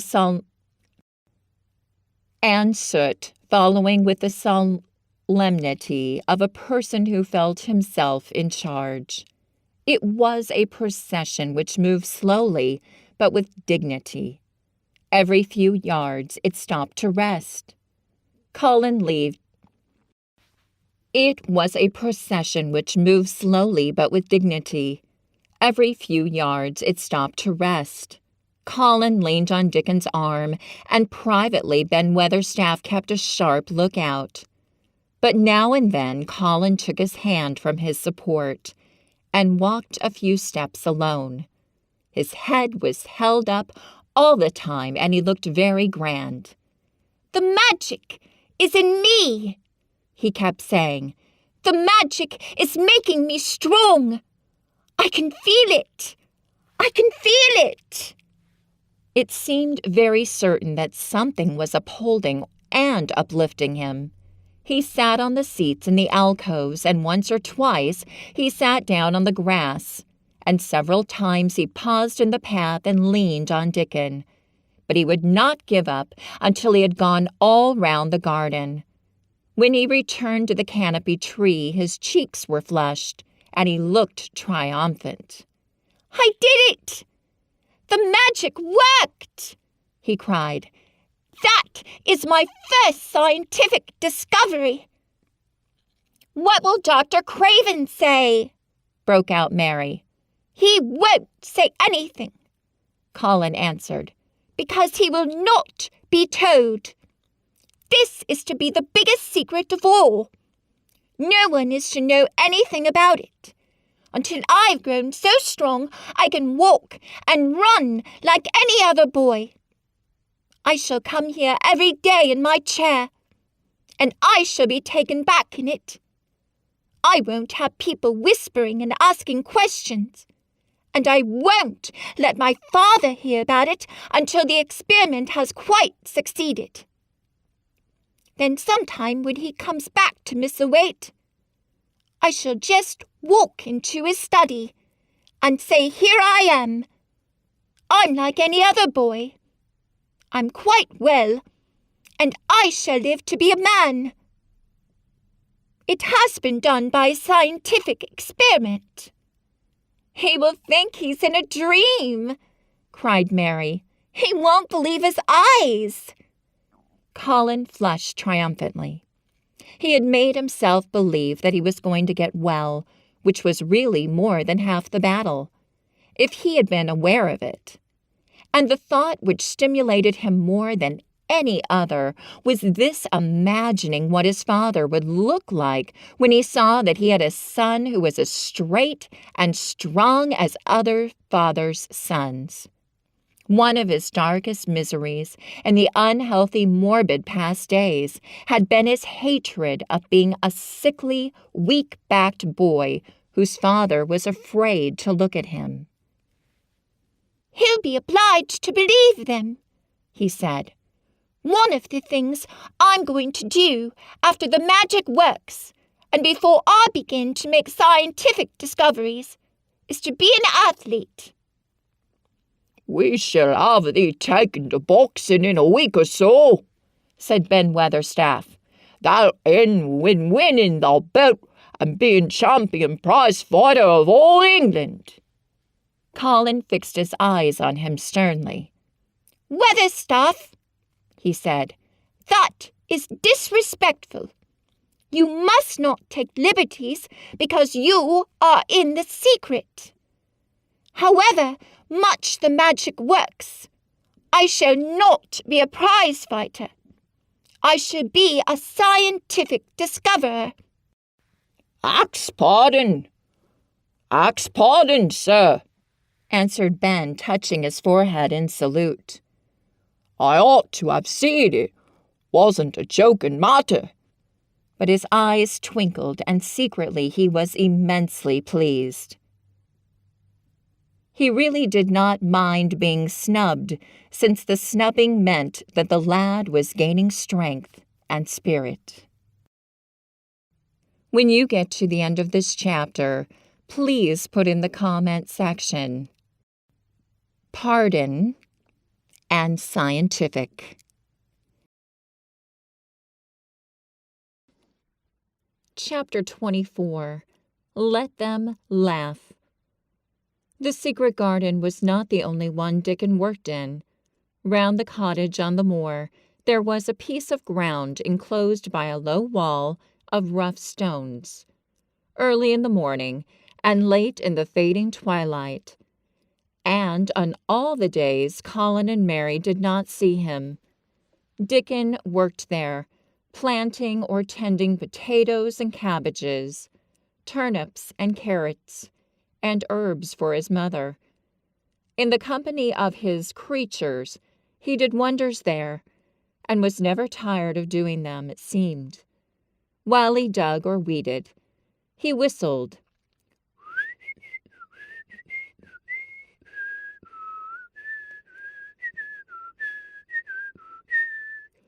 or sang bits of Yorkshire moor songs, or talked to Soot or Captain, or the brothers and sisters he had taught to help him. "We'd never get on as comfortable as we do," Mrs. Sowerby said, "if it wasn't for Dickon's garden. Anything'll grow for him. His taters and cabbages is twice the size of anyone else's, and they've got a flavour with him as nobody's has." When she found a moment to spare, she liked to go out and talk to him. After supper, there was still a long, clear twilight to work in, and that was her quiet time. She could sit upon the low, rough wall and look on and hear stories of the day. She loved this time. There were not only vegetables in this garden. Dickon had bought penny packages of flower seeds, now and then, and sown bright, sweet-scented things among gooseberry bushes and even cabbages, and he grew borders of mignonette and pinks and pansies and things whose seeds he could save year after year, or whose roots would bloom each spring and spread in time into fine clumps. The low wall was one of the prettiest things in Yorkshire, because he had tucked moorland foxglove and ferns, and rockcress and hedgerow flowers into every crevice, until only here and there glimpses of the stones were to be seen. "All a chap's got to do to make 'em thrive, Mother," he would say, "is to be friends with 'em for sure. They're just like the creatures. If they're thirsty, give 'em a drink. If they're hungry, give 'em a bit of food. They want to live same as we do. If they died, I should feel as if I'd been a bad lad, and somehow treated them heartless." It was in these twilight hours that Mrs. Sowerby heard of all that happened at Misselthwaite Manor. At first she was only told that Mr. Colin had taken a fancy to going out into the grounds with Miss Mary, and that it was doing him good. But it was not long before it was agreed between the two children that Dickon's mother might come into the secret. Somehow it was not doubted that she was safe for sure. So one beautiful still evening, Dickon told the whole story, with all the thrilling details of the buried key, and the robin, and the grey haze which had seemed like deadness, and the secret Mistress Mary had planned never to reveal. The coming of Dickon and how it had been told to him, the doubt of Mr. Colin, and the final drama of his introduction to the hidden domain, combined with the incident of Ben Weatherstaff's angry face peering over the wall, and Mr. Colin's sudden indignant strength, made Mrs. Sowerby's nice-looking face quite change color several times. "My word," she said, It was a good thing that little lass came to the manor. It's been the making of her, and the saving of him, standing on his feet, and us all thinking he was poor half-witted lad with not a straight bone in him." She asked a great many questions, and her blue eyes were full of deep thinking. "What do they make of it at the manor? Him being so well and cheerful and never complaining?" she inquired. "They don't know what to make of it," answered Dickon. "Every day as comes round his face looks different. It's filling out doesn't look so sharp, and the waxy colour's going. But he has to do his bit of complaining," with a highly entertained grin. "What for? Mercy's name?" asked Mrs. Sowerby. Dickon chuckled. He does it to keep them from guessing what's happened. If the doctor knew he'd find out he could stand on his feet, he'd likely write and tell Mr. Craven. Mr. Colin's saving the secret to tell himself. He's going to practice his magic on his legs every day, till his father comes back, and then he's going to march into his room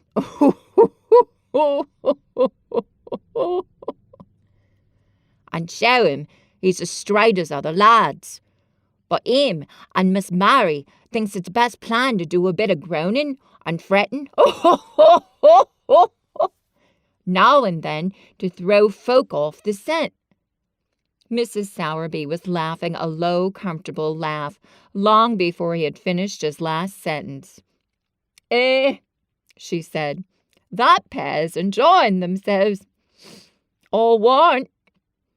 They'll get a good bit of play acting out of it, and there's nothing children likes as much as play acting. Let's hear what they do, Dickon lad." Dickon stopped weeding and sat up on his heels to tell her. His eyes were twinkling with fun.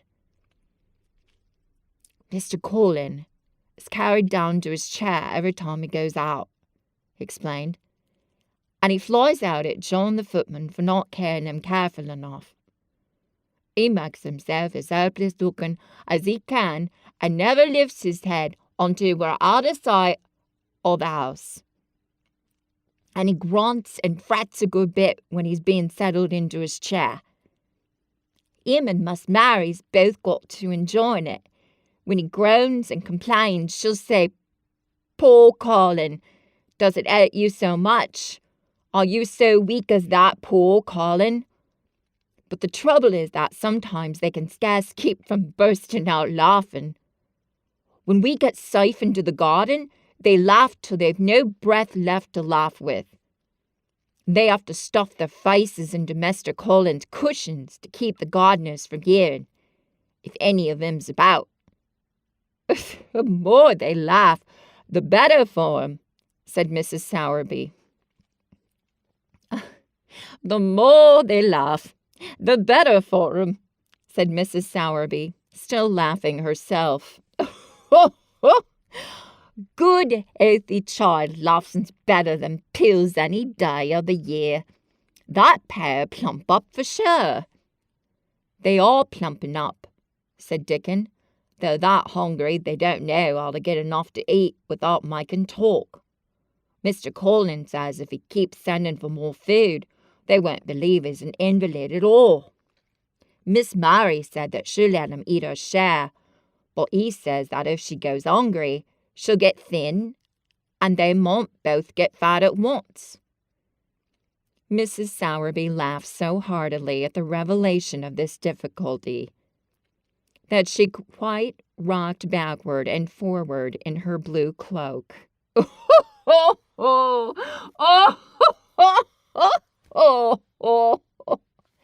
And Dickon laughed with her.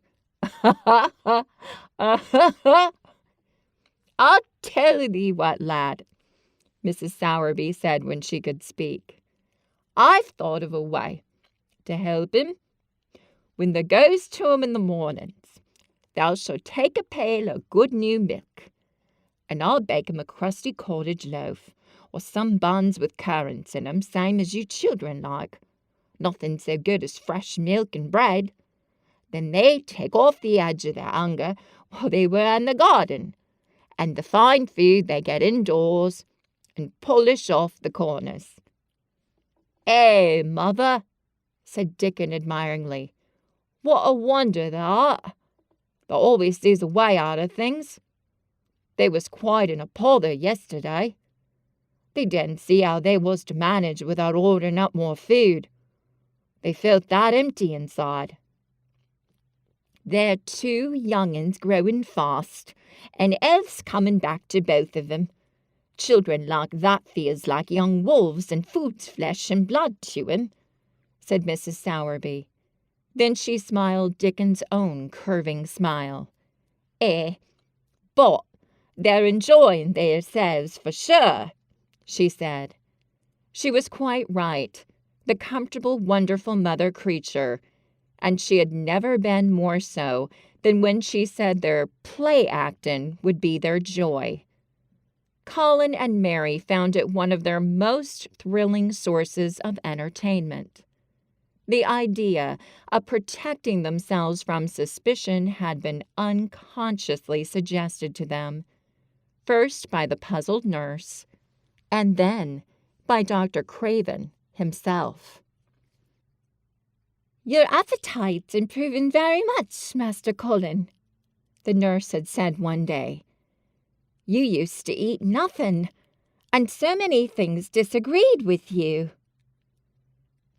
"Nothing disagrees with me now," replied Colin, and then seeing the nurse looking at him curiously, he suddenly remembered that perhaps he ought not to appear too well just yet.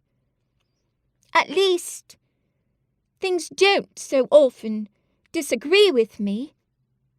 It's the fresh air." "Perhaps it is," said the nurse, still looking at him with a mystified expression. "But I must talk to Dr. Craven about it." "How she stared at you," said Mary when she went away, "as if she thought there must be something to find out." "I won't have her finding out things," said Colin. "No one must begin to find out yet." When Dr. Craven came that morning, he seemed puzzled also. He asked a number of questions to Colin's great annoyance. "You stay out in the garden a great deal?" he suggested. "Where do you go?" Colin put on his favorite air of dignified indifference to opinion. "I will not let anyone know where I go," he answered. "I go to a place I like. Everyone has orders to keep out of the way. I won't be watched and stared at. You know that." "You seem to be out all day, but I do not think it has done you harm." "I do not think so. The nurse says you eat much more than you have ever done before."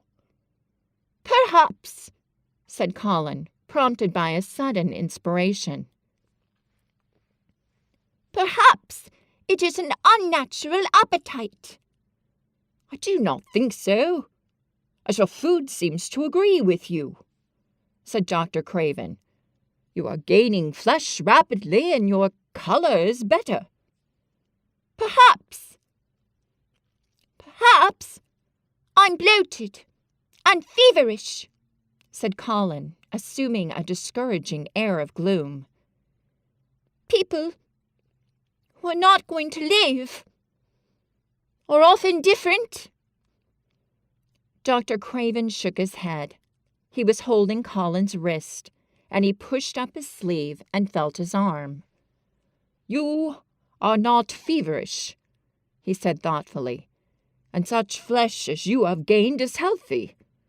If we can keep this up, my boy, we need not talk of dying.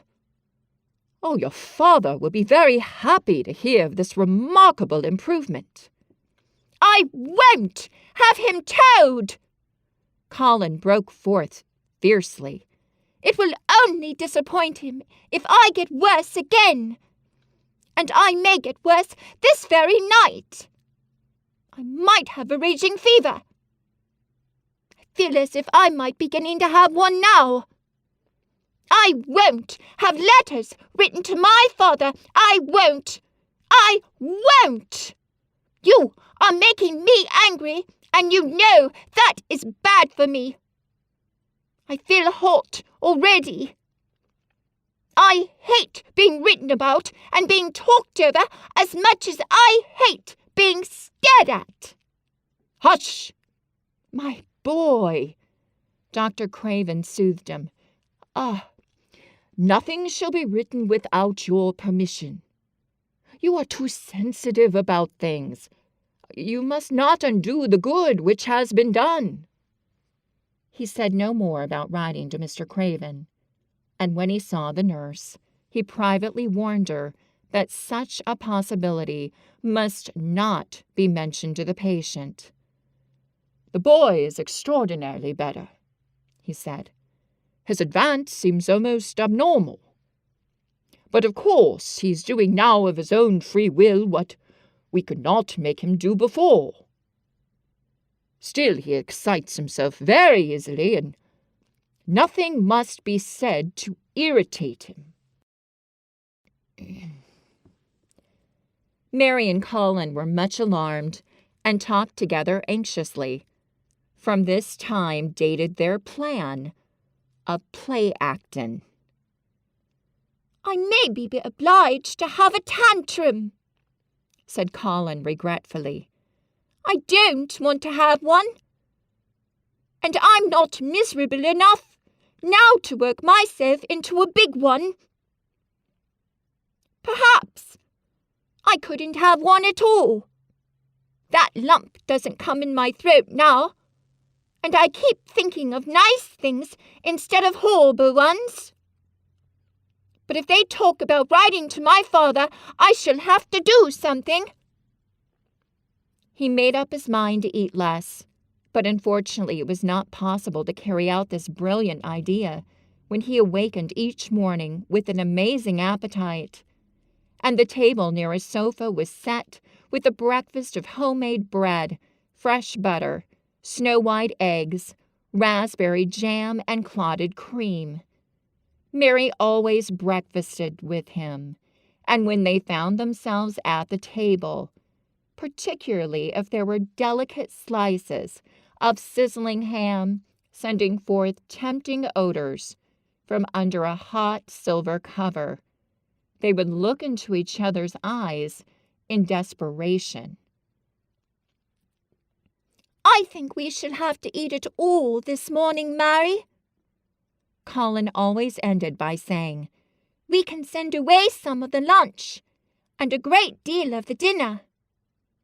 But they never found they could send away anything, and the highly polished condition of the empty plates returned to the pantry awakened much comment.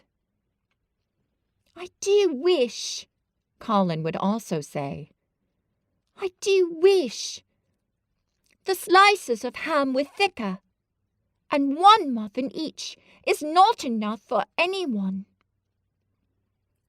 "It's enough for a person who's going to die," answered Mary when first she heard this. "But it's not enough for a person who's going to live. I sometimes feel as if I could eat 3 when those nice fresh heather and gorse smells from the moor come pouring in at the open window." The morning that Dickon, after they had been enjoying themselves in the garden for about 2 hours, went behind a big rose bush and brought forth 2 tin pails, and revealed that one was full of rich new milk with cream on the top of it, and the other held cottage-made currant buns, folded in a clean blue and white napkin, buns so carefully tucked in that they were still hot. There was a riot of surprised joyfulness. What a wonderful thing for Mrs. Sowerby to think of! What a kind, clever woman she must be. How good the buns were, and what delicious fresh milk. Magic is in her, just as it is in Dickon, said Colin. It makes her think of ways to do things. Nice things. She is a magic person. Tell her we are grateful, Dickon, extremely grateful. He was given to using rather grown-up phrases at times. He enjoyed them. He liked this so much that he improved upon it.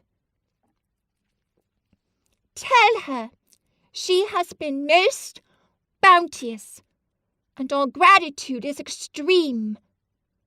And then, forgetting his grandeur, he fell to and stuffed himself with buns and drank milk out of the pail in copious draughts, in the manner of any hungry little boy who had been taking unusual exercise and breathing in moorland air, and whose breakfast was more than 2 hours behind him. This was the beginning of many agreeable incidents of the same kind.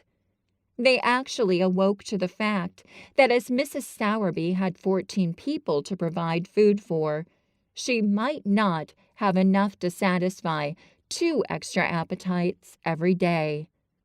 So they asked her to let them send some of their shillings to buy things. Dickon made the stimulating discovery that in the wood in the park, outside the garden where Mary had first found him, piping to the wild creatures, there was a deep little hollow where you could build a sort of tiny oven with stones and roast potatoes and eggs in it. Roasted eggs were a previously unknown luxury, and very hot potatoes with salt and fresh butter in them were fit for a woodland king. Besides being deliciously satisfying, you could buy both potatoes and eggs and eat as many as you liked without feeling as if you were taking food out of the mouths of 14 people.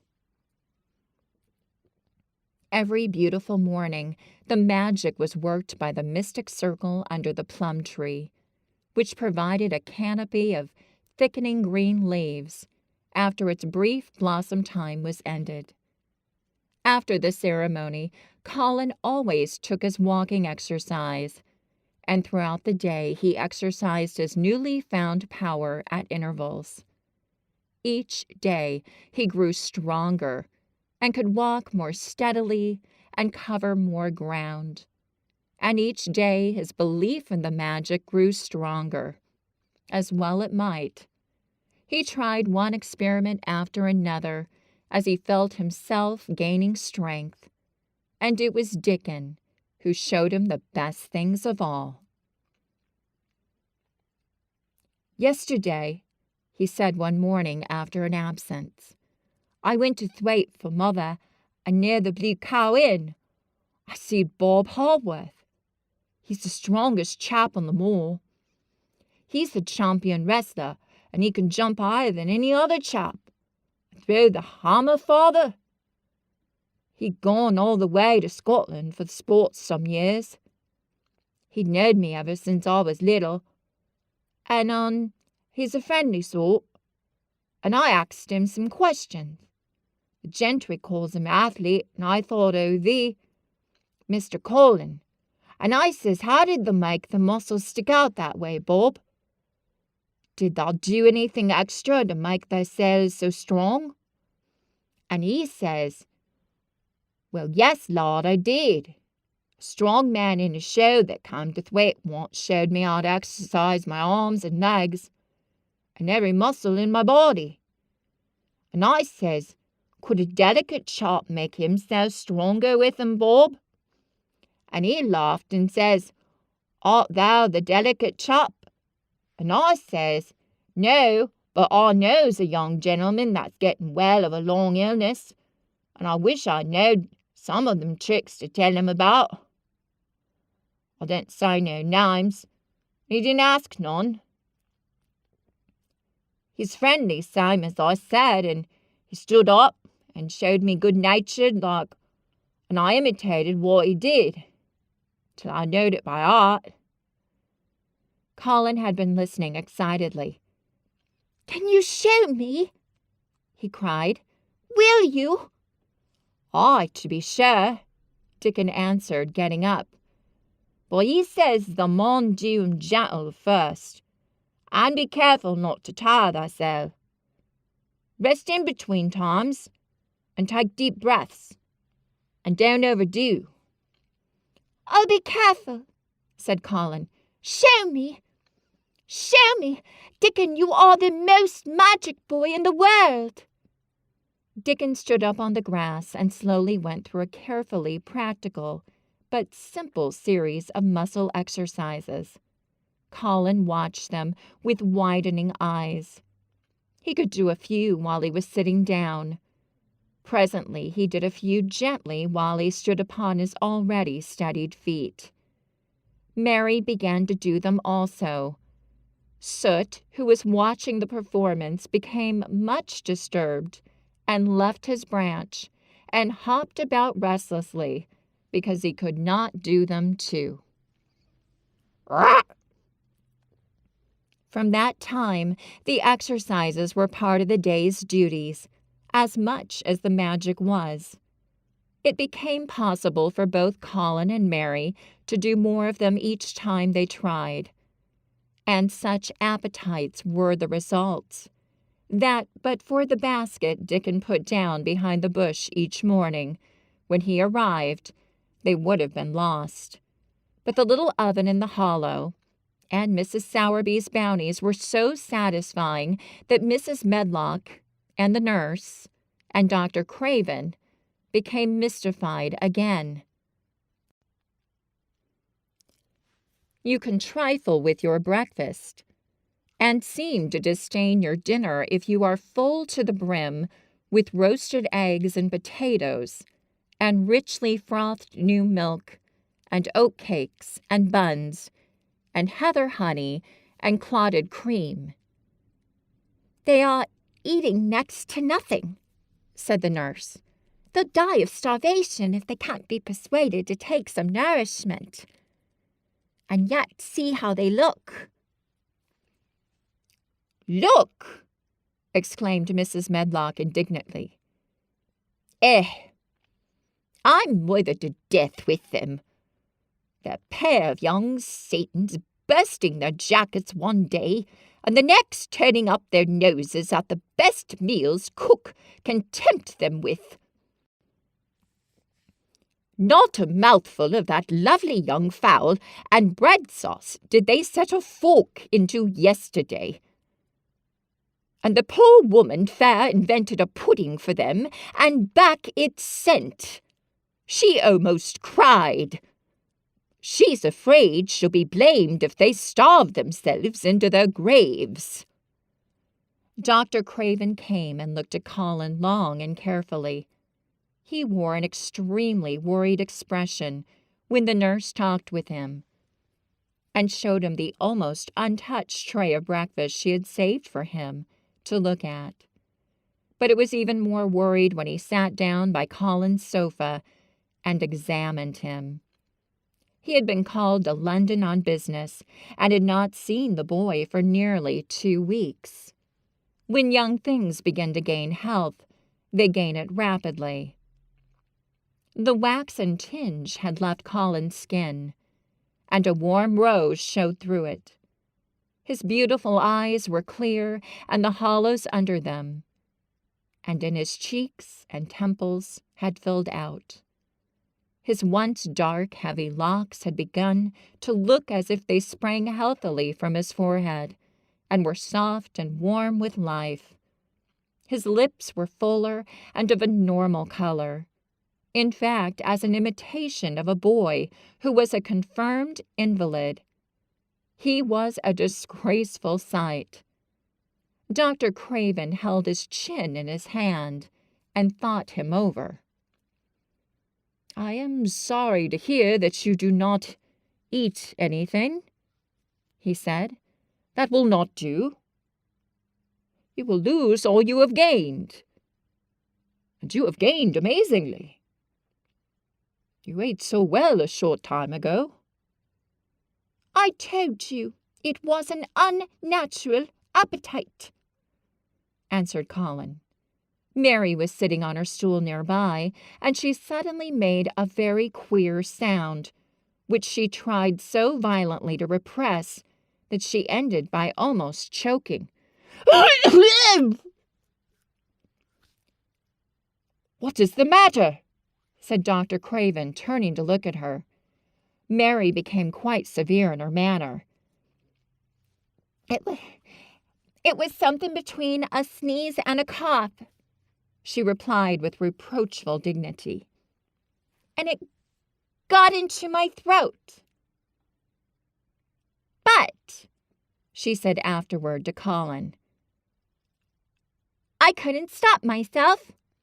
It just burst out because, all at once, I couldn't help remembering that last big potato you ate and the way your mouth stretched when you bit through that thick, lovely crust with jam and clotted cream on it." "Is there any way in which those children can get food secretly?" Dr. Craven inquired of Mrs. Medlock.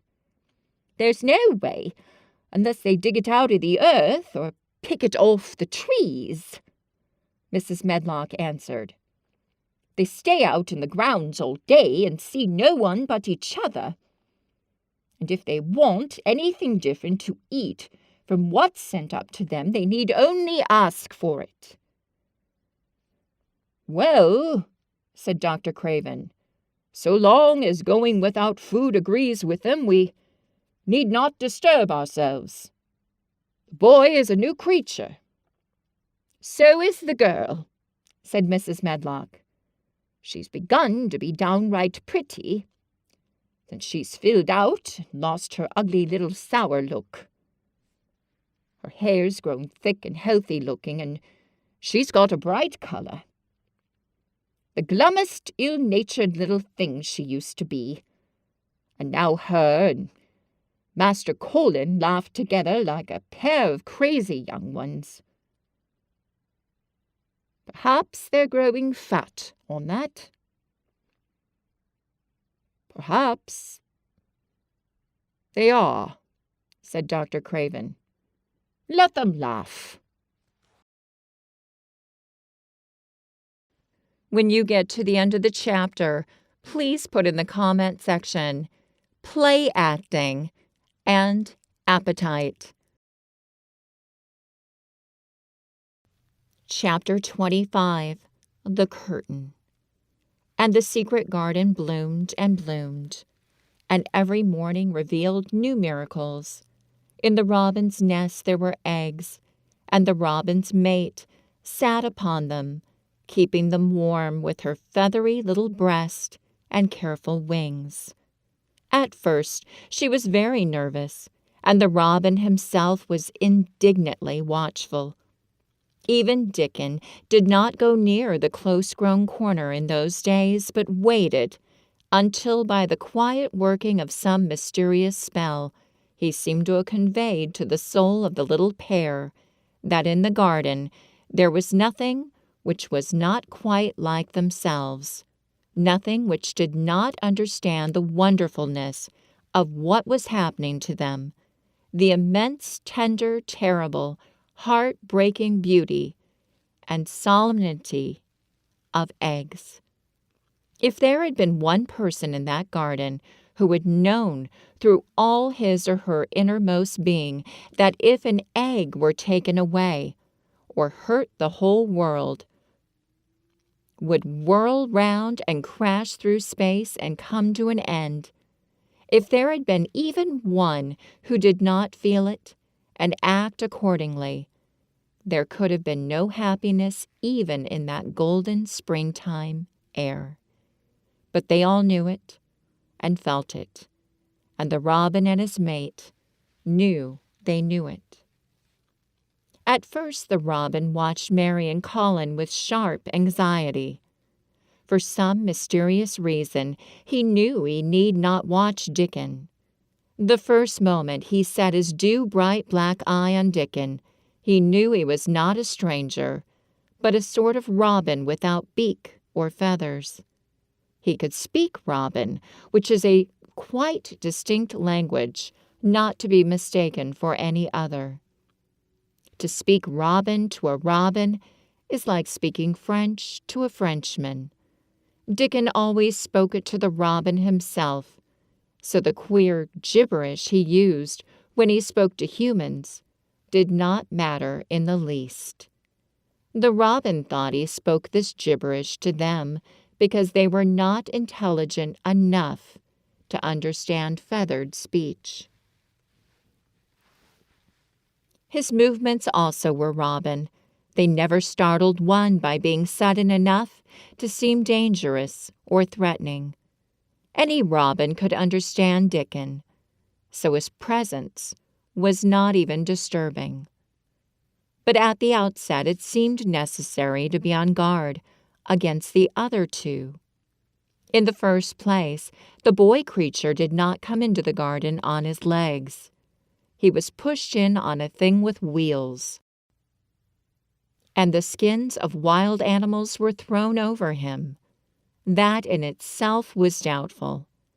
Then, when he began to stand up and move about, he did it in a queer, unaccustomed way, and the others seemed to have to help him.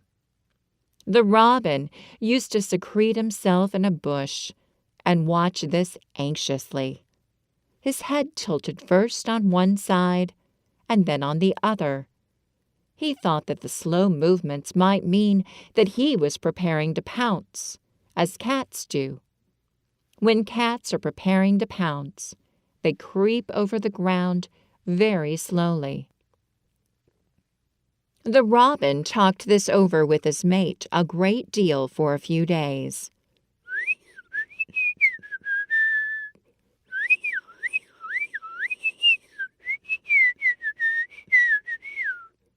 But after that, he decided not to speak of the subject, because her terror was so great that he was afraid it might be injurious to the eggs.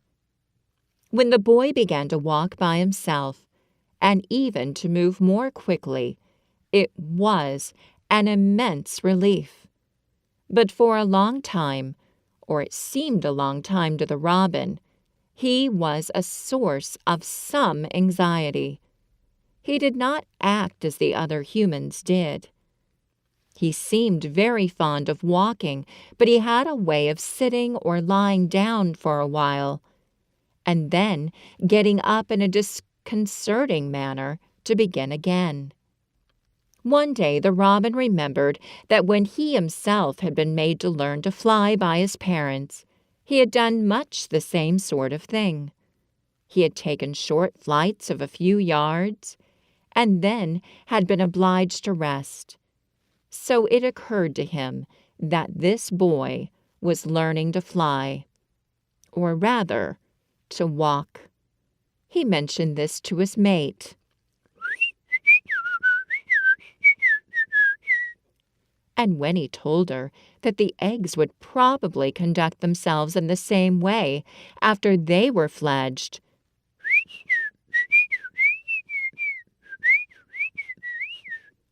she was quite comforted, and even became eagerly interested, and derived great pleasure from watching the boy over the edge of her nest, though she always thought that the eggs would be much cleverer and learn more quickly. But then she said indulgently that humans were always more clumsy and slow than eggs, and most of them never seemed really to learn to fly at all.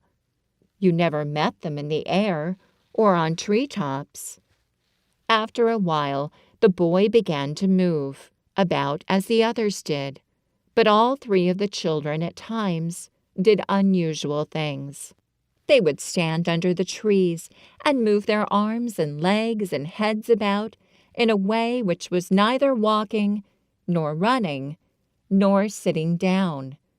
They went through these movements at intervals every day, and the robin was never able to explain to his mate what they were doing or trying to do.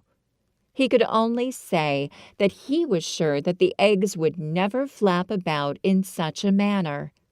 But as the boy who could speak Robin so fluently was doing the thing with them, birds could be quite sure that the actions were not of a dangerous nature. Of course, neither the robin nor his mate had ever heard of the champion wrestler, Bob Haworth, and his exercises for making the muscles stand out like lumps. Robins are not like human beings. Their muscles are always exercised from the first, and so they develop themselves in a natural manner. If you have to fly about to find every meal you eat, your muscles do not become atrophied. Atrophied means wasted away through want of use. When the boy was walking and running about and digging and weeding, like the others, the nest in the corner was brooded over by a great peace and content. Fears for the eggs became things of the past. Knowing that your eggs were as safe as if they were locked in a bank vault, and the fact that you could watch so many curious things going on, made setting a most entertaining occupation. On wet days, the egg's mother sometimes felt even a little dull, because the children did not come into the garden. But even on wet days, it could not be said that Mary and Colin were dull. One morning, when the rain streamed down unceasingly, and Colin was beginning to feel a little restive, as he was obliged to remain on his sofa, because it was not safe to get up and walk about, Mary had an inspiration. "Now that I'm a real boy," Colin had said, "my legs and arms and all my body are so full of magic that I can't keep them still. They want to be doing things all the time. Do you know that when I waken in the morning, Mary, when it's quite early and the birds are just shouting outside and everything seems just shouting for joy, even the trees and things we can't really hear, I feel as if I must jump out of bed and shout myself. And if I did it, just think what would happen." Mary giggled inordinately. "The nurse would come running, and Mrs. Medlock would come running, and they would be sure you had gone crazy, and they'd send for the doctor," she said. Colin giggled himself. He could see how they would all look, how horrified by his outbreak, and how amazed to see him standing upright. "I wish my father would come home," he said. "I want to tell him myself. I'm always thinking about it. But we couldn't go on like this much longer. I can't stand lying still and pretending. And besides, I look too different. I wish it wasn't raining today." It was then Mistress Mary had her inspiration. "Colin," she began mysteriously, "do you know how many rooms there are in this house?" "About 1,000, I suppose," he answered. "There's about 100 no one ever goes into. And one rainy day, I went and looked into ever so many of them. No one ever knew, though Mrs. Medlock nearly found me out. I lost my way when I was coming back, and I stopped at the end of your corridor. That was the second time I heard you crying." Colin started up on his sofa. 100 rooms no one goes into," he said. It sounds almost like a secret garden. Suppose we go and look at them. You could wheel me in my chair. Nobody would know where we went." "That's what I was thinking," said Mary. "No one would dare to follow us. There are galleries where you could run. We could do our exercises. There's a little Indian room where there's a cabinet full of ivory elephants. There's all sorts of rooms." "Ring the bell," said Colin. When the nurse came in, he gave his orders. "I want my chair," he said. "Miss Murray and I are going to look at the part of the house which is not used. John can push me as far as the picture gallery, because there are some stairs. Then he must go away and leave us alone until I send for him again." Rainy days lost their terrors that morning, when the footman had wheeled the chair into the picture gallery and left the two together in obedience to orders. Colin and Mary looked at each other, delighted. As soon as Mary had made sure that John was really on his way back to his own quarters below stairs, Colin got out of his chair.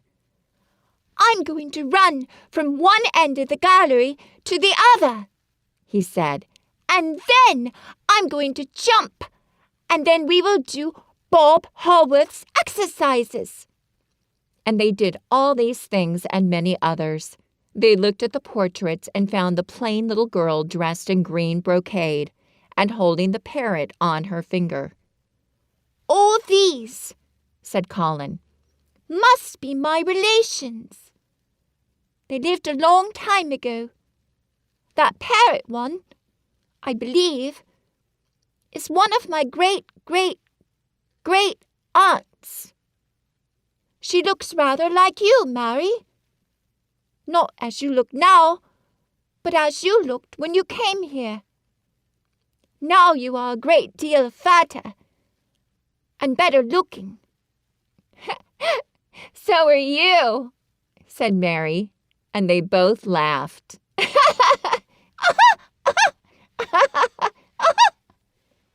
They went to the Indian room and amused themselves with the ivory elephants. They found the rose-colored brocade boudoir and the hole in the cushion the mouse had left. But the mice had grown up and run away, and the hole was empty. They saw more rooms and made more discoveries than Mary had made on her first pilgrimage. They found new corridors and corners and flights of steps and new old pictures they liked, and weird old things they did not know the use of. It was a curiously entertaining morning, and the feeling of wandering about in the same house with other people, but at the same time feeling as if one were miles away from them, was a fascinating thing. "I'm glad we came," Colin said. "I never knew I lived in such a big, queer, old place. I like it. We will ramble about every rainy day. We shall always be finding new queer corners and things." That morning they had found, among other things, such good appetites that when they returned to Colin's room, it was not possible to send the luncheon away untouched. When the nurse carried the tray downstairs, she slapped it down on the kitchen dresser so that Mrs. Loomis, the cook, could see the highly polished dishes and plates. "Look at that," she said. "This house is mystery, and those two children are the greatest mysteries in it." "If they keep that up every day," said the strong young footman John, "there'd be small wonder that he weighs twice as much today as he did a month ago. I should have to give up my place and time for fear of doing my muscles an injury. That afternoon, Mary noticed that something new had happened in Colin's room. She had noticed it the day before, but had said nothing, because she thought the change might have been made by chance. She said nothing today, but she sat and looked fixedly at the picture over the mantel. She could look at it, because the curtain had been drawn aside. That was the change she noticed. "I know what you want me to tell you," said Colin, after she had stared a few minutes.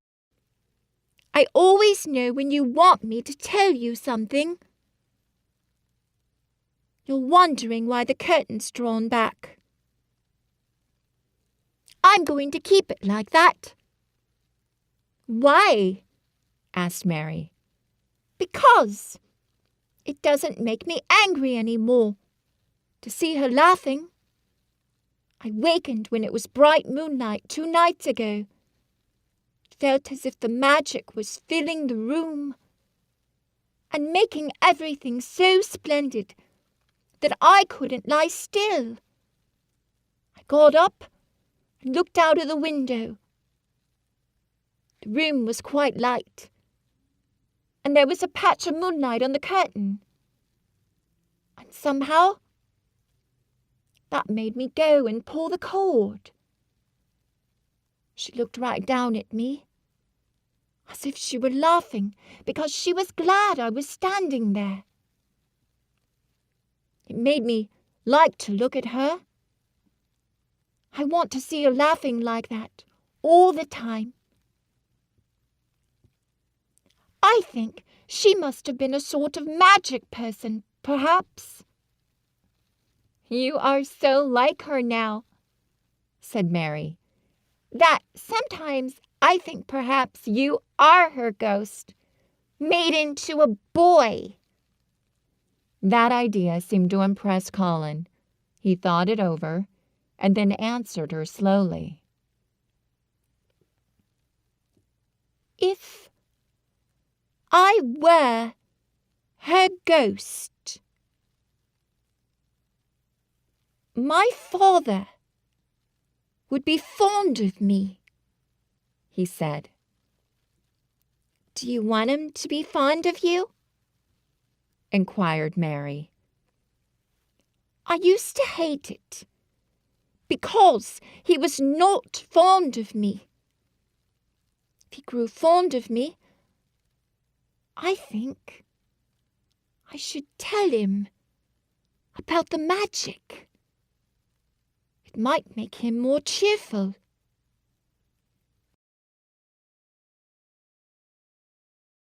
When you get to the end of the chapter, please put in the comment section Robin and curtain. Chapter 26. Its Mother. Their belief in the magic was an abiding thing. After the morning's incantations, Colin sometimes gave them magic lectures. "I like to do it," he explained, "because when I grow up and make great scientific discoveries, I shall be obliged to lecture about them, and so this is practice. I can only give short lectures now because I'm very young. And besides, Ben Watherstaff would feel as if he was in church, and he would go to sleep."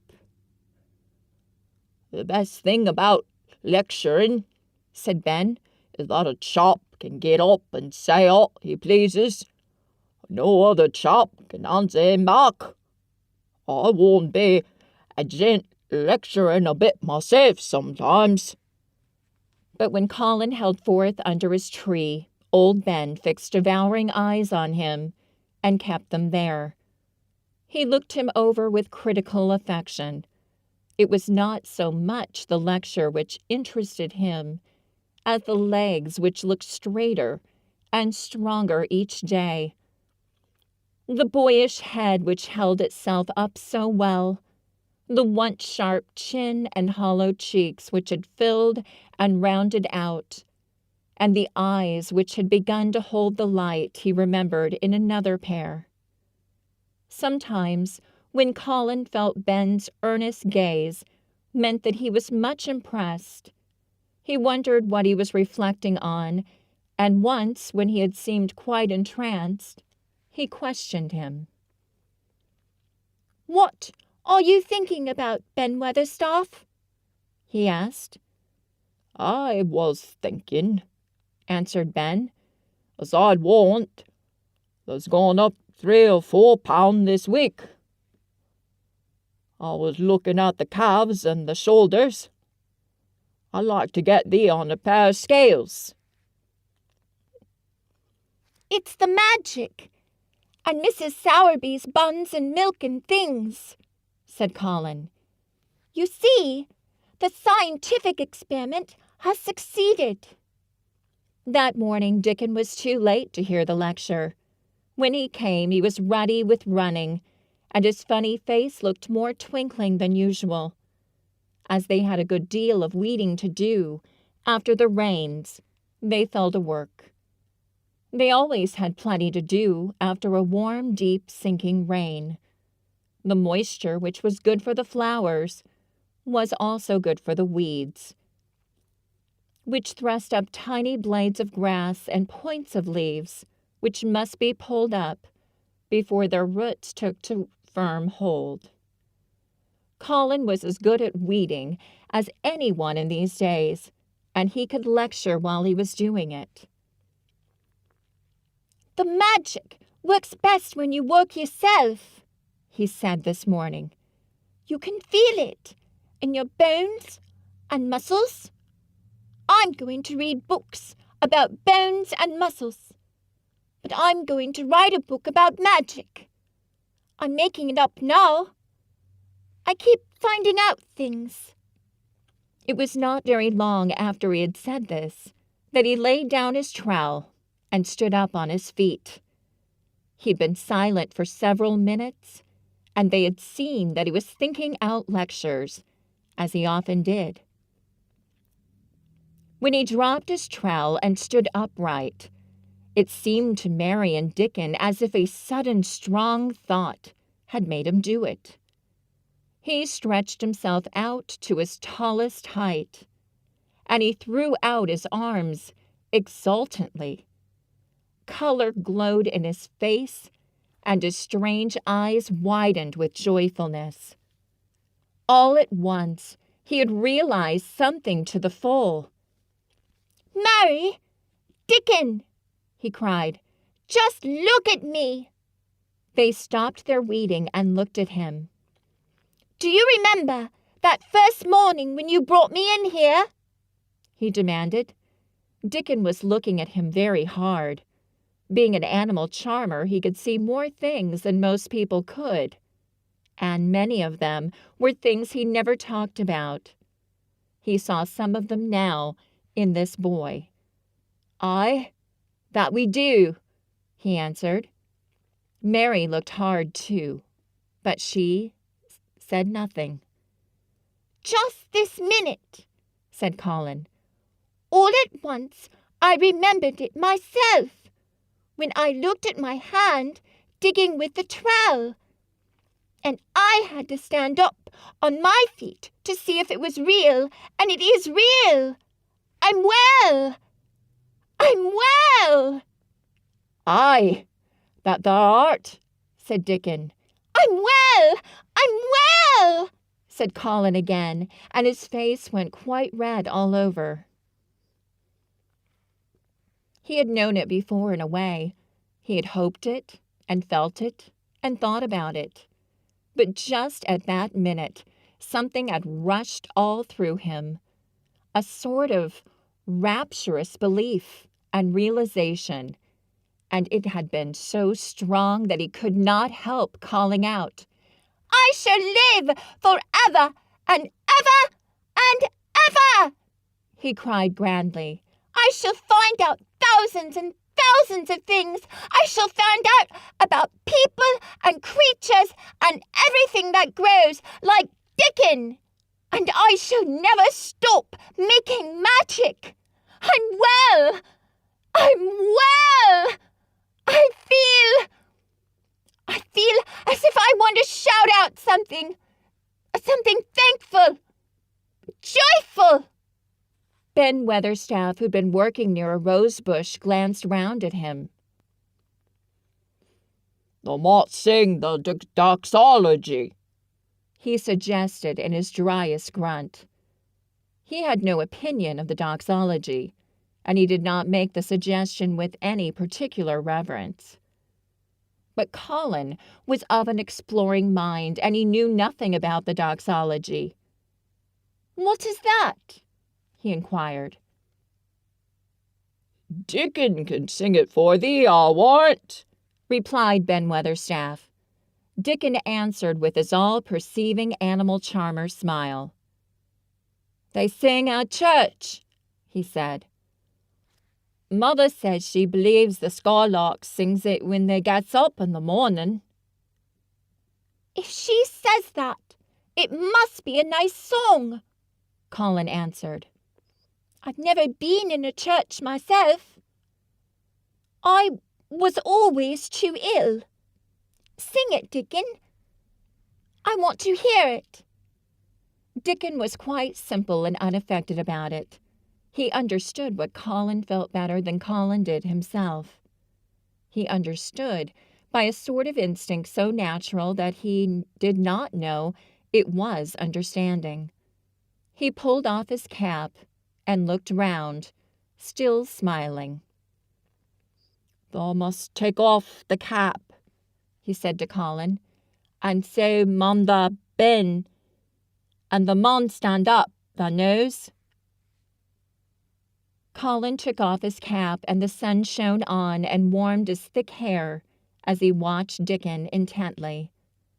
Ben Weatherstaff scrambled up from his knees and bared his head too, with a sort of puzzled, half-resentful look on his old face, as if he didn't know exactly why he was doing this remarkable thing.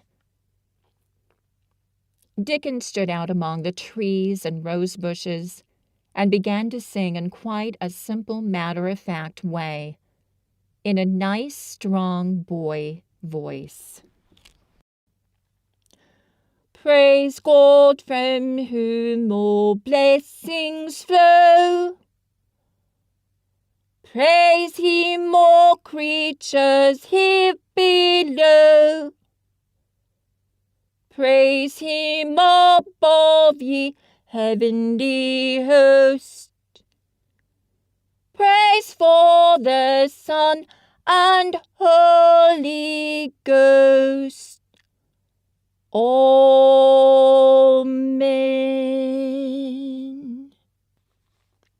When he had finished, Ben Weatherstaff was standing quite still with his jaws set obstinately, but with a disturbed look in his eyes fixed on Colin. Colin's face was thoughtful and appreciative. "It's a very nice song," he said. "I like it. Perhaps it means just what I mean when I want to shout out that I'm thankful to the magic." He stopped and thought in a puzzled way. "Perhaps they are both the same thing. How can we know the exact names of everything?" "Sing it again, Dickon. Let us try, Mary. I want to sing it too. It's my song. How does it begin? Praise God from whom all blessings flow." And they sang it again, and Mary and Colin lifted their voices as musically as they could, and Dickon swelled quite loud and beautiful. And at the second line, Ben Weatherstaff raspingly cleared his throat. "Ugh." And at the third, he joined in with such vigor that it seemed almost savage. And when the Amen came to an end, Mary observed that the very same thing had happened to him which had happened when he found out that Colin was not a cripple. His chin was twitching, and he was staring and winking, and his leathery old cheeks were wet. "I never seed no sense in the doxology afore," he said hoarsely. "I may change my mind a time. I should say they'd gone up £5 this week, Mr. Colin. 5 on 'em." Colin was looking across the garden at something attracting his attention, and his expression had become a startled one. "Who's coming in here?" he said quickly. "Who is it?" The door in the ivied wall had been pushed gently open, and a woman had entered. She had come in with the last line of their song, and she had stood still listening and looking at them. With the ivy behind her, the sunlight drifting through the trees and dappling her long blue cloak, and her nice fresh face smiling across the greenery. She was rather like a softly colored illustration in one of Colin's books. She had wonderful, affectionate eyes which seemed to take everything in, all of them, even Ben Weatherstaff and the creatures and every flower that was in bloom. Unexpectedly as she had appeared, not one of them felt that she was an intruder at all. Dickon's eyes lighted like lamps. "It's Mother! That's who it is!" he cried, and he went across the grass at a run. Colin began to move toward her too, and Mary went with him. They both felt their pulses beat faster. "It's Mother!" Dickon said again when they met halfway. "I knowed that wanted to see her, and I told her where the door was hid." Colin held out his hand with a sort of flushed royal shyness, but his eyes quite devoured her face. "Even when I was ill, I wanted to see you," he said. "You and Dickon and the secret garden. I never wanted to see anyone or anything before." The sight of his uplifted face brought about a sudden change in her own. She flushed, and the corners of her mouth shook, and a mist seemed to sweep over her eyes. Dear lad," she broke out tremulously. Dear lad," as if she had not known she were going to say it. She did not say, "Mr. Colin," but just, "Dear lad," quite suddenly. She might have said it to Dickon in the same way if she had seen something in his face which touched her. Colin liked it. "Are you surprised? Because I am so well?" he asked. She put her hand on his shoulder and smiled the mist out of her eyes. "Aye, that I am," she said, "but that's so like thy mother. Thou made my heart jump." "Do you think," said Colin a little awkwardly, "that will make my father like me?" "Aye, for sure, dear lad," she answered, and she gave his shoulder a soft, quick pat. "He mun come home. He mun come home." "Susan Sowerby," said Ben Weatherstaff, getting close to her. "Look at the lad's legs, wilt thou? They was like drumsticks a stalking 2 months ago, and I heard folk tell as if they was bandy and knocky-kneed both at the same time. Look at 'em now." Susan Sowerby laughed a comfortable laugh. "They're going to be fine, strong lads' legs in a bit," she said. "Let him go on playing and working in the garden and eating hearty and drinking plenty of good sweet milk, and there'll not be a finer pair in Yorkshire, thank God for it." She put both hands on Mistress Mary's shoulders and looked her little face over in a motherly fashion. "And thee too," she said. "Thou'rt grown near as oddie as our Elizabeth Ellen. I want that like thy mother too. Our Martha told me as Mrs. Medlock heard she was a pretty woman. Thou'rt be like a blush rose when thou grows up, my little lass. Bless thee." She did not mention that when Martha came home on her day out and described the plain, sallow child, she had said that she had no confidence whatever in what Mrs. Medlock had heard. "It doesn't stand to reason that a pretty woman could be the mother of such a poor little lass," she had added obstinately.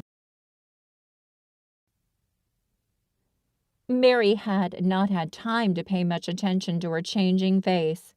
She had only known that she looked different and seemed to have a great deal more hair, and that it was growing very fast.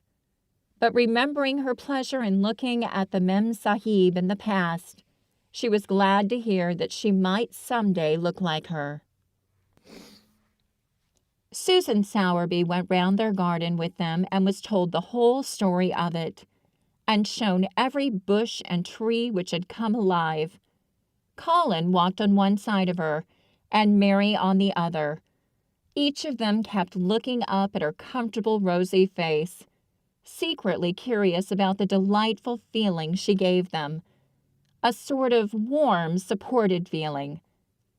It seemed as if she understood them as Dickon understood his creatures.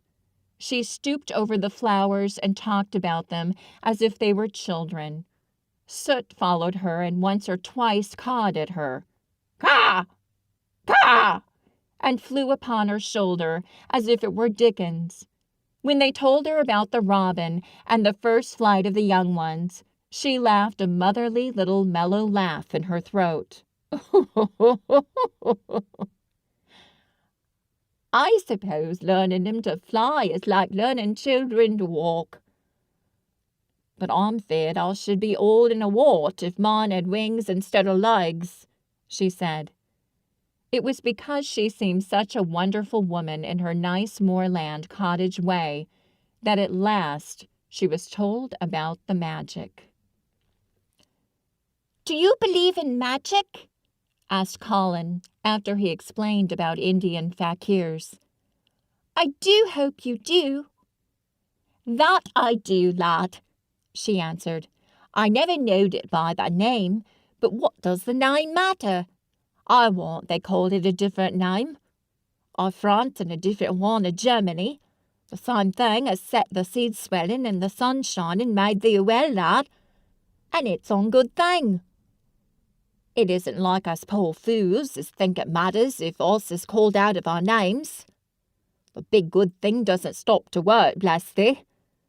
Goes on making words by the million. Words like us. Never thee stop believing in the big good thing and knowing the words full of it, and call it what thee likes. That what sung into it when I come into the garden." "I felt so joyful," said Colin, opening his beautiful strange eyes at her. "Suddenly, I felt how different I was. How strong my arms and legs were, you know, and how I could dig and stand. And I jumped up and wanted to shout out something to anything that would listen." The magic listened when they sung the doxology. It would have listened to anything they'd sung. It was the joy that mattered. Eh, lad, what name's to the joy maker?"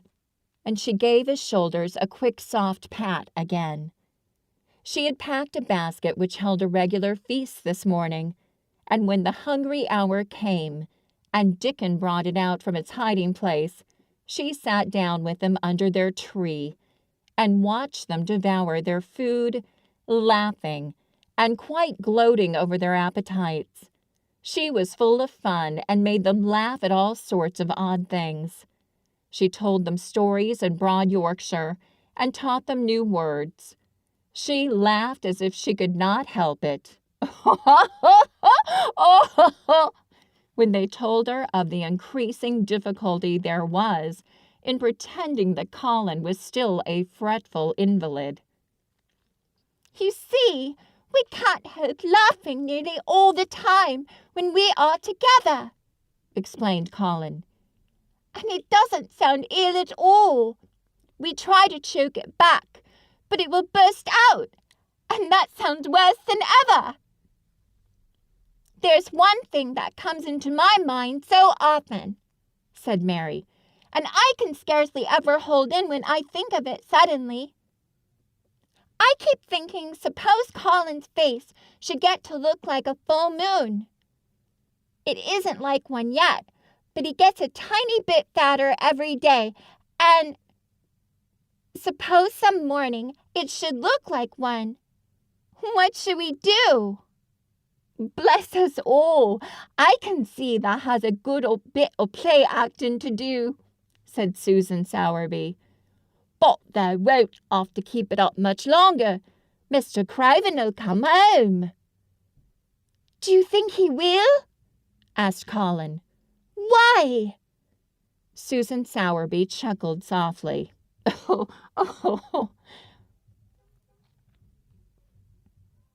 I suppose it'd nigh break thy heart if he found out before they told him in that own way, she said. Thou's laid awake nights planning it. I couldn't bear anyone else to tell him, said Colin. I think about different ways every day. I think now I just want to run into his room. That'd be a fine start for him, said Susan Sowerby. I'd like to see his face, lad. I would that. He mun come back. That he mun. One of the things they talked of was the visit they were to make to her cottage. They planned it all. They were to drive over the moor and lunch out of doors among the heather. They would see all the 12 children in Dickens' garden, and would not come back until they were tired. Susan Sowerby got up at last to return to the house, and Mrs. Medlock. It was time for Colin to be wheeled back also. But before he got into his chair, he stood quite close to Susan and fixed his eyes on her with a kind of bewildered adoration, and he suddenly caught hold of the fold of her blue cloak and held it fast. You are just what I wanted, he said. I wish you were my mother, as well as Dickens. All at once Susan Sowerby bent down and drew him with her warm arms close against the bosom under the blue cloak, as if he had been Dickens' brother. The quick mist swept over her eyes. Said, Dear lad, she said, thy own mother's in this very garden, I do believe. She couldna keep out of it. Thy father mun come back to thee. He mun.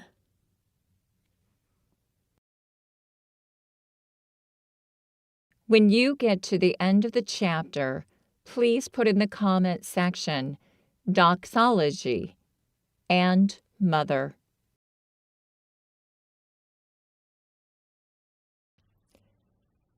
Chapter 27. In the Garden.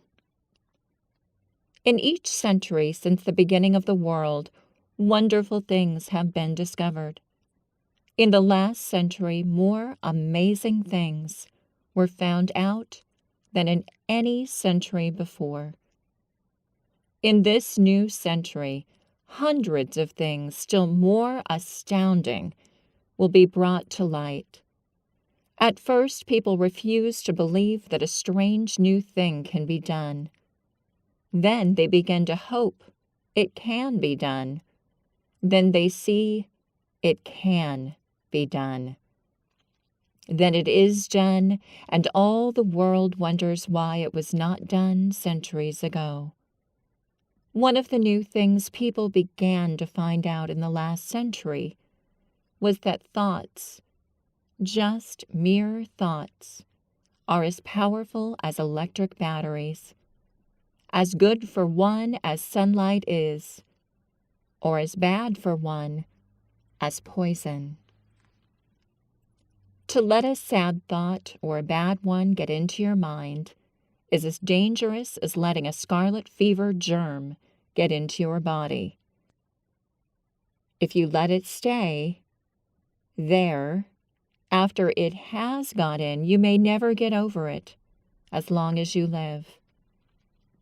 So long as Mistress Mary's mind was full of disagreeable thoughts about her dislikes and sour opinions of people, and her determination not to be pleased by or interested in anything, she was a yellow-faced, sickly, bored, and wretched child.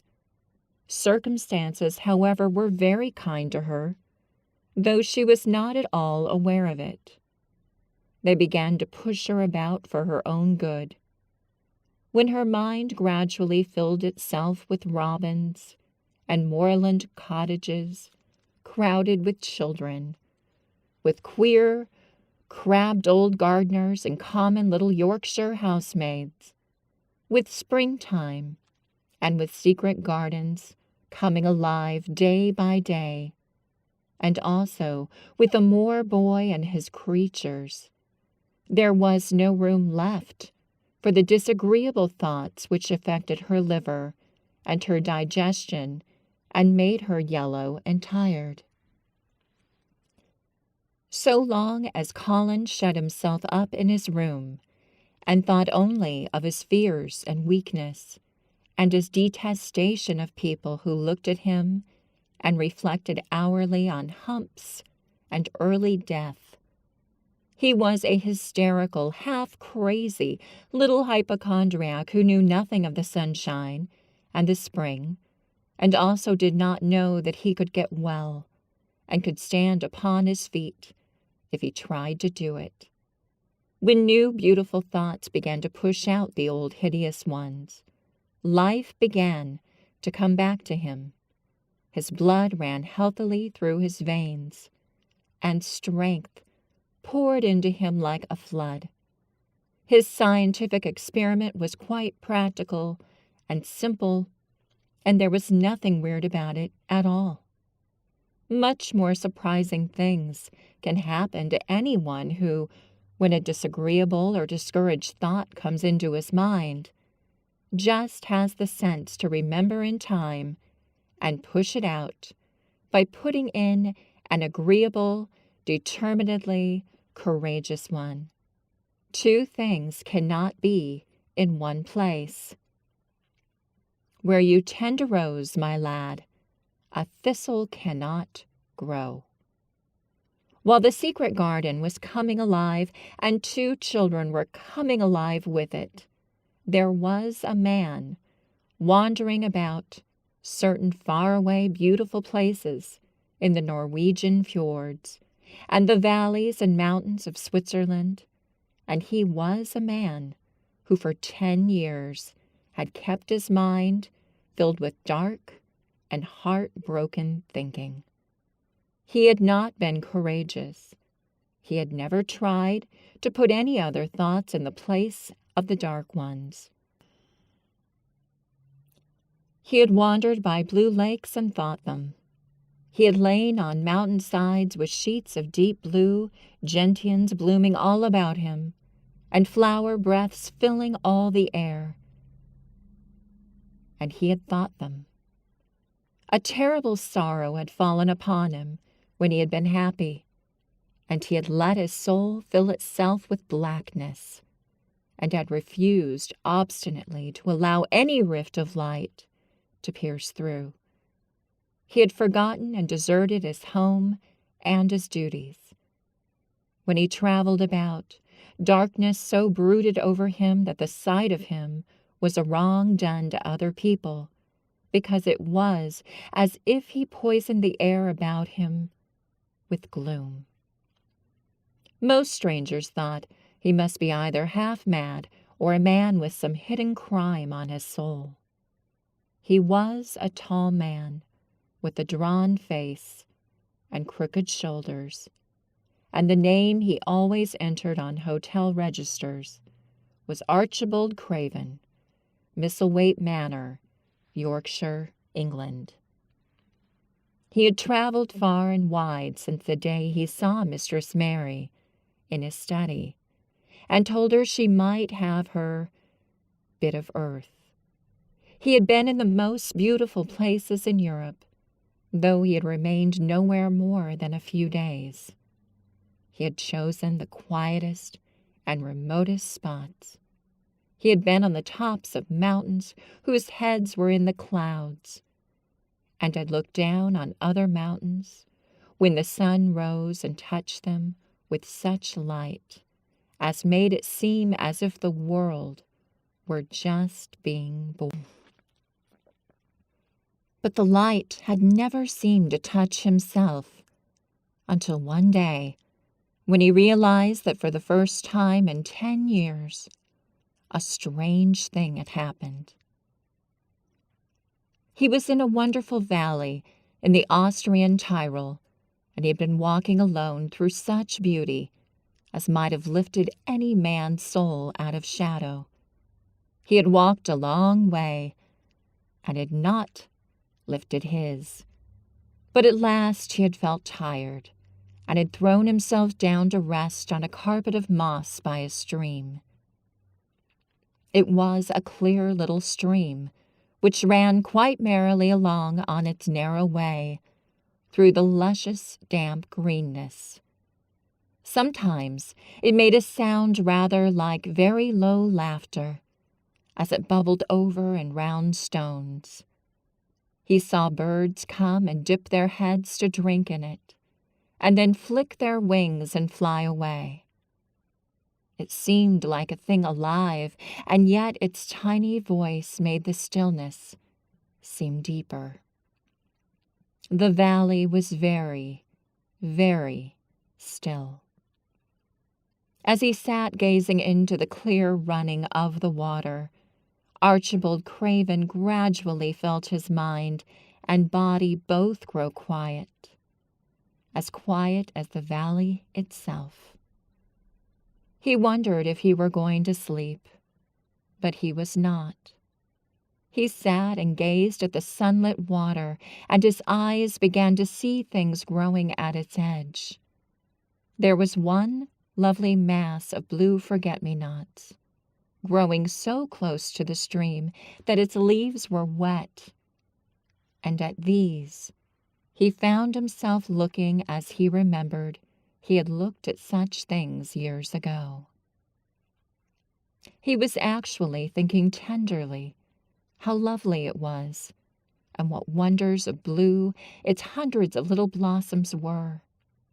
He did not know that just that simple thought was slowly filling his mind, filling and filling it, until other things were softly pushed aside.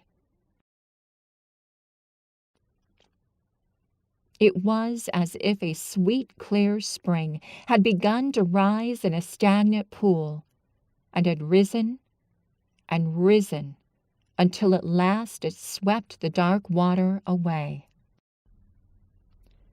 But of course he did not think of this himself. He only knew that the valley seemed to grow quieter and quieter as he sat and stared at the bright, delicate blueness. He did not know how long he sat there, or what was happening to him. But at last he moved as if he were awakening, and he got up slowly and stood on the moss carpet, drawing a long, deep, soft breath, and wondering at himself. Something seemed to have been unbound and released in him very quietly. "What is it?"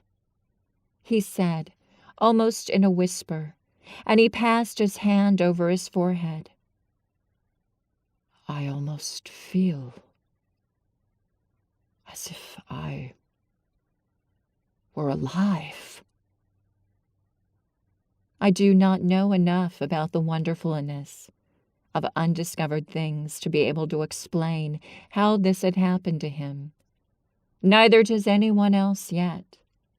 He did not understand at all himself. But he remembered this strange hour months afterward, when he was at Misselthwaite again, and he found out quite by accident that on this very day Colin had cried out as he went into the secret garden, I'm going to live forever and ever and ever. The singular calmness remained with him the rest of the evening, and he slept a new reposeful sleep. But it was not with him very long. He did not know that it could be kept. By the next night he had opened the doors wide to his dark thoughts, and they had come trooping and rushing back. He left the valley and went on his wandering way again.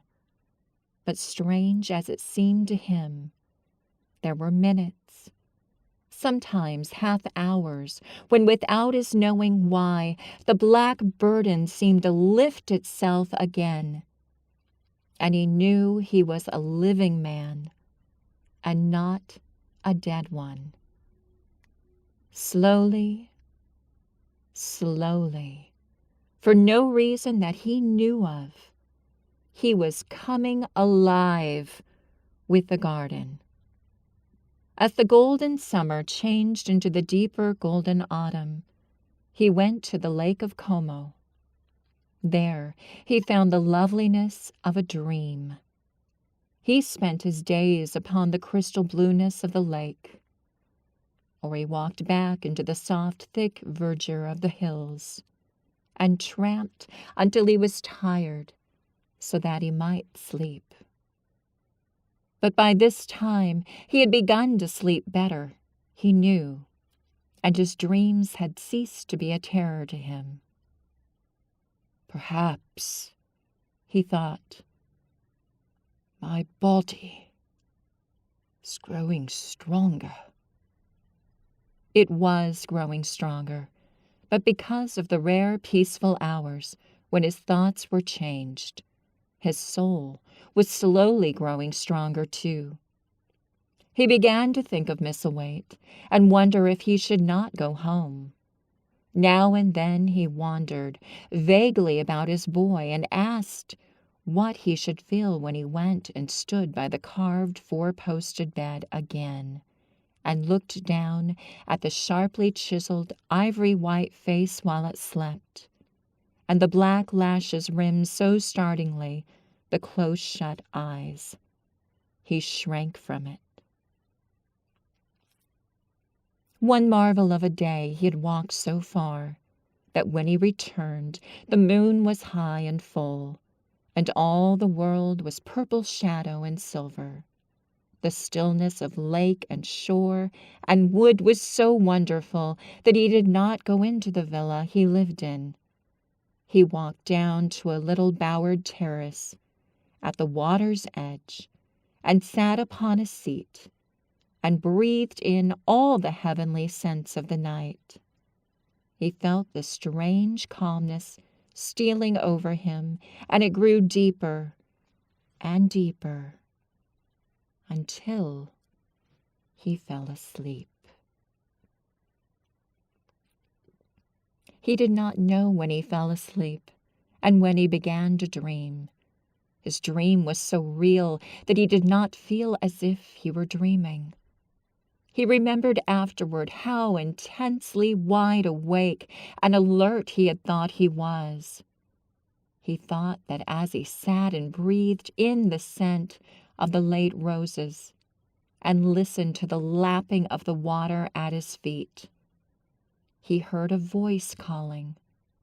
It was sweet and clear and happy and far away.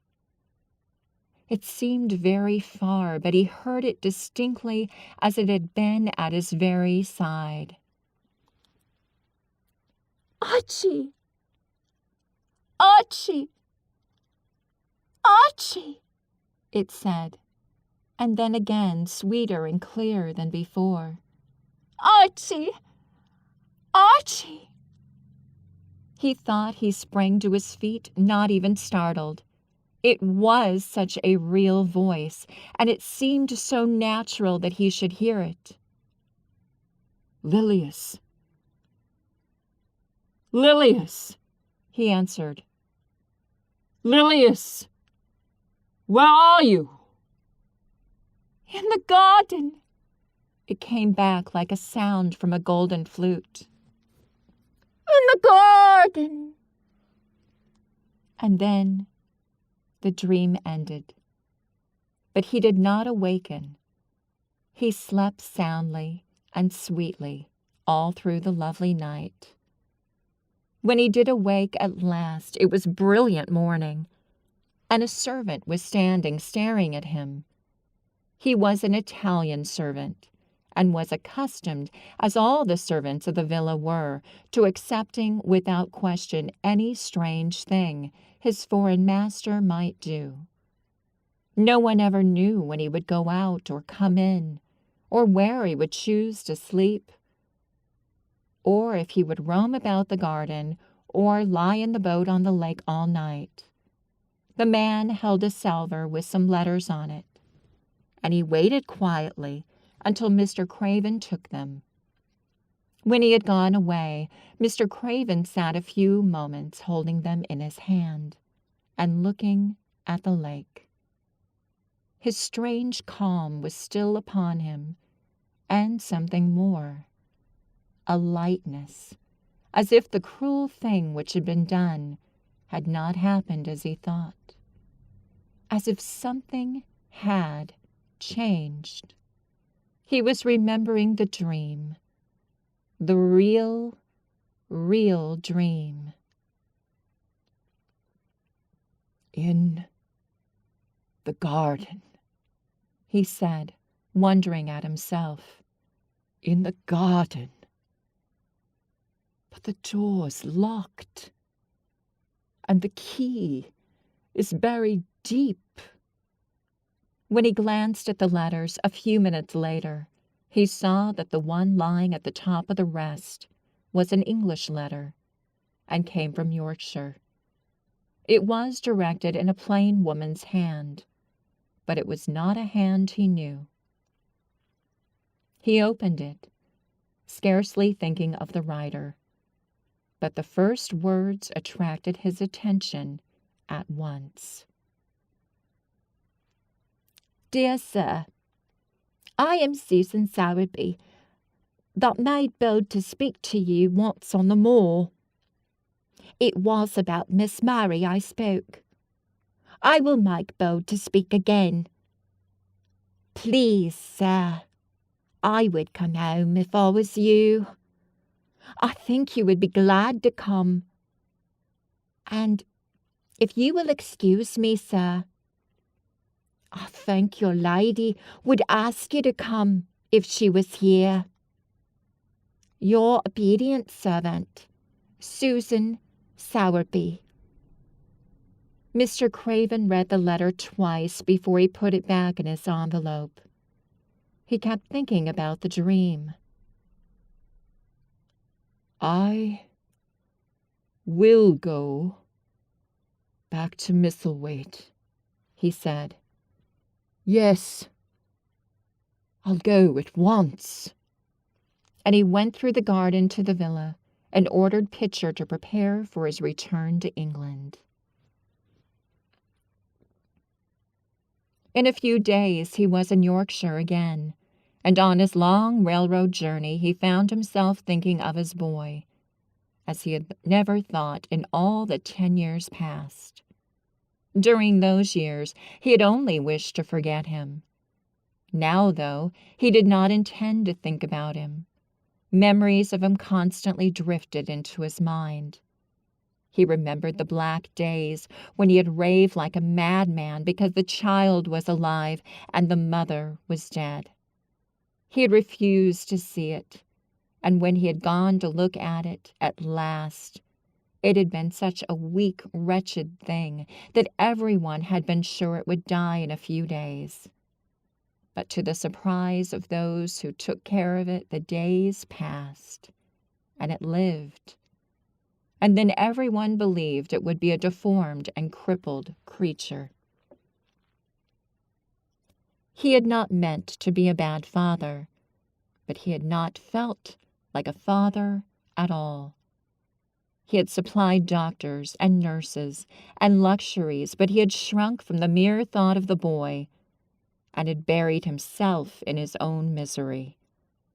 The first time after a year's absence, he returned to Misselthwaite, and the small, miserable-looking thing languidly and indifferently lifted to his face the great gray eyes with black lashes round them, so like, and yet so horribly unlike, the happy eyes he had adored.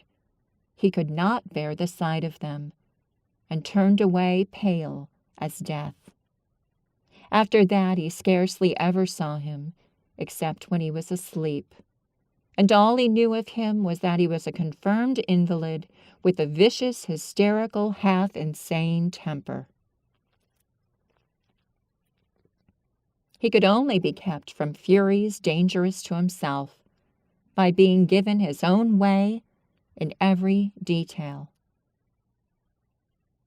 All this was not an uplifting thing to recall, but as the train whirled him through mountain passes and golden plains, whoo, whoo, coming alive, began to think in a new way, and he had thought long and steadily and deeply. Perhaps I have been all wrong. For 10 years, he said to himself. 10 years is a long time. It may be too late to do anything. Quite too late. What have I been thinking of? Of course, this was the wrong magic, to begin by saying too late. Even Colin could have told him that. But he knew nothing of magic, either black or white. This he had yet to learn. He wondered if Susan Sowerby had taken courage and written to him only because the motherly creature had realized the boy was much worse, was fatally ill. If he had not been under the spell of the curious calmness which had taken possession of him, he would have been more wretched than ever. But the calm had brought a sort of courage and hope with it. Instead of giving way, thoughts of the worst, he actually found he was trying to believe in better things. Could it be possible that she sees that I may be able to do him good and control him? He thought. I will go and see her on my way to Misselthwaite. But when on his way across the moor, he stopped the carriage at the cottage. 7 or 8 children who were playing about gathered in a group, and bobbing 7 or 8 friendly and polite curtsies, told him that their mother had gone to the other side of the moor early in the morning to help a woman who had a new baby. Our Dickon, they volunteered, was over at the manor working in one of the gardens, where he went several days each week. Mr. Craven looked over the collection of sturdy little bodies and round red-cheeked faces, each one grinning in its own particular way, and he awoke to the fact that they were a healthy, likable lot. He smiled at their friendly grins and took a golden sovereign from his pocket and gave it to our Elizabeth Ellen, who was the oldest. "If you divide that into 8 parts, there would be half a crown for each of you," he said. Then amid grins and chuckles and bobbing of curtsies, he drove away, leaving ecstasy and nudging elbows and little jumps of joy behind. The drive across the wonderfulness of the moor was a soothing thing. Why did it seem to give him a sense of homecoming, which he had been sure he could never feel again? That sense of the beauty of land and sky and purple bloom of distance, and a warming of the heart at drawing near to the great old house, which had held those of his blood for 600 years? How had he driven away from it the last time, shuddering to think of its closed rooms and the boy lying in the 4-posted bed with the brocaded hangings? Was it possible that perhaps he might find him changed a little for the better, and that he might overcome his shrinking from him? How real that dream had been! How wonderful and clear the voice which called back to him, "In the garden! In the garden!" "I will try to find the key," he said. "I will try to open the door. I must, though I don't know why." When he arrived at the manor, the servants who received him with the usual ceremony noticed that he looked better, and that he did not go to the remote rooms where he usually lived attended by Pitcher. He went into the library and sent for Mrs. Medlock. She came to him, somewhat excited and curious and flustered. "How is Master Colin, Medlock?" he inquired.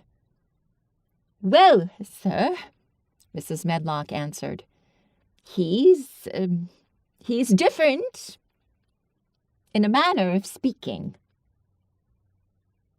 "Worse?" he suggested. Mrs. Medlock really was flushed. "Well, you see, sir," she tried to explain, "neither Dr. Craven nor the nurse nor me can exactly make him out." "Why is that?" "Well, to tell the truth, sir, Master Colin might be better and he might be changing for the worse. His appetite, sir, is past understanding, and his ways—" "Has he become more peculiar?" her master asked, knitting his brows anxiously. "That's it, sir. He's growing very peculiar when you compare him with what he used to be. He used to eat nothing, and then suddenly he began to eat something enormous, and then he stopped again all at once, and the meals were sent back just as they used to be. You never knew, sir, perhaps, that out of doors he would never let himself be taken. The things we've gone through to get him to go out in his chair would leave a body trembling like a leaf. He'd throw himself into such a state that Dr. Craven said he couldn't be responsible for forcing him. Well, sir, just without warning, not long after one of his worst tantrums, he suddenly insisted on taken out every day by Miss Mary and Susan Sowerby's boy Dickon, that could push his chair. He took a fancy to both Miss Mary and Dickon brought his tame animals, and if you'll credit it, sir, out of doors he will stay from morning until night." "How does he look?" was the next question. "If he took his food natural, sir, you'd think he was putting on flesh. But we're afraid it may be a sort of bloat. He laughs sometimes in a queer way when he's alone with Miss Mary.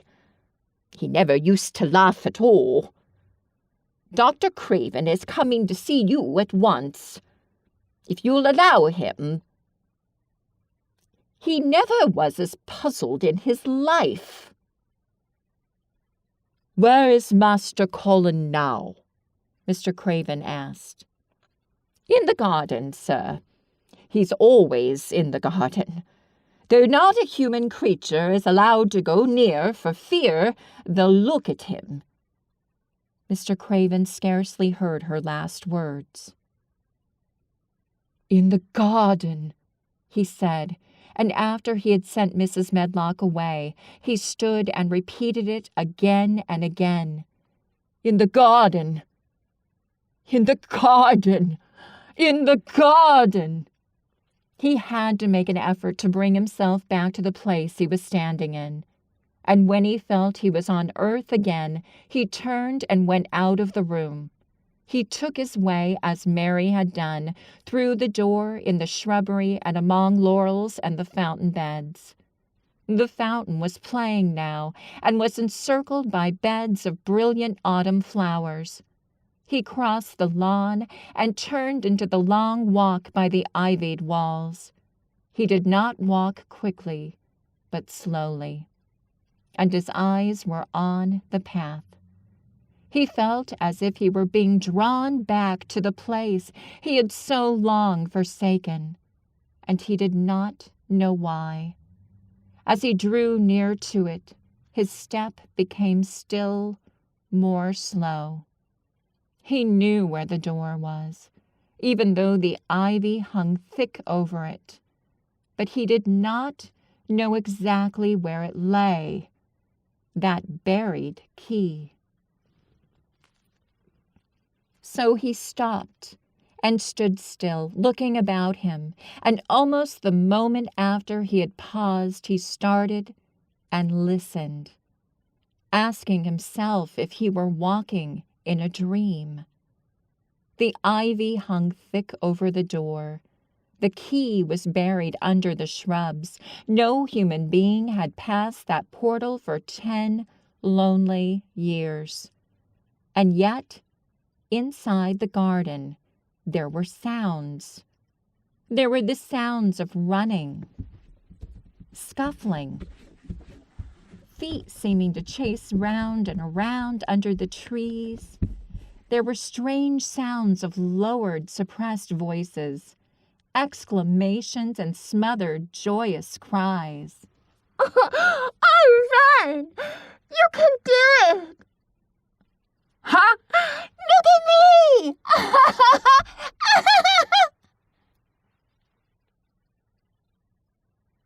"Whee!" It seemed actually like the laughter of young things, the uncontrollable laughter of children.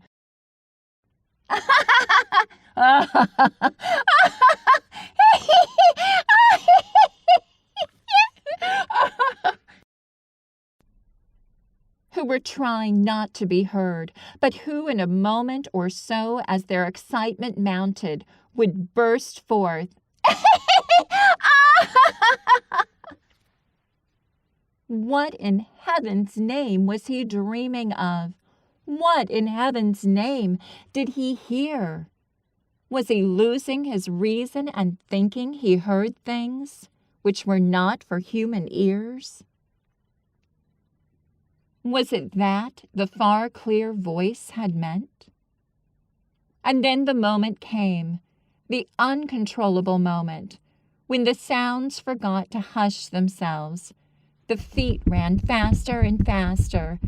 They were nearing the garden door. There was quick, strong, young breathing, and a wild outbreak of laughing, shouts which could not be contained.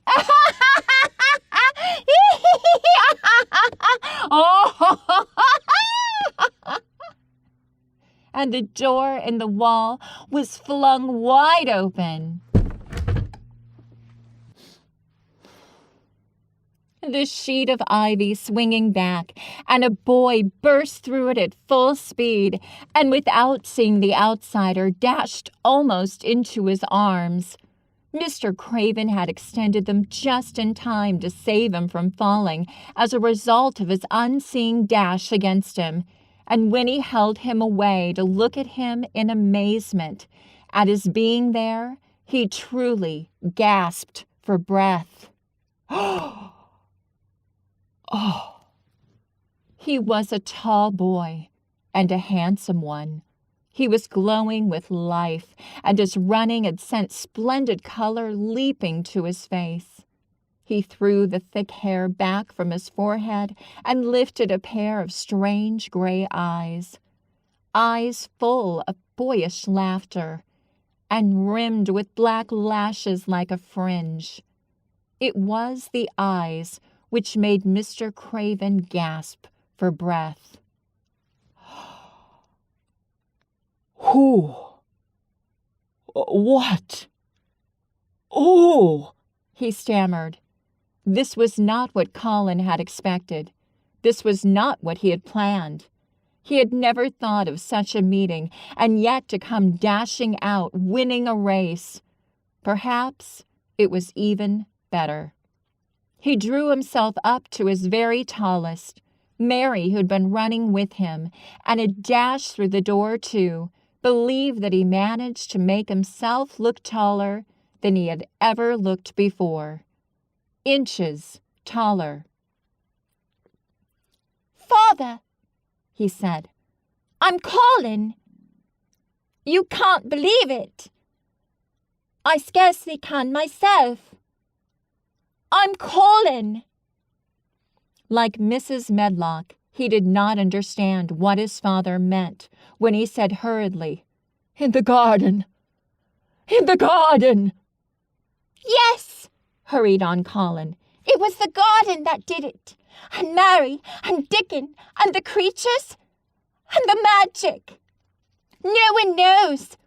We kept it to tell you when you came. I'm well. I can beat Mary in a race. I'm going to be an athlete." He said it all so like a healthy boy, his face flushed, his words tumbling over each other in his eagerness, that Mr. Craven's soul shook with unbelieving joy. Colin put out his hand and laid it on his father's arm. "Aren't you glad, Father?" he ended. "Aren't you glad? I'm going to live forever, and ever, and ever." Mr. Craven put his hands on both the boy's shoulders and held him still. He knew he dared not even try to speak for a moment. "Take me into the garden, my boy," he said at last, "and tell me all about it." And so they let him in. The place was a wilderness of autumn gold and purple and violet blue and flaming scarlet, and on every side were sheaths of late lilies standing together, lilies which were white or white and ruby. He remembered well when the first of them had been planted, that just at this season of the year their late glories should reveal themselves. Late roses climbed and hung and clustered, and the sunshine, deepening the hue of the yellowing trees, made one feel that one stood in an embowered temple of gold.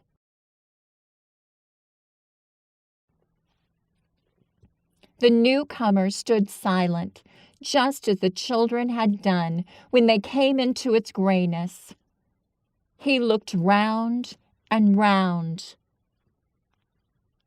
I thought it would be dead, he said. Mary thought so at first, said Colin, but it came alive. Then they sat down under their tree, all but Colin, who wanted to stand while he told the story. It was the strangest thing he had ever heard, Archibald Craven thought, as it was poured forth in headlong boy fashion. Mystery and magic and wild creatures, the weird midnight meeting, the coming of the spring, the passion of insulted pride which had dragged the young Raja to his feet, to defy old Ben Weatherstaff to his face. The old companionship, the play-acting, the great secret so carefully kept. The listener laughed.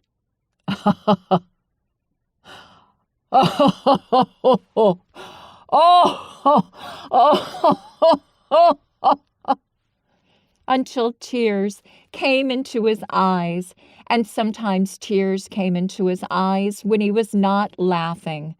The athlete, the lecturer, the scientific discoverer, was a laughable, lovable, healthy young human thing.